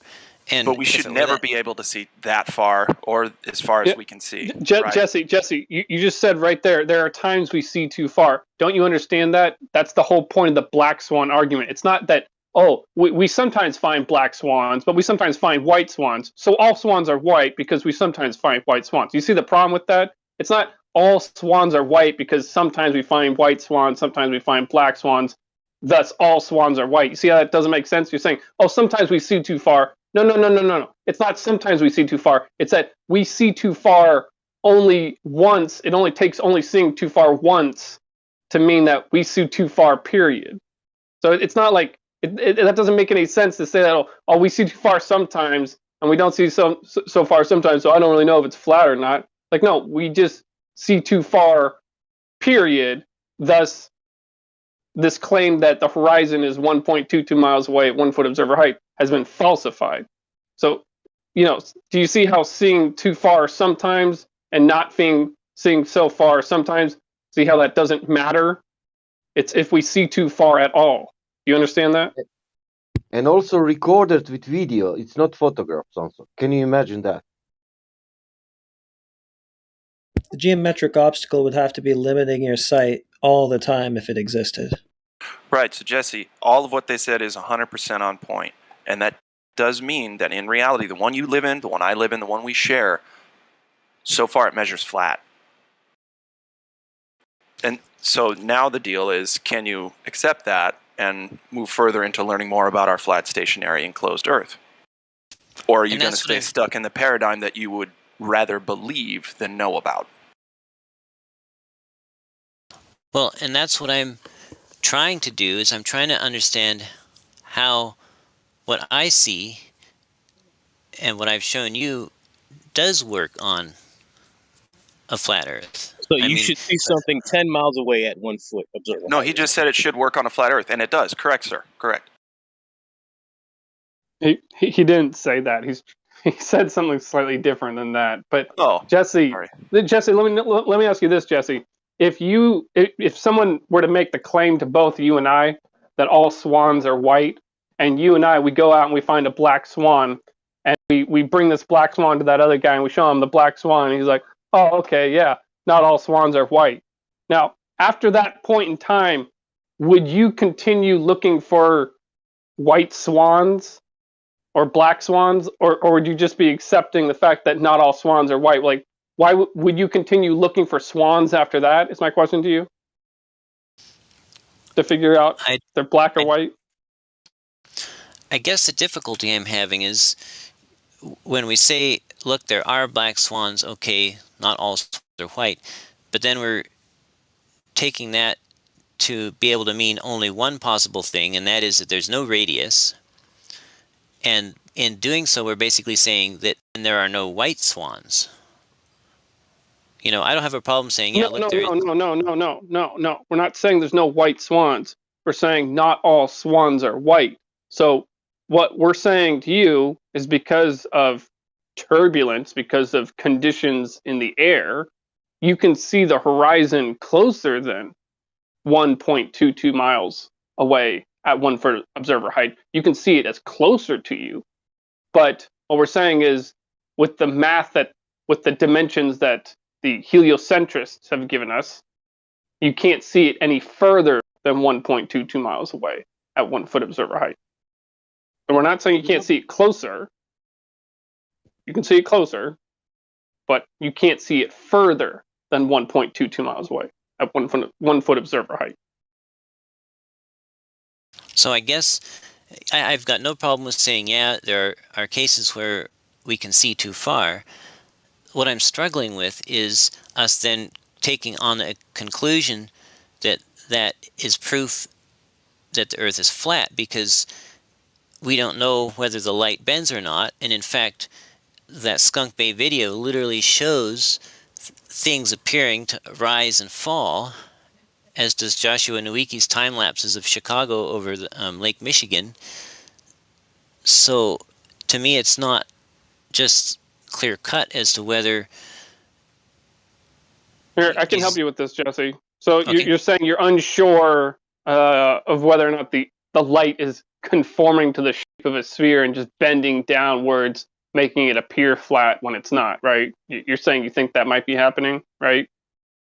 Well, obviously, when we look at the same scenery and something can be up above where it should be or down below where it should be at different times, we know they both can't be right because they're contradictory, right? No, it's just turbulence. You're just talking about turbulence, I think, as far as I can tell. I don't know what you mean by turbulence.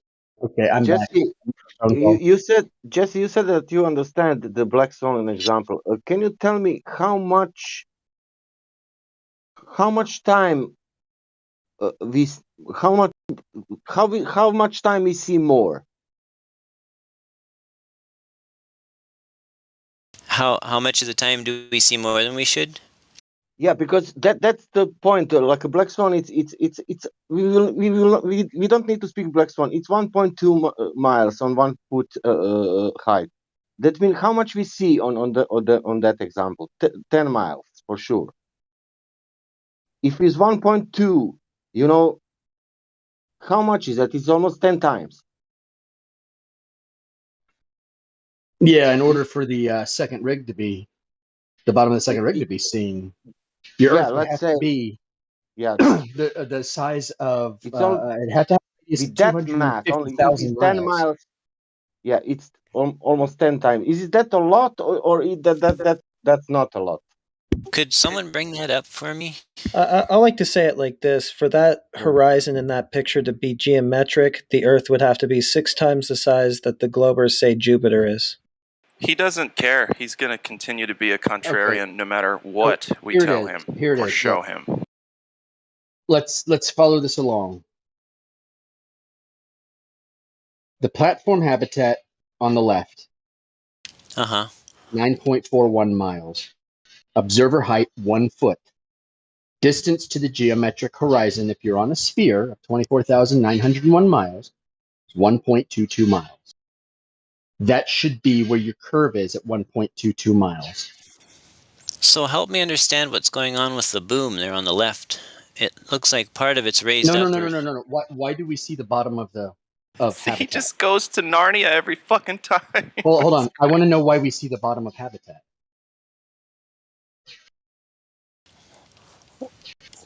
Well, who cares what distortions there are on the air? Why do we see the bottom of habitat? And then we see, and that's 9.41 miles. The horizon actually goes way past that. You can see it. Why? Who cares about some wavy ladders and some distortion? Why do we see the bottom of it? Can't see through solid objects. Is it so? But I'm trying to understand what I'm looking at in the picture. You know what's going on. What's going on? You're looking at two oil rigs. Yeah, That's no, I've all seen that's it. going on. I've seen it before.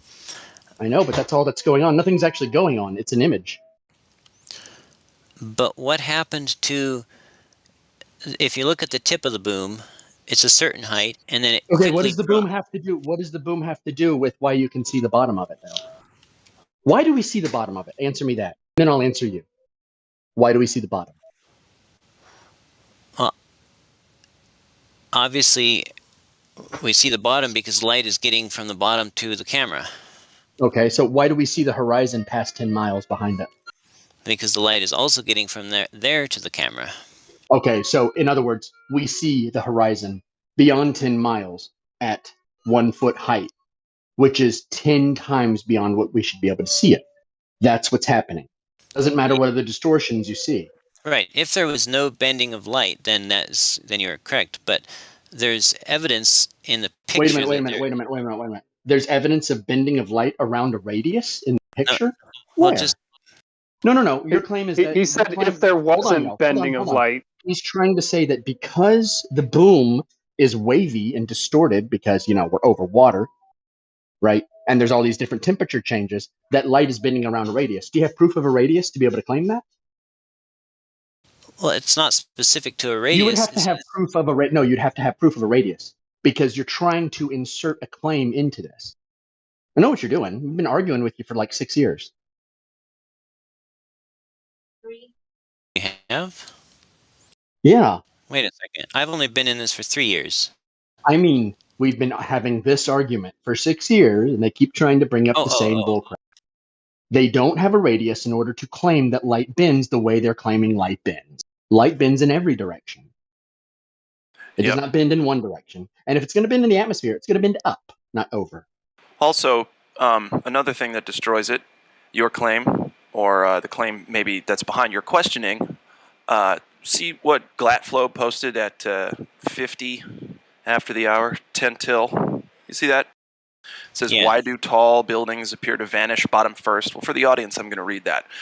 As objects get farther away from the observer, they appear to shrink. This is due to angular resolution. If the angle to the bottom of the building is smaller than the angle to the top, the bottom of the building will appear to reach the observer's eye level at a shorter distance. Beyond this point, only the section of the building located above the observer's eye level will be visible. So, on a flat Earth or a globe Earth, this phenomena happens, so it's unfalsifiable. Yeah, but here's what happens. The observation itself happens over and over and over and over, while the supposition is that this happens uniform everywhere we observe, everywhere we measure, everywhere we test. Is your bendy crane distortion uniform? Right. Here's the thing. It's a wacky distortion, right? It's a whack-a-mole distortion. It doesn't make any sense how it's distorting. I thought we were Because talking it's about the just, horizon. yeah, that's what we should be talking about. But I'm going to address the cranes for just a second. Is the claim that the waves, the wavy-looking distortions, are uniform radius? Is that what they're claiming? Sorry, that don't make a lick of sense to me. Are you asking me? I am asking you. Oh, I don't understand the question. Okay. So what do you think the wavy cranes mean when we have a horizon that's 10 miles out? Well, I mean, I guess I would liken it to, let's say we zoomed in on a power line that was horizontal. No, I'm asking what you think they mean. Don't give me an And there was analogy. Just tell me what you think they mean. Well, my experimentation with cameras leads me to believe that cameras record the angle that light reaches them at. So straight the on. position, well, so the position in the picture is related directly to the angle that the light arrives from. So if it So right at it. So it's looking at it and arriving at it, right? Yeah, straight at it. And so you're looking at it yeah, and it's arriving at it. Okay. And so if what part justification would you have to infer that it's doing anything but that? What justification would you have to say it's coming around a radius?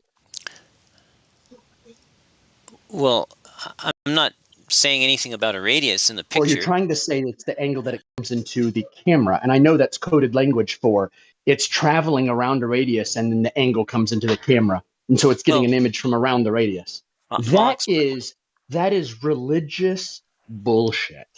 Well, may I try to explain? You're saying you can see around a ball. Think about if I said I could see around corners.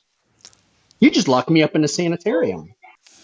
I made a prism. See around corners, man. I use prisms to look around corners. Well, you might as well be saying yellow sky, therefore I can see around corners for all the sense this makes. Yeah. Like, how is it? So are you saying you live in a prism? Well, prism, that's refraction, by the way, and that's actual refraction. That is not terrestrial refraction, which doesn't exist. A false equivalence, anyway. Yeah. Well, listen, could I just say Snell's one thing? law is not terrestrial refraction. And then I'll quit asking you for a little bit. Okay. Because I just can't get anything out here. And that's not productive, and I don't want to make you guys upset, you know.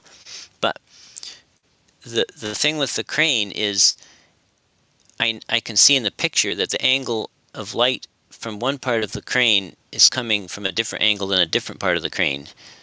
And in other words, part of the crane appears to have raised up or sunken down. You can see that? How do you know that? Because the camera really? records. Let me look at it. Let me look at it. Let me look at it. I want to see if I see what you're seeing. I don't see that. I see some wavy lines. How does that? I don't have. I'm not a Borg, so I don't have this like eye that can like determine, you know, what something is doing, and you don't either. Do you see that? Don't pretend you can. Don't pretend you can. Okay, don't pretend you can look at those wavy lines and say that's light coming from around a curve. Do you have any idea how retarded that is? It's wavy, all right, therefore gentlemen. light's coming around a curve. That's mongoloidism. Yeah, I think we've done what we can today. Yeah. But thank you all so much. Yeah. Oh, that sucks. I came in on the tail end. Wavy lines, therefore radius. These people, I mean, I swear they're taking drugs. They're taking drugs. Not the good kind. They're taking copious amounts. I don't think so. I think that belief it's stronger than that drugs. Belief is one hell of a drug. Yeah, it's called mainstream religion. That's their drug. Yeah, they don't want to just get rid of their mainstream reality that they had all their life. It's understandable. It's okay. I mean, wavy crane, therefore radius. Hell of an argument, right? But yeah, the denial of proof, like that's hard. I can't do it. I don't understand how you can see the horizon and then they want to go to the wavy crane. Someone is roboting really bad.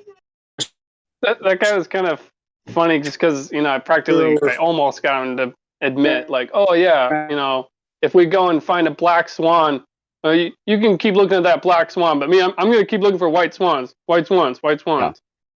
Well, yeah, that's the thing. It's like he didn't understand. It's not like he didn't understand. He didn't understand. Plus, that was not his Nikon. That was not his transit. And that wasn't his picture. He didn't take these pictures. How could I prove it to you? How about film it? Film your Nikon. Okay. Film the unit. Can I live stream it? You want me to live stream What picture was he just take a picture showing? of it. Just take a picture of it in the in like the corner of your house or something. Let me get on But you Discord. didn't know it was called a transit either. You tried to argue with me. Well, it's not. You were looking at a thing from an eBay seller that doesn't know what they're called. Look in the manual from Nikon, and it's not called a transit, I don't think. Okay, here's what it's we're going to do. It's called a total station. If you said you were going to leave, why are you back? No, I said I wasn't talking about that crane thing anymore. Okay. Well, if you're here, you're going to talk about the crane. Because you're not allowed to talk until you address why you think that crane means you have a radius. Yeah, but no one would allow me to finish the sentence. That's because that's the only answer I want from you. Crane equals radius. Go ahead. Come on. May I really? Yeah, go ahead. Tell me. Okay. Crane equals radius. How? Who said crane equals radius? That's you. You are. I don't remember saying that. You don't have to say it outright. That's what you're trying to imply. Because that's what all of you imply, because you're reading from the same script as Dave and all the other guys. Oh, I don't even like Dave. All try and say, it doesn't matter. They all try and say the same thing. Well, the crane is wavy, therefore the earth is a ball. I'm sorry, if you try and do that, I'm just going to ban you. If you try and make that argument, I'm just going to ban you because it's worthless. Because we've been arguing this point for years. Do you understand how stupid it is to say that, the cranes are wavy, therefore it's a ball? What? Well, listen. How do you see the horizon? No. How do you see the horizon 10 miles away? Answer me that. I need to think about that for a while. Is that okay? No, you don't need to think about it. No, you're going to answer. Why do we see the horizon 10 miles away? I don't know. You don't know. But you know why the crane is wavy. Well, I know that the light from the crane boom is arriving from different angles than it would if it wasn't wavy, because that's how cameras record it, right? It's arriving from where they're from. It's traveling through a medium of gas, isn't it? And different temperature gradients, and so it's the light is scattering in different directions. But generally, you're seeing the image, aren't you? Why do you see the horizon 10 miles away? How is the light from the horizon, which is just a foot below the camera, 10 miles? 10 miles. How sharp of an angle is that? 10 miles. That doesn't change the direction of light. And how are we saying that horizon that's only a foot lower than the camera and 10 miles away is being projected around a ball to make everything look flat? Like, this is your argument. This is what you're saying. This is your claim. Because it has to be. I love my globe, bro. That's all it is. It has to be a globe, and so you will use anything to explain that it is a globe. Yeah, so you're basically saying that it is a globe because it looks so flat. Yeah. The reason it looks flat is because light goes around a radius. That is unfalsifiable stupidity. So everything's just so bendy that it all just looks flat. Yeah. Everything. Yeah. How come nothing's provable now? Well, we would expect it to look flat if it were a globe. Really? Like, Jesse, these are your arguments. These are the only arguments that you can actually have. I don't even get why this is an issue. You see it, it's there, done, observation over. No, we have to explain why we see it. Well, I don't have to explain it. It's there. That's why we see it. You have to explain it. You have to say, well, it's not really there. See, the Earth is tricky and light is bending in a way that where that's not actually there. We're seeing a holographic projection of it lifted up. It just looks flat. Yeah, you're adding all this extra stuff into it and then just explaining it away. You're adding a globe into it and then using refraction to just get rid of that. So what's the point?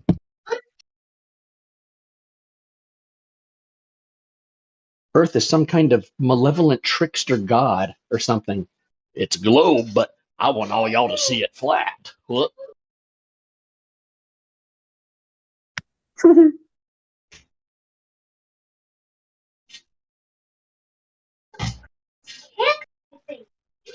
The globe claim just cancels itself.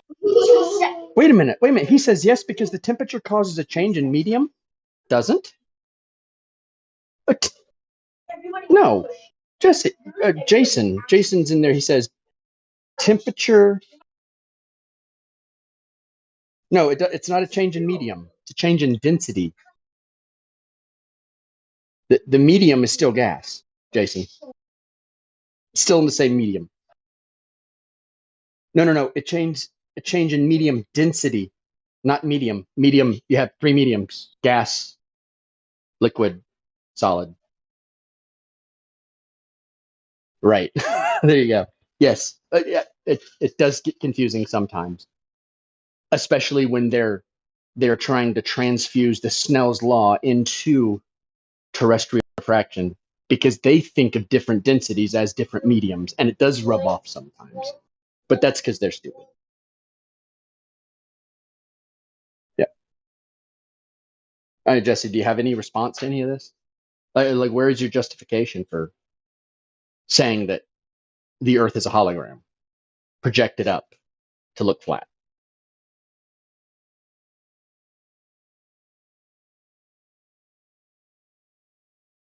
No answer? No answer, I guess. Okay. Hey, sorry, I just came in. Was that the actual claim? What you do? Is that what you? No, it's when they say bendy crane on the Black Swan. That's what they're trying to say. That light is going around a ball, and that's why there's distortion, because light's going around a ball. So their claim is the Earth is a hologram. And everything you see is just a holographic projection. Maybe it's simulation theory. Maybe it's like the ultimate end of it. Jesus Christ. That's boring too. Yeah. Anyway, thank you. I didn't mean to interrupt. Yeah. Is he still in here? Yeah, he's still in here. Jesse's still in here. He said that he needed a moment to think about it, something like that, a few minutes ago. He's probably just AFK. Yeah, So he's you going say to it's flat. He's going to get a picture of his transit, I'm sure. I'm sorry, his total station transit, whatever. Same thing. Am I allowed to video screen share? No. Oh, okay. How is you showing? I believe you with your Nikon. I believe you have it. I don't care. I'm asking you how we can see 10 miles. Well, I need to think about that for a day. Maybe we can talk about it tomorrow, if that's okay. What can I ask? What is there to think about? Well, I don't think as fast as most people. Okay. If you see a naked woman, you say that's a naked woman, right? Do you need to explain it? I need to think about No, it. you just understand. Well, you might need to, but you understand what you're seeing. When you see a Ferrari, you see that's a Ferrari. When you see a house, it's a house. When I see a horizon, that's the horizon. But you're like, all of a sudden you stop. No, that's not really the horizon. You could be asking someone that's only seen a picture of a naked woman, so that might make a difference. Yeah. You don't actually see that horizon. You see the Ferrari, you see the naked woman, you see the house, but you don't see that horizon. You see an image of it being lifted up. That's the only thing there is to think about. When you take something simple, I see it, and turn it into, I don't really see it. I'm being tricked. That's not really there. Is that what you need a day to think about? An eloquent way of explaining that? Why we don't actually see it? It's just an image arriving at the lens? And that's like when you're driving through the mountains and you're looking at these nice scenic places 50 miles away. The Grand Canyon is 120 miles across, and everything looks perfect. No refraction, no nothing. You can see for 100, 200 miles of the Grand Canyon if you look down it, and it just comes in perfectly clear for some reason. Hold on, Jesse, we have to go over this. Indio has just gone to the globe calculator, and I think you need to read it. Okay, go for it. Yeah. Nothing should be visible. None of those buildings should be visible. None of the buildings? Well, it says the view tower is 20.79 miles away from the camera. Building base is 53 feet. That's 187. That's 240. Globra model predicts none of it should be visible in the image that he posted. From 1 foot up, and that's the 1 foot up image, and none of it is visible. Yeah, you can see the top of it. Really? But are we actually seeing it or not? I don't see anything directly below the orange arrow. That other building is a different building. It's a lot taller. The one with the crane by it, the red crane. Oh yeah, maybe I'm just looking at the wrong building. Yeah, I can get you But the height anyway, of it that doesn't other matter building. because that's a wave. And like any mongoloid can see that it's a wave because there's chop in the picture. There's chop in the picture. It's a wave. You do have my word. The waves were just like a couple inches. They're just like little ripples coming You were in. You were a foot. No, I'm not going to take your word for it. You weren't out there. It's 20 miles across. Dude, you can No, I mean at the shore. At the shore. Waves. Are you saying that's the globe horizon? The top of that wave is the globe horizon. Do the waves get bigger or Is smaller the when top they... of that wave the globe horizon? Man, I just took the picture. I'm asking Is you. the top of that wave, you're claiming that works out, that checks out, that's right, is the top of that wave the globe horizon? I don't believe it's the globe horizon. It's you do. Well, let me get the height of that other building. Actually, that other building wasn't finished at the time. That's why there's still a red crane by it. So the height, it might be it might not be quite as high as it's listed on Wikipedia. What did you set the camera in? Did you set it in a leveling gimbal, or did you just set it on the sand? No, I just held it in my hands. I just kneeled down and held it in my hand. Well, it doesn't matter. If it's a straight line shot, it's a straight line shot. The only problem is there's no way he can tell what the sea was like that day. Or the lake or whatever. Do waves get bigger or smaller when they come to the shore? Depends on the underwater terrain. Let's say the underwater terrain gets shallower. Yeah, let me think. In Hawaii, the waves get bigger when they get close to shore. And where I am at on the beach, the waves curl up when they get close to the shore, and that gives them the appearance of more mass. They actually get lower though. If there's white water, that white water is jumping up, and it's white because it's thin. It's like you're saying, it's curling. It's at the top of the wave. You don't see white water unless the waves are quite high and choppy. Yeah, you actually see the chop at the top of the water. Like why are we even arguing about this? It's a wave. If there's white water, that's way more than 2 inches, my friend. Way more. Where's the white water? On the tops of the waves. Yeah, there may be some spray up there. I don't see a lot of it though. Well, wait, over on the right, there's a little bit of chop. Yeah, over on the very right. Of course, that may just be color data being lost. I don't know. It doesn't matter because, I mean, look at it. Look at it. Are you saying there's 1, 2, 3, 4, 5, 6, 7, 8 dimples of waves from the top of the words to the horizon? Come on. Are we serious? Are we serious, man? That's the edge of the globe.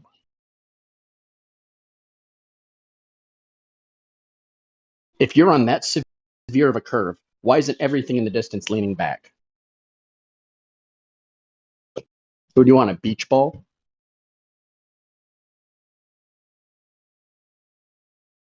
I love how you have your wave in front of you. You think that's the ball, but everything's still standing perfectly vertical in the distance. That's actually an interesting question. What would be the tilt of everything tilting away? Doesn't matter. You're never gonna have any tilt. The city of Los Angeles has no tilt, and it's 30 miles across, and it is 100% level. Right, but that would be a really good thing to tell to people who are questioning things like me, is to be able to actually show them, here's what the tilt would be.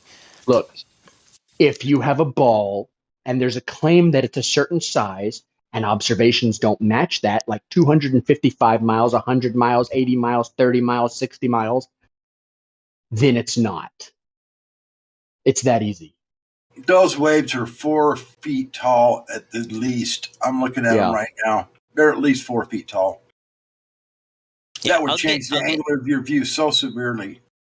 Because you're at 1 foot with the camera, that means the only thing you're going to see is an angle upwards from the wave on. Yeah.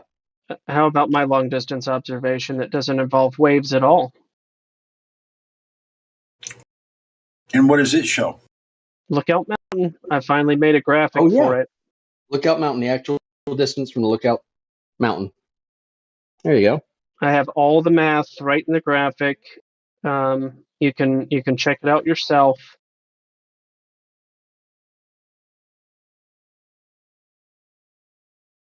You can check it out yourself. Now, the target hidden height based on your elevation height in the distance is 6,328 feet. Mount Pinnacle is only 2,440 feet. Uh-oh. Ooh, that's not good. And then you might not be familiar with the geography of Southeast United States, but you could play around on Google Earth for a little while and figure it all out and come to the realization that, this isn't going to work out. From a 1,628 foot elevation height, you've got a 49-mile horizon, and yet somehow you can still see Virginia and Kentucky. When everything should end at 49 miles.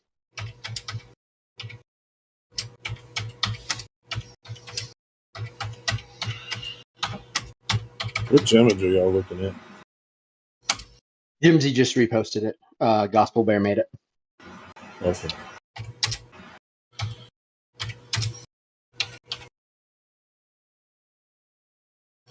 Speechless. I mean, I know it was good, but I didn't think it was like that good. I mean,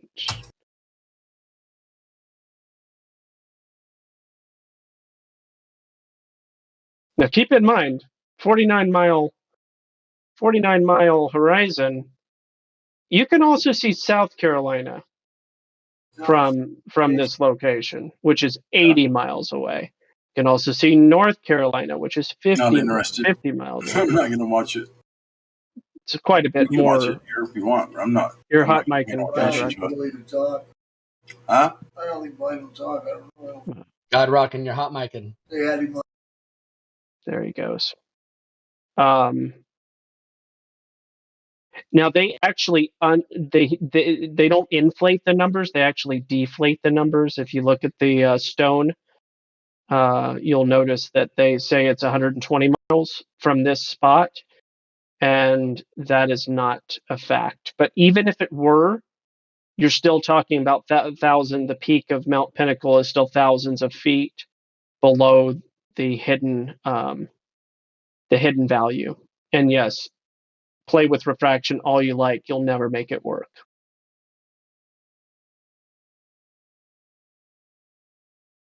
It won't work for South Carolina. So even South Carolina is a debunk of the globe, but this is Kentucky and Virginia, so slam dunk. Like, if anybody that knows anything about South Carolina, and all the big mountains in South Carolina, LOL.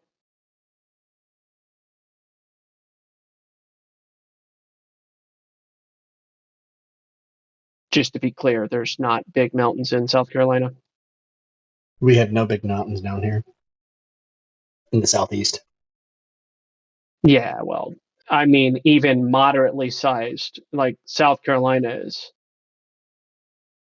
is very flat. Well, guys, Jesse joined about 20 plus hours ago, and he's been having a conversation here and there with many people. Very polite guy, and he finally built the courage to post his, I guess, his observations that he's claiming. But he did it at the wrong time. Meme was here, so too bad. Yeah, I know. It wouldn't be so bad if he didn't instantly pick up the exact talking point from 3 years ago.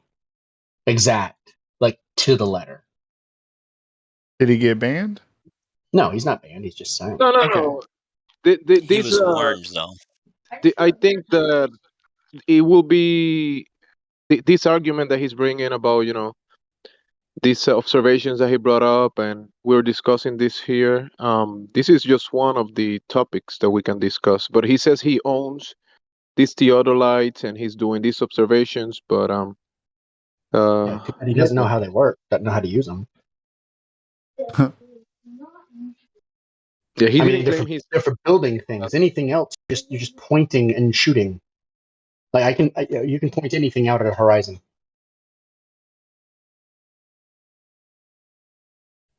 So Jesse, have you gotten or learned anything today about the theodolite? Because you say you're not a surveyor, but you say you own these devices, and you've been having a couple conversations with multiple people in here about this.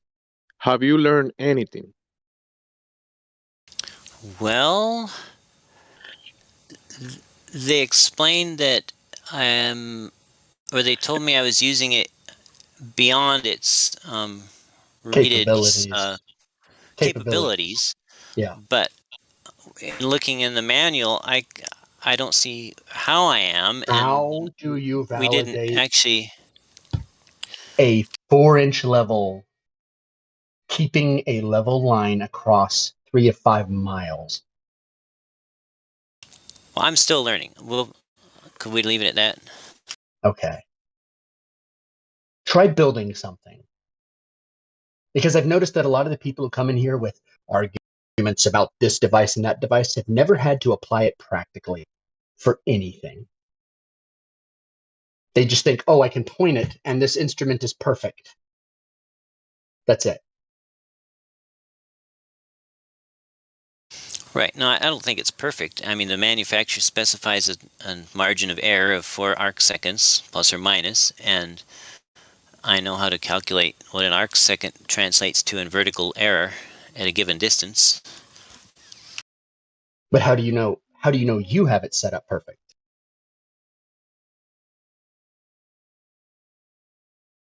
Well, it's almost not certainly absolutely perfect. If you set it up, would you bet $150,000 that you had it set perfect? I don't bet on electronics. They can die at any moment. Oh, that is a brilliant attitude. I promise you, because that's what would have happened. Is we would be out a lot of money if we set it up even out of 1,000th of an inch. And from my experience in setting them up, they've been out before.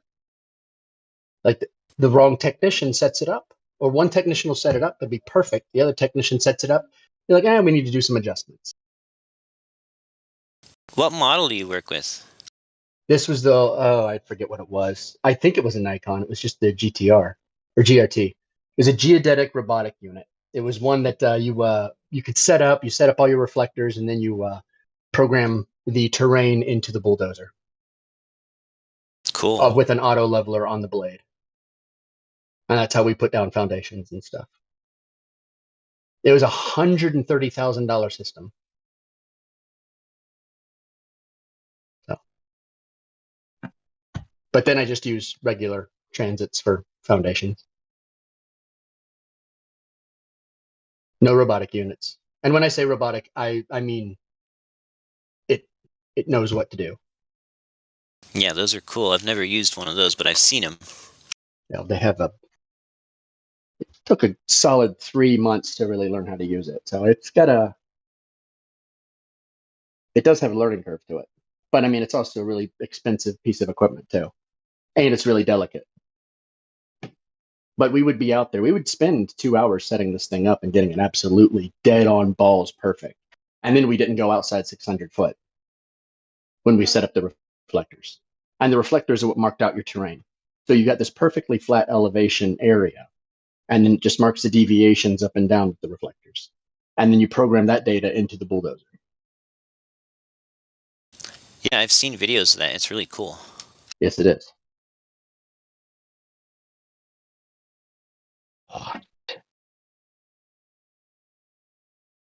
You know what is really for anybody that cares about this topic, I know I probably care the most because I grew up in the area and I went there and all that stuff, but it says South Carolina is 80 miles away. South Carolina is 120 miles away. It's just like their deflation of the numbers, and as opposed to inflation of the numbers, is almost. Are you talking about that mountain view? Yeah, the Lookout Mountain, see the seven states. I want to go there so bad. That seems so cool. Yeah, it is. It's a neat view for sure. But my point is, South Carolina is 120 miles away, not 80, but they say 80. Mount Pinnacle is 146.83 miles away. They say 120. Which is wrong? Google Maps and Google Earth, or the stone? Because I would say the stone is wrong. Because it serves to to not raise too many questions of curiosity if they provide a lower number. But even with the number that they provide, it's still false. But I mean, it's still I was about to invalidated. say that's still I have too a far. question. I have a question. That's pulling a straight line measurement, right? Yeah, I'm on Google Earth. I would say line. it's the stone. I would say it's the stone that's false, because Google Maps is responsible to a market for being correct. The stone is not. Well, no, they would just be hypothetically misrepresenting the claim that is the tourist destination's feature point. Yeah. Or But correctly called a tourist trap. And so it doesn't have to be right. However, it has historical significance that Yes, it is, and it literally names the mountains that you can see, like Mount Pinnacle specifically. Look out! What's that? I said, look out! Yeah. The Lookout Mountain, because everyone fell. The Smoky Mountains of North Carolina. I never did the South Carolina measurement until just now, and I'm like, oh my gosh, it's actually way off. Like, way off. And in fact, even the North Carolina where it says 50 miles, no, 60. It's 60 miles. The closest tippy tip point would be 58.38 miles. So, like, in every case, they're 10 to 20% or more. I mean, gosh, 80 to 120 is that 50%? Yeah, that's a 50% error. I mean, that's super huge. That is super huge. And then 20% error, and then another 20% error on the other one. They're like majorly deflating the numbers. It's very peculiar. How long do you think it would take you to look up how they did the straight line measurements?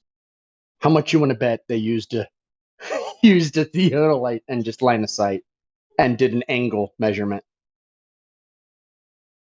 to get their miles? Like, whenever they did that, how long ago did they put that rock there? Oh, I mean, that's a good question. I know that the observation was made in the mid 1800s, but yeah, they did some Al-Biruni nonsense. That's what they did. They did a calculation instead of an actual measurement. They did a calculation. That's what happened. I guarantee you that's what happened. Which is weird, though. Yeah, because they would have exact measurements back then in the 19th century. I would expect. Yeah. But yeah, anyway, I have figured I'd rail point out line. all those details for everybody's benefit. If anybody chooses to talk about the Lookout Mountain, you can point out a little chuckle funniness of them misrepresenting the numbers. But yeah, it is a globe invalidator. Yes. So, even more when you use the Google numbers, right? Yeah. Yeah. Absolutely. But like I said, once you're responsible to a market or you're responsible for lives, all of a sudden nothing's theoretical and you can only apply reality. I need to save this Rayleigh criterion. Thanks, Drace, for posting that. I bring that up from time to time.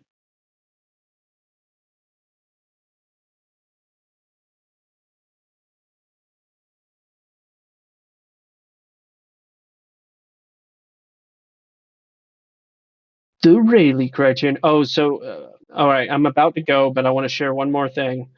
I was talking to somebody 2 days ago. I think it was 2 days ago. It might have been yesterday, but I think it might have been 2 days ago. And I was sharing why the curvature was unnecessary. Like unnecessary to assume that was the cause of the horizon. And I was making the comparison between flexible variables versus inflexible variables, whereas Was that 395. that Space Force dude? Yes, it was the away observer guy or whatever, the Space Force. Yeah, that was yesterday. Okay, thank Not you. important, I know. No, that's helpful. Thank you. So I was making a comparison between inflexible variables versus flexible variables, whereas an inflexible variable would be 3959 radius claim, for instance, and then a flexible variable would be things like particulates, temperatures, humidity, all the different things like that. And I was like, you don't need to have the radius. And he was like, okay, well, what would replace that? So he basically challenged my assertion, which is great. And I said, okay, well, how about the 0.02 angular resolution limit? Well, Rayleigh criterion is the direct reference there. So we actually did the Pythagorean on Lookout Mountain and the Fenestralis to Gaspard, and we did it for the Black Swan. We did it for these different long distance observations, and what we found was it was a plausible assertion. It was a plausible assertion. Now, it's not a number that's set in stone because there's other factors. The Rayleigh criterion apparently refers to is reference to the eye, but then again, a lens would have its limitations in a synonymous way, or at least an analogical way. So I found it interesting that I guess I got lucky, you could say. I made an assertion that wound up being extremely plausible, and that is you can replace the R with another R. No irony at all. The Rayleigh criterion, and basically just do good old right triangle math, and discern that the alpha, or the acute angle represented by alpha, at least in the calculator that I was using, is at that number, close to that number, and sometimes even smaller than that number, but that's okay. It's still a plausible claim. So I found it very interesting. Did anybody follow what I just said, or was I just speaking a bunch of nonsense? I did for a bit, and I fell asleep. Did you say you fell asleep? Oh yeah. Okay. Well, I hope the explanation was helpful to at least it was a one good person. explanation. Yes. All right. Cool. Yeah. I mean, I wouldn't mind you elaborating because I've heard the math dude, what's his name? The guy from Canada. I've heard him talk about, it's the same, right? But I didn't think about putting it in that actual, and it's the same there too. So yeah, that makes sense. so I was trying to use logic, which I try to do on a regular basis. I was just like, okay, so I went through the logical progression that curvature wasn't the necessary component that causes. We can rule out curvature. Why can we rule out curvature? Because, and this came about from another question I was asking, do we have short distance observations that also have obstruction that cannot possibly be explained by curvature? And in fact, this fellow, Jesse, provided one of those. But there are many examples of this. You know, little RC boats on lakes that are really small, not really really small, but you know, hundreds of feet, and you can rule out curvature as the cause of obstruction, but still accomplish obstruction. So it was along those lines of logical progression that I went, okay, so there's these variables that fluctuate, such as the things I mentioned: temperature, humidity, whatever, refraction, all those things. Those are your variables that fluctuate, and that led him to ask, okay, so what is your variable that doesn't fluctuate? And I was like, well, there is this limitation of angular resolvability. Let's work it out. Let's do some math and see if it's a plausible replacement. And lo and behold, you know, we were getting numbers like 0.003 degrees in the alpha. We were getting 0.000 something or other. So it was even smaller of an angle, which would almost make you think, well, that means that maybe it's not the Rayleigh criterion, because you're seeing more than you should even be able to see. But that's actually the irony of the whole thing.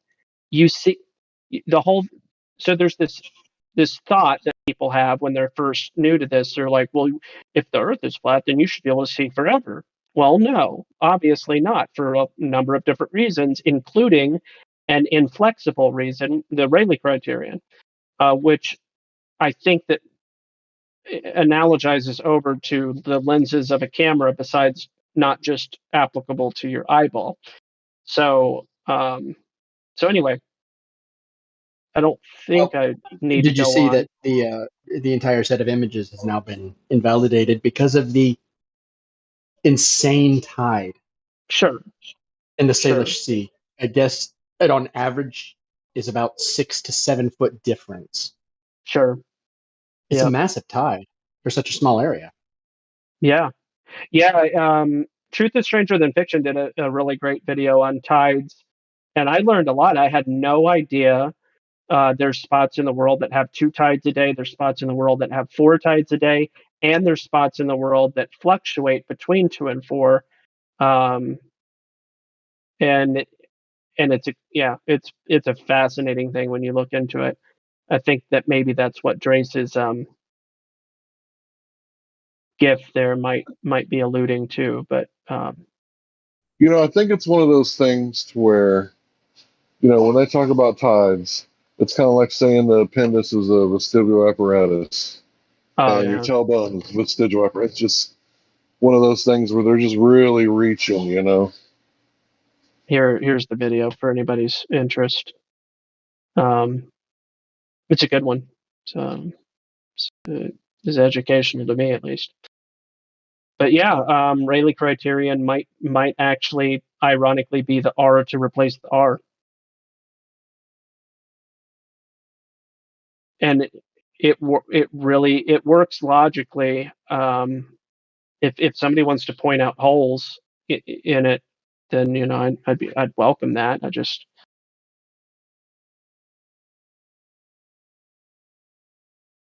yeah.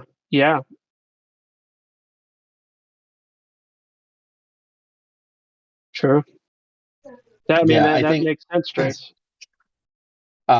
Did you see the title chart for the Salish Sea?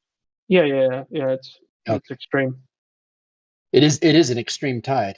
So I'd like Jesse to at least concede for now that the pictures aren't going to prove anything one way or the other because of this extreme tide. and that a different location would be preferable or different conditions.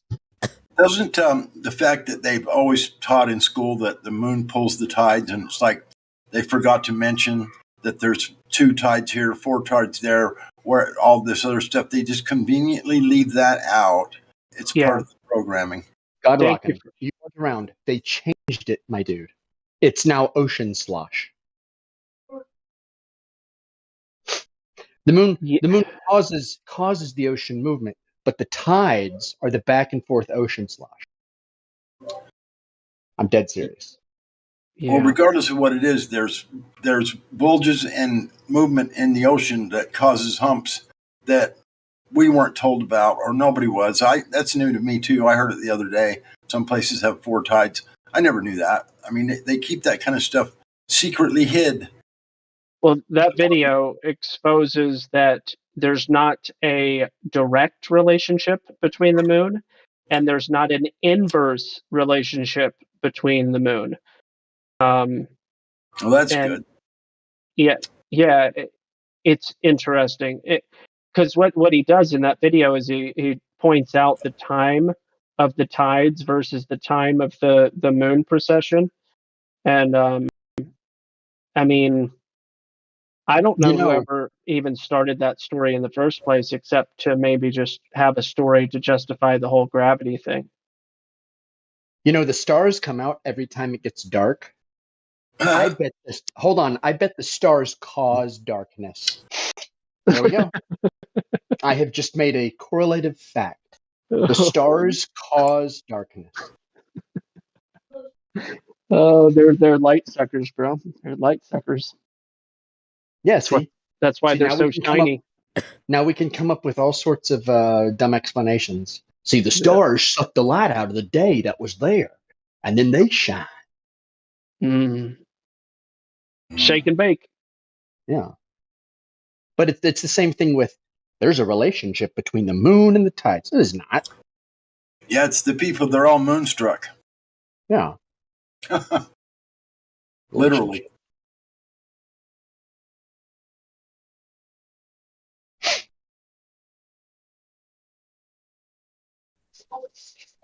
Just so you know, I've heard that the appendix is for when you wipe out your gut bacteria from taking like something or eating something.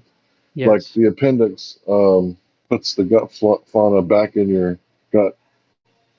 Yeah, you don't have any They've been telling people. You don't have any useless organs. Even your tonsils you use. Your tailbone, 8 muscles attached to your tailbone, and there's some things you won't be able to do if you don't have it. In other words, you're really actually going to need a bedside nurse. If you want to take a dump or get an erection, you need your tailbone.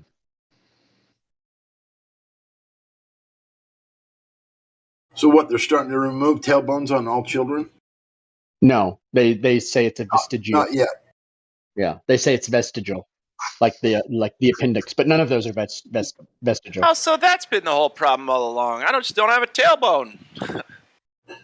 Well, at least you have a backbone. I mean, what? Of course I have a tailbone. What are you talking about? Well, it's I got a real strong tailbone. It's like Ellis Island, same water level since they started measuring it in 1890s, and these morons think the sea level is rising. Well, if the stars take away the light and creates the darkness, isn't that their dark matter? Me, monsieur, sweetheart. Thanks for saying that. Yes, sir. Sorry, go ahead, guys.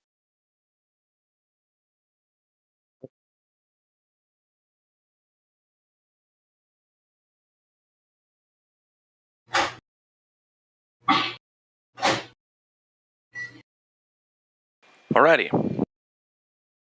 Yeah, you killed it, huh? I did not mean to. Legendary Delo. You may have to change that name because I keep seeing it. Oh, yeah. Yeah. And it's like, are you a gay dinosaur dildo? Yeah, because those colors everything's they look a little like too close. Jamaica's colors. They look like Jamaica's colors. Yeah. But like I just see DILO next to what could be a rainbow flag, and I'm like, it's all the tropes are coming into my brain. There's too much correlation going on there, Legendary, There's for too it much to be correlation, just correlation. Legendary. Yeah. Just saying. The funny part is that the first time I saw him joining, I gave him listening pass and welcome him, and I was like, when I read the name, my first thought was that, like, I thought dildo, but it's Dillo. Yeah, as in Dilophosaurus, which is a twin-crested small dinosaur, purported to be dinosaur.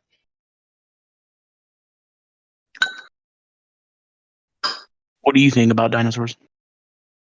I have no idea. Let me ask you this. Here's what I think about dinosaurs. Who's asking me the question first?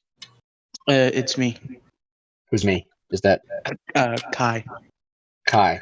KY. I'm just going to call you KY because that's funnier. Go ahead. Got him. Yeah, sure. No, it's like like if they found a baleen whale fossil and baleen whales weren't alive, they would draw this ridiculous like shape of a creature around it and pretend that's what it was. Like I have no idea. And like 80% of these things aren't even found. Most of them are like made up. I mean, I don't doubt there were giant lizards and giant sea monsters and giant stuff in the past. But like the stuff they make up all these different kinds and like they have all the answers, and it's like you're really finding pieces of things in the dirt and extrapolating out a lot of speculative stuff. Like you find a leg bone and say this is the leg bone to something called an Ultrasaurus. No, we didn't find the rest of the skeleton. We just found a leg. And I know because that was my favorite dinosaur growing up, was Ultrasaurus, because it was the biggest. But I also knew that they only found the leg bone. And they built this whole dinosaur out of the leg bone. And I was fine with that when I was little. I was like, oh, cool. So you do believe that dinosaurs are real? They were real? Dude, look. Were real? There's one in the chat right now. I just posted a real life dinosaur that's still alive. Check it out. Is it Joe Biden? Okay, yeah. No, it's a bearded lizard. It's a bearded lizard. Dinosaur just means terrible lizard, right? So, I mean, is a Komodo dragon? Is that a dinosaur? Is a crocodile that a dinosaur? And I'm sure there have been big animals in the past, but like, dinosaurs as they are presented by the scam artists, paleontologist. Nah, I don't really buy into those. They change them every few years. They like revamp them, like modernize them. Yeah, now they have feathers. Yeah, now every single one of them now has feathers. All of them were feathered. Every single one. They give feathers to the four-legged ones too, like the big herbivores. Well, now they can be related to chickens, and that's evolution. Guys, whenever you see a chicken, that's a dinosaur. It is. It is a dinosaur. It's proof of evolution in dinosaurs and big bangs. But anyway, what was I going to say? Oh yeah. Hey, can a crocodile fuck an ostrich and get a T-Rex? Yes. I don't think so. What you have to do is you got to use the DNA from frogs, and then to use the DNA in the frogs to put it into the blood we got from the amber. How did it go in Jurassic Park? Yeah, the amber contained the mosquito that bit the thing back millions of years ago, and then now they got the DNA from the amber in the little mosquito, and check this out, they built animals from it. That's crazy, dude. But it's real. It's totally real. No one answer the question that was just posed until we define evolution. I think a T-Rex and a deer had sex and made kangaroos. Because are we talking about the evolution where everything came from a rock, or that there are white rabbits and brown rabbits, and there are 200 types of dog. I wouldn't consider genetics like that to be evolution. All right, I'm going to do the duck-billed platypus. You see, there was this duck, and he could only do one thing, but he could do it well. So what he did was he got pregnant by all these different animals and then laid an egg. That was the first evolution of the duck-billed platypus. Now, who did that platypus fuck? You might want to ask. I don't know, sir. Don't ask questions when talking about evolution. Well, how was a platypus a mammal? Hey, if I put a bunch of metal in a pile and wait 1,000,000 years, will it turn into a car? Thanks. No, here's what you gotta. Here's the thing. When bacteria changes, is it still bacteria? Yes. When a dog changes, is it still a dog? Yes. When a cat speciates, and there's now an ocelot and a bobcat, they're still felines. Like, there is no change when it comes to what they call microevolution. There's no change. It's just speciation. They're still felines. They're still canines. That's not change. You can't extrapolate that past speciation. You can't say, well, because this cat is a different kind of cat than the cat it came from, therefore zebras and roses have a common ancestor. That's where they make their leap.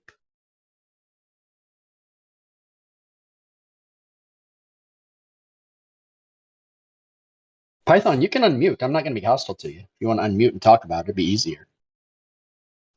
So you said that you believed that there might have been, or there was, giant lizards or bigger lizards or something that resembles a dinosaur. What do you think happened to them? No, I don't think anything that resembles. I have no idea. I have no clue. I mean, for all I know, they were just larger. They were larger in a genus of species that we have today. For all I know, they could I'm just asking, be. I'm not sure how I feel about dinosaurs. No, I don't know. that's the thing. I have no answers. I have no answers on it.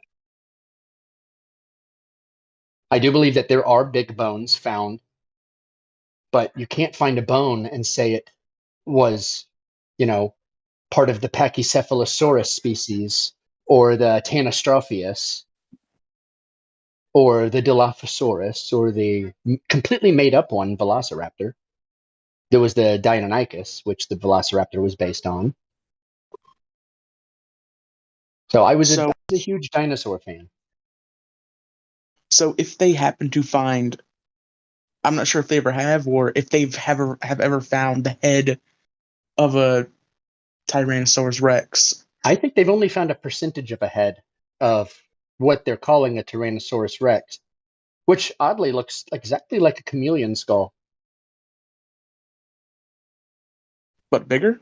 Look, here's the thing. It just looks like a massive chameleon skull.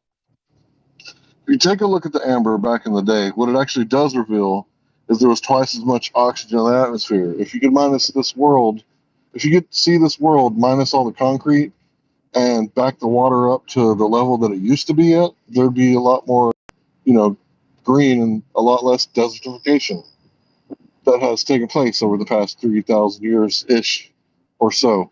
So the thing is that if there's twice as much oxygen, what is oxygen? It's fuel, right? So twice as much fuel, right? Things grow twice as big. In fact, if you look at the award-winning vegetables and fruits, people grow them in a hyperbaric chamber full of like CO2. What if you did a human like that? What if you grew a human in a jar, like an avatar body, in a hyperbaric chamber with O2, right? Maybe they might get bigger, run further, stronger, faster, smarter, twice as much oxygen. Because remember, what does oxygen do? I thought you were about to start singing Daft Punk.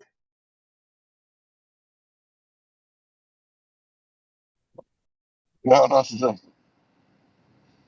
So, I mean, if you gave a lizard like a really good environment, and some of them live forever. Don't they live like a really long time, and they don't stop growing as long as they're living? Oh I mean, yeah, you can have some pretty terrible lizards that might make your cities want to build some walls. What's the largest crocodile skull? There's a crocodile skull to like a 40-something foot crocodile. I gotta find that.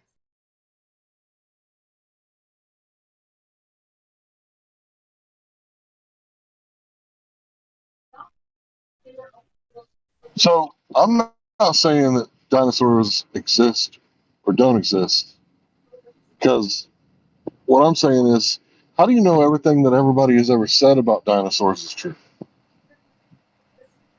So it's like, Yeah, there's also another I don't huge know. problem. There's another huge problem, that is the Great Dinosaur War, where two paleontologists found the vast majority of the bones and were in a competition with each other to name the most. So it's clearly a ridiculous thing that is wrought with fraud. So do you think that maybe there's a side of things that we don't know because people were just so antsy to tie these bones to a great beast or something like that? Yes, instead of just looking at bones like, hey, we found some bones, we don't know what they are, they said, we found some bones, we know what they are, and now we're going to make up a bunch of bullshit. Instead of erring on, we don't know what these are, they said, they made the impossible claim that they know what they are. They know what they ate. They know how they made it. They know what the world looked like, and they know what kind of swamp or desert this thing that they're talking about liked to dwell in, based on a bone, or 14% of a skull, or a tooth. One of them, the iguanodon, based totally off of a tooth. Yeah, they know what happened before the world was. Yeah. Yeah, you So don't know what this isn't you a don't know what your science. great grandfather's favorite color was, but we know T-Rex's mating habits and how they had their babies. Sure.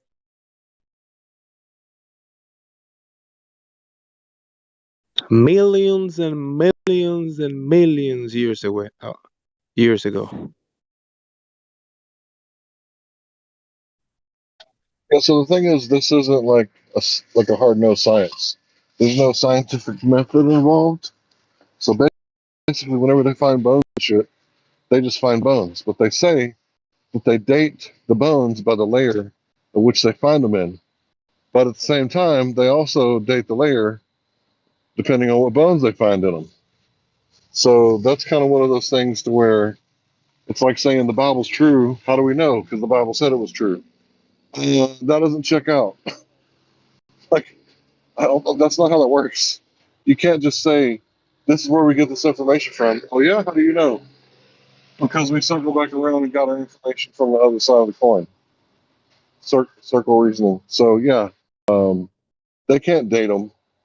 The best they could do is estimate and calculate, but it's not dating. Well, they have this medieval alchemy where you have to fill out a form to say how old you think it is and what layer you found it in before you send it off to have it carbon dated so they know what date to shoot for.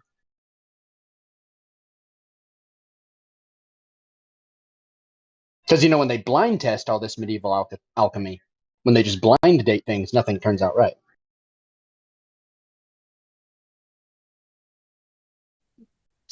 Yeah, I remember the snail. It was alive, and they dated it to like so many tens of thousands of years old. I could post that. It has a reference on the bottom. I think there was a mammoth, and the head was 38,000 years older than the ass.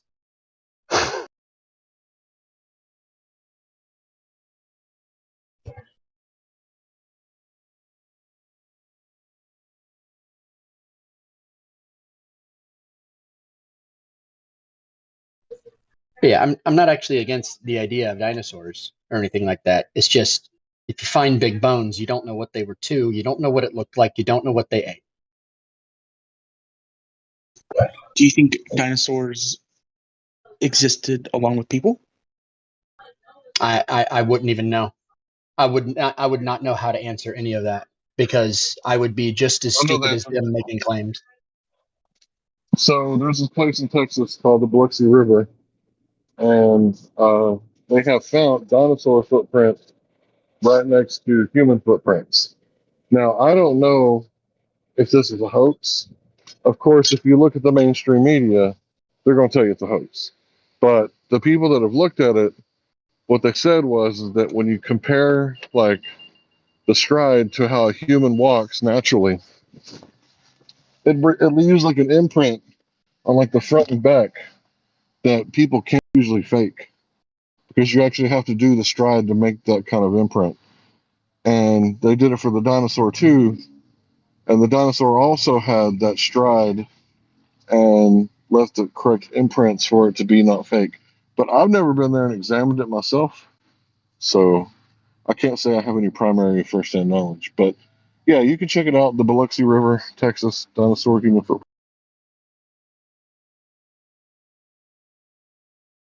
Yeah, there's a lot of garbage that goes on. And Dinosaurs were invented in 1850 to back evolution. Now, one dinosaur was found before the 18th century. Oh no, I mean you're right, and that's the thing is we've had civilizations that have been quarrying and quarrying and quarrying and quarrying, and what there was some lonely broad on a cliffside beach who found a plesiosaur. Isn't that the first dinosaur?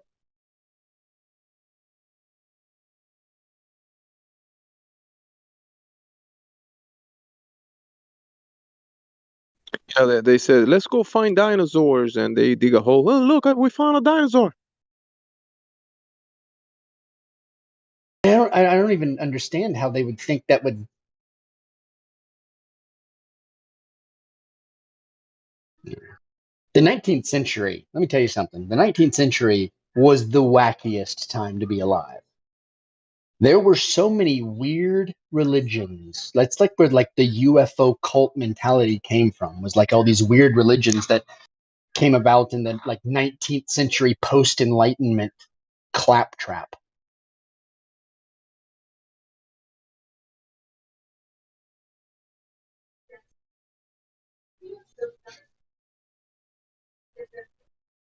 It's the century that gave us theosophy.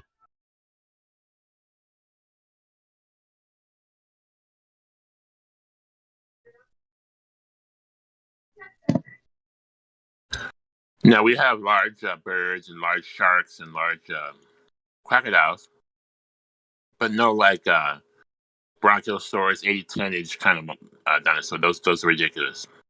Yeah.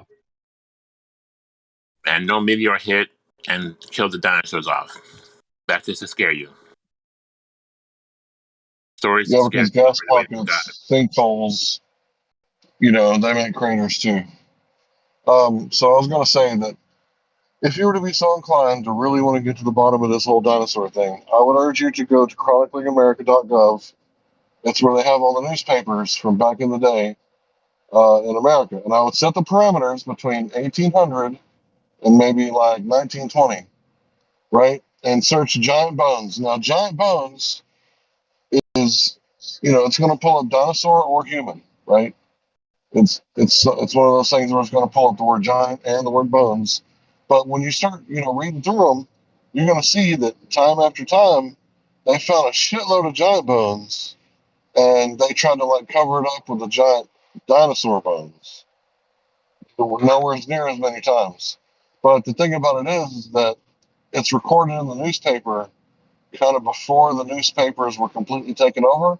Like today, what is it, 95% of the media the American populace consumes is 6 companies. It wasn't like that back then. They hadn't got all the control yet.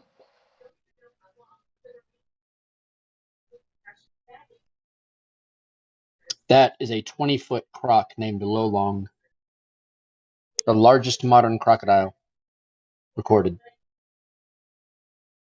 You got to think too that who knows how I don't know how old Lolong was. Let me see if someone says they do. Prolong age. It took him 50 years to get there.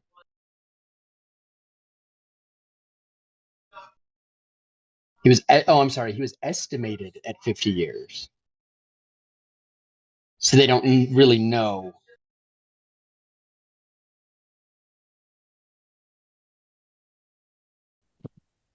Another thing to do research if you haven't done it before.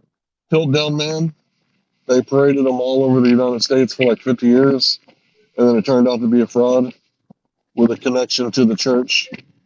Imagine that. World's deepest dinosaur finding. Let's see. Let's look at this. I'm going to read it. Somewhat rough uncovering of Norway's first dinosaur happened in the North Sea. Okay, so this is underwater. Well, it's underwater. Well, most nations excavate their skeletons using a toothbrush. The Norwegians found one using a drill. Somewhat rough uncovering of Norway's dinosaur happened in the North Sea. It is merely a coincidence that the remains of the old dinosaur now see the light of day again, or more precisely, parts of the dinosaur. The fossil is, in fact, just a crushed knuckle bone in a drilling core. A crushed knuckle bone. What is a knuckle bone? Knuckle bone? It's the joint between your two fingers. That's what it's called? No. So Sasha, what? A crushed knuckle bone. That's your proof, Sasha? A crushed knuckle bone. Crushed, mind you.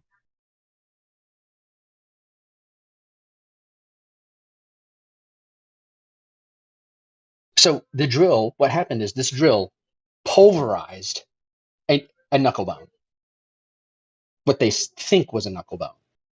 But they wouldn't know. Hey, Sasha. No, go ahead. Sorry.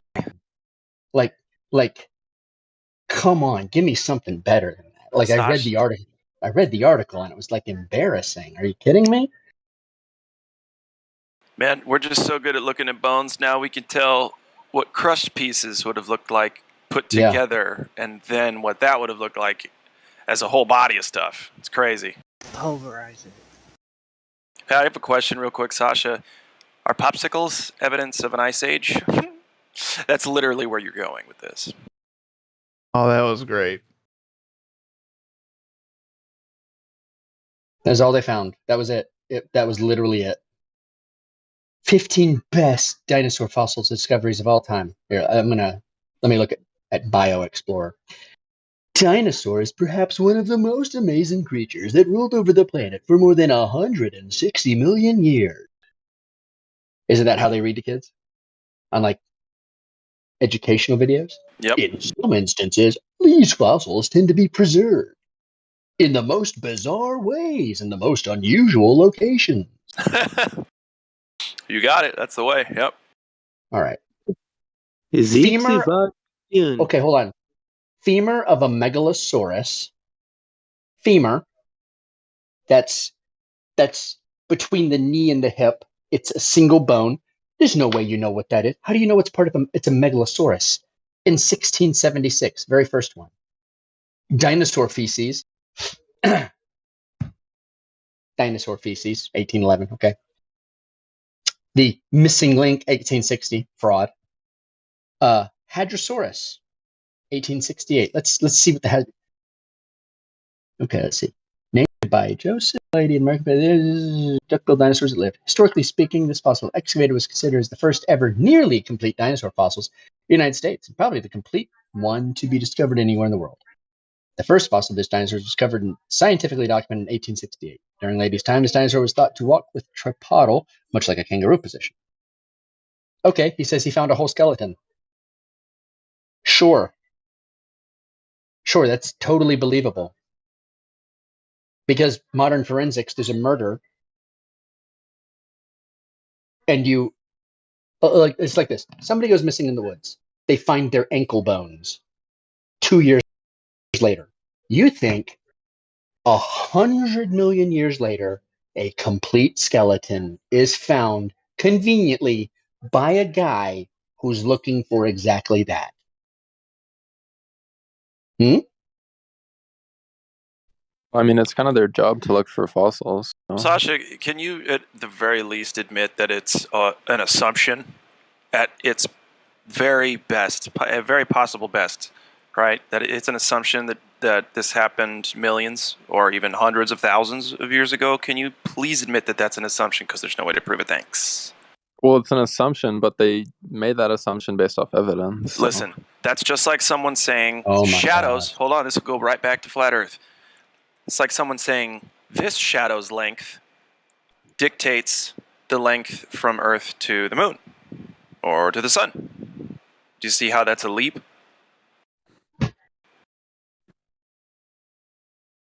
I mean, I guess, but like, if it's not a dinosaur, what else would it be like?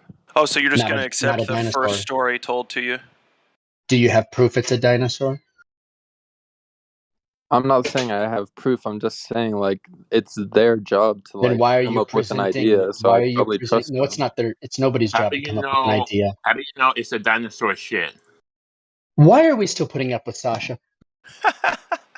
I It think could be he's like fun, a but mammoth you're shit right. or like an elephant He is. shit. This is so Sasha is so obviously a troll. Has nobody figured this out yet? I'm Oh, not I even trying have. to I like troll. to I'll play just with go him. back on. Sasha, Oh, I figured it out. nobody's this dumb. Nobody's this dumb. Not even The you, buddy. statement the statement you made, you did not make that on purpose. Or you made that on purpose knowing that no one would ever make such a statement. Nobody. Not the most government ball sucking bootlicker would ever make that statement even. Like, there is no way that you actually believe what you just said. You are trolling. You need to knock it off. Welcome back to the Lion's Den. Jesus.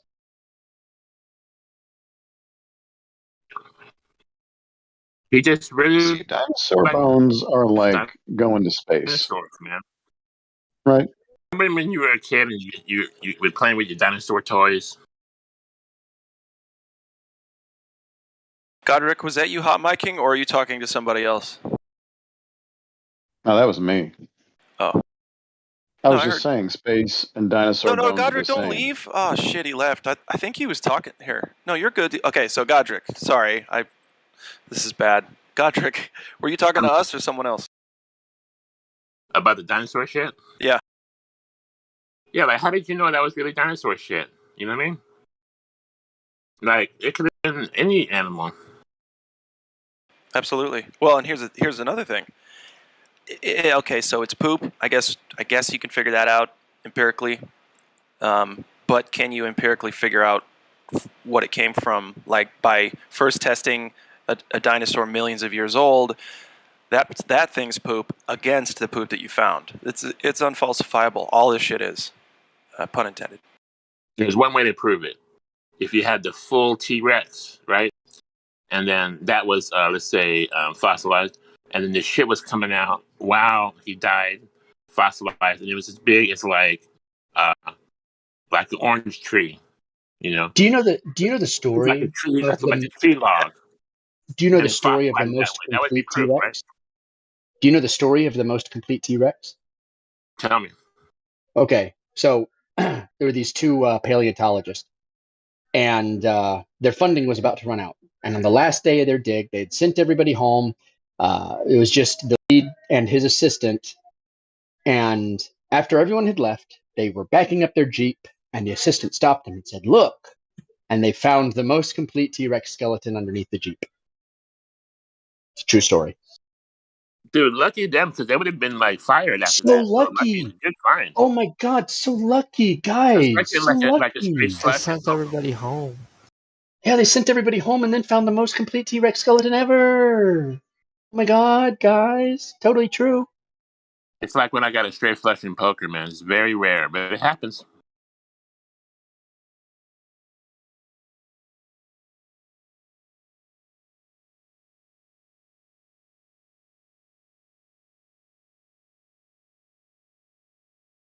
Yeah, Sasha at least. Yeah. Oh, I'm being told to go to bed. Okay. All right. Good night, y'all.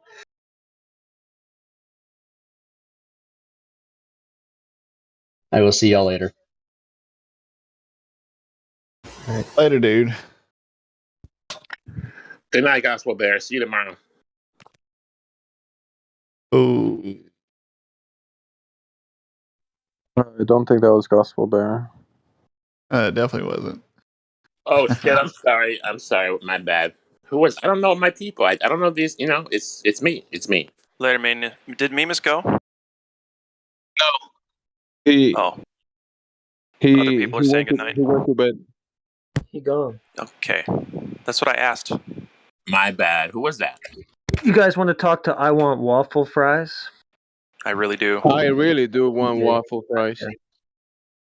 Yes, let's do it. Let's do that. Glatt, can you lead with this one? I think this is your type of Glober, this one. Okay. Nick the Noble, or who is it? Oh, waffle fries. Yeah. You sound like, oh, they're gone. Already dropped. Okay. Dang it, they knew what was coming. They knew right away. They saw us coming. Levelist, come on down.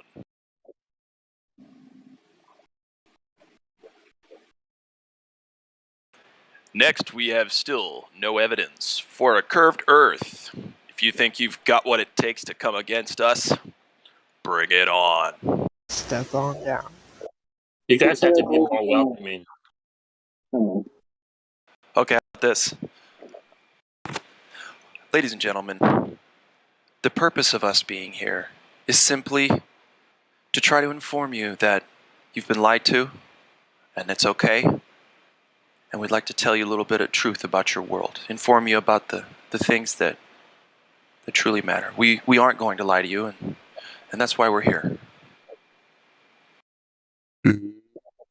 Spain! We're the only ones who care about you that much. I care about you more than your mother and father. How can I prove that? Because your mother and father lied to you about Santa Claus. Case in point. We'd never do that. Why am I being bullied? What did I do? Who said that? Nick. Who? Nick the Noble. Hey, here's what I'd like you to do. I'd like you to clean the peanut butter off of your microphone. Come on back to us. Be great.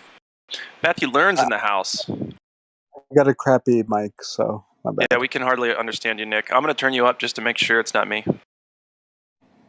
Hey, good evening. I got a bad mic, so I'm just gonna stay muted. You're good, Nick. Oh, no, now you're good, Nick. You're okay. Cool. So why was I getting bullied? Why did you call me out, bro? Who was bullying you? You just said my name like 2 minutes ago. Oh, I'm bullied. Good Lord. I was just saying. No, your I'm name. not. I was kidding. Jeez. All right. Well, develop a little more thick skin, Nick, with that was sarcasm. Jesus. Okay. Well, so was mine. All right. I'll say Gleb Flow is nothing but sarcasm. Yeah, we both know sarcasm. Perfect. Yay! Okay, so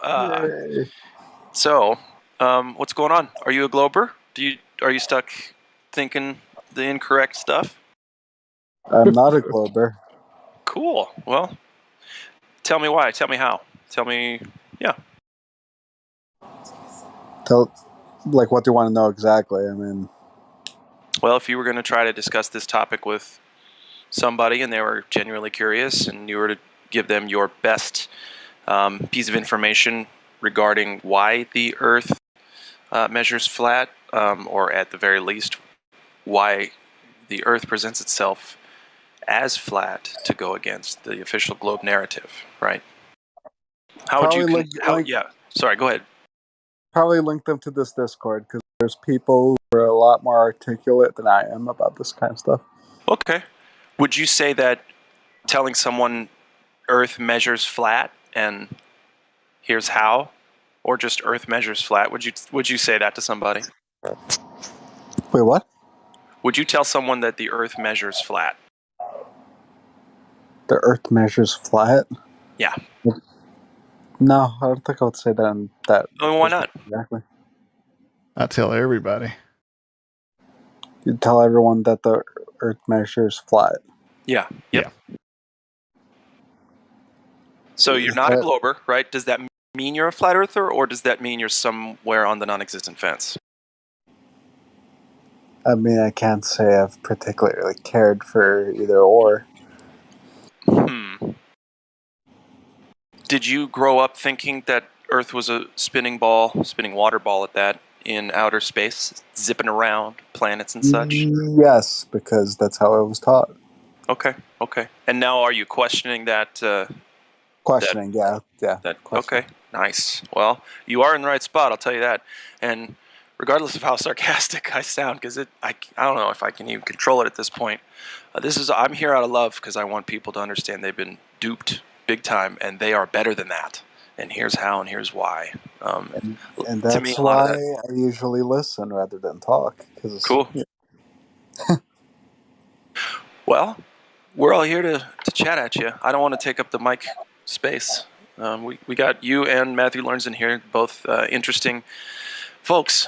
So, but yeah, I mean, you're the what is it they say in certain groups? The newbie is the most important person in the thing. So yeah, Nick, ask us questions if you got them. Anybody else want to talk to Nick the Noble? He says he's somewhere in between belief systems. He's not sure yet, and I think, are you here to learn then, Nick? Yes, that's accurate. Cool. Okay. Thanks for letting me bark your ear off. Guys, take it away.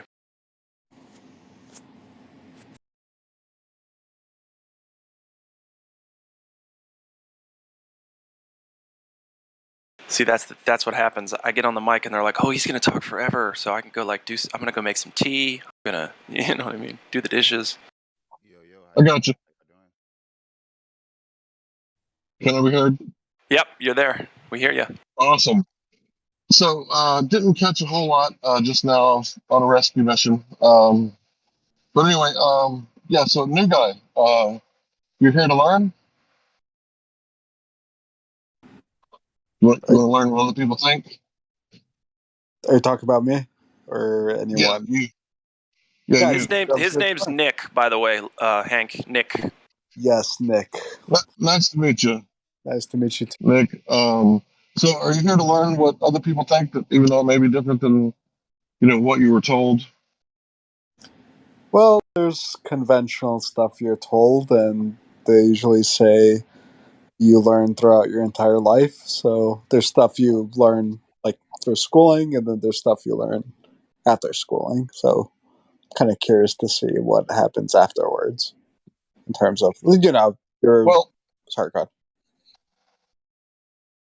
Yeah, I was thinking there's different ways to learn. Like you can learn through books or secondhanded, but then the best way to learn is like sink or swim, like primary first-hand knowledge, right? Yeah, and that's why I'm into this. Okay, so right, so if you were to do me a favor, and we'll do the word association, right? Close your eyes, and what pops into your mind's eye when I say the word Earth? Wait, what? So anyone that what pops into your mind's eye when someone says the word Earth? I would say people, actually. That's cool. That's definitely unique because where do people get their meat suits from? Their mom writes it from the food that she eats from the earth. So the nutrients in the food and the DNA code and the womb write the meat suit. So yeah, I think it's also in the legal dictionary that the people and the land are synonymous. But anyway, back to the earth. So have you ever seen it as a sphere? Like floating in space, or have you always experienced the Earth as the dirt between your toes? What do you mean by have I seen it? Like through like Google Images, like Google Earth, that kind of stuff, or Right, but I'm that's like TV and stuff, right? I'm sure you've seen Bigfoot and unicorn on TV. I'm saying, have you ever experienced the Earth as a sphere floating in space, or have you always experienced the Earth as the dirt that gets between your toes? me personally by my toes, but even people who see it as a sphere, I don't think they necessarily experience their spinning whatever miles it is spinning at, like according to their belief system. I don't know. You go like 100 miles in a car or something like that. You feel pretty nauseous or nervous or whatever at that speed. And if you're spinning, if the globe's spinning the certain miles it is spinning at, you're not exactly going to experience that. I don't know. Either if you're on one side or the other, you don't experience that necessarily. In my opinion. So I would say that no one has experienced it this way, except for the people who have been, like to the moon. Like even the people at the ISS claim that. Well, I've heard mathematicians say that they can't see the curvature from up there. So, if you believe in the moon landing, that's the only place we've ever seen the Earth as a moon. Excuse me, sorry. The Earth as a sphere. So, you saw that on TV, right? Like, it's pretty much one of those things where it doesn't hold up in court where he said, she said stuff, right? It's like hearsay. So, you have no primary first-hand knowledge on the Earth as a sphere, do you? Yeah, that's fair to say.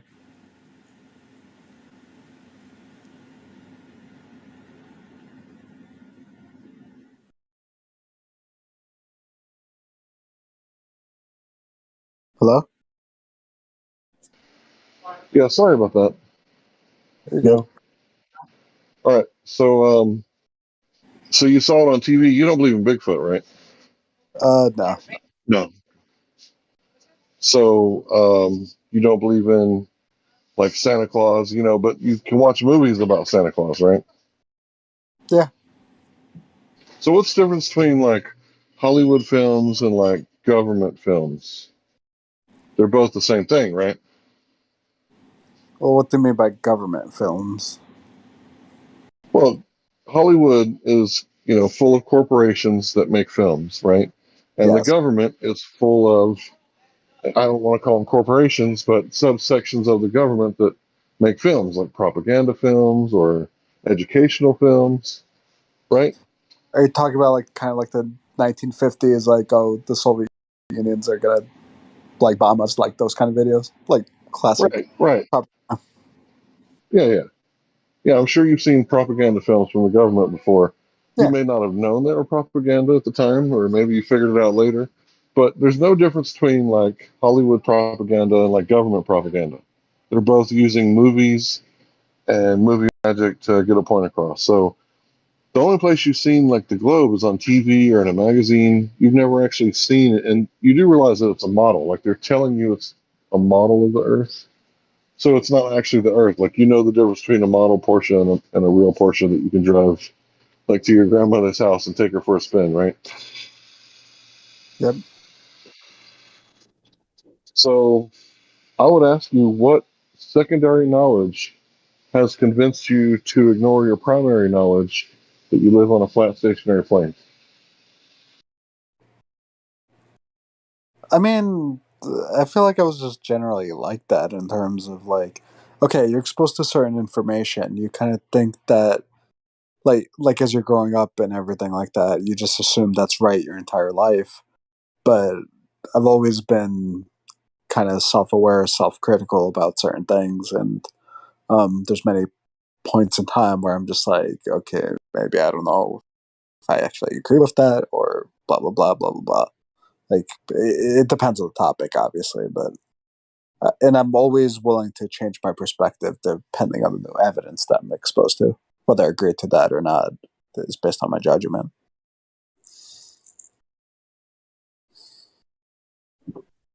Well, here's the thing: the Earth has the best kind of evidence there is, firsthand primary knowledge. So you can go out to a large body of water at rest, and this is what I want you to remember. So, like, pay attention to this part.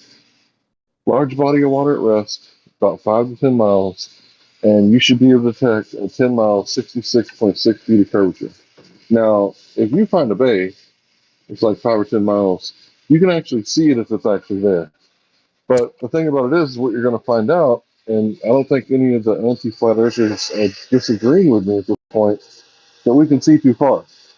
So you're not going to believe that until you see it, right? You're going to think, oh, there's a geometric horizon there.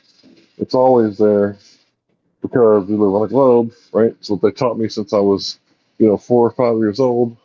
Look, Timmy, you live here, and they pointed at a ball, right, with a map painted on it, right? And you were like, oh yeah, I live there. Thanks. So the thing about it is that you can go check it out for yourself. And what you're going to see is the horizon moves all over the place due to the atmospheric conditions of the day. And this is basically just because, the gas that we live in, all the gases, they're not transparent, they're translucent, right? Okay. So we can't see forever. And you have human eyes, not owl eyes. So you got limitations, right? Yeah. As a human. Yeah, I mean, we're really good at hunting like within 100 yards, right? But 300 yards, not so much, right? Yeah, we're just good at inventing tools that help us, Right. whether Exactly. binoculars, whatever. Right, exactly. So we can shoot, deer with a camera or with a rifle, 300 yards. Maybe there's a DAMFer somewhere that can shoot them with a spear or a bow and arrow or something somewhere. But yeah, you get the point. We can only see so far. And what I think they've done is they've hijacked our perspective and our distance limitations, angular resolution limitations, the limitations of our natural eyes, and they've backwards engineered the globe to match this math. And you're going to think that sounds crazy, but I dare you to look at, the Earth curve calculator, like pull it up right now, and it's going to show you like where the horizon should be, right? If you pull it up and you type in, 1 foot observation height, it'll give you the horizon distance, 1.22 miles. And what's really weird about that is that, once you've done that, then you can pull up the Rayleigh criterion and guess where the horizon should be based on our perspective, 1.22 miles. Like those two things just happen to be like the exact same. Like the Earth just happens to be the same size as your eyes can resolve the horizon. Like, does that make sense? To a degree, I guess.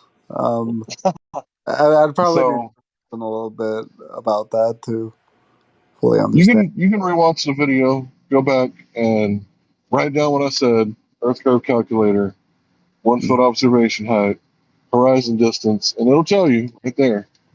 And then just go look up the Rayleigh criterion, and you'll see it. And I'm about to lose signal, so someone's going to take over.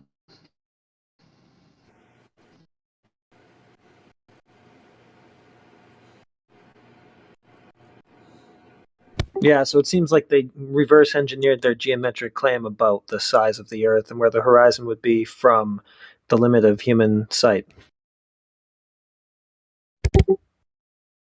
to put it simply.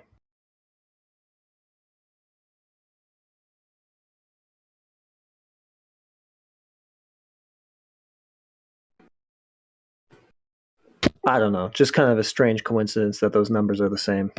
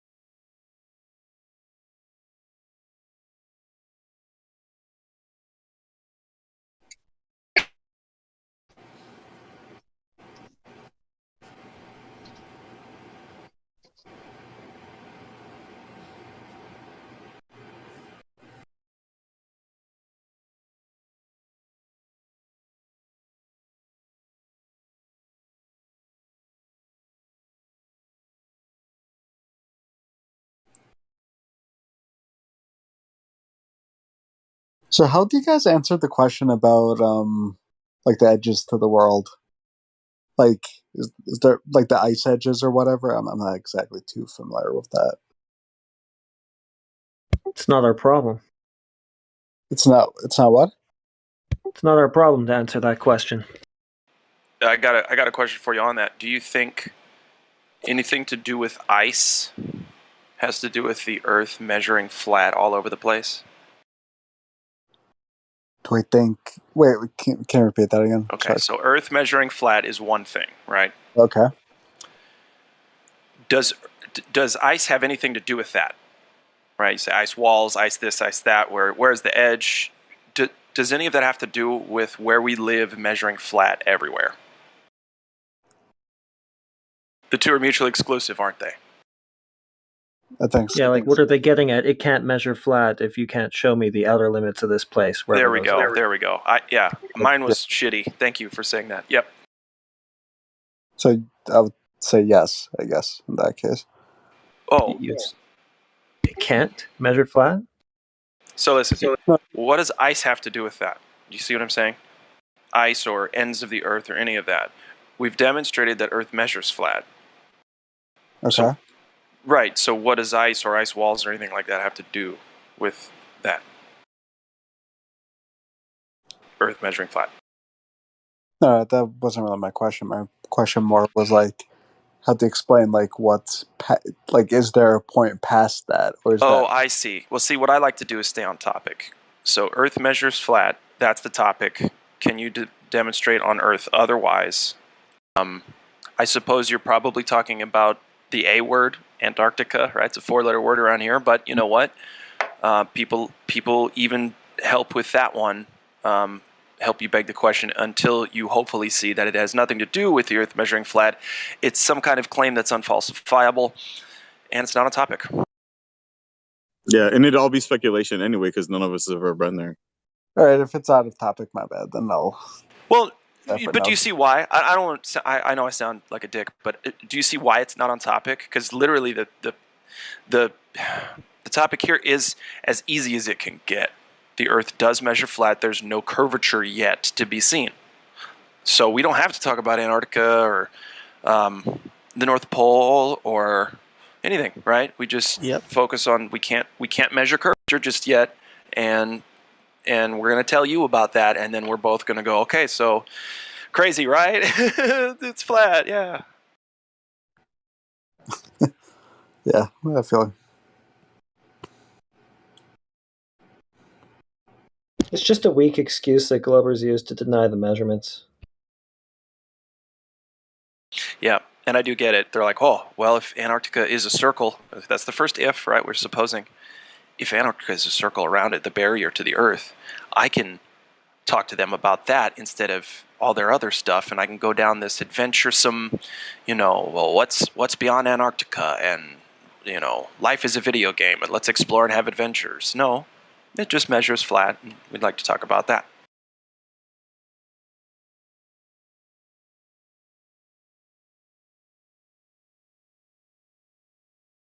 Yeah, we need to get beyond that before we can have a discussion about anything else. Because if a Glober wants to come in and show measurable curvature, okay, then let's move on to something else. But nobody can. So why would we, why would we deviate from that? That's all there is. That's all that is needed. Any other topic is irrelevant. Well, maybe this guy brought it up because he's just curious about what may lie beyond or whatever. I'm not sure. Was that the idea? Yeah, that was the idea. That was the question. Okay. Yeah. Well, we don't know. My long-winded and sort of not very nice sounding answer was, we have no idea. So you don't get a loan, get a crew, get a boat, and go there and come back and tell me what you found. Yeah, man. Good luck. Got it. All right, I'll start a Kickstarter or something like that. Man, if there's an edge that anybody's been to, I doubt they've been back. Right. That's I could believe that. Yeah. But I really personally can't see there being an edge. I'm sorry, I didn't mean to interrupt you. No, you're good. I was going to just post real quick information, a hashtag Antarctica thing in the Livestream voice text. Hang on. That should be, that channel goes specifically to Antarctica, additional information about Antarctica that we have in this server, and it's a smorgasbord of stuff that you can peruse. Again, that's in the Livestream voice text I posted at 36 after the hour. Cool. All right. I kind of do envision if you were able to go there and get on the ice shelf and try to travel, I think that it is probably so vast that no human can reach the, however far it goes. I don't think it's probably humanly possible to go, the distance to reach whatever is, on the other side, if there's such a thing. Although Admiral Byrd did supposedly find something, but I don't know how much stock I put into that either. Well, here's the deal. He was the only one talking about it too, so it's ambiguous in my opinion at best. But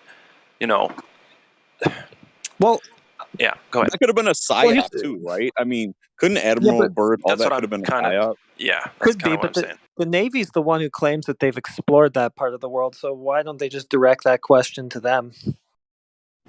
Ask them about an edge. Like, ask the Navy about an edge. They're the ones who say they've been out there to the extremities. So that's true. Yeah, I mean, yeah. Wouldn't that kind of be like asking the CIA who killed Kennedy, though? Yeah, sure. Just freedom of information request them. I don't know. Try it out. I don't know. There's ways to ask for it. Whether or not they're going to give it to you is another thing. But yeah, exactly. I'm just saying, like, why are you asking me? I haven't been out there.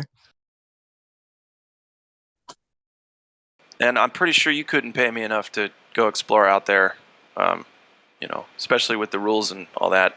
But even if I were able to take all my camping gear and my supplies and dogs and fuel and everything that I would need, I still wouldn't go do it, guys. It's that's just me. Well, that's the interesting thing about the age we live in today, because with technology and robots and drones and stuff, it could be done, I believe, in a way, if you had the funds and you had the approval of all the governments that are going to stop you from doing it. But I think it could be possible with technology, but a human themselves trying to traverse that span, I don't think. That's a good point. Yeah, because we can send devices and craft and such to the bottom of the ocean. The thing about that is I would be very interested to see genuine drone footage from Antarctica show up on YouTube someday. I just don't think that's going to happen. No, I don't think it will either. But it is interesting to think about, and also I don't think a human can do it, because I think it's just like the myth of space and trying to escape this planet. Either way you go, up or down, left or right, I don't think that we can escape. Probably not in these physical bodies. But what I think is interesting. Yeah, hold on. I had a point. I really swear I did.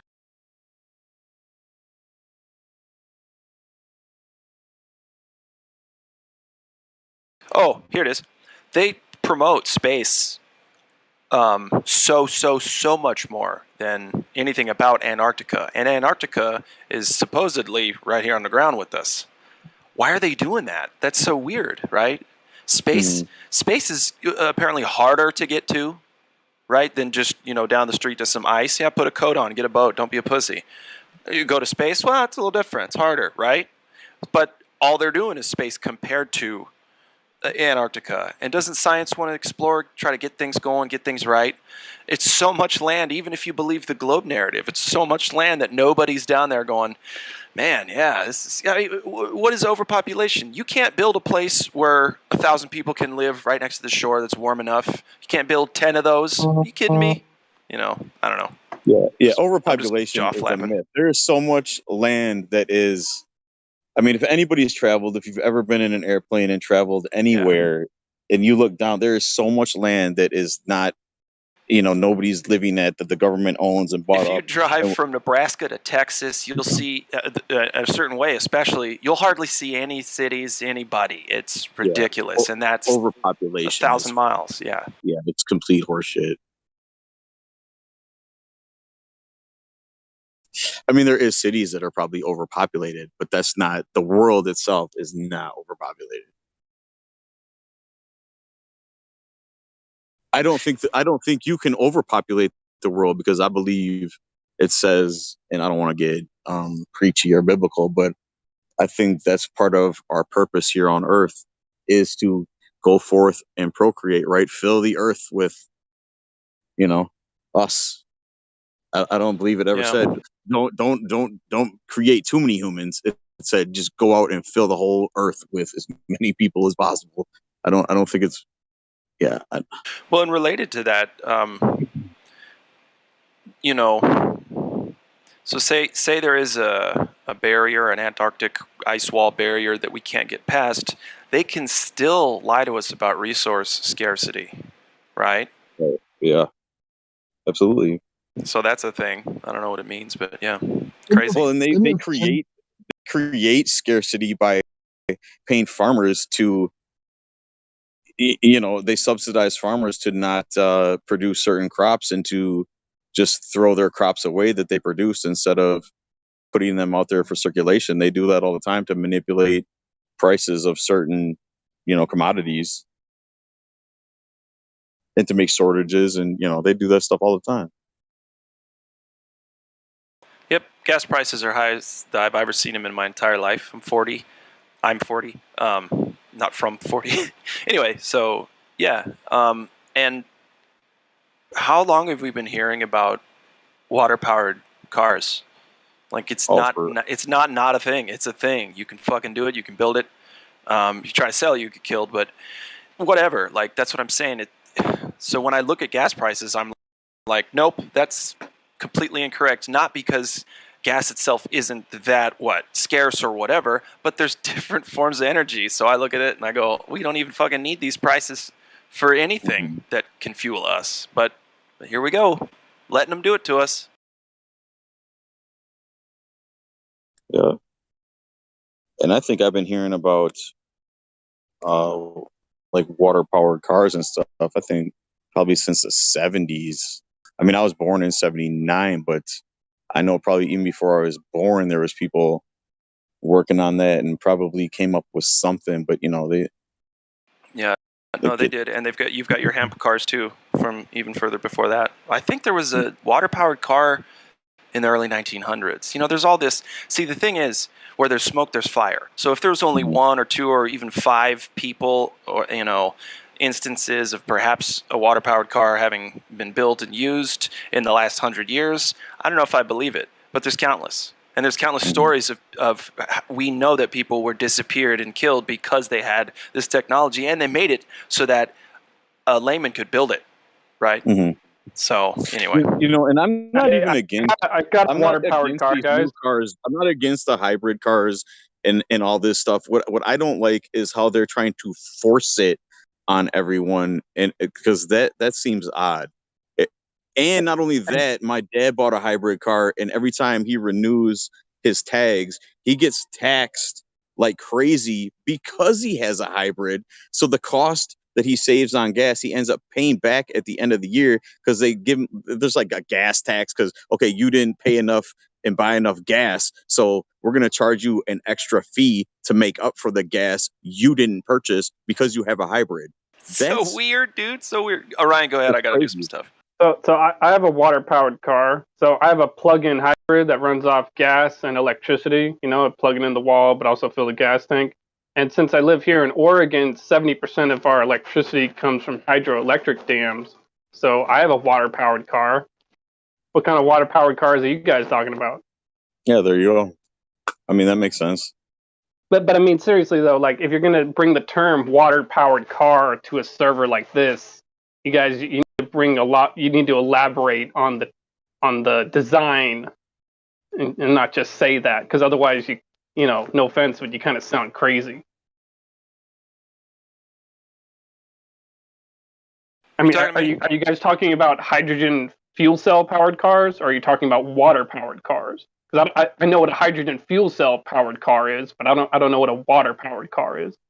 All right, so here's the deal. Basically, some people say that it can be done without gasoline, but from what I've seen, You want to supplement your gasoline with a hydrogen fuel cell on demand, right? And the reason hydrogen gets such a bad rap is because the Hindenburg blew up. Oh, the humanity. But it didn't pop like hydrogen pops. It was a slow burning candle, like an earwax candle. But anyway, forget about all that. So the whole point is to make it on demand, and then you buy the thing that you would buy if you're like trying to tune your car, to where you can like plug in the OBD sensor to your cell phone and like decrease or increase the amount of fuel that you're putting in your car. And when you do that, you can supplement the gasoline with the HHO or the hydrogen, and it'll increase your efficiency to the point to where when the exhaust comes out, there's so little hydrocarbons coming out the backside. In other words, bad stuff that we don't want in the environment, that the O2 sensors can't sense it, and the computer will shove more gasoline back through the line. That's why you have to tune your car to keep it from doing that, because you'll lose your Isn't it all a gains. mute point anyway, though? Because we're never gonna run out of oil, right? That's all. That's all a scam, and there's nothing wrong with cars the way they are now. That's all. That's all bullshit, right? That's the other thing that bothers me about it is there's no such there's no oil shortage. Those wells aren't going to dry up. That's all. That's all BS.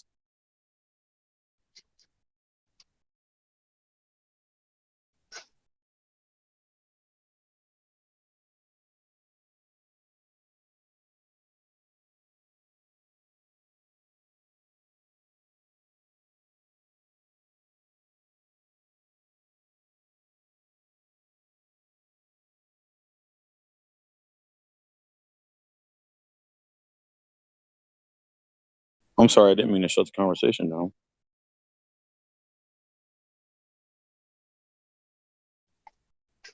So that's good, bro. It's giving you some room.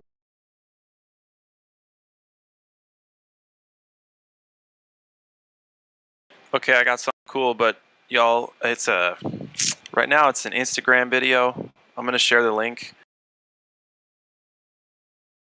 So I shared the link in the live stream voice text. No, I didn't. Hang on a sec.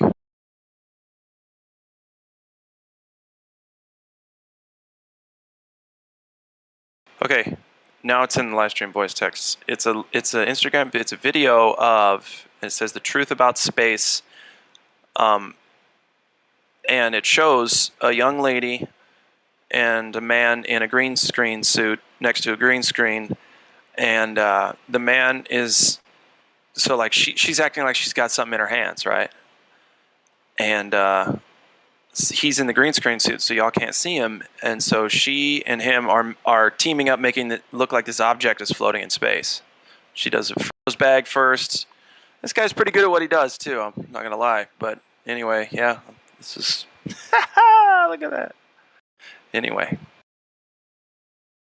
they're faking space right there in like someone's bedroom. I think I even see like a cat tower next to it. She's just doing this from home.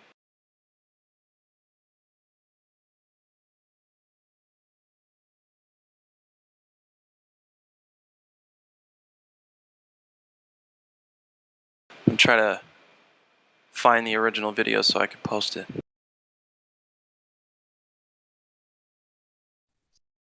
You know what the easiest thing to fake is?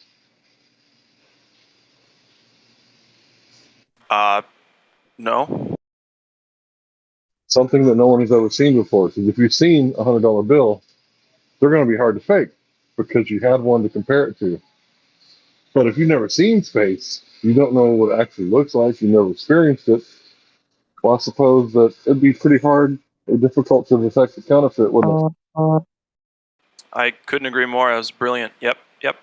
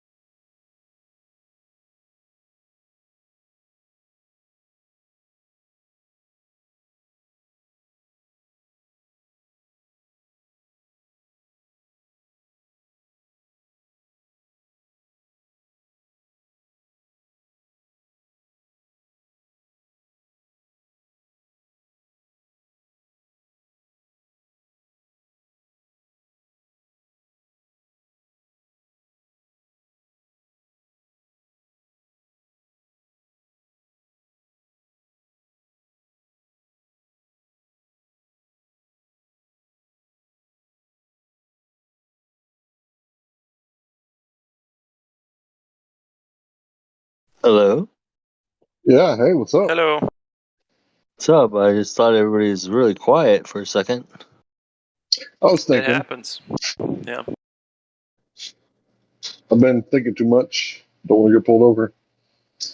But yeah, if you think about it, when you saw like the Lion in the Wardrobe, like when you saw the movie, you didn't go, no, that's not what Narnia looks like, right? Can you imagine like standing up in the theater like this is bullshit? That's not Narnia. So it makes sense because they had a book before the movie, right? So you can compare it to the book, right? But if they've been writing, all these space fiction, science fiction movies and books for years, we wouldn't know what it looks like. But compare it to what? Well, we've already seen on TV. So that's what we compared it to what real space would look like, what we saw on TV. So it was a perfect match. You can fool somebody sometime, but you can't fool all the people all the time.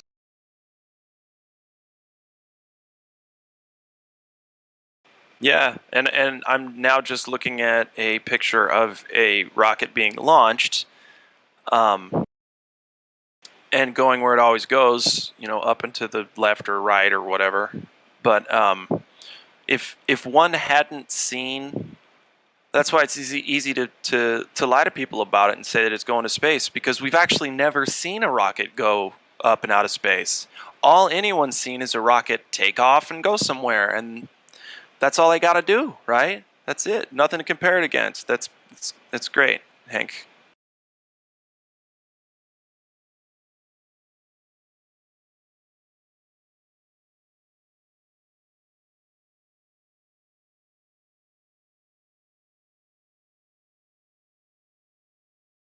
The following is intended only for mature audiences.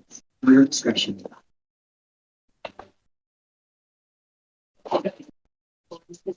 Every episode now streaming on Hulu.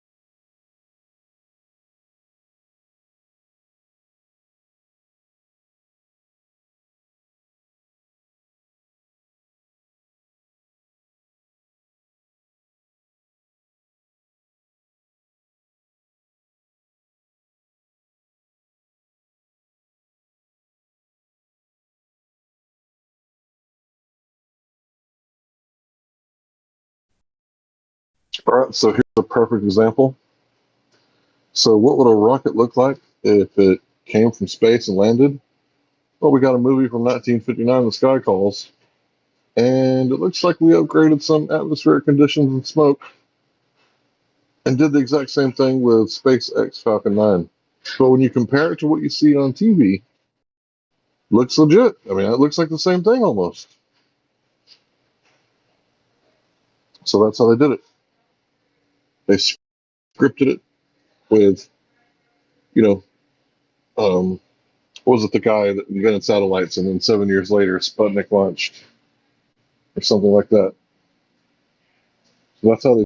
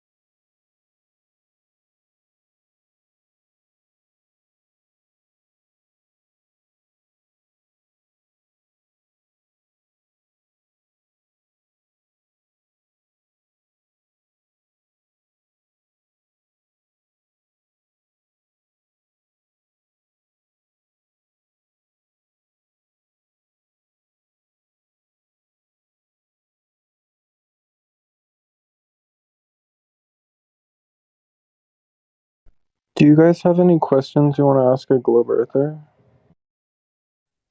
Is I the do. globe earther not you? What do you have to ask, Larry? What causes you to reject your first-hand primary knowledge and accept secondary knowledge to be more valid than that? What first-hand primary knowledge are you talking about? The fact that everyone experiences a flat stationary plane, that's the only thing they've ever had first-hand primary knowledge experience from. I would disagree that that's knowledge. I would say that's sensory information, and I would say it can often be misleading. So you can't Johnny, trust your Johnny senses.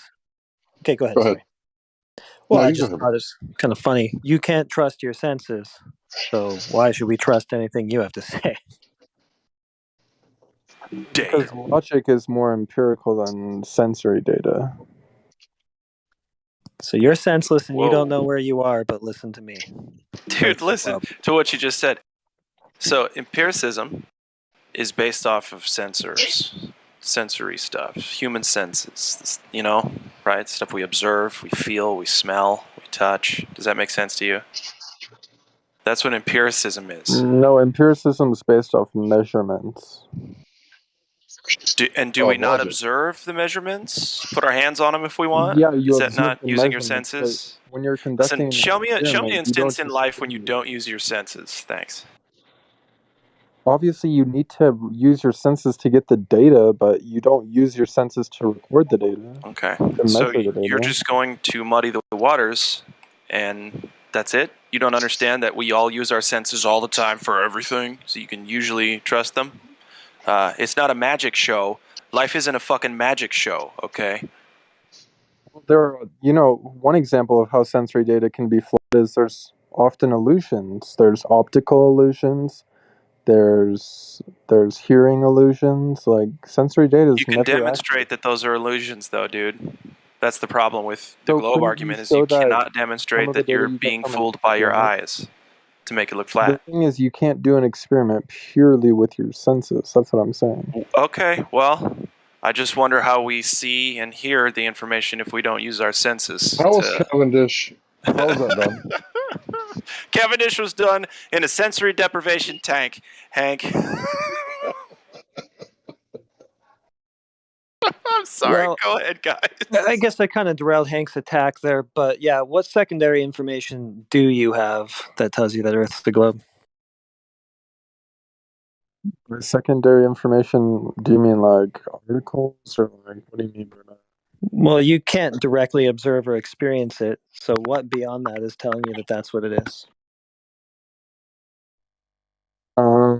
Celestial poles, I think, are really convincing. So, no Earth curve? Well, the Earth would need to be curved for that phenomenon to be observable. And that's what you're wrong. Tell him what he's won. You just won the bullshit. Cap. Okay, so here's why that's wrong, right? This is called the formological affirming the consequent fallacy. So the lamp is out. Well, it has to be the bulb again. I changed it last week, right? That's the only thing that it could be. In fact, it